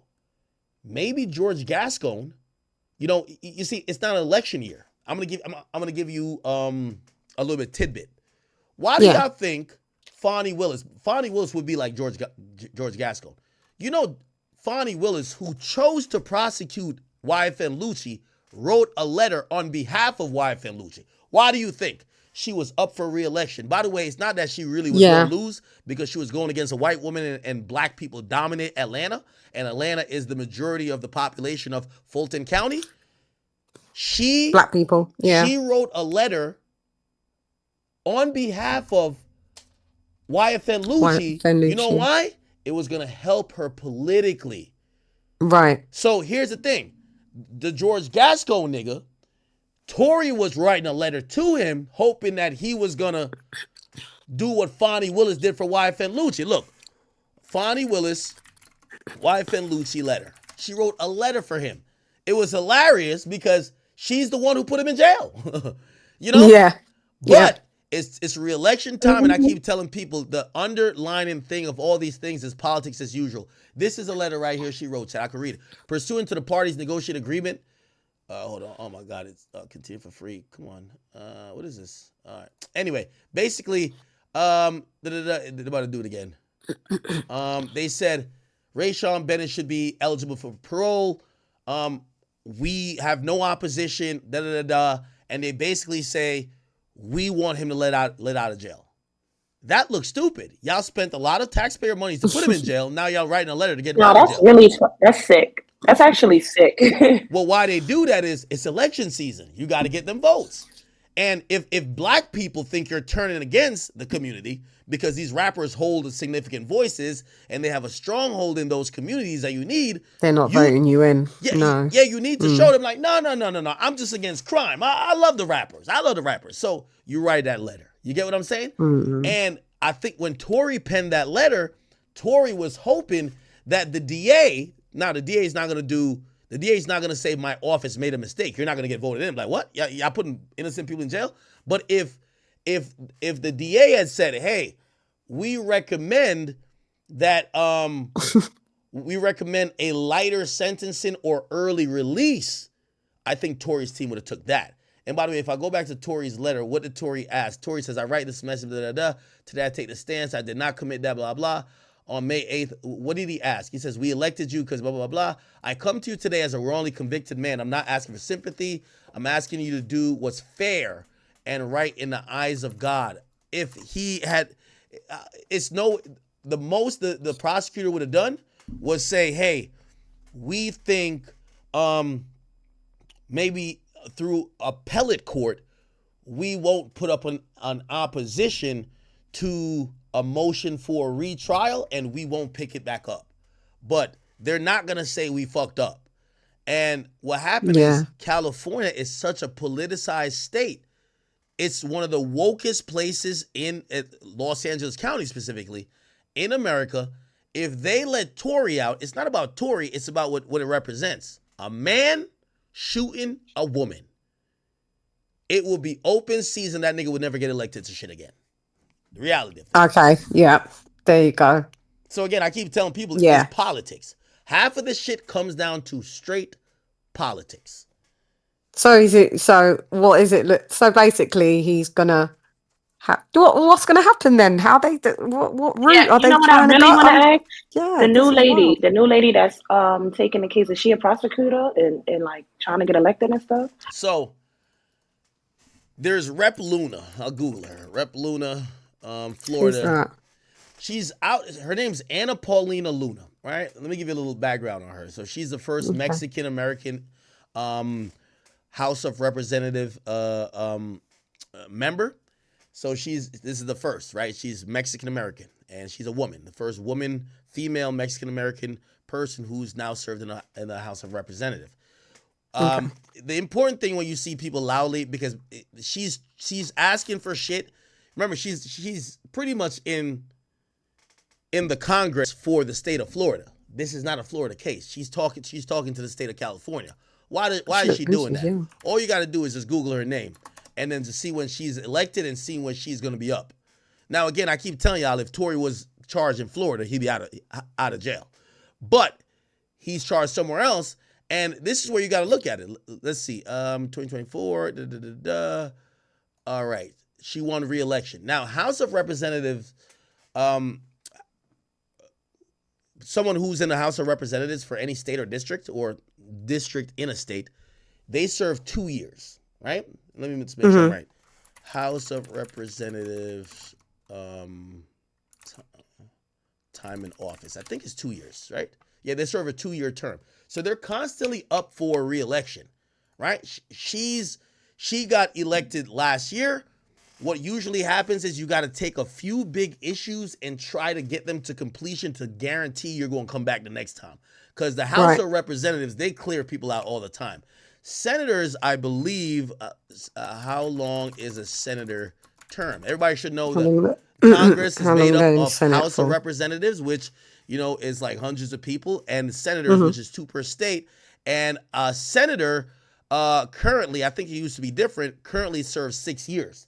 So a senator is more, but a House of Representatives, there's a quick turnaround. Exactly. And the president of the United States is 4 years. So she's trying to probably, it's a little bit of clout chasing, but she feels this issue is an issue if she gets the release of Tory, and it could be seen in the light of wrongly convicted man. She's definitely getting reelected again. Okay? So I think that's why she cares that much. Maybe she likes Tory, maybe she likes his music, but she has to pick an issue.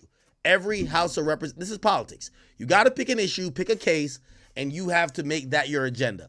By the way, I wouldn't be surprised if she drafts up a couple bills called if Tory gets out, she'll introduce a bill in Congress called the Tory Lanez bill with some type of provision that says, that would say if so-and-so happened, but so-and-so did, you have this to, couldn't happen, XYZ, like, exactly, 100%. Yeah. So she's making this her project, and I would imagine, she's done her due diligence, she's seen enough, and she's like, nah, I think this is something I could, because this is gonna be a career killer, or it's gonna make her career, right? Or a boost. And she looks quite young as well. Yes. I think. Let me go back to her wiki. This is the first time she first decided to run in 2018. Okay, she got endorsed by Matt Gaetz, and let me see. Let's see. I don't think she won. At that time. 2022, she tried again, and I don't think she won. 2020. Oh, never mind. She did win 2022. I'm sorry. Hold on. Yeah. Okay. When's the first time? Okay. Yeah. Oh, Donald Trump endorsed her in 2022. Yeah, she won in 2022. So she won in 2022. And by the way, here's the thing, though. What Tory should do is try to use her liaison to Trump. Now, it is Trump, again, Trump is picking and choosing. NBA Youngboy just got out of jail. He's just getting his record clean. It's not that, if YoungBoy shot 5 people, he's not getting out. Like, you know what I mean? I don't care who YoungBoy knows. Presidents want to get a little bit of favor with people, and also it's politics, right? Yeah. You know, he could have pardoned him the first week. He ain't pardoned him the first week. YoungBoy's out free now. People Yeah. still think that, damn, you wasted 2 years of your life. All right, he has a clean record now. Perfect, right? You still get the W, right? Larry Hoover. Yeah, we ain't gonna let you. Oh yeah, that one's crazy. We commuted your sentence, but you're still guilty. You get what I'm saying? It's politics. And he's still in jail, right? He's still got to serve a sentence, just in state now. He has 200 years in state prison still. Yeah, like. Oh, okay. Yeah, because the We president was can talking only about pardon that at earlier, federal level. though. What they really did was like they just kicked the can down the road. Trump kicked the ball to somebody else so that they can let Larry Hoover out, pretty much. Okay.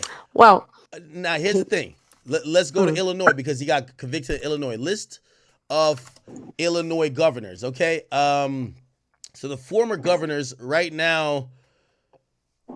So the current governor is J.B. Pritzker. Now, granted, if this was on some like mayor shit, like everybody remember Lori Whitefoot or whatever her name is, like, yo, she down with it. Like, niggas run Chicago. Like Rahm Emanuel, he only won because he was big budgeted. Like, you know, his whole family has a lot of stake. If you ever look up Rahm Emanuel, that's when I used to cover Chicago, Warren Chirac times. I was like, what is this Rahm Emanuel nigga? How did he win? If you look at his whole family, they're super political. But since then, let's look at mayors of Chicago, right? Mayor of Chicago the list of mayors, okay? Let's see. So right now, the mayor is this black dude. It's always going to be a black dude. It's the same with Baltimore. Baltimore, most likely Detroit. Baltimore, Detroit, Atlanta. It's going to be a nigga. That's going to be a mayor. Yeah. I live in Baltimore. That's crazy. Here's the thing. You're right, though. Here's the thing. Brandon Johnson. What a mayor could do is limited. A mayor could not. A mayor could determine how the police force goes after crimes. If there's a crime that's proven, they can't do nothing. The governor, that's all the governor. Yeah. So they can't pardon. They can't do nothing. If they could pardon, you don't think this nigga would pardon Larry Hoover? Nigga, he'd be a legend in the hood. Yeah. He'd be a legend in the hood. Like what? Larry Hoover. Yeah, if he had pardoning power, right? He would be like, yo, pardon that man, he'd be good. But what happened is Illinois governors, they're all primarily white dudes because they're white, right? Yeah. And also the demographic and makeup of Chicago is much different from the makeup of Illinois. So if you look at all of these governors, this is Bruce Rauner. He was the governor until 2019. Again, these don't look like the guys who want to pardon Larry Hoover. So that's going to be the problem, okay? And also think about this too, right? So right now we have J.B. Pritzker. He's a Democrat. Here's the thing. He's been rocking since 2003. How long is he supposed to serve for? Is he supposed to serve for like 6? I don't think. Wait, how long do governors serve? How long does governors? Yo, Trump got to pardon my boy Dirk. See, that's different now. See, that's different. He's in the Fed. He's in the Feds. Pardon my boy Dirk. Yeah, like I think he still has to go through the trial, right? He can't get pardoned. Yeah, you can't get pardoned before you. No, guilty. You got to pardon my boy Dirk. No, you can. So, I used to think that too. A presidential pardon is so strong.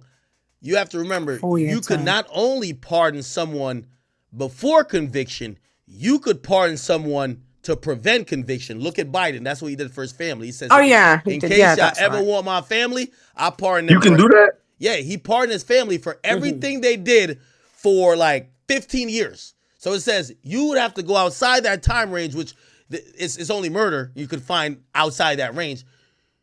He pardoned them that you can't even charge his family.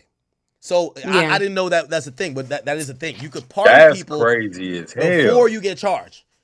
You get what I'm saying? What Kanye said, no one man should have all this power. Yeah, types of pardon. Hold on. pull it up. Types of pardon. There's a full or partial pardon. There's an Partial absolute or pardon. conditional. There's a general specific. There's a lot of different ways to pardon people. I'll read what happened with what's my boy name? Or not my boy, but Biden pardon of his family. So Biden's pardon of his family, which by the way, it should be on this is a .gov website. He in an op-ed, I just want to read the pardon. Okay, this is too much words. Okay, he issued a blanket pardon for his siblings and their spouses on his way out. Okay, the family pardon was surprised. He pardoned Fauci as well, and it was a preemptive pardon. Let me just Google that. Biden preemptive pardon, and the explanation on that, which I've never seen that. Like, you ain't even get charged, but we're just gonna pardon you anyway. In the final Mr. President, he issued preemptive pardons of several family members, including his brother James and Frank, which people were saying, bro, if they're not committing crimes, why did you? That's do crazy. that? Now, Because that means he knew something could well, at possibly least they won't be be up with convicted them. federally. Yo, so what happened? Well,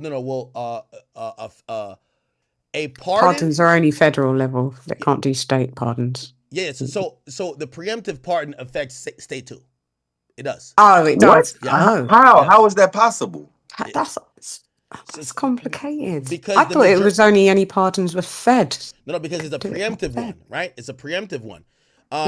They can't acknowledge state charges, right? But what happens is on a preemptive charge is because most state charges could get rolled up to be federal. Picked up, yeah. Because the it could get feds rolled can't up to be pick up federal. everything. If the feds have said you are pardoned, that means a state wouldn't touch a charge that necessarily, if it ever was, appealed and it got to the Supreme Court. Let's say he gets charged for something statewide, he could still get charged.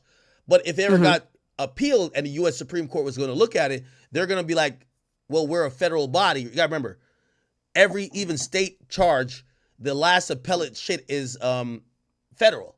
Once they were looking at it and they were saying, well, technically, federally, this guy has a federal pardon, we can't uphold that. The federal Supreme Court is going to overturn it. They're going to overturn it. Right. So a federal preemptive pardon actually makes it good. Now, if you caught the charge already, right, and it's a state charge, Ain't nothing they could do about that. They gotta let the state maintain. Oh yeah, that makes perfect sense. Exactly. Yeah. So that basically, makes it's a perfect nip in sense. the bud kind of move. Yeah. Before it escalates. Yeah, I ain't gonna lie. Let me tell you this. What I realize, and I don't know, I guess maybe the older I get, when it comes to law, you get to realize this is like chess game at like a higher level with a lot of money. All of these people, like, what's the odds that Trump, every time he talks about Gavin Newsom, he talks about him like a dog, but but Gavin Newsom's ex-wife is Trump's son's wife, or was his fiance. You don't think that's a little bit like House of Cardish? I'm serious. You're smashing. Chat said they want you to call Wack. Yeah, Hey, yo, call Eric. back. I'm about to get on his ass. He think he got his little clubhouse homies. Wack need to chill. Yeah, call that pussy whack. Call that pussy whack. Hey, yo, Ack, you think you think Tory should sue his old lawyer? I believe that's gonna be into that's gonna happen eventually. He has to get out first. Yeah. Did you talk to Rainwater today? He said he had spoke to you earlier. Oh no, I didn't speak to him. The reason why I think he eventually is gonna sue the lawyers, right? By the way, I think in one of his appellate briefs, I could look it up. That was mentioned. Let me see. Yeah, he hasn't fully blamed his lawyer yet, but I think eventually he is. The reason he hasn't is that Tory still has to care about PR, right? Like if his lawyer came out and you know what Sean Hawley did was like, nigga, hold on, don't blame this on me. You talking about all this Jay-Z shit with me. I told your ass was gonna lose. We tried to do mock trials with you on the stand. I said you weren't ready, and I told your ass take a plea. She came out, she basically just leaked the emails. And she says, if you ain't gonna go with what I'm gonna do, I'm stepping down. You get what I'm saying? So you don't want to go to war with your former attorneys while you're still trying to get free. Now, once he gets free, will he sue? Of course. Yeah. But not yet. I think. So where are you leaning towards that? What percentage do you think he'll be able to be either exonerated, or what do you think? What percentage? I believe 30% currently, and 30% on a realistic level. I think 40% if we want to be hopeful. Like it would be really hopeful to say it's a flip of a coin, which is 50%. Yeah. For me to say It's that not would that. be me lying. Like I still think, I think, to use a football terminology, and again, this is like American football where like, it's like this is a 4th and 18. Like you're not supposed to make that. You're not supposed to make that. You're supposed to punt the ball. You're supposed to give up. So, but there's a chance you could do it, right? So I'm giving him really 30%, but I think you're trying to drum up public support and maybe more and more public support. And, there was a time that celebrities were really scared to say that he should be free. We're seeing people now saying, nah, free him. And hopefully that trend goes into people saying, not only free him, they'll be down to speak on his behalf, or possibly to say, hey, I'm going to use my platform to reach out to people that could do something. See, that gets it to the 40% chance. And, like with Amber Rose coming out and stuff, with saying what she's saying. And if you're Tory, you got to think over time, as long as that trend keeps going that way, you're given 10 years. You're supposed to serve. We got Ray here. You're supposed to serve like 70% of that. I think that's what California Of your court sentence. does. Yeah. The more time goes that where you're getting closer to that threshold, someone's gonna just commute it or just be like, because somebody's gonna want political favor and be like, oh no, we do care about Tory. Yeah. It's just that like he's still serving within the first 30% of the time. So somebody gotta really put their reputation on the line to say, I know for a fact that bitch lying. You know what I mean? Yeah. Again, right. But that's what tough. I wanted to ask. Do you think all right, so you said the celebrities and other people are now speaking up for Tory. Do you think with them not speaking up for him before is because they didn't know what was going on? Or do you think they knew and they just played the game? No, they believed Meg. No, I don't think they believe Meg. Man, I ain't gonna lie. At the time, in the beginning, I think a lot of them believed Meg. They didn't want to be like seen as like women haters. That's I'll go what the with you with perception that was. one. If you're not going to believe Meg, and victim shame. That's where they was the going. very loud conversation behind the scenes from day one is that, man, we know Tory ain't shoot that chick, man. But it became so overwhelming, and Meg was speaking for herself that people don't want to get hated. Like say somebody like Drake. You think Drake just now believed Tory? Drake never thought Tory did from the get-go. But now it's cool. You could throw him up on a story. Remember, Drake was even rapping about kind of alluding to the case, but being vague. He wasn't just flat out saying free the guys right now. You know what I mean? So I think it's just becoming more popular. Yeah. So what do you think? What do you think happens if he gets like backing by like a Kim Kardashian or somebody like that?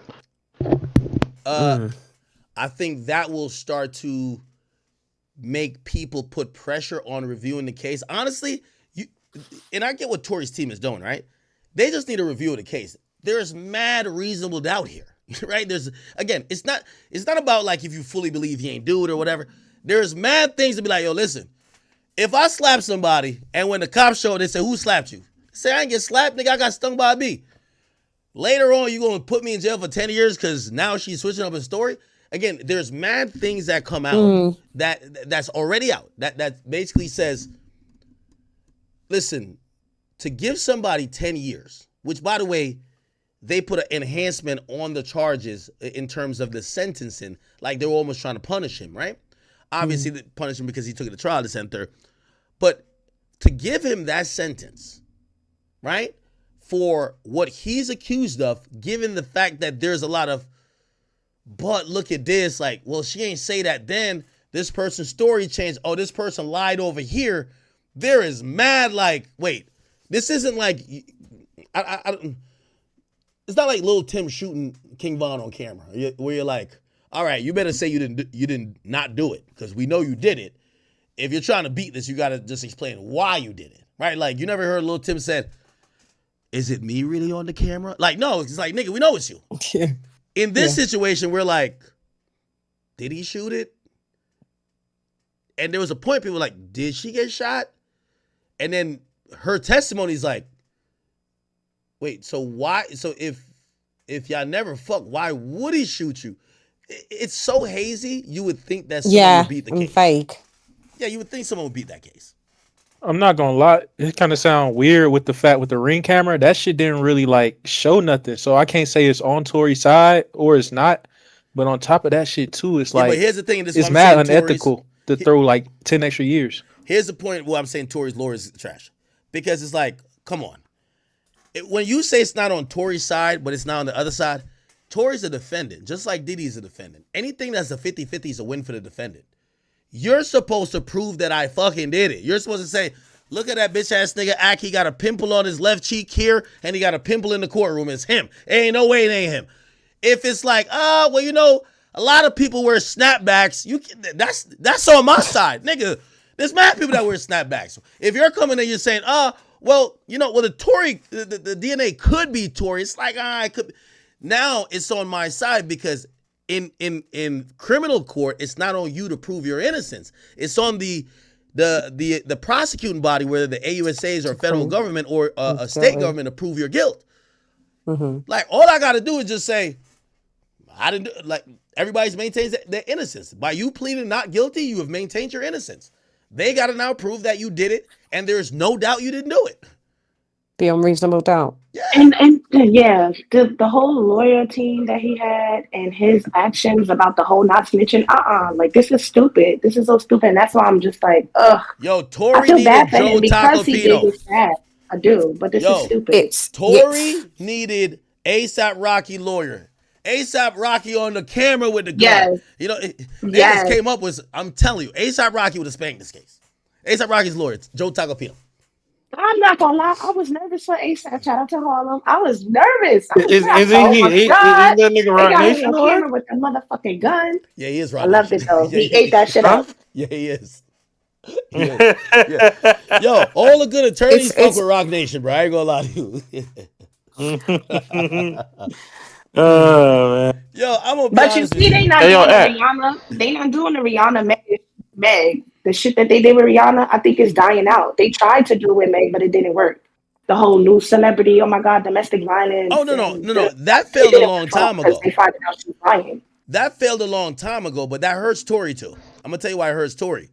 Because if they can't make her the perfect victim, what's left of her career or credibility hinges on Tory never getting out. Whether he dies in that bitch or he never gets out. At least they're gonna be like, yo, it's not, yo, if Tory touches road and it's like, yo, they locked me up for 2 years, like unjustly, and this is the person, and that was the entity behind it, it's over, right? So you gotta keep that nigga in jail. Gotta keep him in jail, like for life. Like you gotta let him serve the whole 10. You gotta make sure he get deported. You gotta make sure he's out of here. Yeah, everything. Yeah, one foul swoop came out of it. And to keep it real. I'm not feeling LA right now. I'm not feeling nothing about LA right now. Talking about Canada, you want to talk about top 5 got robbed real quick, or you don't want to talk about that one? Wait, who got robbed? Top 5. Top 5 never got robbed. Yeah, come on, AJ. Stop the cap, bro. Money got robbed, man. Top 5 of OG, bro. I wouldn't even play with bro like that. Top 5 got robbed, man. Took his man's AJ, chain. I'm gonna put you on the full Nelson. You better leave that nigga alone. Yeah, 2 people I want to mess with, AJ, top 5, and Whack Should 100. get as act Yo, spasm. Go ahead. Yo, AJ, no top 5 slander, man. That's a real one. Top 5 got robbed. They spun back, man. Yo, that was fake. I talked to K Money. That's fake. He still got the chain. He gonna send that AJ, you need to watch top 5 Trap Lil Ross video. You need to get put up on game, bro. Don't play with him. Yo, I ain't gonna lie to you. I hate when 2 people I like are beefing. I don't even want to post it or nothing. I'll be hitting them like, is this fake? I hope it's fake. They ain't tell me it's fake though. I love Pressa. I've been telling Pressa and them niggas top 5's a goof. Nigga, I was talking to them the other day. They was like, Yo, I can't believe we ain't listening to you. That nigga's a fucking goof. Nah, come I on. ain't Man. gonna lie. I got some folks up in Canada. I mean, They say top he's 500. funny. Like What you saying? he wanted them. See? Like, bro, I'm not listening to this nigga trolling the call, bro. What you saying? See, that's that shit I don't like, bro. You Hey, can't. AJ, I ain't gonna lie, yo. Top 5 are real one, man. Top 5 be checking in, and top 5 really be showing me how the Codys get down. Top 5 got robbed. Him and his man's Hey, K bro, Money. top 5 last week was showing off somebody's chain that allegedly got took. Ain't gonna lie, he was beefing with Presser. He is beefing with Presser right now. Why the Money got Presser on the rap? robbed by my nigga K Yo, Money. my thing is, bro. Fucking And three Casper. months ago, Presso was calling top 5 a real nigga, man. I don't wanna hear that shit now, bro. Yeah, like He was lying. He was getting paid. Come on, We AJ. all know, bro. Nigga that wore a bra and got mushed out of his stores. Never a real nigga. We all know that. Nah, I ain't gonna lie. Yeah, everybody say yo top 5. Yo, they basically said like he's like LeBron, like he's when LeBron was about to pass Kareem record, they say yo top 5 about to pass King Von record, man. Yo, Act. So how did he get robbed the other day? Niggas got that chain on Greasy Neck to Greasy Neck tour. He didn't get robbed. He didn't get robbed. He was with Ye chilling. Act. Yo, you know what he said? D Money got robbed. What are you talking about? Nah, he said niggas got to take the swastika chain for it to be real. Yo, Act. D Money got robbed, Act. That's AI. That's AI.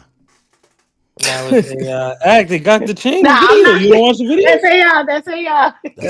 Yo, I ain't gonna lie to you. Hold on, Act. Look at the video I sent to your DM just now. Yo, blaming AI is like the best thing that ever happened, yo. That's Best the new thing now shit for them to That's- they I miss fucking era. love it. Yo, AJ, do you believe it was AI that Boss Man Dealer was talking to the Transformer? Bro. That was I not didn't AI. watch that's content I didn't watch. He Yo, literally Hey yo, it came out That was not today. AI. It came out today and said it live, bro. No, It came out today and said it lied, X. No, but you saw, Yeah, but you got his check. Yo, That's why. hold on. Click the link I just posted in chat, Act. Hey, In DC chat. Click that link, Act. React to that. Boss man, he got his name is D-Lo. First of all, cut it out. We're not gonna go there. Secondly, Hey, but he found out but he was Boss on the Man 50th D-Lo, hey, floor. yo, you saw the dude after he said that he flexed a bunch of money out of nowhere. So where that money came from, and he posted that right after he said he made it up. You don't think that's spooky? Yeah, watch that video, That Act. is spooky. Yeah, I saw React that to on that. Instagram. Tell academics to react to that. Hey, Well, let me I see. mean, hold on. I think they just did a Act, chain why you not swap. reacting to the video? No, I'll react to it, but I think they did a chain swap. 2 chains got taken. Look. Hold on, nigga. You know we coming. Big fine.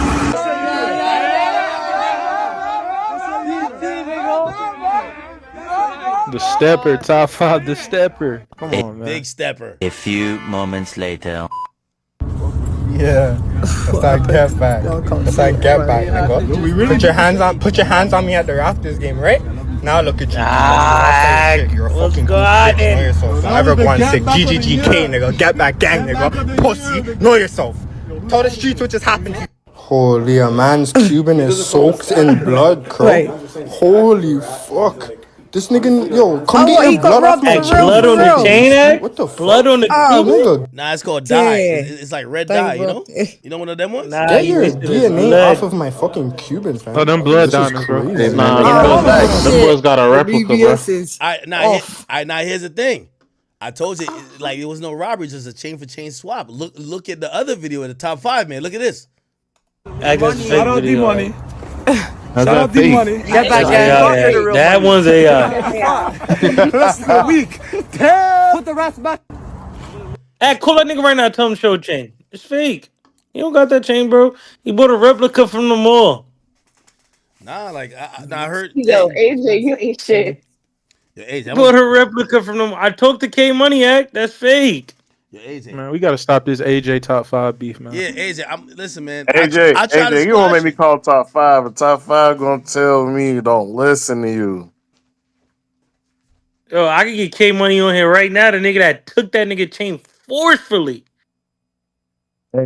Hey, you worry about top 5, but why Neon was talking crazy to you with Ada?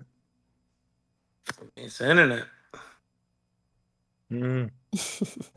Hey, yo, Dion. Hey, I was like, you was calling me. You was calling on Aiden phone when he was with Neon. Neon said that he gonna pay grand triple what he's supposed to play for. He can start posting him again. He said AJ couldn't stop nothing. He's still in pay Nah, grand. I ain't gonna hold you, Wale, bro. You seen the fear in Neon eyes when Buddy had told him about AJ when he was in New York, bro. yo, Dion whole attitude changed. He was Are like, we gonna forget how I ran Neon off the block? We're not gonna talk about that one. Where's that video again? I forgot it. Well, I ran Neon off the block. Yeah, where you pulled up? Where is that? I don't know though. It's Neon, so it's kind of like it don't count because you know what I mean. It's Neon. I wasn't trying to harm or nothing. The big AJ pulling up on He Neon. reacted to it. Look up. Academics Neon. Bro was just trying to have a conversation. Hey, AJ, we're gonna put you in some fighting. Bro was just trying to have a conversation. It's crazy, my nigga. It's called. I'm gonna find it. I was trying to have a conversation. Oh shit.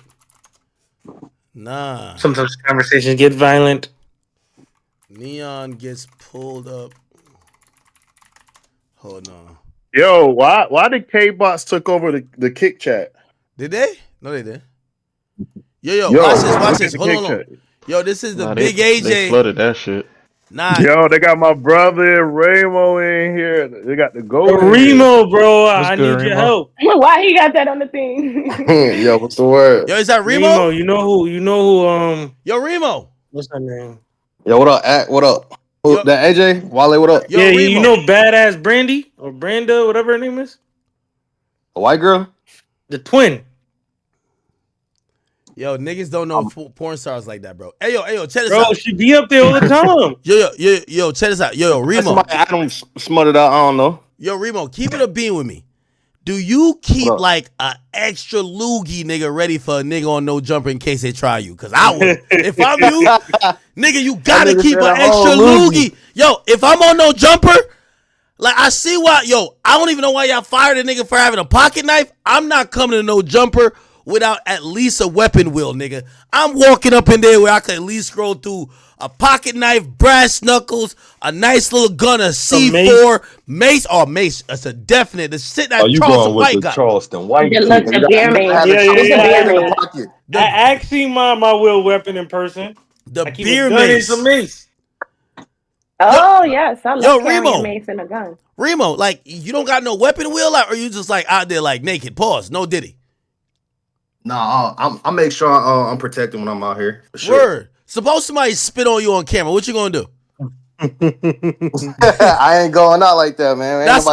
Hey, hold on. That's a relevant conversation. That's what happens up there. Hey, nah, for sure. I mean, shit, it just depends. Like, I feel like I don't give off that type of energy, so I ain't never been put in that situation. I ain't gonna lie, Remo. If I'm one of them little dirty hood niggas y'all be bringing up there, nigga, I'm trying to get my 15 minutes of clout. I'm spitting on y'all niggas. Listen, do y'all at least have like a stomp out squad? Like somebody spit, like y'all be like, all right, let's beat this nigga's ass. Yeah, you just gotta spit on the right person. Sometimes it ain't gonna end right for everybody. Is Flacco spit proof now? I gotta figure it out. Yeah, Flacco definitely spit proof now. He tapped in with the Long Beach Crips and all type of shit now. Oh shit! They ain't spitting on Flacco no more. Yo, the Niggas thing got away with that the first time Flacco was out there a couple months. That shit over with now. Yo, you know the crazy thing is? Hey, am I still banned from LA? Yo, even though my top op locked up, am I good in LA now? Yo, you gotta get down with a gang. You gotta get down with a gang. No, because you know my top op, man, he locked up now, so I could come to no jumper. I feel like I ain't gonna get jumped now. Oh, you talking about Brick? I just talked to Brick yesterday. Yeah. You seen him? Good. Nah, I ain't seen him. I just talked to him on the phone. Locked up. Man, hey, I knew I was banned for real after that Kendrick situation and the Brick situation. When them Rolling 60s came down and swung on me, I was like, all right, I can't go to LA now. Nah, they welcome Rolling 60s swung on you? What the fuck? That's crazy. I was just talking to Big Carolina about that last night. Yeah, Big Carolina was telling them, them dudes came down. They told me, they said if I speak on Crip business again, I was going to die. They said they don't care that. They said they said that. I understand that Brick, a yapper, don't speak on business. Hey, yo, Wale, where they did that at? In Charlotte. Well, And you ain't boom Bruh, them, bro. And you ain't boom bruh, up. Wait, hold on. if I didn't stand on 10 toes and defend myself, bro, they would have beat me up. They would have put that on Charlotte Lit. No, nigga, you should And have no had the jumper would have fire on you, posted. bro. I just realized that's Wale. Hey, Wale. Yo, Wale, man, I ain't Well gonna done. lie. It looked like they're Well giving you a done. different Yeah. type of. Yeah, now Wale, you better be glad Brick locked up, man. Brick the boogeyman. I don't know why niggas be playing with him like he not though. The little reset. LA is bricking Hey, crazy. hey, yo, Remo, why you think I sent that nigga that 5,000, nigga? I sent because when he come back, he my shooter now. Feel me? I got a couple niggas I might want to get knocked off allegedly. Feel me? Yeah, Brick definitely a wild boy. I done seen it firsthand. I ain't gonna hold you. All right, you gonna be able to stand too. Hey, yo, check it out, yo. I sent him that 5,000 because let me tell you this: when your shooter's hungry and they down bad, he gonna remember Adam ain't putting nothing on his books. He gonna remember that nice 5 bands. His wifey just telling him like, yeah, nah, good looks to act. We eating good over here. You know when he come out, any niggas say nothing to me or say nothing about me getting slapped. I know. Oh, you going federal with this one? Adam eh? definitely You put going something on his books federal though with for this sure. one, But gang. that's real nigga shit for you to do though. I seen you do that. That's 100% solid. Hey, I fuck with that. who do you think was gonna win that fight though? Suspect or Brandon? Oh my Man, God, that nigga Brandon know karate. I ain't Brandon's gonna a lie. black belt. That nigga Brandon know he a whole black belt. That's a big ass Yeah, he nigga. a black belt. Yeah. That nigga Suspect need to Almighty stop knew what the talking fuck was shit going then. on. That nigga Leaves Almighty out that wasn't. nigga. Almighty came equipped, I guess. Swiss Damn. cheese and Nah, Remo, I need you to have Adam tap me in with that girl, man. Yo, Adam AJ probably trying to definitely become know. Eskimo brothers with Adam. I know he do. Who me? Nah, I ain't AJ, asking I my know. Yo, brother Adam at all. AJ, Adam fucked her raw. You gonna fuck her raw? That's filthy. Nah, I ain't gonna do that much, but That's that Yeah. Diddy party shit. I need him to tap me in with her. She dated like Nick Cannon, her and her sister. Yo, suppose she say she'll give you the pussy, but you gotta fuck her on plug talk or no plug, whatever it's called. All right, fuck it, let's do it. Yeah. By myself, like, this is solo. AJ, you This is a know solo I'm tapped movie, in with right? the people with the fan bus. So hey, I'm gonna talk to my homie and see can we make that happen on the fan bus. What's the problem? This is a solo movie though. The only people that can star in my movie is women. You know what I'm saying? I said the camera person Like gotta be a when woman the also. camera come on, you gonna get shook. Please. Hey, Remo. This nigga AJ I'm getting a on a new lot of career OS. and I shit. ain't gonna lie to you. Hey, Remo. By the way, let me shout her out. Oh shit, I don't know if I'm doxing her. Everything Alyssa, thank you for the DM. She said she heard that I ate a leftover Chick-fil-A sandwich today. She said she's a private chef. Hey, I'm not hiring no private chef that can't make oxtail. I'm gonna tell y'all this right now. I'm Jamaican to the core. If you can make Jamaican food, you're hired. Facts. I'm telling you. Curry chicken. I'm on her page. I'm on her page right now. You know that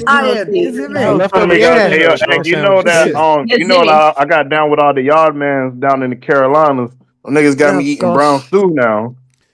Yo, hold on. Yo, Wale, like you can't eat no oxtail if you're not fucking black women, bro. Like you don't need no oxtail for no white girls. Bro. I'm gonna keep it a bean, bro.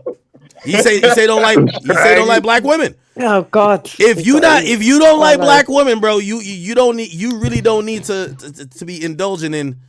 You know what I mean? Yeah, man, you gotta stick to that pot roast, my nigga. No, I'm Gullah Geechee, man.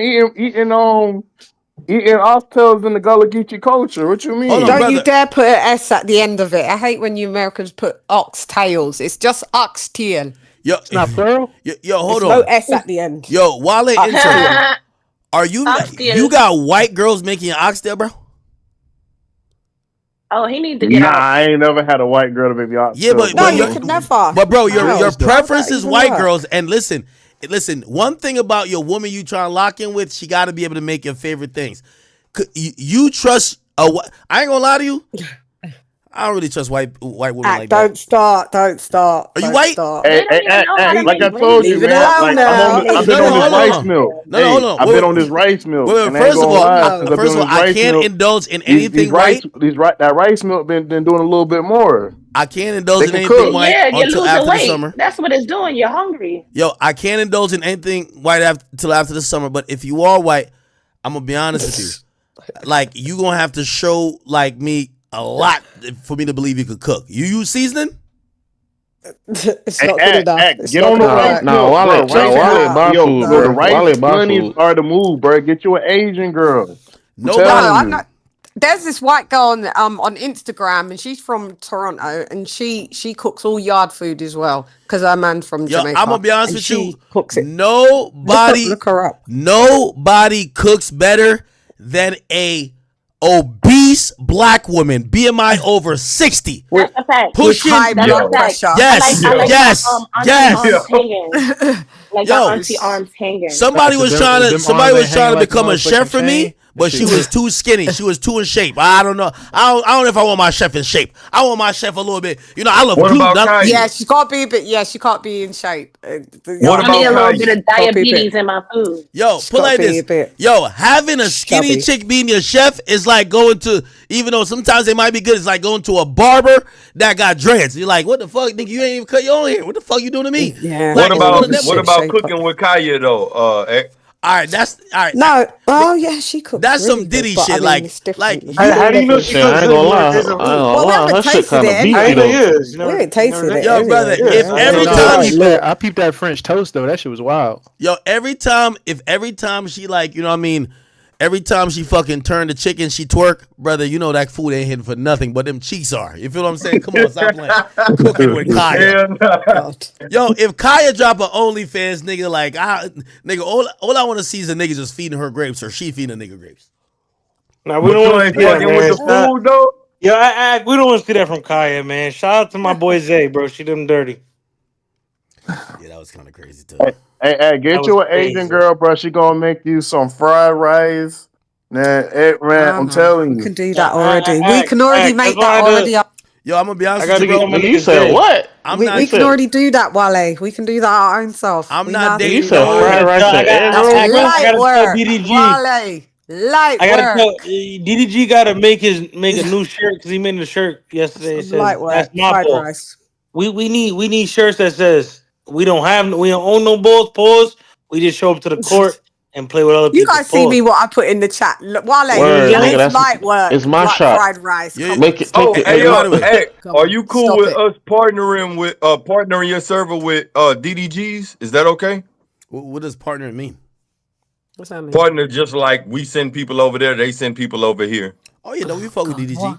You fuck with DDG, yeah. All right. Hey, by the way, yo, Wale, could you please stop coming on here and talking about you want an Asian girl to cook you food, bro? It's a reason why the cheapest thing on the planet is Chinese food, bro. We're not going to like. I'm sorry, bro. Nah, Like, you don't like. you know how many like times chicken I've fried eaten rice? some Chinese Yeah. food? Yo, if you've never eaten Chinese food and be like, what part of chicken is this? That's already a problem. Okay, I'm sorry. Hey, Like, you I'm don't like, like chicken fried rice? Like you don't like Benihana's? I ain't, bro. I got me a little Filipino team. She You don't like been holding. you don't like Benihana's? yo, I ain't gonna lie. Benihana's Japanese. Bro, Chinese, Benihana's Japanese, Japanese. Asian, same No, shit. it's not the same thing. Hey, you got to get a Japanese, Filipino, Asian, bro. Pretty much, Philippine. bro. No, it's Filipino not the same. people are pretty much Hispanic people that can do karate. Yo, bro, if your eyes, Yeah, I ain't gonna lie to you. I already know you're this the nigga. same race to me, bro. Yo, AJ, I ain't Already- gonna lie to you. That nigga Drake Huh? told me Benihana was pigeon food, so I don't. He says pigeon food. Who said it's pigeon food? Drake, nigga. Yo, bro, why we listening to some white Canadian goof ass nigga? Drake black, nigga. Drake black as hell. Drake not black, actually. Bro, Kendrick wearing bell bottoms. Drake over here dressing like a yard man. Yo. Drake is whiter than my nigga Aiden, bro. Stop it, bro.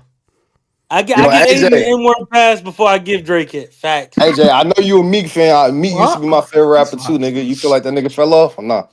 Nah, Meek didn't fall off. Nigga, you didn't hear the song he just dropped on Friday? I know you proud of me. Come on, bro. Yo, Stop no, it. the real question we gotta ask AJ. As a Meek fan, it's been in the last couple years so tough to defend him. Pause. But how happy you were when he finally defended why the hell he had matching outfits with Diddy. I told you that. I told you that a million streams ago. That's the reason. But he still ain't defend why Diddy called him daddy in that pool. He didn't hear it. I got been answered on this question. Why is he calling What was the answer for the matching outfits? Bro, nigga, But they was he on the actually had the same mixtape fit though? on. But was he on the mixtape You though? ain't never actually had the Stop same fit on flagging as your for him. man. It's alright. It's alright. You don't accidentally have the same outfit as Just Diddy want that though. nigga fatty. What? Like Yo, that. bro, right now, denim tears and shit like that, bro. We both getting money, we getting fly outfits. Nigga, we actually got the same outfit. What's the problem? Yo. I think when it's Diddy, it looked like it wasn't no accident. That's the only thing. It's like, Nah, man, the nigga said obviously it we looks stepping out crazy fresh just because tonight. it did, but Yo, like, by the I'm way, just letting you know, nigga, you accidentally, like, niggas buy the same drip all day long. Narimo, me and you probably got the same type of shoes or shirt or like Nah, hat. 100%. Well, You know what listen, I'm nigga, saying? if I pulled up to Vegas right now, mom, whatever the fuck, if I put up where you at right now, and me and you Yeah. wearing the same exact fit, niggas I'm like, what the fuck? Yeah, but if we both Nah, but we multi-millionaires got the getting same money, Hellstar shirt on and different kicks and y'all shit. shouldn't even be And chilling together and taking pictures together. Like, come on, bro. that's like saying me and you both cop a Corvette and we drive to go link up together. We got the same Corvette. Cars is Like, different than nah, clothes hell then. nah. That a whole car different, bro. If y'all niggas it's got the the same same shirt, shit, the bro. same shoes, the same. Did they have the same shoes on? We didn't see their feet. Pause. Hey, by the way, I'm not even trying to change the subject a Y'all little bit, ain't but gonna lie, AJ, Meek used to be my favorite rapper. I still fuck with Meek. hey, by the way, But I it's ain't been trying hard. to I ain't trying to change the subject a little bit, but I just want to know what y'all think about this because Please do. it's still fucking me up. I still can't believe this nigga 50 done told me that Lil Meech went broke off buying Chrome Heart jeans, bro. I ain't know them shits is 10,000. Yo, I'm about to go try to buy some now. Yo, wait, is niggas buying jeans for Nigga, 10,000? you ain't see them boy financing that shit for 72 months, bro. Yo, I just seen one of them. Yo, is Chrome Heart jeans really 10,000? I thought niggas. Yeah, they are. There's some that are I don't 25,000. know. Hey, let's be real, bro. I hate how all these niggas start wearing Carhartt, and I've been wearing Carhartt for the longest. Yo, are y'all serious? Yep. Let me see these. Bro, Let me see y'all these ain't gonna like jeans. these hype people messing up the prices on the Carhartt, bro. I'm pissed off, bro. I've been on it. Like I'll wear Carhartt jeans, Carhartt khakis, all my hoodie shirts. I've seen If you look at all the videos we Migos got, with this. I'm wearing Carhartt. I've seen Migos with this. You're telling me that this is $7,000? Yo, this is crazy. Yeah, That's wild. cheaper For version. what? Yes. What type of That's the denim is that lowest made price, out of? actually. The 7 Yeah, racks. that's the one you bought for More your than girl. Moschino's. Hold on. All right, so we got Hey, a couple. I got a pair of Carhartt pants right now. It cost me Brother, I don't know $350. what Carhartt is, brother. I know what Small. Chrome Hearts is, nigga. Are you talking about Chrome Hearts? This is Chrome Hearts. No, we're talking about Carhartt. Chrome. Brother, I know Chrome. They what's got up. some I don't even Carhartt know stuff what now that is, too. bro. I ain't gonna lie. Like CHROME. These are Carhartt. Wait, hold on. Yo. All right, too much. We got a few chat queens on the call. If a nigga's wearing this, is it fly? Yo, I would definitely like buy fake this. Like this shit don't even look that. It's fly, but these niggas be wearing fake. Yeah, but not for $7,000. I don't know. Wait. All right, hold on. So if I'm wearing this, would you look at me like, damn, that nigga got a drip on, like he got bread, like he got money? Because I just look at it as denim. I mean, but we would know what it is because it looks so specific. We know that there's seven racks. Yo, what happens? I would Is your automatically pussy getting wet? Are you getting a little moist? Go buy the whole Chrome Heart store out. You know, Diddy might do it too. They might act Don't buy those. Hey, AJ, have Meek ever taken you shopping before? That fit don't even look good. No nigga ever took me shopping. I know I'm not Aiden doing want it. to take. I know Aiden want to take X shopping. Hold on. They say Chrome Heart Yo. don't make money. Here's the thing. I don't like them. I don't think Meek bought these. I think Diddy would buy these for him. Oh, they were. Drop the cat back. They look a little sus. And I see these black. Yo, are you gonna let Aiden take you shopping or what, bro? I heard Javante Davis spent his entire fight check on Chrome Hearts. Yeah, that's what I heard. That's what his whole fan base is. They're all sus anyway. So yo, they said Javante Davis put Chrome Hearts. Yeah, he does. Hey, yo, Wale, we gotta go do that interview right quick. Oh, y'all go do your interview. I'll be here. Not vampire clothes. They actually look. You gonna let Aiden take you shopping or what, bro? They're 7 racks. They look cheap. Wait, I seen that it didn't say hood. I like them. Yo, it only looks like it has the crosses. Like, wait, so you're paying $7,000 for a pair of like $80 jeans with crosses on them? Wow. Yeah, basically. You ain't never wear front door and not act and feel comfortable, man. Yo, I would be mad if I bought these. Do you remember? Material?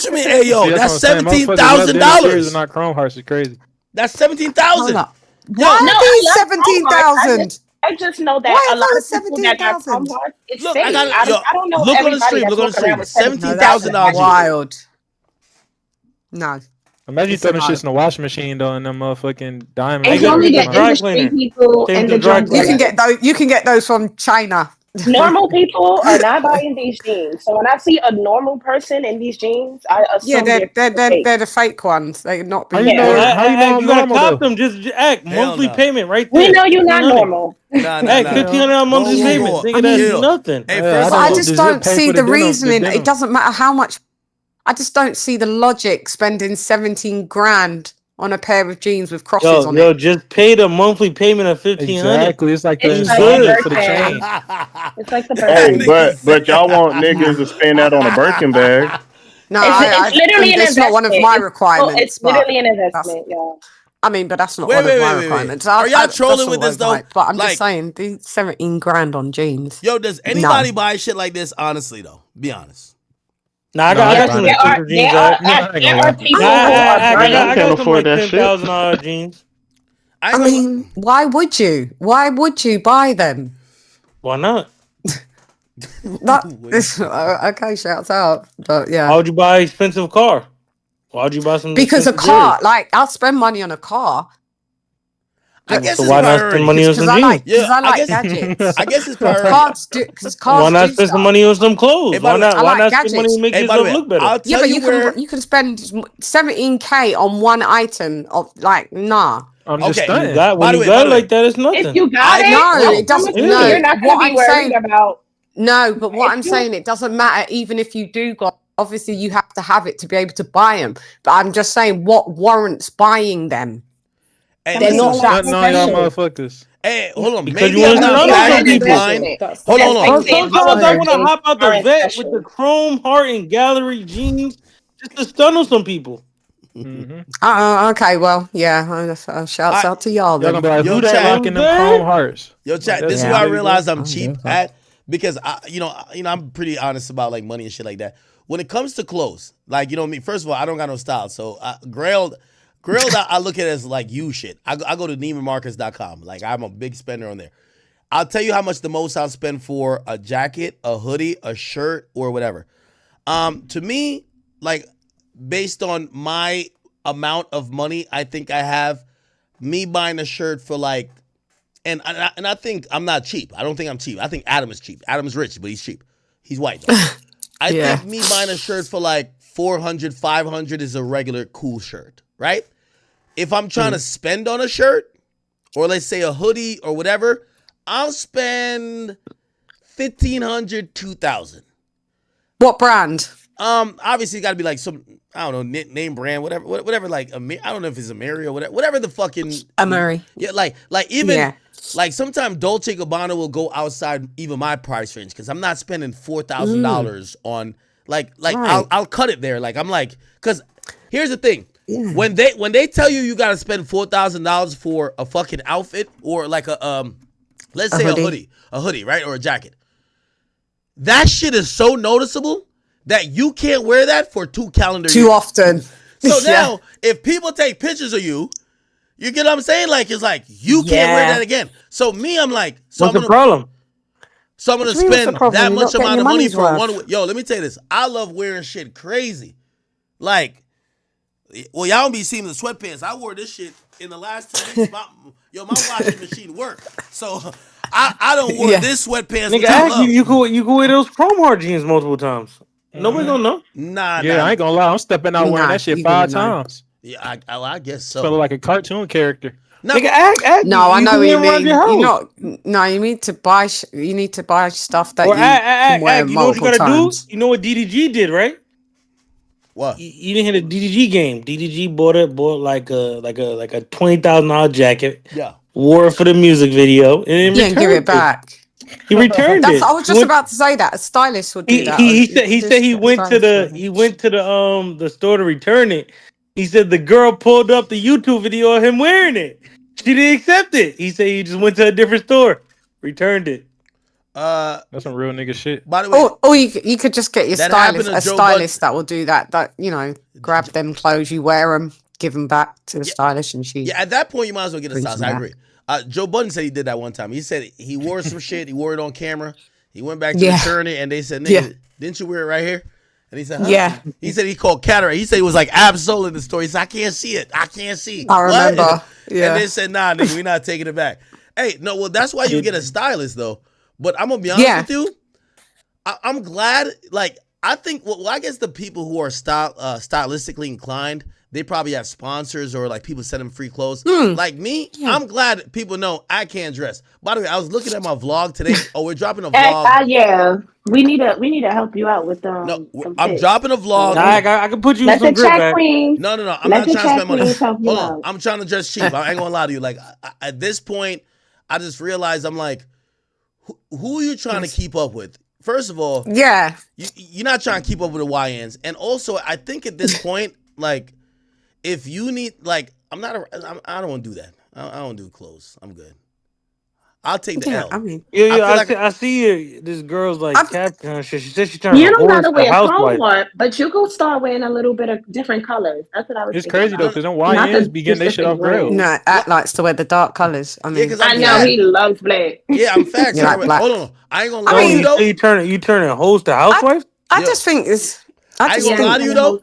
I'm gonna tell you how It's normal night, just night tech trackies. Like, it's not that deep. Like, it doesn't have to be like things have to cost like I $4 know grand. you was gonna. I know you was gonna I'm say gonna tell that. y'all. Nike Yo, Tech, man. here's the truth. Yeah, Here's the just truth. normal. Yo, nobody knows this because y'all have seen me some mirror shit. I've never bought a mirror in my day of my life. I think my ex, which I all hate, she had bought me some shit for my birthday, probably with my money, right? She said she spent 20 bands. Anyway, she bought me some Amiri shit, and I just keep wearing that. I don't buy shit like that. Like, to keep it real, anytime I gotta go do like a public appearance, I'm like looking in my closet like, what haven't I wore? And I'm like, I wore kind of everything. I need to go shopping.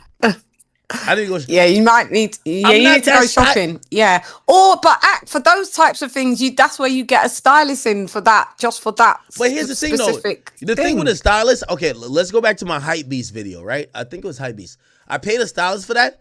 Yo, I didn't keep none of the clothes. They took it back. I want to keep it. Yeah, they take it back. No, you can't keep them. That's the whole point. Yo, I don't want no clothes like, I be itching my balls, like my dick swinging in there, and then I got to give it back. I want to be able to wear it. No. No. So you gotta pay the stylist to buy the clothes and then they take the clothes. Because all she does is source them. They keep the money. Yeah, it does. It does. Well, That's a you don't. finesse. No, it's not a finesse because they just pull clothes for the thing that you need them to do. So if you wanted to wear these jeans, these $7 grand jeans, obviously you wouldn't pay your stylist 17 grand to pull the jeans. You'd pay the stylist probably like $1,000, and she'd pull you people which she'd pull from different boutiques and stuff like that, and she'd be like, I'm fitting for DJ Academics, so she'd just go out and they would be like, here, give them this, and he'd have like 4 different outfits to choose from for about $1,000-$2,000, and basically wearing like you basically rented for a day, worth of shit. and they have to bring it back. Like, for example, for my I think Hype Beast video. Like, they had brought me, it was some new Dior shoes, and they put mad tape on the bottom of it because they're like, we got to return this motherfucker. Give them back. And I was just like, what? And they were like, the stylist was this gay dude. No Diddy. They were like, yo, you can't walk too heavy. And I'm like, yo, I got fat feet. I'm fat. And they were like, you got to be careful. And then I was just like, so they was telling me about the creases I put. Nigga could increase the boot. They put the on the bottom. But sometimes it depends. You could buy the stuff and say, do you know what? I really like this piece. That's what I did. Can I buy it? Wait, are you a stylist or do you know a lot about this? Oh, I'm from music as well. So, okay. On this side. So I remember I bought those. So I still have them. I bought the Dior's I wore in the, I think, Hype Beast video. And I was just like, because it felt so comfortable. And pull up that video, Ak. I haven't seen it. I don't know what video you're talking about. Oh, it's right here. Hold on, I'm going to Google it.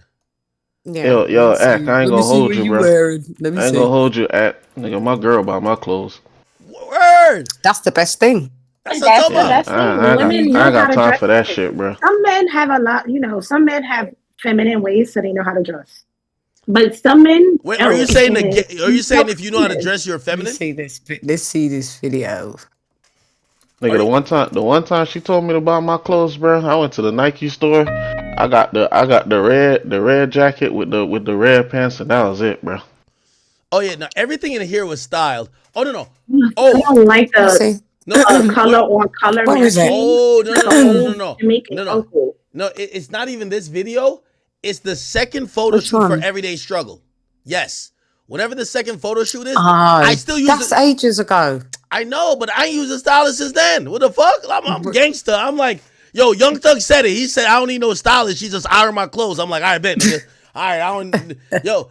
There was this one outfit I haven't liked seen from this you when one. you did the TMZ interview. Which and one? You had on the red and black. I did like that outfit.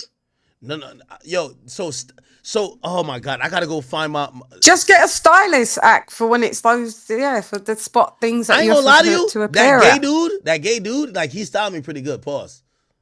Yeah. Like he Or was you can good. get a female. You can get a female stylist. His name was Don't gotta be gay. Marty. What's his name? I think I follow him. And for all the people who think I'm homophobic, I'm not, because my stylist was gay for there, and I hired him for my music video. The nigga was good. You know what I mean? And he wasn't weird. Trust me, he was not weird. This nigga's nice. Just hopefully he's not on the stand tomorrow. Tomorrow on Diddy's trial, saying yes, You covering this Diddy case? Does this not affect your he a real mind? nigga. You He go real to nigga. He sleep at night? probably started from mad people. This is the dude right here. He probably don't got no pictures of me because I'm probably the least. Let me see. Yeah, look, he stopped for all these dudes. Yeah, he's good. He's good. Look. You heard me, Ed? What you said? I said, you doing this Diddy case, does it not affect your mind at night? I mean, everything I cover always like affects me. I ain't gonna lie, like, you know what I mean? Because I'm usually thinking about this, like, God damn it. I usually like I ain't gonna lie to you. Sometimes with like there's certain parts of the case that is like toxic, and like I've been in toxic situations and I'll be thinking about it. But like I'm really, I'm pretty transparent and I'm like honest with like all the time. Even when I did a Warren Chirac where I covered like early rap or whatever, it always affected my life. It's I'm not the person that'd be like, I just check in here and just no. When I get off of this, I watch more content. Like say like yesterday I got in my pool. I'm still listening to content. You know what I mean? I listen to podcasts. So it's all in my life. So for me to say I don't get affected, it's like that would be cap. All right, I would probably have to scroll all the way down. I think that's why I love watching you at the it. bottom. I feel the same. I be like so wrapped up, but like not emotional about certain things, but I be thinking about certain stuff, and then I go down the rabbit hole. Like it's sick. I'm not gonna cap with you. You styled even this motherfucking bitch ass nigga. I like it. Let me see. Oh, by the way, he's no, done I'll be Aaron honest Pierre. with you. That's Mufasa. I remember having to report ex's passing, and I was crying the entire time. Like it took me so long because I was crying. But at least that time there was no video, so nobody could see my face. But like there's like mad takes of just I couldn't speak really. But yeah, no, of course, hip hop is my life. Like I was in Florida when that happened. That shit was. I was literally like 15 minutes away from that shit. It was crazy. Florida was sick after like that whole day. It felt somber. Yeah, all this is my life. Like I'm I never one of those literally people. in Miami when that happened. Yeah, I don't treat I this watched like the trial. Yeah. Yeah, I don't treat this like. He pulls some good clothes. I don't know who the people are, but I'm just looking at the fits. Some decent fits. Y'all probably gotta scroll all the way down. Can you peep on VC chat and see what I wrote in there real quick? You could probably. Okay. Because that's kind of because you might need to tell one of your moms to take care of that. Wale, I got it. I got you already. I seen your message just now. I was being cursed out. I was being called a mod. I told them I'm not a mod on Twitter.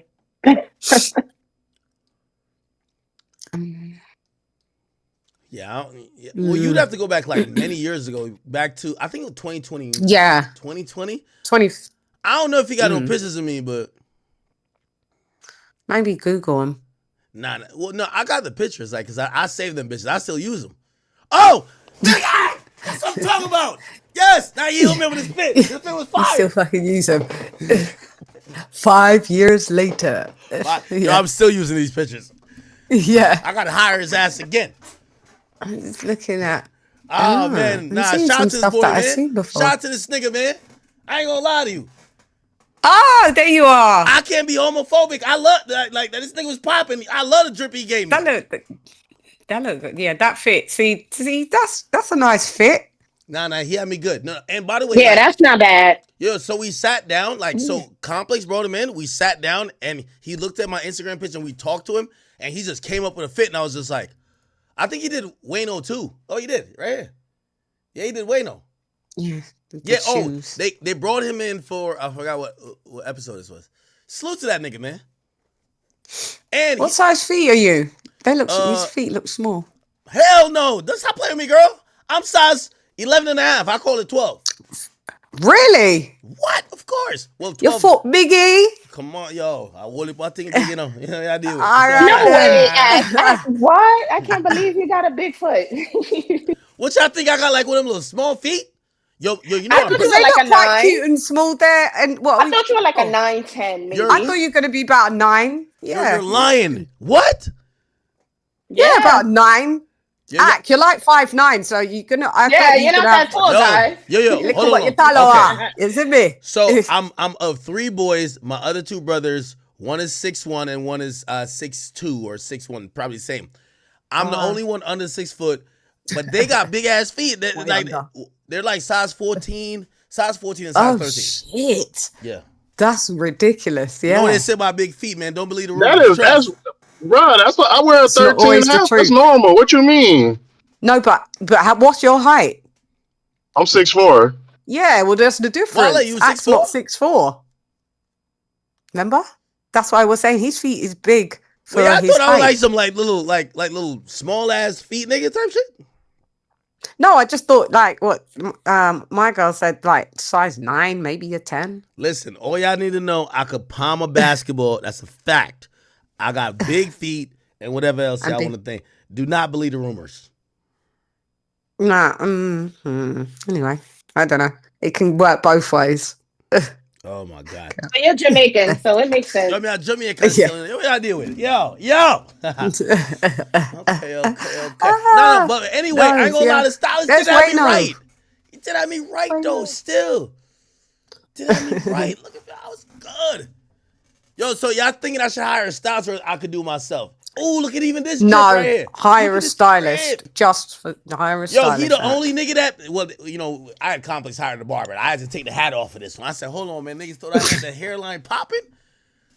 Should we go stylist or should I do it like Young Thug? I'm gonna style myself. No, because you can't do You it. can style yourself on a regular day, but events and stuff. Yeah. Wait, y'all don't think I'm stylish? Like, Yeah, I got for drip? event stylists only. Oh yeah, okay. Especially like this with the suit. And so I'm not gonna lie, but at your brother's wedding, you did step. I ain't gonna lie. That suit was clean. Yeah, but very clean. Yeah, every day I step out, me clean. But you gotta realize, okay, clean. Clean. They picked Step that with out and clean. No, that was not me. I'm in the bridal party or no, the groom part, whatever that's called. So they picked that. So like all I had to do was I showed them somewhere they did Just some wear it. Yeah, and this whatever. They picked it, you wore it. That's what stylists do, Act. So just get a stylist to do the same thing. They pick it, you wear it, you know. Okay, I might have to fuck around with it still. But and they'll bring you like 4 different things though. Okay, and, but like, do y'all want to see me in the chrome one. heart jeans or not? Let me know. The $30,000 jeans?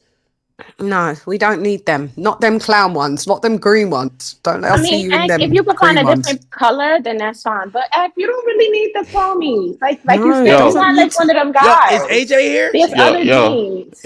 Cop some of them extra long ass jeans that be balled up at the bottom. You know what I'm talking about? Nah, but I'm gonna trip over it. Like, bro, I'm not that coordinated, bro. I ain't gonna lie to you. Nah, it be like bundled up at the bottom. You know what I'm saying? That's what the YN's wearing now, bro. Nah, I can't wear YN fit, bro. The rockstar jeans. We just want normal. Snapper. I told you, I'm realizing I need to transition into big bro, which is before Unk era, gracefully. I can't be chasing soon Unk status. Yo, I'm one of them niggas. Y'all have seen me. Y'all see me at every, like, I'm so glad y'all have seen the last 10, 15 years of my life. I don't have to keep like trying to be something I'm not. I was that already. Let's just grow gracefully. Yeah. Imagine if y'all was seeing me like trying to be a YN. You'd be like, yo, this nigga is goofy as shit. I would hate it. Don't definitely have to just like put you under the ring like that. No. Yeah, there goes some nigga in the chat said it's stat jeans. Yo, yeah, they Yo. call stack jeans. I was trying to say it, but I was on the elevator. Yo, I want to know. They are. I love stack jeans, but stack jeans will not look cute. No. Yo, would AJ allow Meek Mill to buy him a $17,000 pair of? Is that gay? If Meek Mill's like, yo, No. Anything we coming just had from this Meek Mill is conversation. sus. Let's not do that. No. Would you I'm not accept going them? to do too much. But let me say, we just had this conversation the other day. And if you go take your nigga shopping because he fucked up, that's not gay. You looking out for the homie. Yeah, we're not doing that. No, we don't need anything from Meek. Oh, by the way, what if AJ really needed it? You're the one that exposed him, and now you're asking us what man a mum to buy man clothes. Wait. Oh, could we do something? And just because I'm actually really I feel so bad about like all them Reddit weirdos that I got out yesterday. I'm glad I've said it. But I love Reddit. Not Reddit. I mean, I love our Discord, and I do love even our community on Twitter. And I'm actually really I gotta apologize to all y'all. I haven't been here for a while because I've been just doing these solo streams and get off stream. Hey, so tomorrow I'm supposed to be on Wax. I'm supposed to be on Clubhouse for Wax. I told him to tell me when. Now, here's the thing. Every time I'm on there, it's mostly Wax audience. Number one, I also feel a little bit guilty because I feel like I should be doing like maybe a Clubhouse style thing on Discord for us. I want to do something where tomorrow, either, I don't know if it could be joint, where our Discord either joins with them, or something, but I want our Discord to be involved because when I look at Clubhouse and Clubhouse for Whack, I look at Discord for us. We got our own community. Like, I feel like it's just, you guys do whatever you want, but it's just like our world. You get what I'm saying? You know what I'm saying? So community. I told you last time, let me tell you something. Yeah. I told you last time to figure out how to use your Twitter. I know you hate it. And come to Twitter Spaces because that's kind of like Clubhouse. It's conducted like it. People It's have exactly to like raise Clubhouse. their hand. Oh yeah, no, of course. Yeah, they have to raise their hand to be brought up to the stage. It's a stage thingy. It's audience down at the under the stage. It's not like Discord where you got. It's like Clubhouse, isn't it? Yeah, it has the same platform. Okay. So again, I know we have multiple platforms. People might be confused. What do you guys think is best? Right. So tomorrow, yes, I want to. Wack comes on our platform a lot, so I want to go on his platform. But I also want to give you guys content as well, right? Like again, I'm not thinking of necessarily streaming that particular thing, but I want to be like. I don't want y'all to feel like, damn, okay, yeah, Act streams, but he gonna. I think you should do it. I think you should bring. If you do it, we're gonna find out how to. Yeah, it should be Twitter. Either that or I don't want to do that to the Discord homies. I know they probably cussing me out right now. That's what I was gonna say. But if I go Twitter, is is Discord gonna feel like, yo, bro, are you serious, bro? But if you go on Twitter and do it on the. It will be like it will be like viral. So it depends how public or private that you want to be. And it'll help the community. I don't really give a fuck about how viral it gets. Like it's really about like, these are the you trust me. You guys fuck with me so much.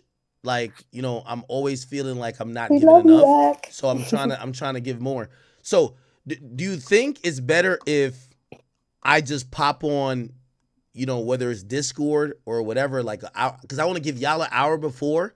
And I told Wack, I said I could probably do like 2 hours. So I give y'all an hour. Let's do Twitter. Let's do Twitter. Twitter space.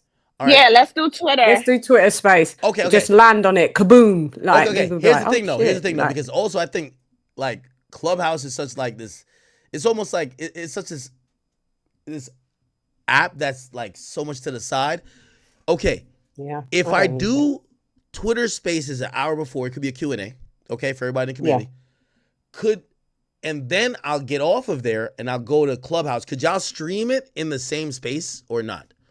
Yes. Okay. you can connect to it, I think. Yeah, no, I mean, I'm going to be on Clubhouse, but I want you guys to be able to see that content because there's certain content like I'm doing this stream because I want you guys to whatever, but I'm also streaming. Yeah. Like tomorrow is just to kind of like tap in with the people that fuck with us, right? Like Wack fucks with us. He has an audience. I want to go tap in with his audience. He taps in with my audience. I want to do with him. And so, what do you want us to do? Come over and watch you on you guys chop it up on Clubhouse. I'm coming to Clubhouse, so I don't know how we. That's why I needed to y'all give don't out gotta more go to bodies on Clubhouse Twitter, so as somebody long else as could host the spaces. Because I want to come to Clubhouse. I got something to say. So Yeah, you just gotta have somebody host the space, right? And then I guess they'll be on another device and go into stream the Clubhouse shit. and just Yeah. play it through the Yeah, space. no, that's the problem I'm having. Ray came in, but he left. I gotta tell Ray to add more about the two mods, Ray and Facts, to add these two mods that we were gonna add before. Okay, so because if they can't go live unless they're a mod on the academics Twitter. Okay, so let me figure out the time that they want me on Clubhouse, and an hour before that,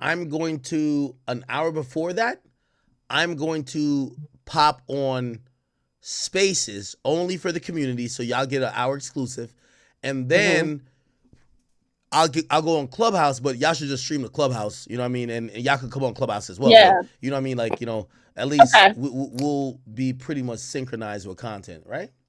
Yeah. Okay, just give me a time and I'll host a room for Twitter. Okay, I'm gonna hit Wack. I'm gonna figure it out. Yeah, Twitter's. What do you think? I don't know if we need a group chat or anything else. If I need to make a group chat with you guys, I can. What's the best way to tell you guys like what I'm gonna do? Or Do it on maybe your community YouTube. Yeah, you want to make but I guess Stoney and all of us, like we on Instagram, or we can do it. I know Stoney got a group chat on the Twitter space, or we can make one on Discord. I'd rather it be on which one? Do you read your messages on Discord? I'm gonna be honest, no. Do you? No, he doesn't. I read all Yeah, Instagram. so we're not gonna make the chat on Discord. Instagram and Twitter message, I read all of them. Even requests, I do. Wait, can you you could post in the community, right? Oh yeah, no, I can. Yeah, I can. Yeah, just when you get the time, Just just post it in the community. tab. Okay, I bet. That's simple enough. What time that's going to be? Because you know me, I'm in the UK. I'm 5 hours ahead. Starting when I'm waking up in the morning, like good morning, and that's just started. So, what time's that going to be? So, I just got a cross reference with Wack again. You know, I try to tell y'all like, yo, I appreciate people coming on here and giving me content. I know we stream for a long time. You know, we're on here. It's 9 hours and 30 minutes. But this is how much this is really how much I don't have a life, because I'm just chilling. I really got nothing to do. Because after this, I'll probably watch the Knicks game. No, we love this version of you.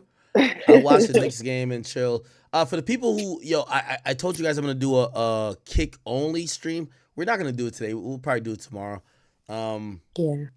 You know, I was like chilling here with y'all without like the expectation of, content. You know what I mean? And also this Diddy trial is like exhausting. The Diddy trial already takes a lot of time. I know. You tapped in. I know. But yeah, everybody, I don't care what platform. Tomorrow, if you jump on screen tomorrow and jump into Discord, we got to talk about the beef against Alabama and the Carolinas. Sir, hold on. Yeah, because I feel like you tell me some shit. Like Alabama. Bro, you don't know. So Alabama rapper name is got a hit record called "Control the Traffic." Yeah. Baby Mouth came to Charlotte, and remember he said he the big dog. He said he controlling all the traffic. Yeah. Came to Charlotte. Man, them boys took his Hellcat, chopped it up, and sold it on Telegram. Are you serious? Yeah. Then the whole thing started. They was people from the Carolinas and people from Alabama going back and forth. On BPZ came out to the Carolinas. Do a couple of shows. He was in Raleigh. Yo, this nigga said they shot that man car up off the roll off in Raleigh, North Carolina. They got this whole thing going on against Alabama versus the Carolinas. Yo, bro, this is the most random beef I ever heard. You said there's a beef. Alabama versus the Carolinas. A month or two. Bruh, and this happened. The dude made a song telling me he's controlling traffic, came in Charlotte talking about he controlling the traffic because he was in town, and they stole his Hellcat. Then OMBPG came in there, had his back, and they shot him off the road. Yo, brother. Are you serious? Yo, let me tell you, Wale is a character, man. Yo, Wale, how the hell is the Carolinas beefing with Alabama? The Alabama rappers came over here talking hot shit. That's what happened. One thing Wale gonna do is put on for his city. That's true. That's true. Oh man. Anyway, what else is going on with y'all? I'm chilling with y'all. Nothing. This is y'all time. So, Hey, by the way, I'm actually about to go do this interview with Rainwater with How to in the chat. Yeah. I was actually recording. I recorded a podcast at the studio with Leaf and Facts. Oh, really? Yep, and Wale. Oh, nice. Oh yeah, we did an episode with Wale. Yeah. Hey, I don't know why, but I feel like I do all my best podcasts with YK. Was YK there? Yeah. Well, good. I feel like I do all my best work with YK there. Well, if YK and Leaf there, I know it's going to be great. Yo, hey. Yeah, Leaf is really good with production and everything. So I'll give you a little bit about the. So I don't know why, and I'm gonna be honest with you. This is when I realized I said, you know, I thank God even till now. I don't know if I told you I did nothing for my birthday, my actual birthday. My birthday was really the show, and I was just so happy that everybody, you guys came out. It was just so I'm just so happy for it. But the day of, I'm a little bit nervous. I'm like, fuck. I feel like I'm gonna have like one of those 8 Mile moments where I just kind of like freeze up. And before it happened, because I'm gonna be honest with you, there was no nervousness. A minute, like 2 minutes into the show, I'm like, yo, this is family. And it's the warmest, and I know I sound like a bitch. It's all good. I'll take it. It was the warmest feeling of people who I felt that loved me. And I don't know why I felt I was going to be nervous. And granted, I sit here and the total number of all the platforms like, hey, it's 25,000. Not nervous at all, because usually I'm drunk. I'm just in my element. Sometimes I don't even read chat. Y'all know that. But I was nervous that day because I wanted to do well. And before I got on stage, I said to YK, right? I said, yo, YK, I'm going to be honest with you. Me and you, like, a lot of times we're, like, rapping a lot in the sense of I'm saying shit or whatever. And I'm like, yo, if I'm in front of the chat and for whatever reason, because now I'm trying to be funny a little bit, and if they're like, nah, nigga, you're kind of corny. We don't fuck with you in person. I'm like, yo, because he was vlogging. We were going to drop the vlog. I told him to sit in front. I said, if people aren't reacting and I'm looking in the crowd and I'm realizing, oh, shit, they're not fucking with you, I'm going to just look at you and go off your energy and give me the same energy that we always have, because I talk to you outside of this shit and, like, we're joking about shit all the time. And that's why he was front row, or, like, he was in that area. And then 2 minutes into the show, I quickly realized every single person in that building was all love. And I'm going to be honest with you, it's the best birthday I've ever had. I'll be honest with you with this. I got no presents this year, but that was the biggest present. The biggest present was seeing you guys. And I'll definitely do it again. Bigger next year. I already told them I'm doing it bigger next year. But it was the best feeling I've ever had. And by the way, I think I've tried to tell you guys thank you for that. It was the most refreshing, feel-good moment of my life, honestly. You know, seeing everybody there. I loved it for you. Even the part, my favorite part was Kayla, because she's one of the chat queens that's on Twitter, and she loves you acting. When she saw you, I was so happy for her. Like, I'm not even going to lie. She been saying it for months. I can't wait to see act. I can't wait to see act. I'm going to be honest with you. Act. The next one got to be on the weekend, my dog. No, I know. Yo, I'm telling you, it was too much. But Thursdays in New York is a party day, so. Yo, I'm going to be honest with you. So the first show I ever did, because remember, this was after, like, Twitter's like, oh, he did the thing at the Roots Picnic, 8 people. The first show, I was so emotional. Like, I felt I didn't do the job that I wanted to do, because I wanted to fully entertain. But I was emotional. Like if anyone remembers that first show, remember we got canceled at one place. You cried.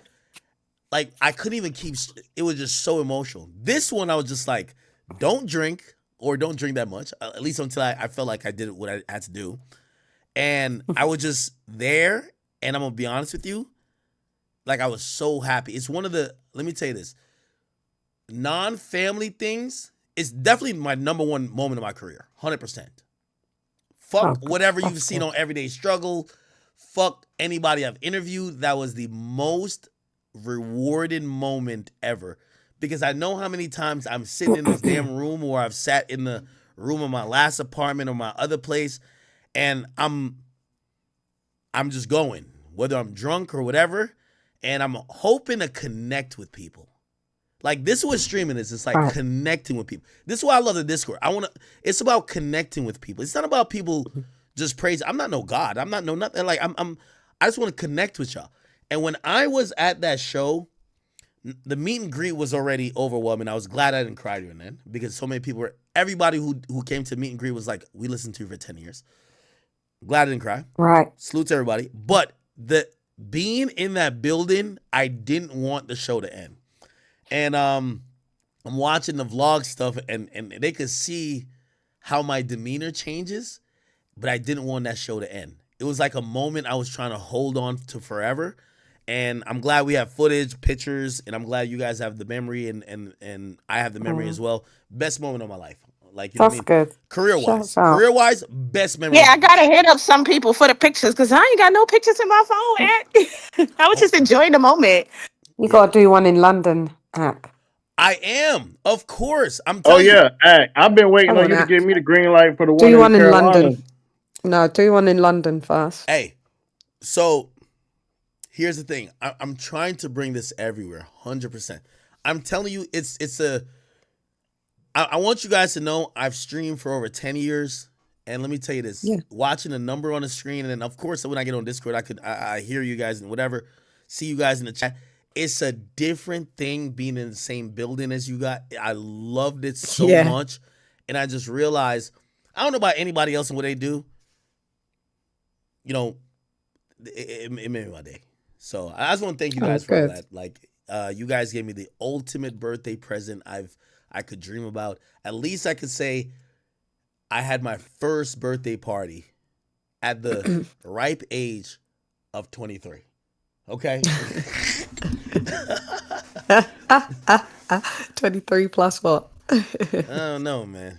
But hey, I feel like this, man. By the way, like, hold on, I feel like chat, you chat, need chat. to like Y'all gotta stop come out misaging me more and be outside more, because I'm telling you, if you come down south, and I feel like I think a lot of times too, when people actually get to see you in person and everything like that, they're gonna give you that southern hospitality. Like, I know you experienced something in Texas when you went out there with Sauce Walker and them. I'm telling you, like, yo, you come down here, bro, the Southern hospitality, you're gonna be like, oh, hey, I'm gonna be if honest I'm back with you, in Spanish Town. I feel like I would feel it anywhere. Like, man, I was so there's this young woman, and she don't even have social media, but she watches me, and she was determined to come and see the show. She said, yo, this last to me, she said, if I gonna have 7 people at the show, I'm gonna be the 8th. She drove 8 hours. So many people from Virginia, they drove 6 hours. The people that flew in. There was, of course, my Toronto fucks with me so heavy. There was a bunch of people from Toronto. I appreciate it so much. Like, those type of things. And I think someone asked the question, like, in terms of me, like, kind of think, like, does it affect me? Like, like, what I do? Shit, that affects me. When I feel I don't have a good stream, it fucks, my day is fucked. I promise you, because I'm like, really? I actually told somebody that yesterday. I said, yo, my day is fucked when I don't, like, today I think I'm good. Yesterday, it was the shortest stream. Like, today we're at 10 hours. We're at 10 hours, so I'm like, all right, I'm good. But yesterday, I was just like, it was a shorter stream, but it was I think it was a good stream, banger. There's streams I felt like I just mailed it in, or it wasn't good, and I hate it. Like, I can't wait till I come back. Yeah. Like, there's a part of my personal happiness that comes from doing a good job for y'all, if that makes sense. Yeah. And I think it's kind of vice versa. Yeah, no, I think it's vice versa. So, yeah, like, even now, like, I could get off stream, but I'm just kicking in here. Anyway. And also, Yeah, I'm we waiting love for when the. you come in and do 10-hour streams. The other day when it was like week 1 of the Diddy trial and Yeah. you was on for like 10 hours, I had to, I was doing my day and had my phone playing in the car, had my phone. I was like, no, I've got to listen to Act. I can't. No, of course. Like And I was also, chimed in the whole day, like the phone, you went with me everywhere with yo, what I was doing. you So guys support. Let me tell you this: a true chat nigga is somebody or anybody who's in the chat. Like, I know y'all are defending me. I know everything good, bad, and ugly they say about me. It's so unfair that you guys have to defend everything because you guys know way more. You guys watch me completely. You might be whole like, time. yeah, act might be so and so, but what about these other 10 things? And they're like, well, we don't know that. Fuck this guy. So I know you guys defend me a lot, so it's all good. Anyway, Yeah. by the way, chat, I'm Yeah. also on here. Y'all know I actually bet. Shout to Steak, shout to Kick. I'm watching the Knicks lose. I don't know if y'all like the Knicks, but they're gonna lose tonight. Watch. So instead of watching the game, I was gonna get off of this and watch the game. I'm just chilling with y'all. What else is going on with Salute y'all to though? you, Just Act, bring. because real They're talk, bro. gonna lose anyway. You really be supporting like the community. Because I remember like I've been watching you since I was like 15 years old, bro.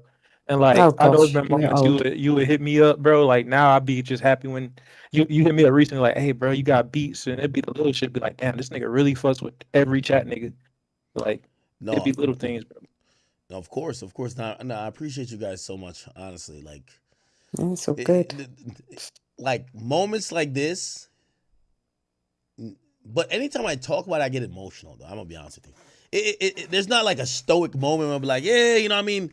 Like I could pop my shit on hip hop niggas. When you hear me popping my shit, it's like on people who ain't us. Anytime I Yeah. talk about because I know the sacrifices I made and I know how much you guys have invested time into this. So like that gets me emotional. Other than that, when I'm talking about bitch ass things, I'll be having a great old time. I'll be having a fucking blast. But when it comes to like talking about, because I really think about it, I'm like, yo, listen. For the last like 10 to 15 years, really 15, it's like 14 and a half, like 15 years of my life, I dedicated the majority of every single day thinking about this. This is why, you know, I told somebody yesterday, I was like, yo, in terms of this affecting me, I'm like, I don't know how other people think about it. I don't know how Lauren LaRosa thinks about when she says something about somebody. It bothers me. I dream about it. I think about it. It hurts my feelings. So of course the day I responded to Lauren, the girl on whatever her name is, I woke up at 5 a.m. pacing, like, why the fuck does this bitch play with me? Pacing. So now I'm about to go do research. Thank you to Grant, and I'm glad I got some great chat niggas on my side. They sent me a lot of stuff. But I'm pacing, like, it's upsetting to me. And really, like, you know, I don't know if this is a good or bad thing, but this is a huge part of my life and my happiness. So, Yeah.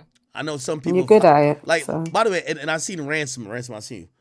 He's from Jersey. And he said something about me. He said, well, I know that's academic's job. Yes, this is my job, but I'm not one of y'all niggas who, I do this just to get a check. And this is me as a person. Me at this point is what I do. Yeah. I care about all so this it doesn't feel like work. Yeah, it's not even about feeling like work. It's not, I can't be like, I'm just doing this because this is a job. Like, this is, if I see a comments I wean out, but whatever I say or whatever this ends up being is my life. Facts. Right. The reason why you hear me talk shit sometimes, I've changed ask anybody who's been to my house. I've changed my entire lifestyle to embody somebody who is not liked. Nigga, I got 4 Rottweilers upstairs, nigga. 50 guns. I got, nigga, again, I'm not bragging about these things. I'm telling you how much. Got 100 bad, 100 clips. You got 100 clips, Act. What all of this is my life and my happiness, you know? And it's not like, it's hard for me to disassociate like, this is a job. It's not for me. No, but when I say it's like, it's you, so it doesn't feel, but it is also a job, but your job is you. It's at the end of the day. Your job is you, so it doesn't feel like a job. If you understand you enjoy it so much, it doesn't feel like it is a job, but it's also a talent that you have to be able to do this, because not everybody can be on a stream for 10 hours and everybody stays chimed in. Do you remember when you went off for your thing the other day? You had to do your lawyer thing the other day. Yeah. Yeah. I mean, I'd say about 1,000 people dropped off, but literally you wasn't even there for like 2.5 hours. Yo, they were dragging it with me. We were still watching. No, they were dragging with me. But yeah, no. Yo, let me tell you this. I mean, I say all this to say to like give you guys appreciation because yo, even then, you know, one of the only things I was mad about my show. First and foremost, I gave you the honest truth, which actually low key, I technically, I think I profited. I'm very honest. I'll tell you the truth about anything. I think I profited maybe like $3,000. I didn't think I would. With the show. I brought $6,000, or was it $6,000 or $7,000 to give to the crowd. I didn't even, like, for me it was about just partying. I wanted to party with not fake people. I could fly in 300 bitches from Instagram who like, oh, I got this. It's gonna feel empty. I wanted to party with my people. So I'm like, I know some people came mad far. I'm like, yo, I want to just give money back. Like, this was never about that. I told you what the venue costs $8,500. Pay for security, pay for whatever. Should I even pay for the cake? Who gives a fuck?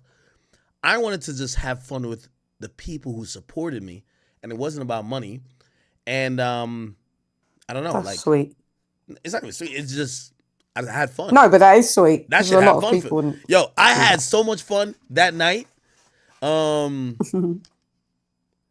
had so much fun that night. It told me I will probably never do a birthday party unless it's you guys are involved. Because I've seen the fake facade shit where it's like, you know, you're doing it with people. And maybe that's like and by the way, this feels like a therapy session now. Maybe it's because I don't got real friends. Because like honestly, there were so many people who suggested shit for my birthday, and I said, no, my birthday is with the people who have loved and supported me. They've got on my ass too, but they love and supported me for years. And after I did the show, I know a couple people around me, they were trying to do things. They were like, yo, you're like going back into a shell. I'm like, no, I already had my birthday. I don't feel the need to go do other things that's going to make you guys think that I'm turning up. My turn up was that show, and I'm good, and I'm so happy. Right. Yeah. Yeah. Yeah, shouts out. But anyway. That's what's important. The right people around. No, of course. So chat. Yeah. Chat, I'm really just chilling with y'all for a little bit. If anybody's in Discord, y'all could join in here and bring something up. Nothing too heavy. I know we're at 10 hours.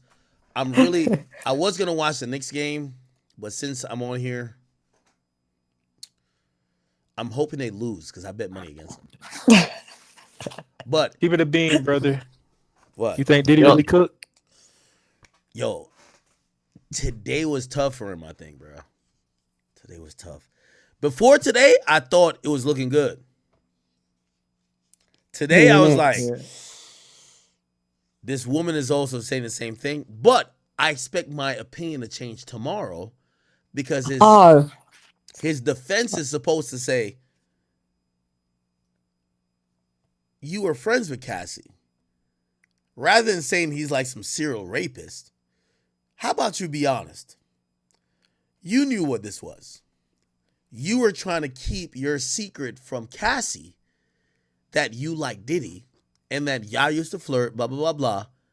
And it really wasn't, you know what I mean, a rape. Now, again, I'm projecting here. Mm-hmm. But if Brian Steele, I'm projecting here. No, I'm projecting because I looked at what they claimed today and I'm like, and I'll ask the ladies. Okay, I'll defer. I'll ask the ladies. Mm-hmm.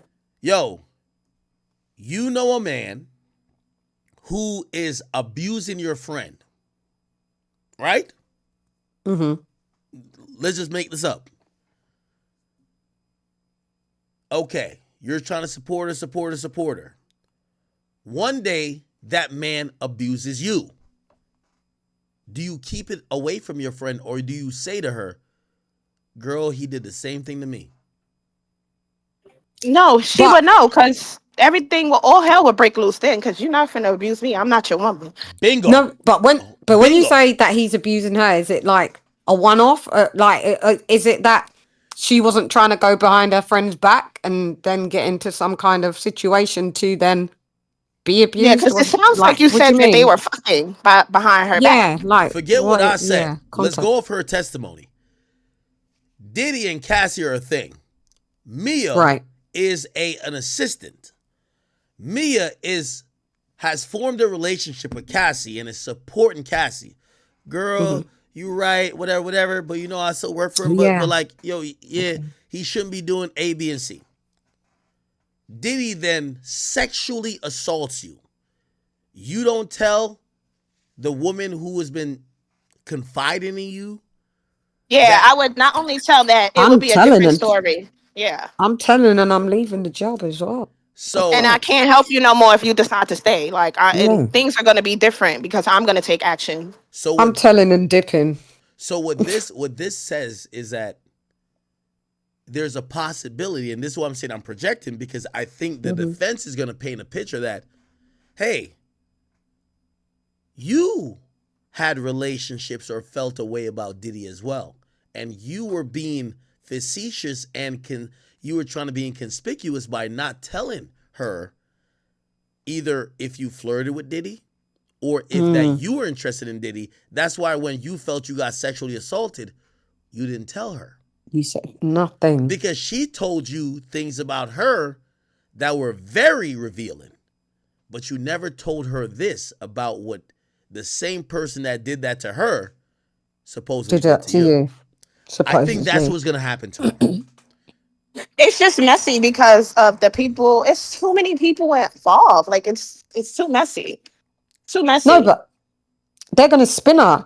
She's going to get spun on the stand tomorrow. Like what Act's saying. Because, like, how comes you was listening to everything that Cassie was going through, and then you're now getting the same thing from your quote unquote boss, but you're not saying anything to Cassie. So you're only hiding it because you feel that you did something maybe untoward. Yeah, she might have slept with him behind her back. Hold on. Yeah. And here's the thing too, though. They're painting a good picture, and this is why I said it'll only get crystallized on a cross-examine, because here's the thing on cross-examine. Okay, not only what you ladies said. So, okay, let's say he was a monster, but you were trying to hide it because you're friends with her. Cool. Years after Cassie leaves the situation, you leave the situation, you still wish him, hey, I hope you're doing good. I know Kim Porter just died. I'm wishing the best for you. I had such a great time when I worked for you. No, she's a snake. So now they're going to bring in the fact that most of these people wanted to come back. Most of these people often wish Diddy well and often talk positively when they messaged him. And not because he hit them up, because they hit him up. They went out their way and hit him up. So how will that be perceived? And that's the weird stuff that I find in the case, because it's like you guys are painting him as a monster, but you guys still continuously talk to this monster. Yeah, like, it's so confusing. Even the and they're going to stylist try to did use that. the Stockholm syndrome. No, and but it's they like, can't. no.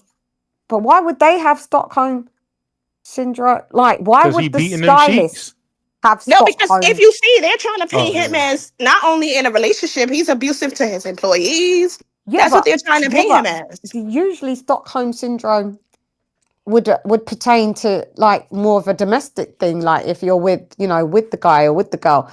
Like, no, because it doesn't mean if you with somebody kidnaps you. Maybe not and specifically you don't know them. at all times. There's going to be an exception. There's exceptions, but what I'm saying is, like, the stylist even reached out.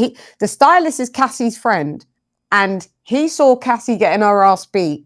But yeah, after the situation, they had all left, and they'd all gone about their separate business. Didn't the stylist say today that he reached out to Diddy and said, "Hi, I love you," or didn't he? They all got texts, yo. Like, everybody texted Diddy talking about something. I miss you. I wish all is well. Yeah. All this crazy shit. Yeah. So that might be a that's good the point. weird thing to me. Missing a predator is crazy. Yeah, that's wild. That's diabolical. Like every witness has said that like Diddy, like they got texts. So Yo, here's the thing. You know, I know they're trying to tie this up in a RICO. It appears that there's a severe negligence, and I'm not going to sit here and say that Diddy's not a domestic abuser or a serial domestic abuser. Yeah. I think he should have been locked up multiple times.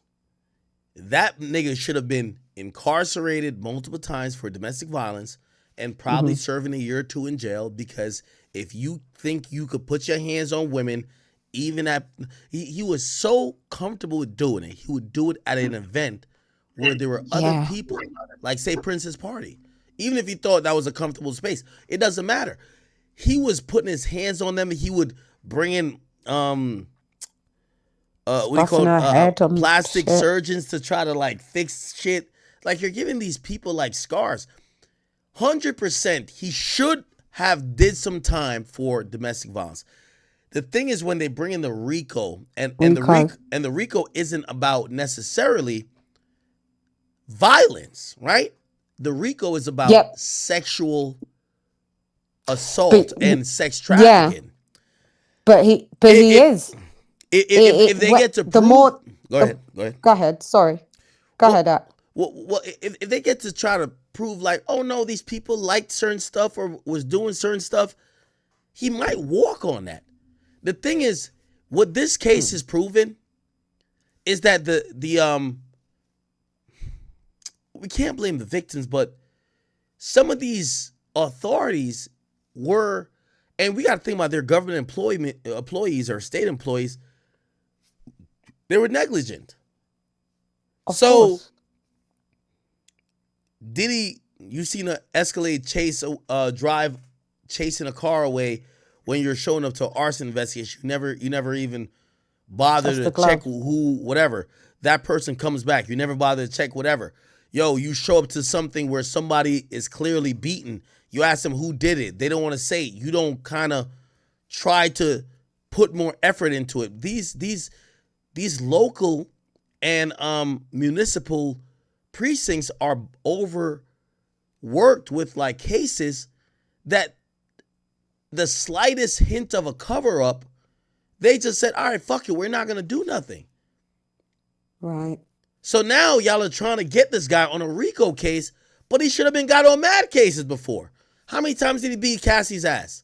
How the hell does he beat her ass? How the hell does he beat her ass on camera at the fucking Intercontinental Hotel? No police get called. How the hell do all these things? No police get called. But now the only chance to get this nigga is it a RICO case, but it's a RICO for sex trafficking? So now, if someone believes, like I believe it's not sex trafficking, do I believe he's a domestic abuser? Yes. So if I say he's not guilty for domestic abuse, he walks free because the assault that he allegedly, or not allegedly, he definitely did, it's not chargeable. All these entities allowed him to beat these women. He can't be charged for these specific acts. You got to charge him as a pattern of racketeering in the sense of a RICO case with sex trafficking. Come on. So now, if Diddy walks free, is he completely innocent? Everybody's going to have a bad taste in their mouth. Oh, man, nah, he did used to beat her ass. He should get something. And here's what's going to happen if he walks free. Everyone's going to have to say, well, at least he was locked up for a year.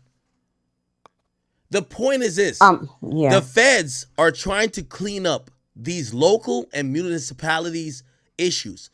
Diddy was beating women. I don't know if he was trafficking. He was beating them, though. The workers did not do what they had to do to report it. The women who were being abused did not do what they should have done to be honest with the police, that they could take appropriate action. And now it's past statute of limitations for any assault. Because usually not under RICO. But then that's why you got to get in a RICO. But a RICO is tough to prove because you got to prove organizational corruption and crimes. So, I don't know. But if you look at it, because in the beginning when I first was watching the trial, I was like, oh, he's a domestic abuser, but and I don't think the RICO will stand. But then the other day when you was on stream and you had like the charges up, the counts, they will get him on sex trafficking because he carried them over state lines. So you're already guilty of that. That's 100%. And then what was the other charge? I need to. Can you pull up the charges? Hold on. Again, please. I think it wouldn't even be RICO though, because they willingly went with him. He wasn't on no shit like No, that. it doesn't matter. It's against the law. It's not kidnapping, but it is sex trafficking because technically he carried over from state lines. Split hairs. But he was fucking them. Wait, let me try to split hairs here, and then you guys can discuss it. I'm hearing what you're saying, but it appears that Diddy's an abuser. But did these people not want to fit in this lifestyle that may involve free calls and other things? Of course. Now, here's the thing. Sex trafficking is almost... Again, now, if you believe that Cassie never wanted to do a freak off, it's sex trafficking. 100%. If you believe that Cassie wanted Diddy or wanted whatever, so she was doing these things, but she did it on her own recognizance, that's not sex trafficking. That's the problem. So sex trafficking only comes in if she never wanted to do this. I don't think no one's going to be watching this trial and said, nah, Cassie never. There's text that showed she was cool with certain shit. There's whatever that shows that. Again, here's the thing. Also, for all my... There's proof of her initiating. Yeah, and this is what I got to say to my chat queens. To all my chat queens, because I don't, I care about you guys' opinion, not anyone else. We're very sensitive towards issues and things that could arise that put women in precarious situations. Here's the thing. When it comes to Cassie, if Cassie's demeanor or how it came across is that, hey, I only, I did a freak off. But I only did a freak off to keep him. That's not sex trafficking. You're a grown woman. You wanted to be with a man and you thought action A could get you the man. That's not sex trafficking. Yeah. Sex trafficking is if he holds it over your head. You ain't getting paid if you don't do this.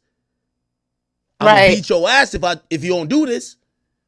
Yo, you better do this. So I gotta switch so here's the that. thing. If the he idea did do that with the record deal, yo, if the idea is that she wasn't doing the freak off, so that's the route that they're trying to go. Exactly. So let me just say this one more time, and y'all can say whatever, because I'm about to get pissed. I'm sorry. If the idea is that she did these things, but she was trying to get her man or beat out another woman to compete, it's not sex trafficking. No. But if the idea that she only did this because he was going to beat her ass, he was going to take all her money, he was going to do things that are forceful, revengeful, that's sex trafficking. We are hearing kind of Cassie being competitive, jealous, and that's where I wonder where the jury's going to break with this. I'm going to take a piss for a second. You guys can speak. She made official girl for a reason. Oh yeah, yeah, that's what she wanted to be, in it. Yeah. Yeah, it's interesting because the jury is 8 men, 4 women. So it's going to be very telling what those women are going to, go with, what they're thinking so far. The only reason why I'm saying that they may prove sex trafficking is because it's still, I know it's, what Axe said actually does stand. But there's also that they used, sex workers and took them from other states. So that's already sex trafficking. So regardless of Cassie, it's the prostitutes that or the sex workers, whatever you want to call them, that's going to prove the sex trafficking. And then what was the other thing under the RICO?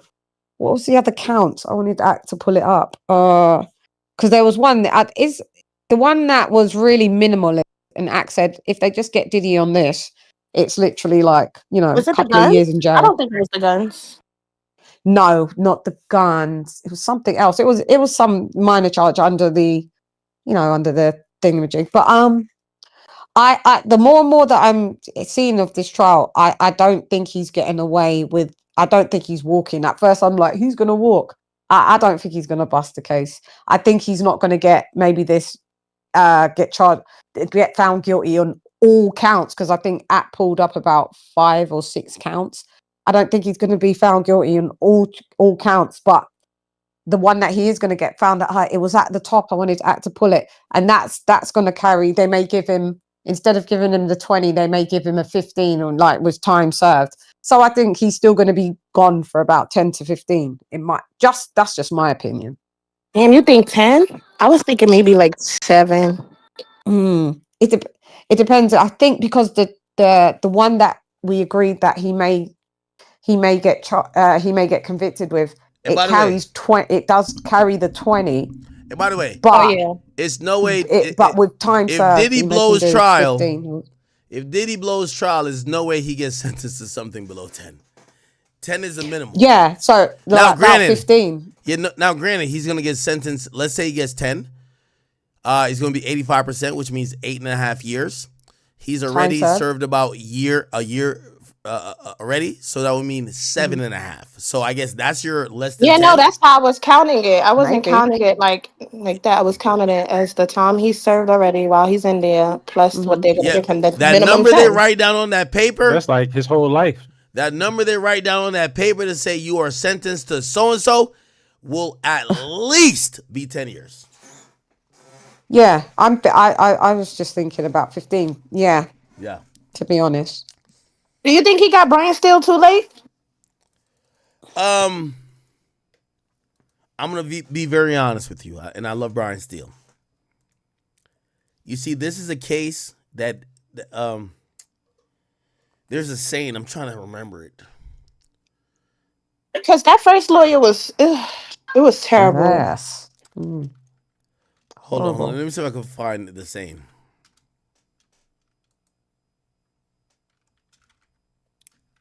What was it at? Okay.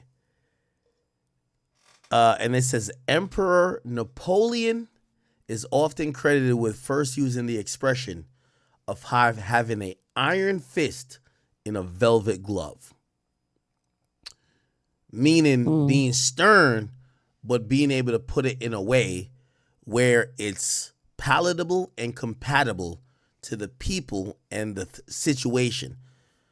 With all due respect to Brian Steele, and I don't want to doubt his expertise because I think he's an amazing litigator. This is a sex case. This is not YSL Woody, where a bunch of aggressive gang crimes are. You can't get up there and try. You get up there, Mia is crying. Remember that. Woody never cried. Woody was playing, yeah, I shot him. He was doing all that type of bullshit. You're dealing with women who are crying. It's emotional. They're telling you some of the things that you heard what Mia said today. I wanted to take this to my grave. You have to handle this with care. Now, Brian Steele's an amazing attorney. I don't know if, we like him off of the YSL trial. I haven't seen him beat a sex trial. This is a sex trial. Remember that. Yeah. So, go ahead. But he also has his client that he has to defend at the end of the day. So it's tricky. Like, you can't be too soft, but maybe you can't be overly hard. But at the end of the day, you got to be able to sway this jury, and you may have to attack a little bit. But do you understand? It's just, it's a bit of a tricky one. Can't go too hard. Can't be too soft. Maybe use him at different parts of the trial. Maybe use him at closing. Maybe use him instead of do you understand, for a closing argument? Or maybe there's just tactical places where they put certain lawyers at different parts of the trial. I don't know, but I hope he's hired to do the best job for his client, which is Diddy. I agree with you, and I'm hoping to see this turn out favorable. That boy cooked. No. Well, I'm not saying he's cooked. Listen, man. Once I heard the nut of the nipples, I was like, yeah, he's cooked. Nah. That's why I asked do he think about the case? Because I've been like, damn, what you freaky at? Like, why you freaky? No, That's not a crime. Yo, his No. freakiness We need to ain't lock gonna- him up for that. Nah, his freakiness ain't gonna get him locked up. What's gonna get him locked up is crimes. Like, to be honest, cultural prison, man. God damn it. Hey, by the way, to be honest, if you ask me, I think there's a game being played. I haven't said this, and I know like we're 10 plus hours now, so some people may have tuned out. I haven't said this like while we're like usually live. They're playing both games with each other. Check this out. Just like how I think the AUSA at first, they wanted to get people, they dropped that Cassie video, right? They wanted people like, oh my God, this nigga's a monster. He's guilty. Mm-hmm. I think they were trying to drop these intimate details at first about the freak-offs. There's a reason why they had the sex workers go first. They had the sex workers go first. That we could get this picture of this really nasty guy who does shit that the regular people like us don't do. Why would you let somebody fuck your bitch? Why would you be jerking off the corner? Why would you have her take the semen and smudge it on you? Here's what I think the defense is also doing. The defense is hoping the prosecutor starts doing more limiting of what they're going to bring into the play. You know what they're doing? Diddy's team is down to call names. All right, let's call names then. Fuck it. Okay, so you said Cassie was fucking what football player? Don't you see them doing that? They're doing that. So Cassie was fucking this football player, and what's the name of the NBA player? Brandon what? They can't stop saying names. Remember, there's federal rules, evidentiary rules that protect people's sexual history and things like that. They're hoping that there's going to be a limited scope because the judges overruled a few things for the prosecutor. Said, I bet. Cool. So, all right, cool. So let's now bring out everybody she was fucking. Because think about this. Why do you think that Diddy's team is bringing up that she was a fucking nigga named Brandon? There's no follow-up questions about no nigga named Brandon in NBA. Why do you think that's happening? Was it Brandon Ingram? Well, some people say it's Brandon Roy. Because I was saying Brandon Ingram. I was like, hold on. Well, Brandon Ingram, I think he came in the league recently. Remember, Diddy stopped dealing with her in 2018. So most of this conduct was around 2013, 2012. Let's look at Brandon Roy. Okay. When he played NBA career, he played. Damn, he only played 6 seasons from 2006 to 2011. If it's Brandon, probably is Brandon Roy. Yeah, Brandon Roy got injured. Yeah, but if you look at if you type in Brandon Roy Cassie, you type it in. I don't know. Like it keeps saying this, but like I don't know. Maybe it's another Brandon. But anyway, it's a Brandon from then. The point is this. I think what Diddy's team is doing, they're playing the game too. Okay, I bet. Since y'all want to keep getting, because what's Diddy's team been telling the prosecutor? Yo, y'all keep telling the same stories. It's hearsay. None of this stuff is like actually real. Y'all trying to get this man convicted of gossip. So you know what they're doing now? All right, you want to do gossip? Oh, didn't Cassie used to fuck somebody named Brandon? There was no follow-up questions on that. Why bring it up? Why? Hey, didn't she used to fuck somebody in the NFL? Why bring it up? Diddy's team is realizing, okay, just like how they try to prejudice this whole thing with dropping the Cassie tape and then, of course, at first telling us all these details that make, people who have regular sex and don't have their girl getting fucked by prostitutes. Like, I ain't gonna lie, when we heard about the nuts being like, okay, this nigga's weird. If he's weird, this motherfucker might be doing some other shit. Now they're trying, I think Diddy's team's trying to be messy. Truth be told. Somebody said they're just showing that Cassie's promiscuous. When you say messy, do you mean in the sense of like she's promiscuous? Well, not only that, because that's already understood. Yeah. At this point, are you saying messy in the sense of we're trying to whether is it like not? I wouldn't even say damage control because I don't see how him doing that is necessarily helping him in the case. So, you're right. Because sometimes I feel like we look at this case like it's like this should be a Judge Judy type case. It's being determined in court, but they're both playing the media. Okay. Because this case is evolving. He's doing that for media's sake? The case is evolving. We're seeing drop mic moments. We're seeing shit that we're like, oh my God. We're seeing big moments. Oh, Kid Cudi. We're seeing these moments that is kind of wowing the public. Like, again, y'all saw me. When I realized the nigga was smudging nut on his fucking chest, I'm like, yo, Diddy is a fucking weirdo. He's gay. So they, again, there's certain things with Cassie that is carved out that they can't bring up because of the rule of the evidentiary rules because she's a victim. They're trying to paint Diddy, and the easiest way to paint him as a racketeer who used sex trafficking and his money and whatever as part of getting what he wants is to show that this guy likes really out of the ordinary shit and weird shit. Oh, by the way, this was happening in the freak off. So now we're thinking, oh, this nasty motherfucker. Like, play this. If you heard like two different people in your neighborhood, one person, God-fearing guy, like you've never heard about him chasing no girl, this and third, he just, he prays all day, blah, blah, blah, whatever. You heard about him raping 10 girls. You're like, that don't sound like him. You heard about the nigga who's on OnlyFans, he a freaky ass nigga. Like, he always say he want to do A, B, C, and D. You're like, nah, he's the one who did it. So I think they made Diddy look super freaky. Not saying he's not. He is. But you got to get the freak shit exposed that people would believe the fact that, oh, well, of course he would take advantage of a woman because he's into that and he's a weirdo. Because I'm not into that and I'm normal. Exactly. So, yeah. Right. They set the table. Yeah. Exactly. Yeah.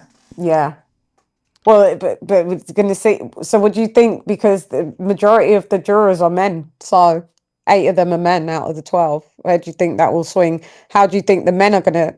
It just depends on the type of men that they are. If they're some panderers, then, Diddy's cooked. And if they're... Well, here's the thing. The jury... I always think juries are a little bit leaning in the favor of the prosecutors.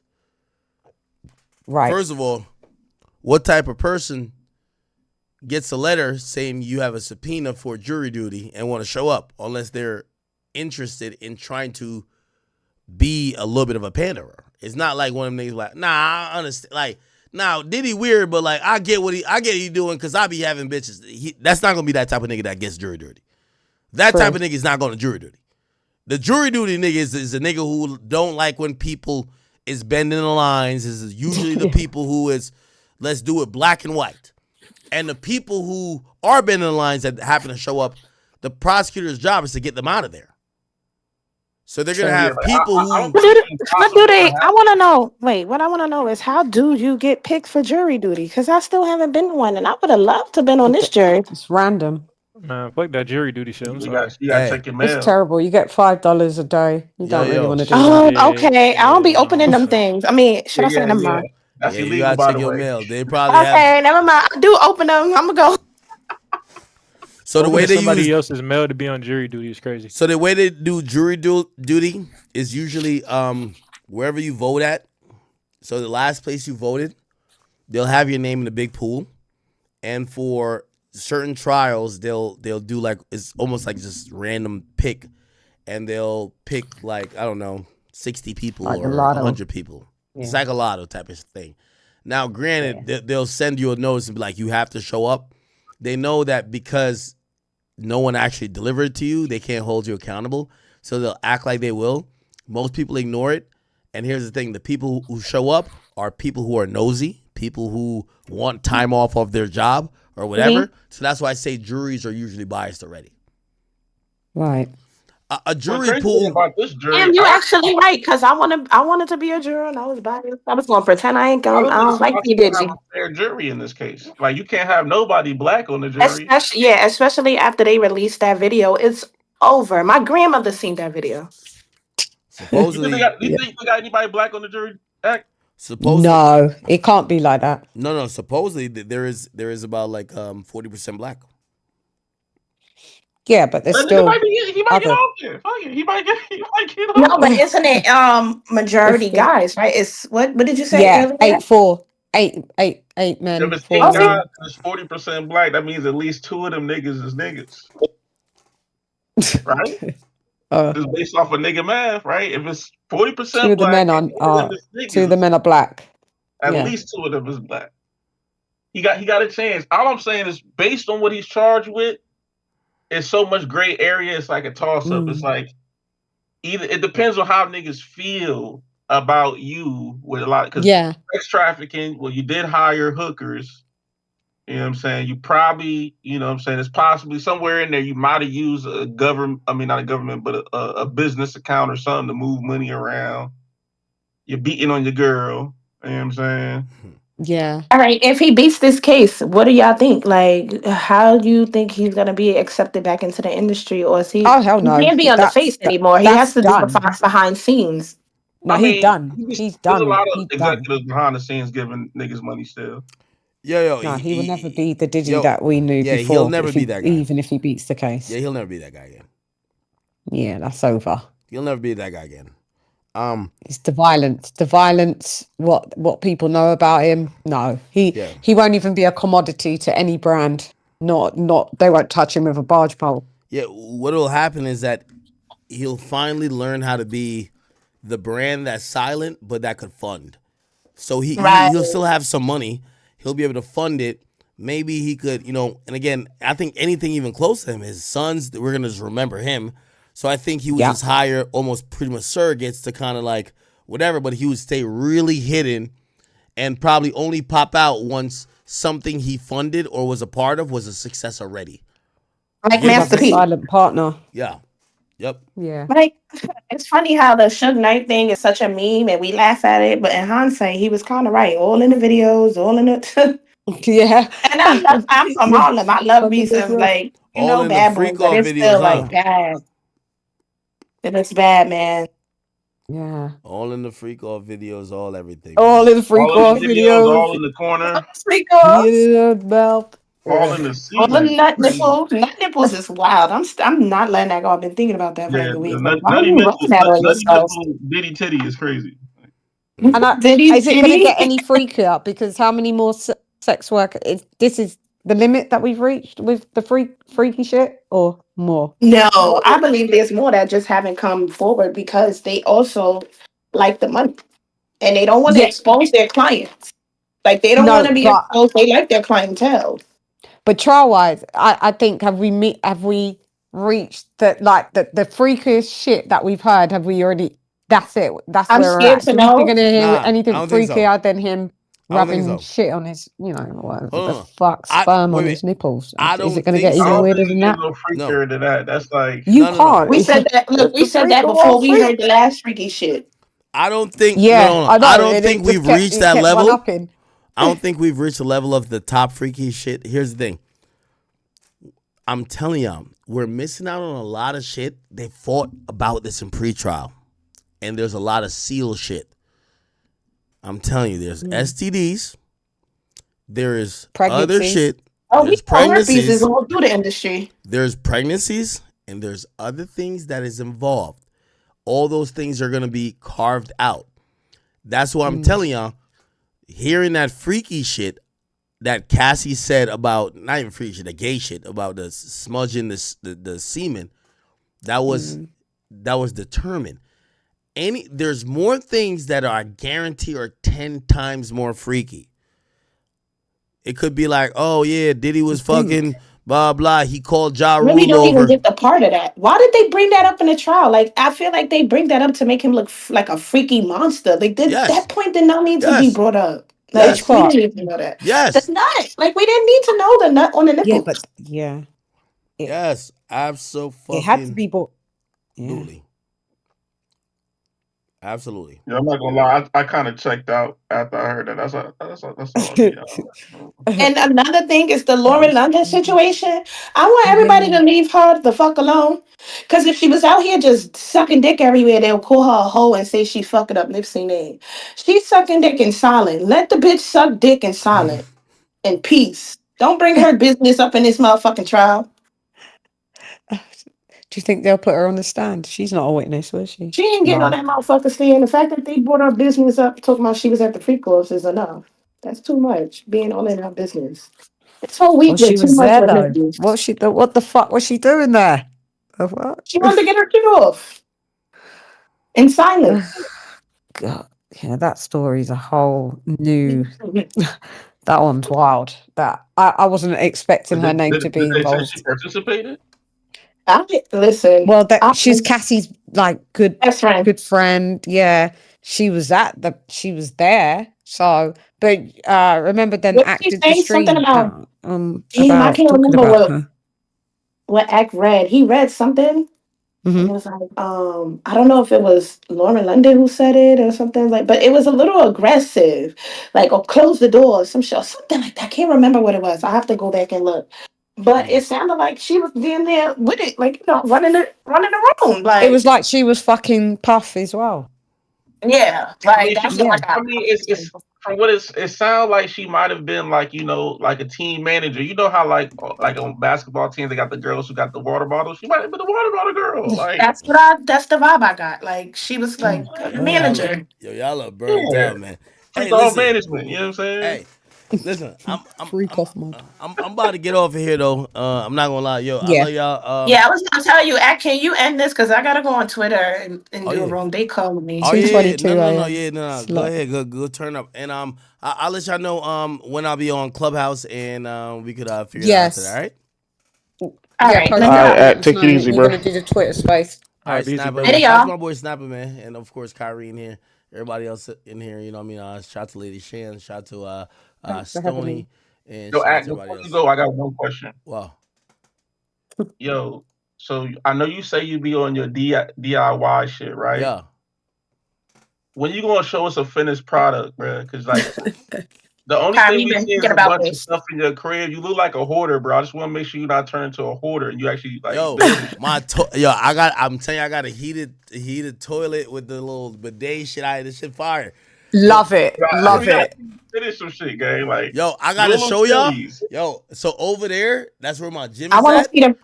Yo, over there is where my gym is at. Yo, this is how geeky I am, right? Over there, my gym is at. There's a space that I'm about to make into a theater room. So I'm about to build 2 walls, and then I'm about to tile everything. I ripped up my carpet, and I really looked at myself, and I said, yo, I've been ripping up my house for the last like 6 months, and I haven't finished one project. That's us. We're so like you're gonna finish. I know you're gonna finish, but it's like you'll start seeing a vision. You about to be a hoarder in that big ass That's house. fucking anxiety. Yeah. No, it's anxiety. It takes a lot to renovate something. I'm telling but y'all. I have to have someone to come and do it. I can't do No, that I don't shit even. myself. I'd rather you do it, learn it yourself, and do it. Because I had somebody come do my apartment, and they ran off with the money. They ain't even finished all the jobs. Oh nah, this one's nah. Yo, listen, Kyrie, if I don't come with results, let's say by July 1st, I want you to tell me, be like, yo, I can't get up, bro. I want you. Yeah, bro, you a hoarder, bro. You only build on Fortnite. Nigga. Yo, that is a tourist trait. Yo, you only build on Fortnite, nigga. Yo, I got every tool in the book. Like, yo, today, like, yo, even when so I was looking at some shit. So I got 5 or 6 nail guns. Don't even ask me why. Oh Lord. So one of them goes into the concrete. So on this level, so I don't know if y'all know how houses are built, at least in Jersey. Like, so this is like concrete, like flooring or whatever. Yeah. So I ripped up the carpet. There's a carpet thing underneath. I ripped that up. So now it's concrete.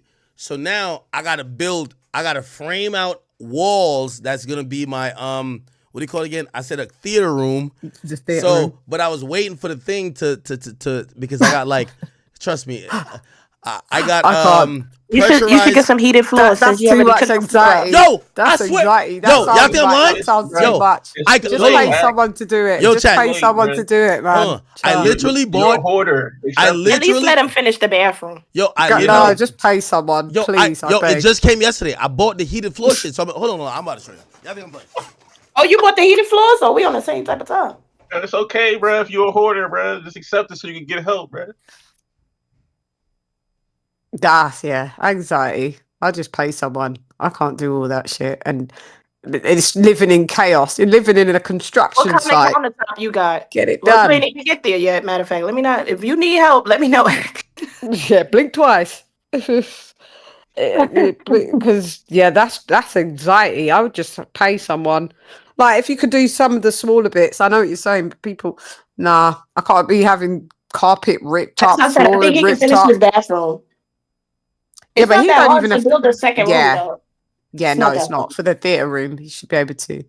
But then who's gonna mount the big ass TV on the wall? That's the least of their worries. I hope he do the walls the same fucking height. No uneven Yeah. walls.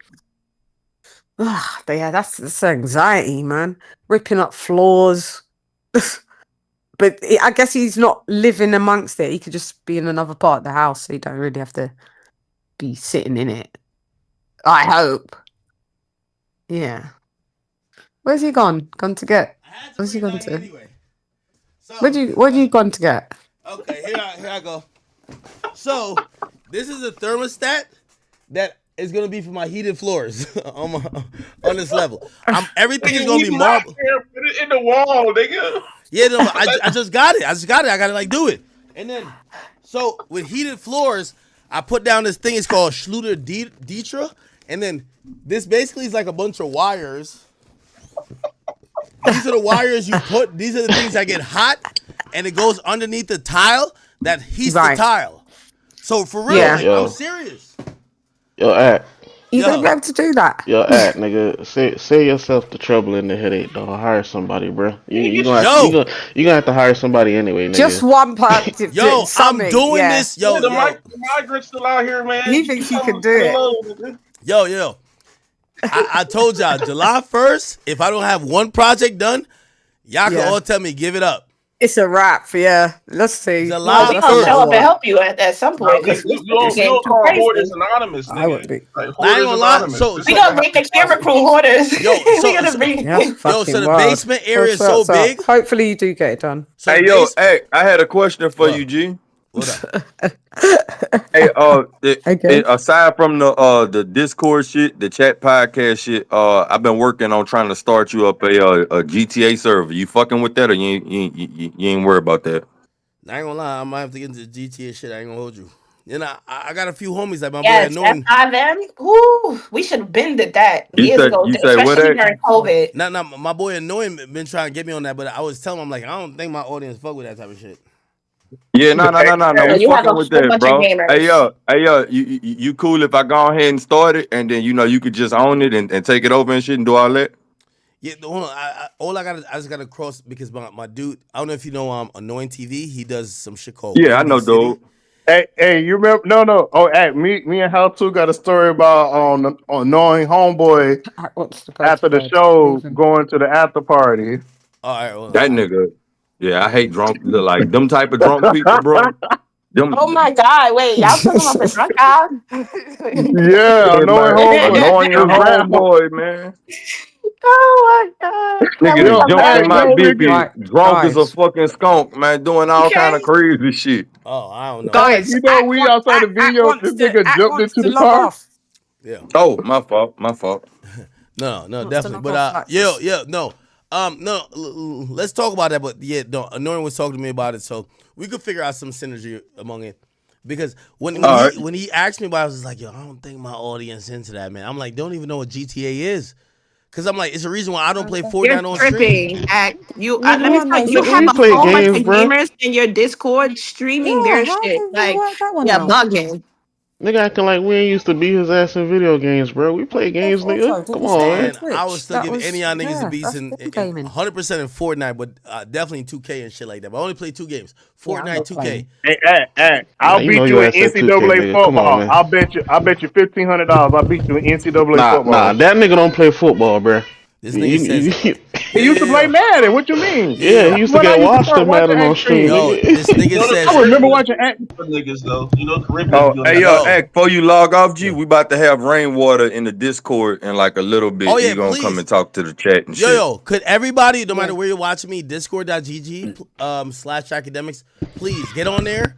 All my niggas is in there. You know what I mean? Listen, these are people who, it's just like y'all. If you've watched a minute of the stream or an hour of the stream or all damn near 11 hours of the stream, please get in there and go fuck with them. You know what I mean? It's great content, okay?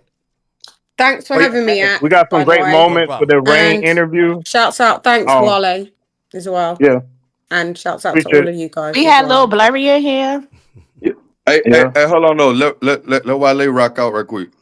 Oh yeah, Rain. I have Rainwater. He was talking about, you're gonna love it whenever we drop it. He was talking about how Mo doing better numbers compared to all the other Partials artists, compared to like a King Von, Pop Smoke, and everything. I love Pop He went Smoke. off on No Jumper and Adam.